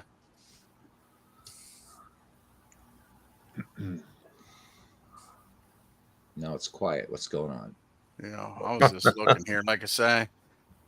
I was trying to think of some of these people if they pick their favorite organizations, trying to remember who they are.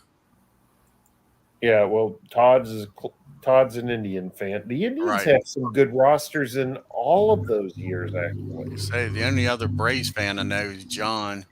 So Braves have good rosters in most of those seasons.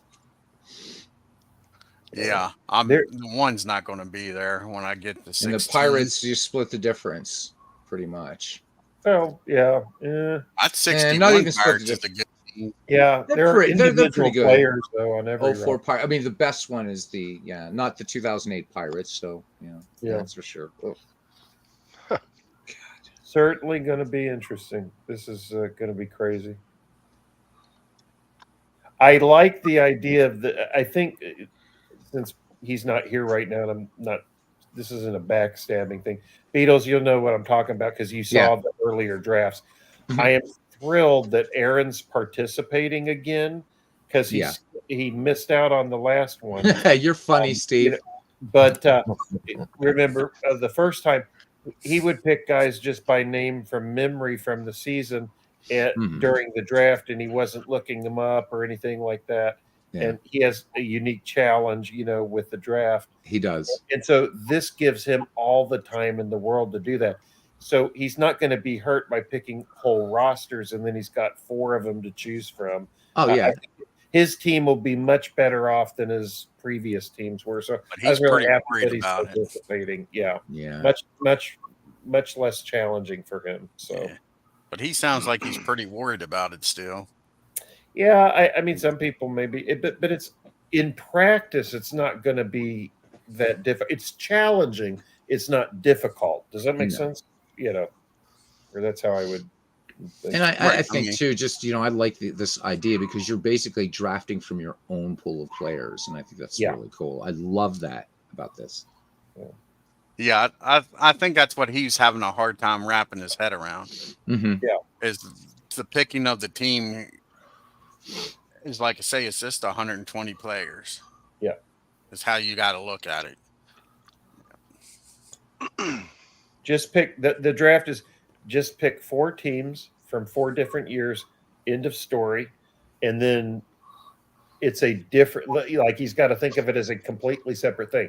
Then I take my 4 teams and I pick 30 players from that, right? In my opinion, the only way you could quote unquote mess up is on your first pick. Yeah, well, if you if you don't pick a competitive base. Yeah, I'll give you for instance. Because y'all know I like the Braves. If I, on my first pick the 78 Braves, to me, I screwed up with the 16th pick. Yeah, well, there you got 2 players, maybe 3 that you want to keep. Yeah. And none of them's at their peak that year. Yeah. Not necessarily. Maybe 1. But you could luck out and pick the rest of your teams could have 2 or 3 really good players or 2 players, and you could equal that out. I mean, I don't know. Oh yeah, you can only start 9 guys, right? He's going from behind, and he has to do that. He doesn't. Well, that's what I'm saying. Yeah. You can only start 9 guys. So if you have the 61 Yankees and you want to play most of them, you can have a bunch of guys riding the bench and not playing. So right. That's what I said with NV. He's got a luxury now. Well, he does a luxury, right? I mean, because of that, because he's got a team that you can almost put that team on there where. Yep. After you get past maybe 4 or 5 teams, you're not getting that anymore. Exactly. Yeah. Is this official? Carlos Yaz is going with the 61 Cubs? He said he just picked. Wow. Yep, that's official. Oh, that's pretty mind-blowing. Here, I'll bring it up. Where did you see that from on the chat? That was I'll bring it up. I mean, they're not a bad team, but that's out of the. I really thought he was going to go for Red Sox. See it on 78 there? Red Sox. Let me get rid of 61 Cubs. Jesus. There you go. Sean, what he's thinking future, I guess. I mean, Ken Hubs, and that is part of that draft. Ken Hubs, he's just fuck NV. You're not. What's good job, Carlos? Good job. Yeah. So with that logic, the next team off the board will be the 04 Red Sox or Chick Stalls off the board. Exactly. I like this. Buckshot. I like this. We're all conspire so MV can't get his fucking favorite players. The hell with it. New strategy. I never thought of that strategy. Incredible. The 60. Okay. The first 2 picks in the draft then are from 61. How about that? That's. Well, I know. Dwayne, that's your influence. See that? Because everybody's knowing the 61 season. I told you the first 5 or 6 picks could be. Yeah. I actually thought the 61 Cubs would fall to the second round or later. Did you? I thought it would be first, but I didn't think it would be that high. Honest, they got a lot of good names on that team. Yeah, that's true. Yeah, I mean, again, that's the strategy, right? Because you can move players. You got Santo, forward, backward. Williams, so you got Banks. You got So that's a great example. Beatles. If it's me, I'm moving Banks backwards because I want him as a shortstop. Oh hell yeah! Him going forward as a first baseman is not special. No, not at all. Yeah, no, you're right. Well, what do you have for options for playing positions? They can only play whatever they played that season, right? Yes. Yeah. Right. Whatever they played in that season.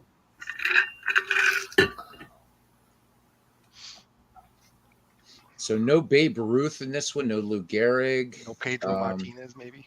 There's so many great players. This is like the Legends thing, right? And his thing, like It's like my Pirates did pretty well in his second season of Franchise Stars Baseball League, and none of the Pirates' big guns are up there except Willie Stark. And they're not even in the pipeline yet. No Wagner, no Vaughn, no Clemente. So this is going to be really fun. I hope this continues. Beatles, you need to put the Jeopardy song on here for Sean's me. Sean's on the clock. So. Oh, right. Yeah. Dude, I'm telling you, I'm not ready to pick right now. If we get to number 11, I don't know. I'm going to be like nervous. No, that's not. I mean, anybody seen Todd B for a while? No. I haven't. No. So. We'll be lucky. Come in from the top rope though, and just throw his pick in there somehow. Oh well.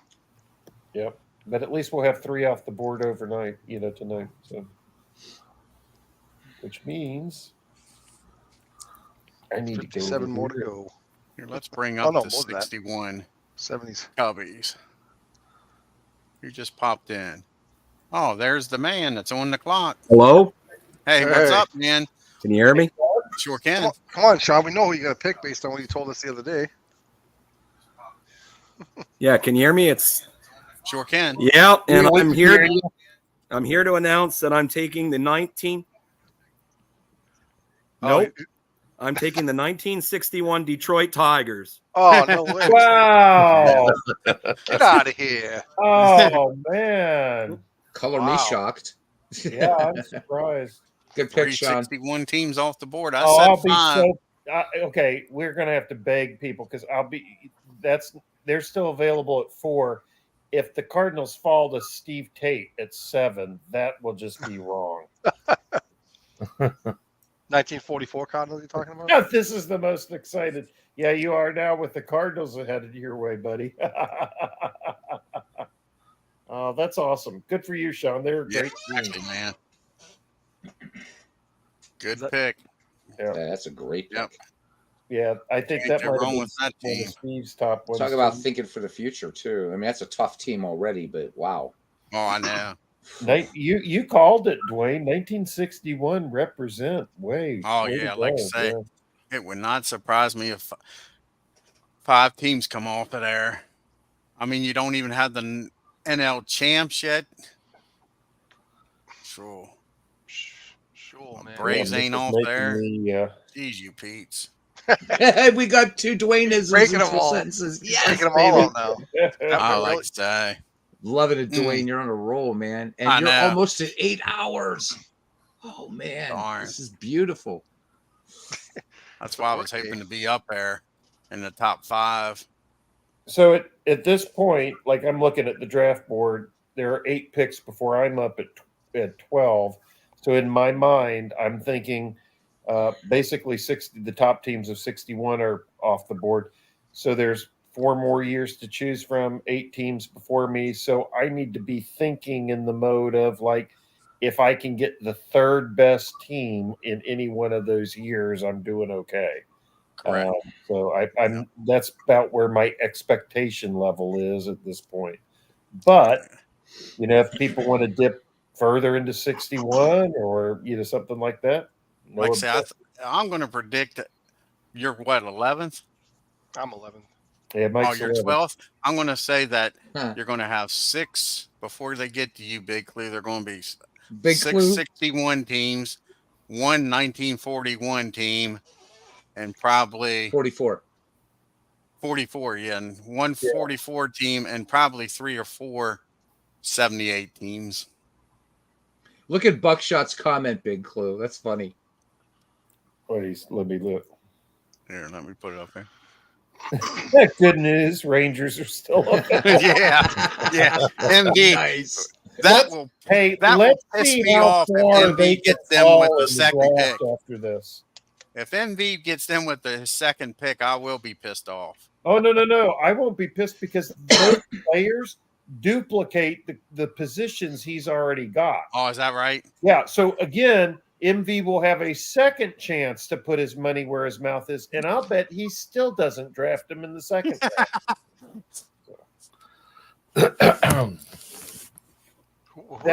That's hilarious. Rangers have for pitching anyway. They have anybody? That's their issue. Yeah, is their pitching. Yeah.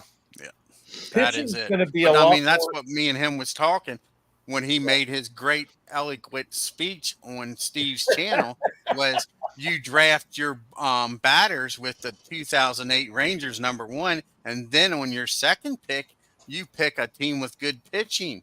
That was his whole elegant and very, very well thought out plan. Yeah, he's a nefarious bastard. He is. Oh, he is. He really is. What did he say tonight? Deep down, there is a little bit of logic to his bullshit. We asked him how his day was, and he says, "I'm coming back oiled and greased or something." Yeah. And when he was doing the files in the last league in Big Daddy, I felt yeah. It makes I read it. I need a shower, man. Forever unclean. Oh man. They weren't that good. What is he? Yeah. I don't see the big allure with the 2008 Rangers. I don't at all. World's worst. They have a really good pitching staff too. Yeah. It's a tough team all around. That 61 squad. God. Jeez. Here, let's bring them up. There aren't that many 100 win teams up for grabs here. Let me look for 100 wins. Here, we'll bring them up here. Bring up who? We'll bring up the 61 Cubbies and the 61 Tigers. Look at the last two picks. Yeah, should sim a game between them. Yeah, we could do that. Just let there you go. Out. Yeah, why not? Okay, we can do that.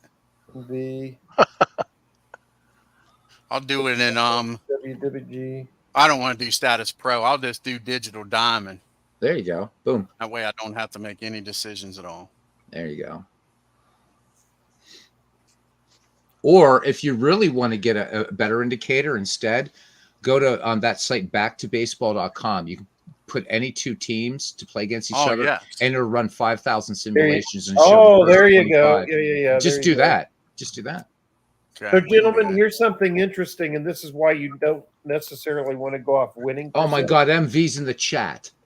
Is he back? He's back. Go to bed, you wanker. I can't sleep. I guess not.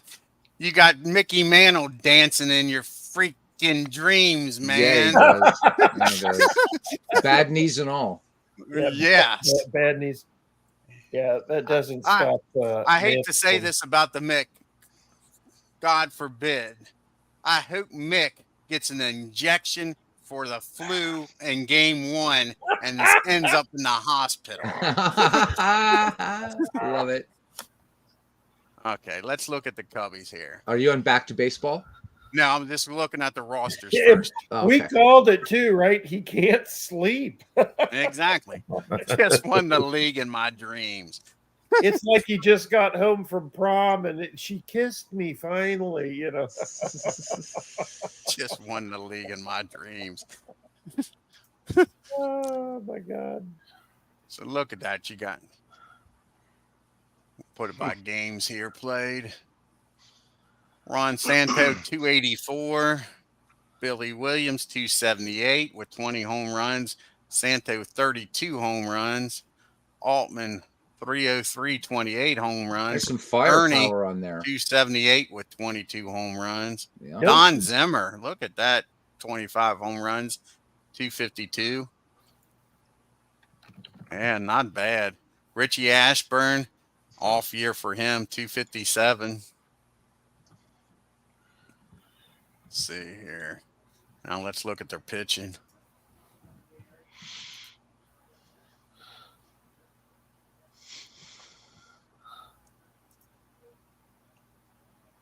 World's worst is already questioning his pick. That doesn't sound like him. Yeah. 2008 Rangers don't look that sounds more like MV, actually. 240 homer guys. Yeah, that hit for average. Yeah. That team has a great roster. Oh. Yeah, notice that MV's not calling him Darth Tate right now. Yeah. He'll be calling him Buddy like he was you. I know. Forever remain. You guys are crazy. Yeah. Feels that way sometimes. No shame. He has no shame. Well, you'd have to have I to predicted be that, ashamed. Steve. I predict maybe the top 5 was going to be 61. Look at the pitching. It ain't, like saying, it ain't a bad pitching staff. Yeah, but you got some hitters on there. Oof. Oh, exactly. Are you sharing your screen or no? Oh no. Oh, sorry. Yeah, what's the matter, Dwayne? Share with the class. Like, Yeah, look at that. Sorry. I thought I was. Jeez. I really did. I thought it was. There's Yeah. the pitching staff, and we'll go back and look. Oh, I thought it was. My bad. It's only 2 o'clock in the freaking morning, guys. Cut me a break, man. Yeah. You've only been on for 8 hours and 6 minutes, so Exactly. Come on. What the hell's wrong with me? Well, it's almost Why am I 7 screwing o'clock up? in Wales, so it's time for MV to stop sowing his oats and start eating some. So here's the whip. Not bad. Now we'll go to the batters.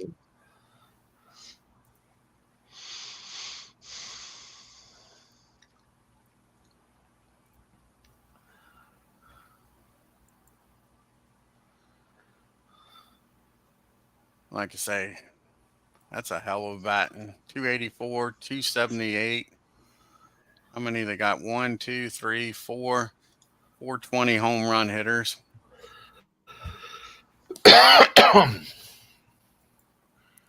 Not bad. Now we'll bring up Detroit. D-Gens.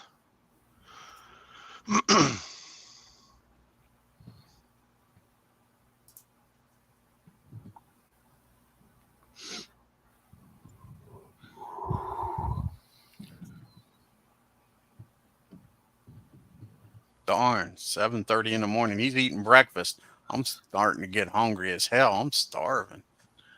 No. You should grab something, Dwayne. I know I'm going to have to, but I'm upstairs. Well, we can babysit the stream, dude. I know you can. You'll be all right. Yeah, get yourself Look something at to eat, that. man. Don't mess. 45, mess with 41, 19, 17, 16, and 11. I hear you forever. That's MV. How is it that all of the creepiest stuff people say is from you? Nobody else says weird things like that. It's like I say, that team is tough. Why don't you grab yourself something quick to eat, Dwayne? I mean, we'll still be here. I'm just worried about you, man. Yeah. Don't. Yeah. We'll get a here. Go get a fillet of fish something up here, Beatles. With that, I'll bring up back to baseball. Yeah, and I'll put that up before I leave. And that way you can share that. Yeah, grab a Snickers bar.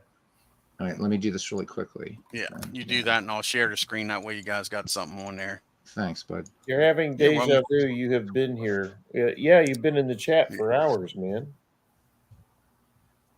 Dwayne could have polished off a bottle of Jim Beam during this broadcast. Exactly. Oh, yeah.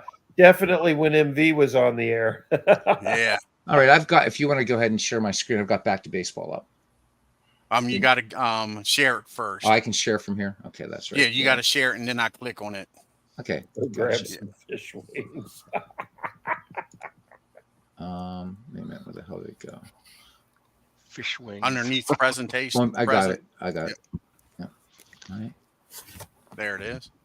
Cool. All right. Alrighty, guys. I'll be back. Okie doke. Okay. Right, so we're going to do the 61 Cubs, 61 Tigers, right? All right. Do we care who's home, who's away? No. Right. No. The Tigers are here. Make them home. Make them home? Okay. Yeah. Yeah. Since World's Worst is in the chat. All right.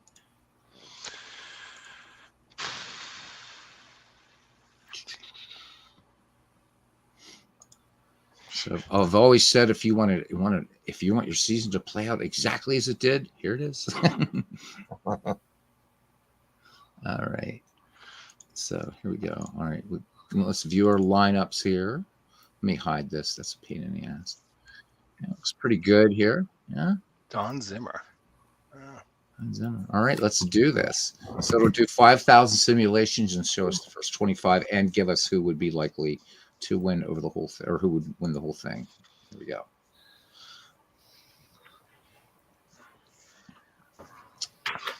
Ooh, look at that, huh? So the Tigers would win 60% of the time. Chicago 39%. What's the point of this simulation now? So you can take any two teams. No, but what I mean is, why are we doing these? Well, because teams, right? these were two teams that were picked. I see, but I mean, but they're not. But just to pass the time and something to do. Yeah, just to keep going for hours and hours more. Just sometimes there's just sometimes there's just not a So let's pick a game that the Tigers won. Because we're losers. Pretty much. I mean, like I said earlier, as I said 7 hours ago, I told my girlfriend to stuff it, and here I am with you guys. So yeah, so definitely loser. But that's all right. She wanted you to stuff it. That's the problem. Oh yeah, you know why? I don't care. I mean, she's pretty awesome, but not for driving through this crap. It's like, and she came back. She's like, "You're right. It's really bad out there. I'm sorry." She's getting pissed off, and I said, "If you have a problem with the snow, take it up with God." So. Anyhow, yeah. So it's fun. There's no real point, Mike. It was just no. I was just thinking about it. I'm like, wait a second. These teams, this is just one quarter of their team. That's probably being used, right? They're gonna have 4 teams. So whatever. Okay. No. Right. No, it's just kind of fun to just sort of run them both, and I think it's a pretty cool little analysis tool. Even because if you would think like, okay, somebody's gonna pick this team, and I want this team. I wonder if just these two are gonna perform or whatever. So.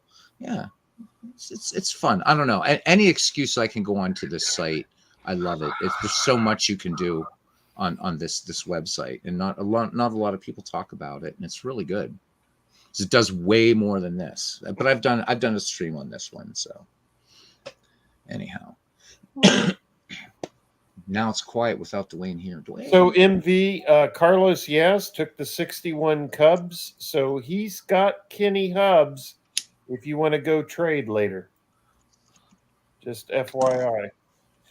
And he's also got Ed Boucher on the team. I believe you liked him too.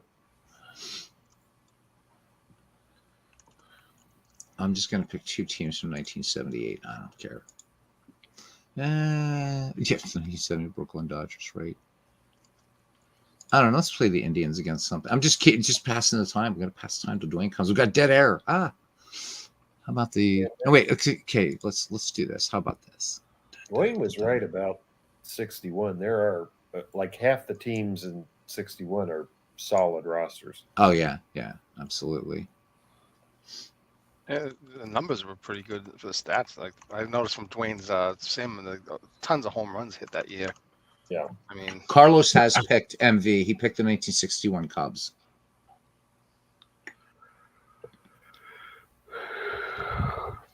Does he have a hearing problem or an understanding problem?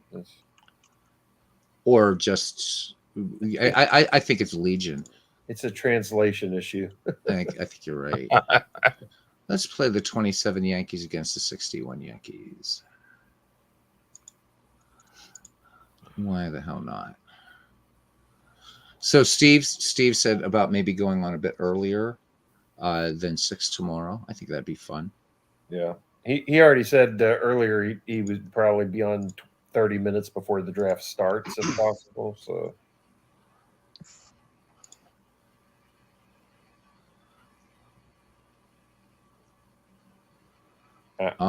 These two teams are really close. So the 1961 Yankees won 52% of these games, and the 1927 Yankees won 47%. Imagine if 1927 was one of the years in here. That would have been because talk about pressure. So for MV, would you have taken the 61 Yankees or the 61 Yanks or the 27 Yankees? Just curious.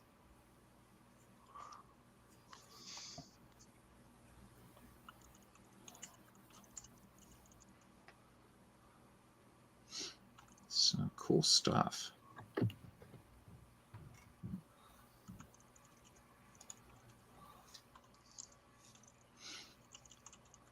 Lots you can do. World's worst gamer already picked, MV. And he's got a tough one. 1961 Tigers. who were chomping at the heels of the 61 Yankees. So in real life. Maybe he doesn't have he might not even have his sound on.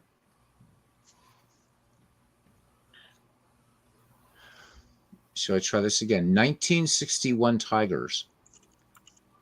I think it's the fugue-like state he's been in for the last few hours. The fugue-like state.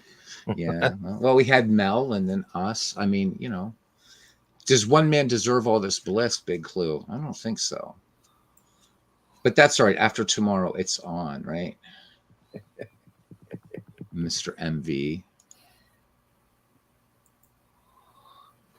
Who was it earlier that said something about he doesn't know how to turn MV off? Was that Dwayne that made that comment earlier? I think so. Yeah. Yeah. I'm like, turning him off isn't the problem. It's I wouldn't want to turn him on to begin with. Who's going to get Mays? Well, somebody's going to pick that team at some point, I'm sure. But there's a lot. I guess I'm kind of surprised that nobody's gone. Well, we've only had 3 picks, but like 1978 doesn't seem to be on the radar, right? It was like all 1961. So yeah. So I agree with Steve. I wouldn't have predicted it either. I would have thought 78 would have been hit first. Just I think just even. Oh, welcome back, Dwayne. It's all yours again, man. No, you're good. I'm eating. That's why I'm not showing my mug. You don't want to see me eating. No, I was just saying that I agree with Steve. I was kind of I expected 1978 to be kind of, you know, I think because of familiarity in the community, even more than 61. I would have been shocked if the first 3 picks would have been 1904, but yeah. So I mean, it's shocked in dismay. And that exactly. Well, yeah, because 1904, there's not a lot to choose from there. Yeah. You know? But wow, I mean, I'm pretty excited for tomorrow. I think it's going to be a lot of fun. Well, how many teams you think in 04 is going to go? I think there's 3 or 4 good teams that year. Yeah. Oh, yeah, definitely. I'm not going to name them. I'm not going to fall for your nefariousness either. Yeah, I'm not either, but I think there's, like I say. Who would you pick if you were me? Yeah. The 2008 Rangers, of course. It's everybody's favorite team, right? Yeah, I think there's 3 or 4 teams that number 1 picks. Yeah. Oh yeah, there's good teams all through, and you know what? Don't sell 1944 short because again, I think everybody's thinking this, right? So you draft from 1944, you're thinking about the future, you know, and you're going to get some, you know, like, you know, you're going to be able to. You still got Musial for a little while. You got some good players in 1944. Now Pete Gray, maybe not Pete Gray so much, but yeah. So I just pulled it up. See, this is the benefit of having this in a spreadsheet. 6 teams out of the whole league had a 100-win season, and 2 of them have already gone in the top 3 picks. Oh, really? Yeah. I'll just let this Phillies Braves game do its thing. While we're the Tigers won 101 that year. So 61 Tigers. That was a great pick. Yeah. Tigers. And then at 99 wins is that 78 Red Sox team. Yeah, there's some good this is going to be fun. I like the fact that again that the number generator came up with 1944 because you've got to pick from it, right? You've got to deal with that season, right? Yeah. So I love it.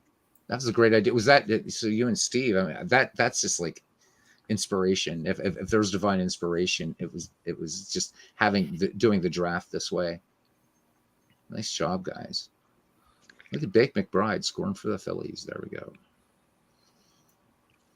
go. He's on that 78 Phils. That's a good team, the 78 Phillies. Yeah. I'm playing them again, or we're watching a replay of that game in 1978. Outfield in 78. Who? What? Did Murphy play the outfield in 78? No, I think he was not at all. I think he's well. I don't know about not at all. Let me go look real quick here. Yeah, I knew he was a first baseman, but I thought he played somehow. Yeah, first baseman.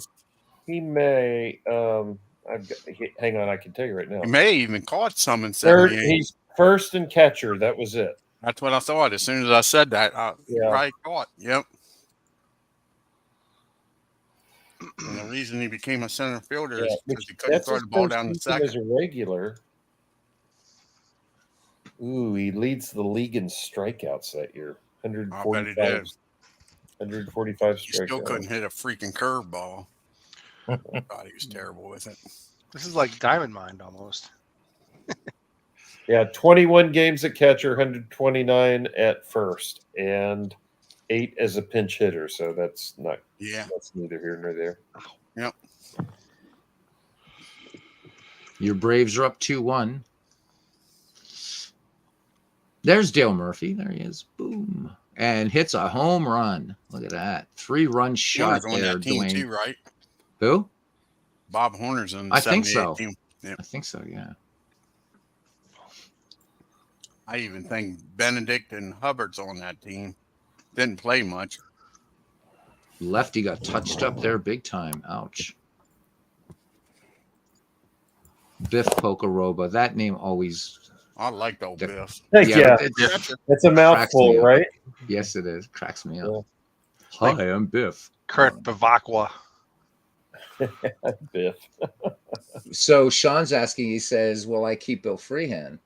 4 for 10 in 1961 and no strikeouts, didn't play in 62 and didn't have a good year until 64. Yeah, he's only, 19 or 20 years old then, so maybe not. That depends on, the composition of your roster. So yeah, because again, future, then Freehan is back, and then from 64 and on, I mean, you've got an excellent player there. But yeah, that you've got a big decision there, Sean. You're right. Yeah, to me, the thing about 61 Cubs was the decision so far. Do I put them on the team or not? Right.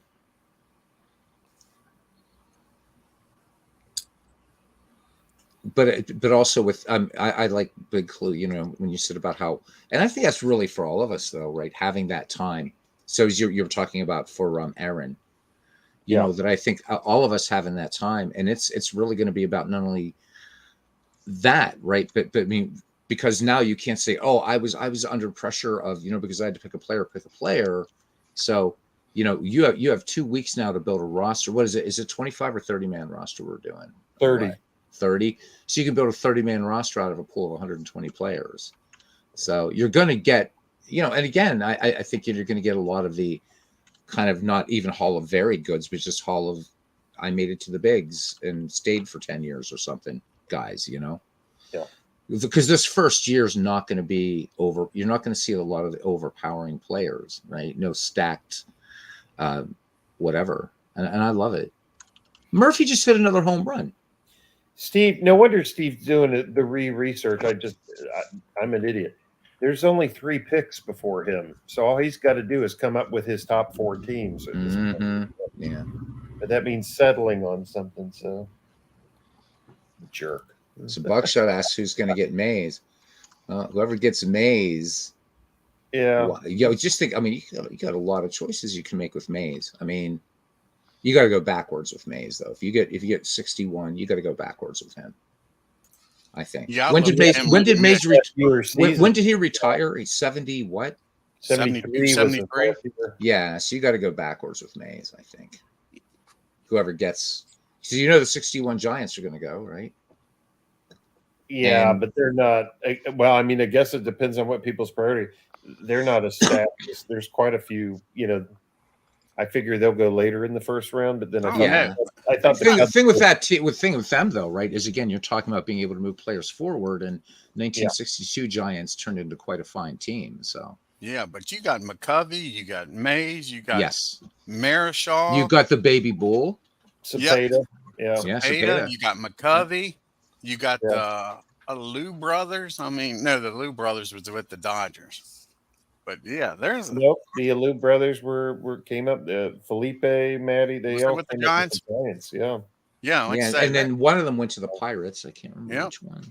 If this was just a year or two later, you'd have Gaylord Perry on there too. yeah, like I said, I said the whole year I thought they was going to win the National League pennant, but they didn't. I was surprised the Braves did. You got certainly some interesting picks. I'll bet we get at least. Well, I don't know. I'm thinking at least 3 more 61 teams in the first round. That's my prediction. 3 or 4 more. Yeah. Mine's in definitely the top a paradigm 10. shift. I think the 6 will be in the top 10. Well, I hope so, because that means a better team will fall to me in one of those other years again. So, heck, I hope everybody ahead of me takes a 61 team. Then I'll just ignore that. Yeah. Yeah. That would please Another me. thing, too, I think happens with this stuff is just like fantasy, Big Clue. You get a run, people start getting paranoid. Yep. And there becomes a saturation point where it's like, okay, at this point, it really doesn't behoove me to jump in on the bandwagon. Instead, while they're zigging, I'll zag. Yeah, right? Remember me and you talked about that about the 7 hours ago. Fantasy baseball. Yeah, yesterday. I picked a defense, a draft pick ahead of everybody. I picked a kicker in fantasy football, a draft pick ahead of everybody. Steve brings up a great point here too, right? Don't sleep on Drysdale and Sandy Koufax. Absolutely not. Yeah, but their better years are after 61. So. Yeah, but that's the thing, though. I mean, but I think that's the beautiful part of this draft, Big Clue, is that you have to, right? It's like, okay, since we know this is a keeper league, and we can either move player forward or backward, right? I mean, so for me, where I'm down at like 15th. I'm drafting for like future seasons. I'm not, because by the time it gets to me, I might get one of the teams I'm thinking about. Sure. And I note plural, but yeah, I'm more thinking about, okay, who am I going to build for the future? So looking forward, okay, am I moving this guy forward, backward, whatever? So, because those 2008 Rangers are going to be tough for me, Murphy's buddy. having a hell of a game, ain't he? So knowing human Murphy's crazy, yeah. Knowing human nature for what it is, why would Steve Tate, who's 3 picks away from having his pick, I know, throw out to a group of people drafting, gee, don't forget about this team? Why would he want us to focus on the 61 Dodgers? Could it be so that they get picked instead of another 61 team before his turn comes up? Perhaps, I don't know, the 61 Braves? Could it possibly be then, Big Clue, that this whole Darth Tate thing and this thing between Steve and MV has been just a big confidence game all along? Together, yeah. Yeah, I am basically saying that. Yes. Steve, I would never think that. We are saying that. Yes. No, don't mistake my ganging up on MV for anything less than antipathy towards Steve Tate. I mean, look, World War II, you had Hitler and Stalin fighting each other. That doesn't mean one of them was a good guy, did it? Oh my! I thought you'd at least say Mussolini, but now, yeah. Oh my! Well, Mussolini, I mean, he's the little buddy, right, of one of them. So that's like WWG standing up for MV tonight. So, well, Mussolini was an opportunist. He hated Hitler, thought he was a buffoon, and I don't think they liked each other. Sleep deprivation can cause paranoia. Oh, look at MV says Steve, your cover is blown. Nice. Yeah. So this whole Darth Tate thing, you guys. He's a dirty rat too, Steve. Again, you always play. I'm sorry. He said sleep deprivation can cause paranoia. Yeah. Steve's a nice guy, but I don't believe for a minute that game theory isn't part of his plan. So there's strategy behind what he does and how he thinks. Oh, Forever Remain 90s wondering, is the fix in? Yeah. Always. It's baseball. Yep. I'm the second and the third picks both surprised me. So not that those aren't good teams. I'm just surprised they weren't other picks. Those 78 Mariners have a bright future. Detroit surprised you? Oh my! You're saying Detroit surprised you, Big Clue? What? Oh yeah, I agreed with Beatles. I thought Carlos Yaz was going to take a Red Sox team. Yeah, and I was very, Mike. If you'd asked, you'd put a gun to my head, I'd have said, "Oh, world's worst is going to pick the Cardinals from 44." So, yeah. No, that's very true, Buckshot. The Cubs were a surprise team. Yeah. So good, really good players on that roster, but a surprise team. I think that Cubs pick is pretty smart. Yeah. Well, it's. I mean, the Tigers no brainer. No, not knocking Sean here. That was a no brainer pick. You had to take that. Yeah. But that Cubs one, I didn't. I really. Whoa, I'm kidding.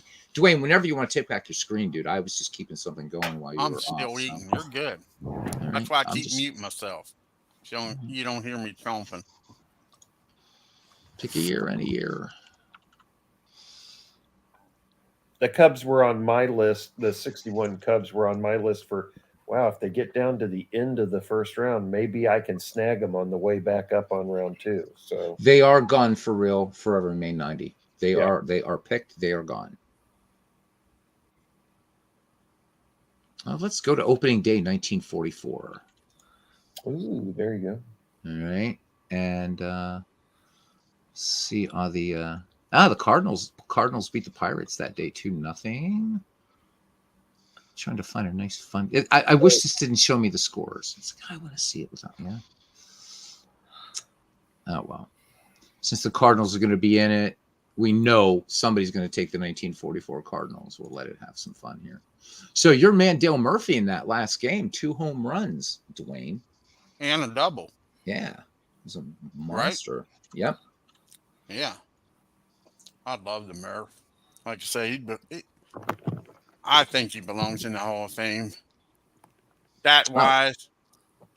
And yeah, I like him as a player and as a person. That keeps you out. I think the character puts him in. That's what he was a good guy. He was one of the good guys in baseball, definitely. Yeah, you never hear that. Oh, he's borderline Hall of Famer, but he was a hell of a good guy, so that pushes him over. Oh, he's a borderline Hall of Famer, and he's a prick. That keeps him out. I don't get it. Well, of course, all the guys that, right, you get guys like DiMaggio and Rogers Hornsby who didn't have they weren't really great with the press. That's just all, the case of all of them, but those guys didn't get in first ballot.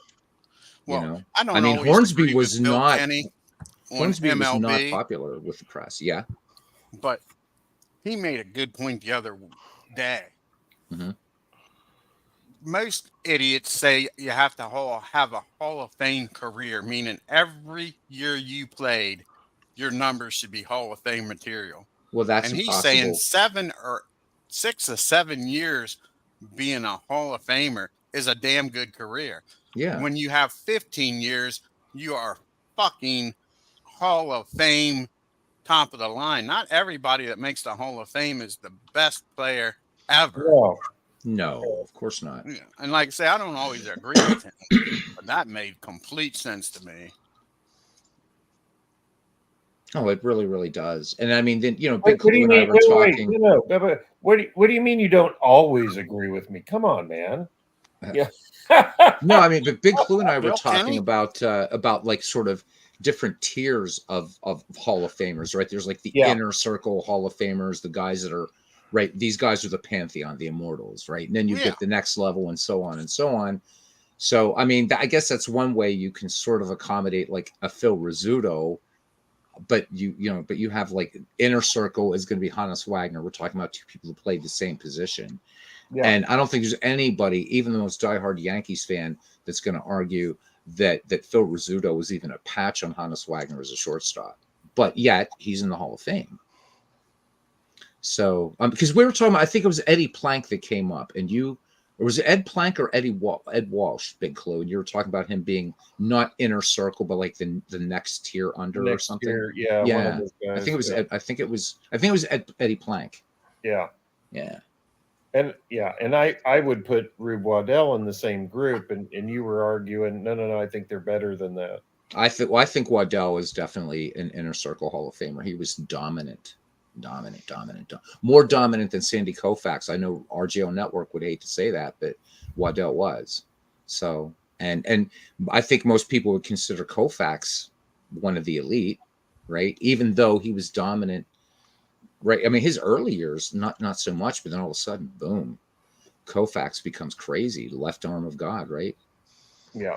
Koufax had a nothing burger career, and then all of a sudden he had 6 all-time great seasons. Exactly. Yeah. The issue, though, is, again, because of it's a perception or a narrative issue, there are not lots. There is a good number of pitchers who have had 6 seasons of that quality in their career. But not in the Hall of Fame. Some of them are not in the Hall of Fame. Right. And some of them aren't recognized as being that quality because his stood out in a way that, if you think about it, Koufax pitching pitched in the greatest pitcher's park since 1920 during the greatest pitcher-friendly era since the dead ball era. And so he had all those things going for him. And so, then it's it's a league that still, if you finish in first, you're automatically in the World Series. He has all these advantages. And so what people remember, oh, look, he was in this World Series and he was in, people remember what they choose to, as you know, memory tends to dictates perception, but memory's not reliable, right? Absolutely. Yeah. And so, like there's a difference between when men and women remember the same event, men are remembering things like what was said or done, and women are remembering things like who was wearing what, the thing. I'm a Red Sox fan. Yeah, those types of things. And so when you consider, when people are looking back on that, my dad says to this day, Koufax was the most dominating pitcher he ever watched. I agree, Dad. That's probably true. I mean, I believe you that's what you observe. But if you're measuring him against his peers, and then you're measuring other people relative to that, he's not a solo act. That's not if he's in, how come Johan Santana isn't? Or one thing that I think is a direct comparison is Clayton Kershaw. Clayton Kershaw put together 9 or 10 seasons of that level of dominance. It's just he goes into the playoffs and crumbles. Small sample size. You have to go through 3 or 4 rounds of playoffs in his era, as opposed to back then. So there's different things, and so he's not thought of in the same way as when a guy going to never mind that in America at that time you got your if you went to the World Series, you were on the cover of Sports Illustrated, right? You were on the cover of Time magazine. Gets the benefit of the what if, which normally hurts people. What if he? No, I agree. Yeah, what if he'd continued? But here's the thing: if he had continued, here's what we know: he had an arm problem, and if he had continued over time, his performance would have fallen off. Now, how long he could have kept that up? Career Hall of Famer. Yeah. He has that stretch. Now, does he make it? Who? That's what I'm saying. The way they do it, then he has 10 or 12 or 13 years. He'd be viewed. Here, great example. If Abraham Lincoln had not been shot in 1865 and had lived to complete his second term while the Congress was fighting over how to do Reconstruction and stuff, would he be viewed anywhere? Would he be viewed as the same president that he's viewed as? Because how about JFK? Yeah, 100 years later. Yeah. Yes, same thing. They get credit for what they could have done, not what they did. Yeah, yep. Which I don't mind speculation, but I give more weight to the actual as opposed to the hypothetical. I like Al's point here, Big Clue. He puts up he's up that Dwayne just highlighted. Hey Al, I just saw you. Welcome in, sir. Yeah, we just mentioned 10 minutes ago that he was here, but hey, Big Clue, you expended a lot of energy busting MV's balls, so it's all good. Yeah. But Al, I think it takes a lot of energy to fight. I think Al's right. Yeah. I mean, because again, right. So when Koufax was pitching, right, there's no playoffs, none of that. Best team, boom. That was it. Best team in the National League, American League. So, and I mean, even we talk about now, even like divisional play is meaningless. Even So I wonder now with like what are we talking about? What you remember? What we remember. Big clue. Now that divisional play with this balanced schedule makes divisional play meaningless. What are people going to remember? And so you have players. I'm thinking like Billy Williams and Ernie Banks never got into a World Series, or Ralph Kiner, right? So, but they were remembered, right, because their exploits, their triumphs, whatever. But now people are so right. So baseball, we're going to get yet another round of this or another round of that. Yeah. And so I think that one of the things that made baseball special was you could still focus on the individual player. I think is getting diluted as we add more and more postseason. And I think to Al's point that those regular season there's games the link out. You want to join main as much, yeah.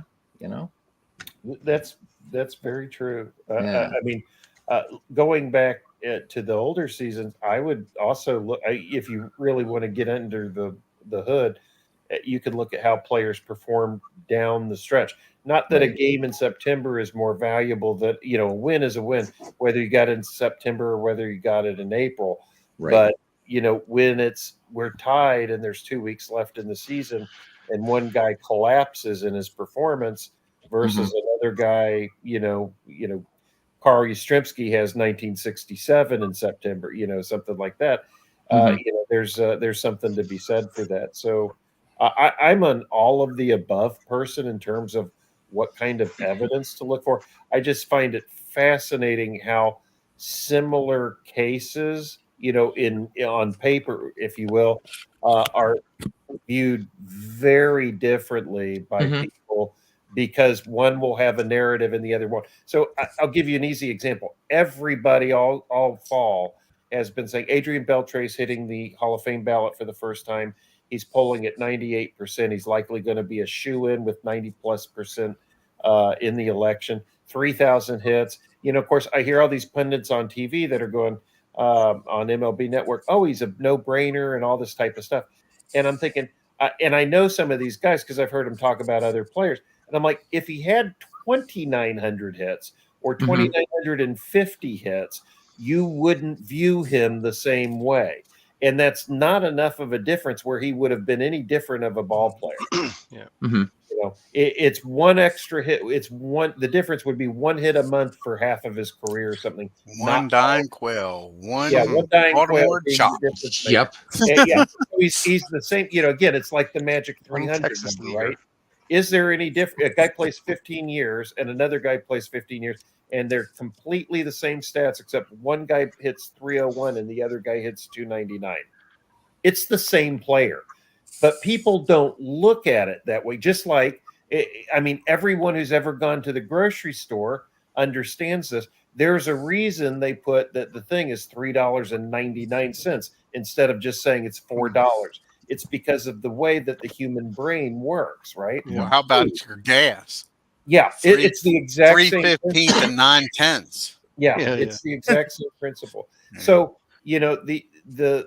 I'm sorry, I expect the voters to do a better job of, than the average person. Of course, they don't, of thinking through things in a more comprehensive way is maybe the right word. I don't know. But rather than to just, I guess. And so that the whole eyeball does. The thing that pissed me off recently this year, one guy went on a rant about, and I won't say his name but you can guess which person on the network, and he went on a rant. He literally said this: if you have to think about a guy's case, he's not a Hall of Famer. Yes. Yeah. And I'm like, gee, so I guess if I have to think about A, B, or C, I shouldn't do it. Or if I have to think about who I should vote for president, I guess he shouldn't be running. That's the most stupid thing. Well, you're basically saying, your decisions should be uninformed. Yeah, everything you act on, you should think about before you act, right? So I get where he was going with it, but I mean, literally, that's what he said. And Was I'm like, Mad Dog? Yes, it's that sounds like because he gets so. And there may be dumber people on the network. God bless Harold Reynolds. Harold Reynolds. But Matt, he's so I don't know, self-righteous about it or whatever. Like you guys are blah blah blah blah blah. And I'm like, hey, I respect you for knowing Yankee history like the back of your hand, but just because he's a Yankee and somebody else, that shouldn't be the deciding factor in whether they're. You think that goes back to his days as a shock jock? Yeah. I'm sure it does, and that's probably part of the reason they bring him on the network. Right, and that's fine. I don't have to watch his program, but it drives me nuts when they bring him on the quote show for the thinking. That's when you want to know whether he's what Chris thinks and what Mad Dog thinks. Yeah. Is Mad Dog the guy that said he was going to quit his job if like the Diamondbacks? Yes. Yeah, so it's kind of like MV, right? I mean, MV said he's going to if the Diamondbacks reach the World Series, I'll quit my job. Yeah. And they did, and then then he pulled an MV and said, "No, that's not true." He pulled it. That's the new. It's the new meme. It's the new meme. Oh my God, we need to write in and get them to say that on the network. So it's not MV, it's MD. Yeah. I like that. That was brilliant. Mike says he pulled an MV. Well, he did because he said just like MV said he was going to pick the 2008 Cubs, and he pulled a switcheroo when he actually got the first pick. Nice. So that's we have a new name for the league now, or for the whole network, or for the whole whatever, right? Yeah. Anyway, that's just my 2 cents. But listen, boys, I'm not diminishing Koufax's greatness. Mike. I'm just saying. Hey, have a good night, Mike. Put it in context. Thanks for letting me on. Oh, thanks for coming. Yeah. Talk to you guys later. Hey, I hope you guys aren't still on when I wake up in the morning. Oh, we probably will. No, yeah. Dwayne, you can have your channel back anytime you want, by the way, man. You're good, bud. All right, see you guys. Have a good one. I'll talk to you tomorrow. Okay, Mike. Does that make sense, Beatles? It's like when you say, I don't think so-and-so is a Hall of Famer, I don't think he measures up. That doesn't mean you think he's, like, I don't think Harold Baines is a Hall of Famer. But that's not the same thing as me saying Harold Baines is a piece of crap. Right? No, exactly. Yeah. Harold Baines was a damn fine ball player. Of course he was. Just, maybe he's the top 1%, not the top 1%. All right, Al. Thanks for stopping by, man. On behalf of Dwayne. Well, me and you had this talk before, Big Clip. Another thing that irritates me is he's not a first-time Hall of Fame ballot. Yeah, he's a Hall of Famer. He's a fucking first-time Hall of Fame ballot guy. Why are you punishing the son of a bitch? Yep. It's because I think because people are stratifying in their mind. Some guys are upper level Hall of Fame, and that's true. Some guys are better. Again, different Hall of Famers are better than each other. But the Hall of Fame doesn't recognize that. When you if you buy a ticket, go to the museum and walk in the plaque gallery, they don't go, oh, the first year Hall of Famers are on this wall. And then you made the point about 100%. Well, since Babe Ruth didn't get 100%, nobody in the history of baseball can get 100%. Ever do that. Yeah. That's stupid too. It is stupid. Now, I'll tell you, if I were a voter this year, I would have left Adrian Beltre off my ballot, even though I believe he's a Hall of Famer. The reason, though, is because of their rules. In my view, I would vote for 14 guys on this year's ballot. The Hall of Fame says I can't vote for more than 10. I know, I'm 99.999% sure Beltre's getting in without my vote. So I'm going to give that spot on my ballot. Right. I've said that before, too, that if that's your reasoning, I agree with you. Yeah, that's the only reason I'd leave him off, because he's obviously one of the 10 because of that 5% rule. But they don't even tell you to vote for the 10 best. They don't even have that in the guidelines. If they did, I'd do that. Right. Yeah, well, that's one reason they need to get rid of that bullshit 5% rule. Yeah, I know. Yeah. Well, another thing is the Hall of Fame needs to do. Like, here's 2 guys on this year's ballot. Who wants to see Brandon Phillips and James Shields on the ballot? Why are they there? Right. Who's the voter that thinks either of them is a Hall of Famer? It's just wasting people's time and attention. And then, as you know, when you have more choices, you have the paralysis of choice, and inevitably weirdos will throw a vote here. let me throw him a bone. He had a nice career. Well, that's not the purpose of this election, right? Or he was good with the media and we like you. Yeah.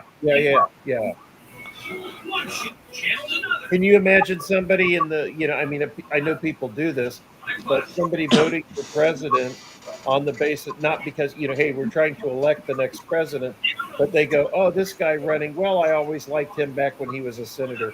Here's my vote. Even though you're not saying, no, I'm not saying that he's the best candidate or that I want him in the White House. I'm just saying that I'm just throwing him my vote as a thank you. I mean, that's what those guys are doing. And this isn't the time or place for that. Well, let's go back to 1960. I'm voting for him because he didn't sweat so bad on TV. Right? Yeah. You made a very insightful comment about Dale Murphy. And I'll tell you here in a minute, if you've read the Politics of Glory, you know why this got created. When they inserted the character clause in 1944, 1945, when they made that a formality, it wasn't in practice before. This was strictly because Commissioner Kennesaw Landis, in his own mind, decided, I think we should honor Eddie Grant, who was a dead ball era, I think, second baseman. You know who this is, Beatles? Yes, I do. And Grant was the first major leaguer to die during World War I. Yep. He died in the war. And so Landis, just idiosyncratically, thought, oh, a Baseball Hall of Fame should honor his sacrifice on behalf of the sport and for the country, and he should get a plaque for that. Which, of course, has nothing to do with who are the greatest players in history, which was the actual purpose of the Hall of Fame. Right. Fortunately, Landis's opinion on that player was not shared. However, Landis died in the fall of 1944, and when the committee finally met that was in charge of the old-timers, they were supposed to be electing 19th century players. But when Landis dies, they A, elect him posthumously, and then B, while they thankfully did not elect Eddie Grant, they do incorporate the character clause as a rule for that purpose, so that Landis's legacy, quote unquote, can live on. I mean, it was garbage. But traditionally, Hall of Fame voters, particularly the baseball writers, only apply that rule. Like, here's a guy that's sitting on the fence. He's well known as a good guy, an ambassador for the sport, blah, blah, blah. He falls off the fence onto the side of yes. So unless you're Buck O'Neill. Well, yeah. See, because that was unforgivable. He's not a major leaguer. That was unforgivable. But Ozzie Smith, part of his support came from that. Herbie Puckett, borderline case, his support came from that because they didn't know about the incidents with the women at the time. Things of that nature. Throughout baseball history, there's never, or Hall of Fame history, there's never been a real example of that being a mass thing to keep somebody out. They were already not voting for Shoeless Joe in the 30s because, again, they had just been expelled from baseball 10, 15 years earlier. So that was still fresh enough on people's minds. Nobody thought, like, we need a rule for this. They just, hey, we don't honor people who make money to throw games.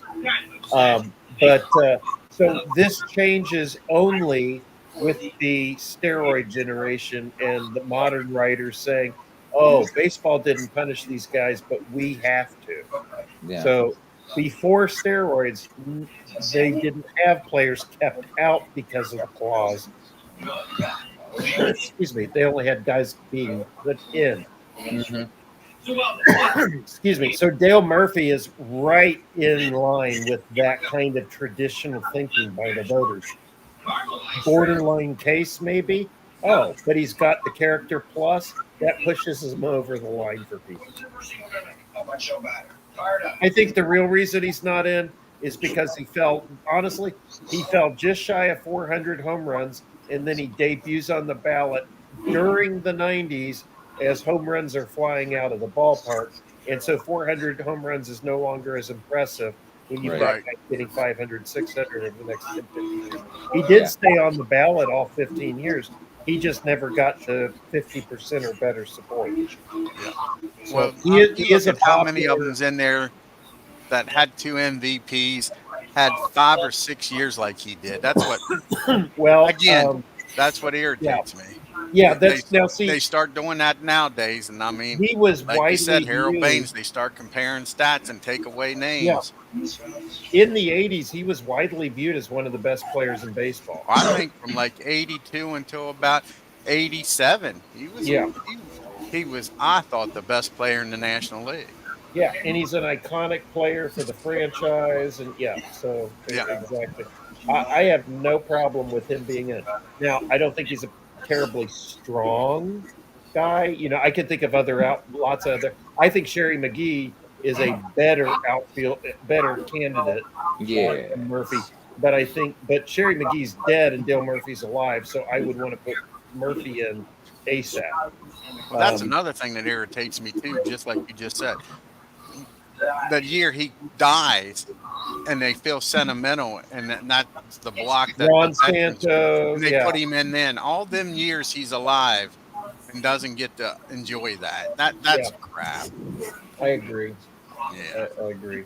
They've got a lot of dysfunction is the word I use for how they work things. I honestly don't think that these days the writers are any better informed than the average fan, other than having clubhouse access. And so, as Hall of Fame voters, do you honestly believe that the writers do a better job than a poll of random fans would? I don't. Not these days. Yeah, I think because the writers are 90% of the writers' picks are just the most obvious guys. Well, guess what? Random fans can pick out, 3,000 hits, he's in, 300 wins, he's in, 500 homers, he's in, you know. So, and they writers share the same biases as their readers do, you know. Oh, sure. I mean, biases everywhere. You're right. I mean, the difference is you're not going to have fans, penalize a guy like Steve Carlton because he wouldn't talk to reporters. Right. Right. Yeah. And then you get guys like Ted Williams, who even despite, in case they're bad, not such a great relationship with the press. I mean, you get somebody Ted Williams, you're not gonna. Punish somebody of that stature, right? Famously, there was I can't think of who the guy's name was. There was a Boston sports writer that withheld his vote from Ted Williams on the 41 MVP ballot, and that's why Ted Williams didn't win. Yeah, a sports writer from his own hometown withholds his vote from doesn't make him second. He didn't put him on his ballot at all for the MVP, and that's why Ted Williams currently loses to Domingo. I have to look it up. I forget the guy's name off the top of my head. But you wouldn't have that with fans voting, and never mind. How many you want to talk about something the Hall of Fame could do to raise money for the museum, like for the education mission, or to digitize their library and make that available, as a resource for researchers or something? How about if Hall of Fame voting was open to any fan willing to pay $10 for the privilege? No. Yeah. Hey, register your email address /IP address so you don't get to vote multiple times, right? And $10, and you get to. How many hundreds of thousands, if not 1 million votes, would they have for the ballot? You telling me they couldn't do that? Of course they could. That online? Yeah. Of course they could. I think that would be a massive goodwill thing too, to get fans to come in. Anything like that. It can't be worse than the system they have in place. Right. Well, not. I don't think there's not much that could be worse. You're right. Yeah. Dwayne, how do you feel? 9 hours. 9 hours. Yeah. Crazy. Is it really? Oh my God! Wow. Yeah. Crazy. Well, see, I didn't notice that because I didn't count the hours I was technically at work. So I could have got down to 1961 season. About an hour a game. how many more weeks would you say do you have before you get to the playoffs? I'm hoping to The get it done playoffs, this sorry, the week. World Series. I'm hoping to get it done this week. That's awesome. You've done such a great job, man. Yeah. Well, thank you. I Like can't believe it's been a blast. Maris 73 now. For Maris? 74. 74, yeah. Today, yeah, 74. Yeah. 8 hours That's ago. incredible. Hey guys, I want to ask you a question. You're saying in this league you're drafting. How can teams be already drafted if it hasn't started yet? What do you mean? Oh, you're not on Discord with us? No, I'm not. No. Yeah. He's not. If you can put that Discord in there, Bob, you can join that. That's how they're drafting this, through Discord. No, but what I'm asking, when did the draft start? If the teams have already been drafted. Oh, the draft starts where the clock is going to start. That's tomorrow or today at 6 p.m. Eastern. So we're just letting the first team, because since we know who's drafting in what order now. Hey, if the first team wants to make their pick early, then the second team can make their pick early. And so, okay. If it gets to, like, if it's your pick right now and you don't know about it, that's okay. If you don't make a pick, you can wait till you just show up at 6 p.m. and we'll resume. But I understand now. I'm just curious. How you guys... if we could get a few things early, we figured that would just help move things along. No, I'm just curious how that was working for you guys. Yeah. They're posting in Discord to let us know. So. Okay.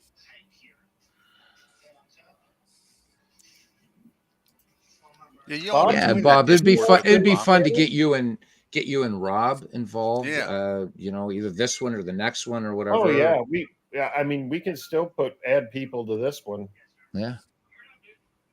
A lot of fun and minimal commitment. Yeah, very minimal. Yeah. Here, I'll put the link into the Discord, Bob, if you want to look at. Oh, okay. Well, thank you.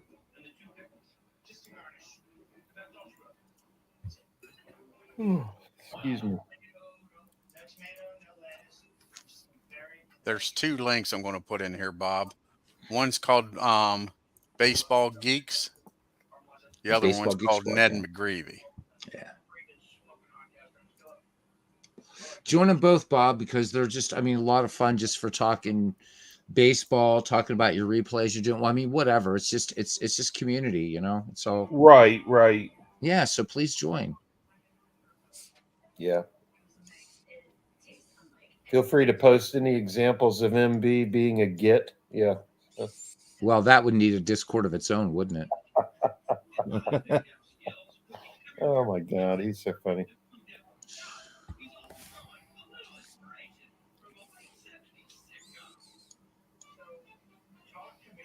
This has been fun. This has been really yes, fun it has tonight. Wow. Somebody else just came on. Oh, really? On YouTube, I got a reminder popped up. I'm like, darn. I just saw this. Legends went live 4 hours ago. Yeah, he came on and said he just got done Oh, my football God. game. Yeah, that is bad about YouTube sometimes. And sometimes I get it like a day later. Yeah, that was an F-ball. And one thing I need to chew our liar out. He needs to change his channel from being kid channel so you can get a reminder. You cannot get a reminder from MV because he's got it set up as a kid channel. Oh. Yep. What kind of a perv is trying to oh, never mind, MV. Yeah, like I say, because I'm always wondering why in the hell he's on and that I don't see it. And then one day I went and I'm like, I can't believe I don't have a reminder set for him. So and then I looked and it has it X'd out. He's the Captain Kangaroo of the broadcast community. Yeah. Yeah. And then when you click on that reminder, that's what it says. unable to use kids channel. Because I mean, don't get me wrong, I would love to be able to put on there for kids to watch this so they can get involved in the sports, but it restricts you on YouTube for so many functions. Yeah, it's not worth it. Yeah, MV should change that too because of the just because of that the you know the rules with that, because if somebody's in his chat and he could be laughing and somebody's typing a word that YouTube doesn't like or whatever, he can get a serious ding for that. So he should change that. That's immediately as soon as they instituted that. It's like, my channel's not for kids at all. Yeah. But even still, even if it's not for kids, there's still, that's why I use the word corn. Because you say that, I mean, YouTube will get, they get freaky about if you substitute the C for the P. Oh, even if you're that's not a substitute word. I thought he really was getting Randy with the produce. Nope. Now I'll tell you another word that ID and them, not word but name, well, a name and a word that they avoid on that word room, and that is the leader of Germany in 1940 and the party. They're scared to death to say that. Yeah. That they'll get demonetized. Oh, the one I accidentally let slip earlier. That yeah. And, Yeah, I mean, I I'm don't not care, you monetized, know, so I don't care, yeah. but they're scared to death to say Yeah. Hitler and Nazi on that channel. Yeah. I wouldn't, you know, even if I was, I mean, my It's channel's almost not as big if the enough. censors have something in common with shit. that person, right? That's Yeah. Yeah. I'm gonna think. My whole thing is, it's one thing for that to make an alert where they're checking, but you're telling me that you don't have enough insight to go in there and find out what the content of that was. That's sad. Well, that I think in large part that would require paying human beings to do that and exercise judgment. And they just want something that an algorithm can do, so you don't have to pay the computer to check things. Right. Yeah, but like I say, they do not try to say that word. Every now and then it comes out, but they try to avoid it. Even if my channel was monetized, which is never going to happen, I wouldn't. I'd be like, look, you know what? It's not, say it, you say it. I mean, right. You know. Well, it's not like it's going to replace your paycheck, right? Yeah, I mean, precisely. Come on. Yeah. I'm doing a baseball only channel and old time baseball for the most part. That I mean, I'm never. If I reach 1,000 subscribers, I'd really be shocked. Yeah. So. I'm shocked. I got. Yeah, I'm sure you're like me. If got. you made enough money to like, hey, it bought me a season disc once every other month or something. I'd be happy with that. Yeah. That's I mean, I believe I got 244 subscribers. It's growing, man. It's how many do you have? 244. I would have never thought that, Bob. When did you start, Dwayne? This January will be 2 years. Wow. Yep. Around. Is that when you switched it to the new name now? No, I switched that when YouTube went to that at thing where you could put your name in there and make it easier to find. Right. Instead of having just my name, I figured the slim chance that there's 10 or 20 Dwayne Marches out there on YouTube. Oh, okay. I'll have something different. So when you search my name, it would come up easier. Oh, okay. Yep. See, I just did a Google search for YouTube, and that's how I stumbled across your channel, Dwayne, with that name. Right. That could be right. Yeah. Yeah. Like I said, I didn't even think of being that clever. Yeah. To do something like that. But yeah, I just thought, well, I'll change it from just being my name to put like YouTube Network or something. That way, if you type in that much, it should just come up me. Yeah. But yeah, like I say, Rob's the one that got me on here. Well, when I was on Rob exclamation point, I wouldn't be on here. Well, when I was on Rob's channel, I'd given Keith my phone number and all, or given both of them, and he knew I was sick, and he tried to call me, couldn't get hold of me. He ended up calling the sheriff department down here and found me sitting on the floor. Oh no! Darn. So that's how that's how I got, with them guys, Yeah. Yeah. They found me sitting on the floor in my bedroom, because I had fell. Darn. Wow. Did a well visit. Yep, they did a well visit. Yep. Yeah. Thank God for that.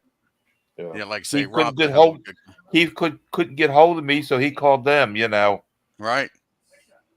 Called my daughter. He found my daughter on Facebook and called her, and she told him to call the sheriff department. Right. And that's what happened. Man, that's awesome. Yeah, like I say, I never thought about it.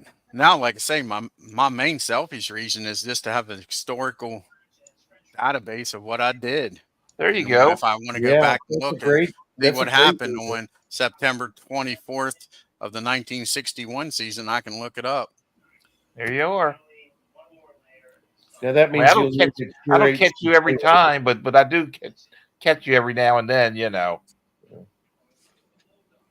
I sure didn't get on here thinking, it takes 1,000 people and X amount of hours of viewing, and man, the money will be rolling.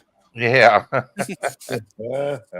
Now all you got to do is put a girl in a swimming pool playing Digital Diamond, and people would watch. Yeah, isn't that the truth? Oh, it's crazy, Beatles. Yeah. Yeah. So when do you go back to work? I went back Tuesday. You went back Tuesday? Yeah. I was off from I worked from October 16th until Tuesday. I worked 9 days during that stretch. Oh. It was awesome. Man, I wish I could afford to retire.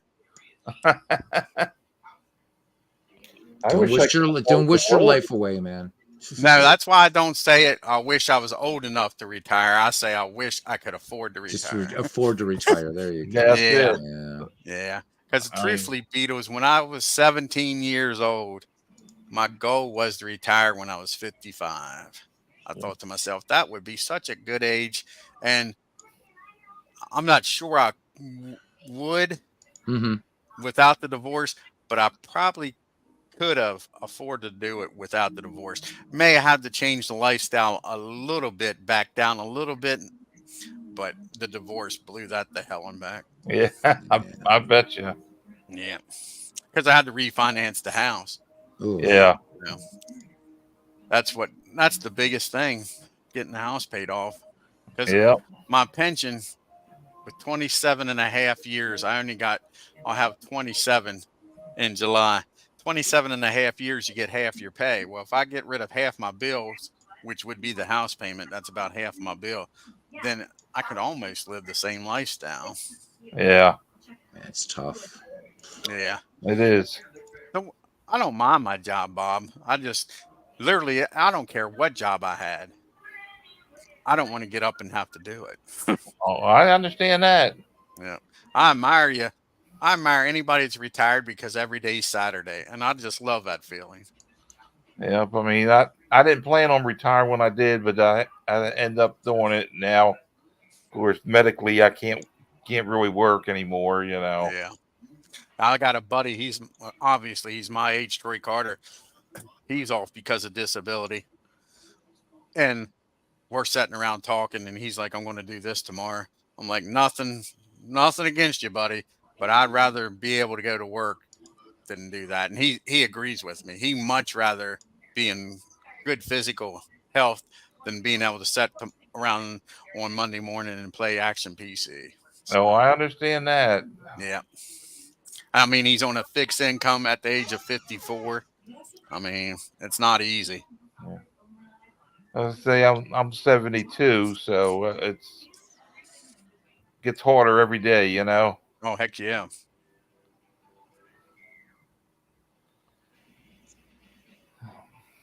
Yeah, but I mean, on the other side of it, though, too, I mean, you got so many things to just keep, to keep you engaged and stuff, Bob, I mean, and yeah. That's the thing, right? You're talking about, all that payoff pitch over there, and you've got all these projects going on. And you know what? A lot of folks, who might be, in a situation similar to yours would just be like, oh, woe is me. and not do a damn thing. And here you are, man. You're engaged. And I see you. You know, I stop by Rob's channel every once in a while. And as soon as you came on camera, I know this guy. And that's the thing, man. You're still living. You're living, man, and you're doing it. You're doing it. Oh, so, yeah. I enjoy doing the games I do, you know. Good. Yeah. And you should. You know, I can't do it as much as I used to because I get tired a lot easier. Oh yeah. You know, because of the medication I have to take and all, you know. Right. What season you doing in racing? I'm doing it. It's the 2010s of the All Stars. Yeah, All Stars. And when are you supposed to get the anniversary set? Supposed to be here Tuesday, according to the email I got. The only thing I'll tell you, the only down part is the footprint. Yeah, I know. I've seen Those that. cars are huge, which is nice for an old 54-year-old eyes of mine. But now that I got cataract surgery, it might not be. But it takes up a hell of a lot of room. And I like having every card on the table. I don't like. Oh yeah, I know. I do too. Now, when you had your cataract, did you do both eyes or just one eye? Yeah, I had cataracts in both eyes. Both eyes. I did one on the 21st of November and the other one on the 28th. Yeah, that's scared to death, Bob. Scared to freaking death. I'll tell you the story. I already told Beatles and Clue. So they send you got to order medicine here. I had to order it and get it mailed to me. But if they gave me instructions on it, I don't recall. I know they didn't physically give me instructions. If they told me, didn't recall. So I call them up, and the office, very nice people, very pleasant lady answers the phone.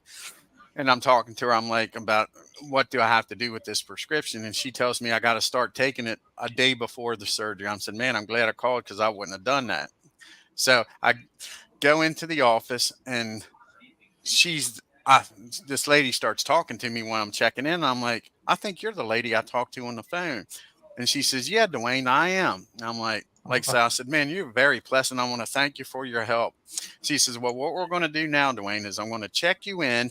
And I got the laser part done, so I had to pay out of pocket. She says, I'm going to get you checked in, and you're going to have to sign some paperwork stating that you're getting the laser and you're going to pay for it. I'm like, okay. And then we're going to put a mark on your forehead above your eye. We're going to do above your left eye. That way we know which eye we're going to do today. I said, okay. So she's typing stuff up, and she hands me this little thing, and I can see at the end of it is a little spongy. So I take it, and I think this is to dab my forehead with, right? So I take it, and I get ready to put a dot on my forehead, and she's like, no, Dwayne, that's to sign this tablet with. I'm like, oh man. She said, you really are nervous. I said, yes, ma'am, scared to freaking death. So then they take me back, and the nurse comes out while we're doing this, and she's like, what's going on? She says, oh, he's very nervous. He tried to dot his forehead with this. He's like, he's very nervous. So the nurse knows this crap, right? And again, nice people. So we're back there, and she's about my age. And this younger girl comes back over and says, you need some help? And she says, oh yeah, that's nice. I'm going to get some help today. So she's doing stuff on the computer, typing it in. And she says, Dwayne, you don't mind if she puts the IV in you, do you? It's her first time. She might have to jab you a couple times. Shit. Oh, geez. Like, what am I going to say? Hell yeah, I mind. I'll say, no, ma'am, I don't mind. And so she gets the IV out. And she puts that in, slick as you please. And like I say, I could tell her fucking with me. She says, not bad for my first time. I'm like, well, you two little bitches, I'm going to start fucking around. I sure hope Dr. Chang don't say this is his first time. And she starts laughing. No, he's probably done about 20, Dwayne. I'm like, sure. I said, you know how scared I am. She says, I know. I'm like, you guys are something. Yeah, I remember that. I remember that when my wife had to go through that stuff. Now, did your wife get this? I got some crazy medication. Did your wife get medication? Yeah, she got medication and all. Yeah. It gives you amnesia, Bob. Yeah. Well, I didn't know that. When I said I was scared to death to hear him say, oops, I meant I was scared to death thinking I was going to be awake and hear him say, oops, because I knew they can't put you to sleep because you got to have your eye open. Right. Yeah. So they take me back, wheel me back in the bed, and they put me under this machine. And I can see some purple lights and some regular lights. And the nurse that's going to help with surgery says, Dwayne, we're going to do the surgery. After Dr. Chang comes back, he's going to ask you 2 questions. He's going to ask you your name and what eye we're doing. And when you answer those questions, we'll do the procedure. I said, okay. Well, that's the last thing I remember. And the next thing I remember, I'm in the recovery room getting ready to leave. So that was my first eye. So I go back a week later, same people, same anesthesiologist. His name was Dave. He comes back and he says, Dwayne, I'm getting ready to give you the anesthesia and we'll get started. I'm like, what is that you gave me? I said, that's some good stuff. And he tells me, he says, Dwayne, what it does, and he gives me this medical term, blah, blah, blah, amnesia. He says, actually, you forget a few things right before I even give it to you. You forget stuff even before I give you it. I'm like, that stuff is something. And then I'm thinking, what does our government and other crazy people do with this medication besides eye surgery and shit? Right. It was crazy. Oh, wow. Guys, I would have been jump scared, off. but I wouldn't have been as scared if I knew you wasn't completely coherent. Right. I'm going to jump off, gentlemen. Dwayne, this has been so much fun, buddy. Oh, I'm glad y'all stopped in. What time is it? Almost 3 o'clock? Yeah, hey, 9 hours and 22 minutes. You're the champ. Yeah. You're the champ, brother. Going on 3. All right, guys. Bob, good to talk to you. You going to be on tomorrow morning, you said, or today? Yeah. Oh, yeah, definitely. Because I'm, probably, because people are interested in that free baseball game that I want to premiere. Good night, Sean. So, I'm going to show that and then kind of get ready for El Drafto Grande. Woohoo! Alrighty. Well, I ain't going to have to say my goodbyes to anybody about the ball game because I figure 8 hours and a half ago they done forgot about the damn ball game. Bernie didn't. I guarantee it. Beatles, I was waiting for you. Well, that's right. I forgot about that. And as I said, I'll be right on right after this one, Bernie. So yeah. And that was, I think Bernie left 6 hours ago or something. Oh yeah, it was good 3 hours ago at least. Yeah, at least. Yep. All right, gents. It was 11 o'clock. Bob, keep rocking the baseball and all the sports you play, racing and all that, man. All right. All righty. Yeah, Beatles. It was 11 o'clock when he left. I remember. Wow. Yeah. Wow, this was fun. Yep. So really fun. Thanks for having me on, Dwayne. All righty. I'm going to get off of here too. All right, my friend. All right, guys. Have a good evening. Big Clue, you have a good one. All right, Bob. Thanks for joining us, man. All right. See you guys a little later. Yep. You take care. All right. Thank you. Wordsworth Gamer's still in here. Yes, he did. You got that right, Worst Gamer. That's exactly what happened. Nope, you're not wrong. That's what happened. Oh, Roger walked it off is correct. All righty. I want to thank Big Clue for coming in here. Had a blast, Big Clue. Until next time, you all have a great night and take care.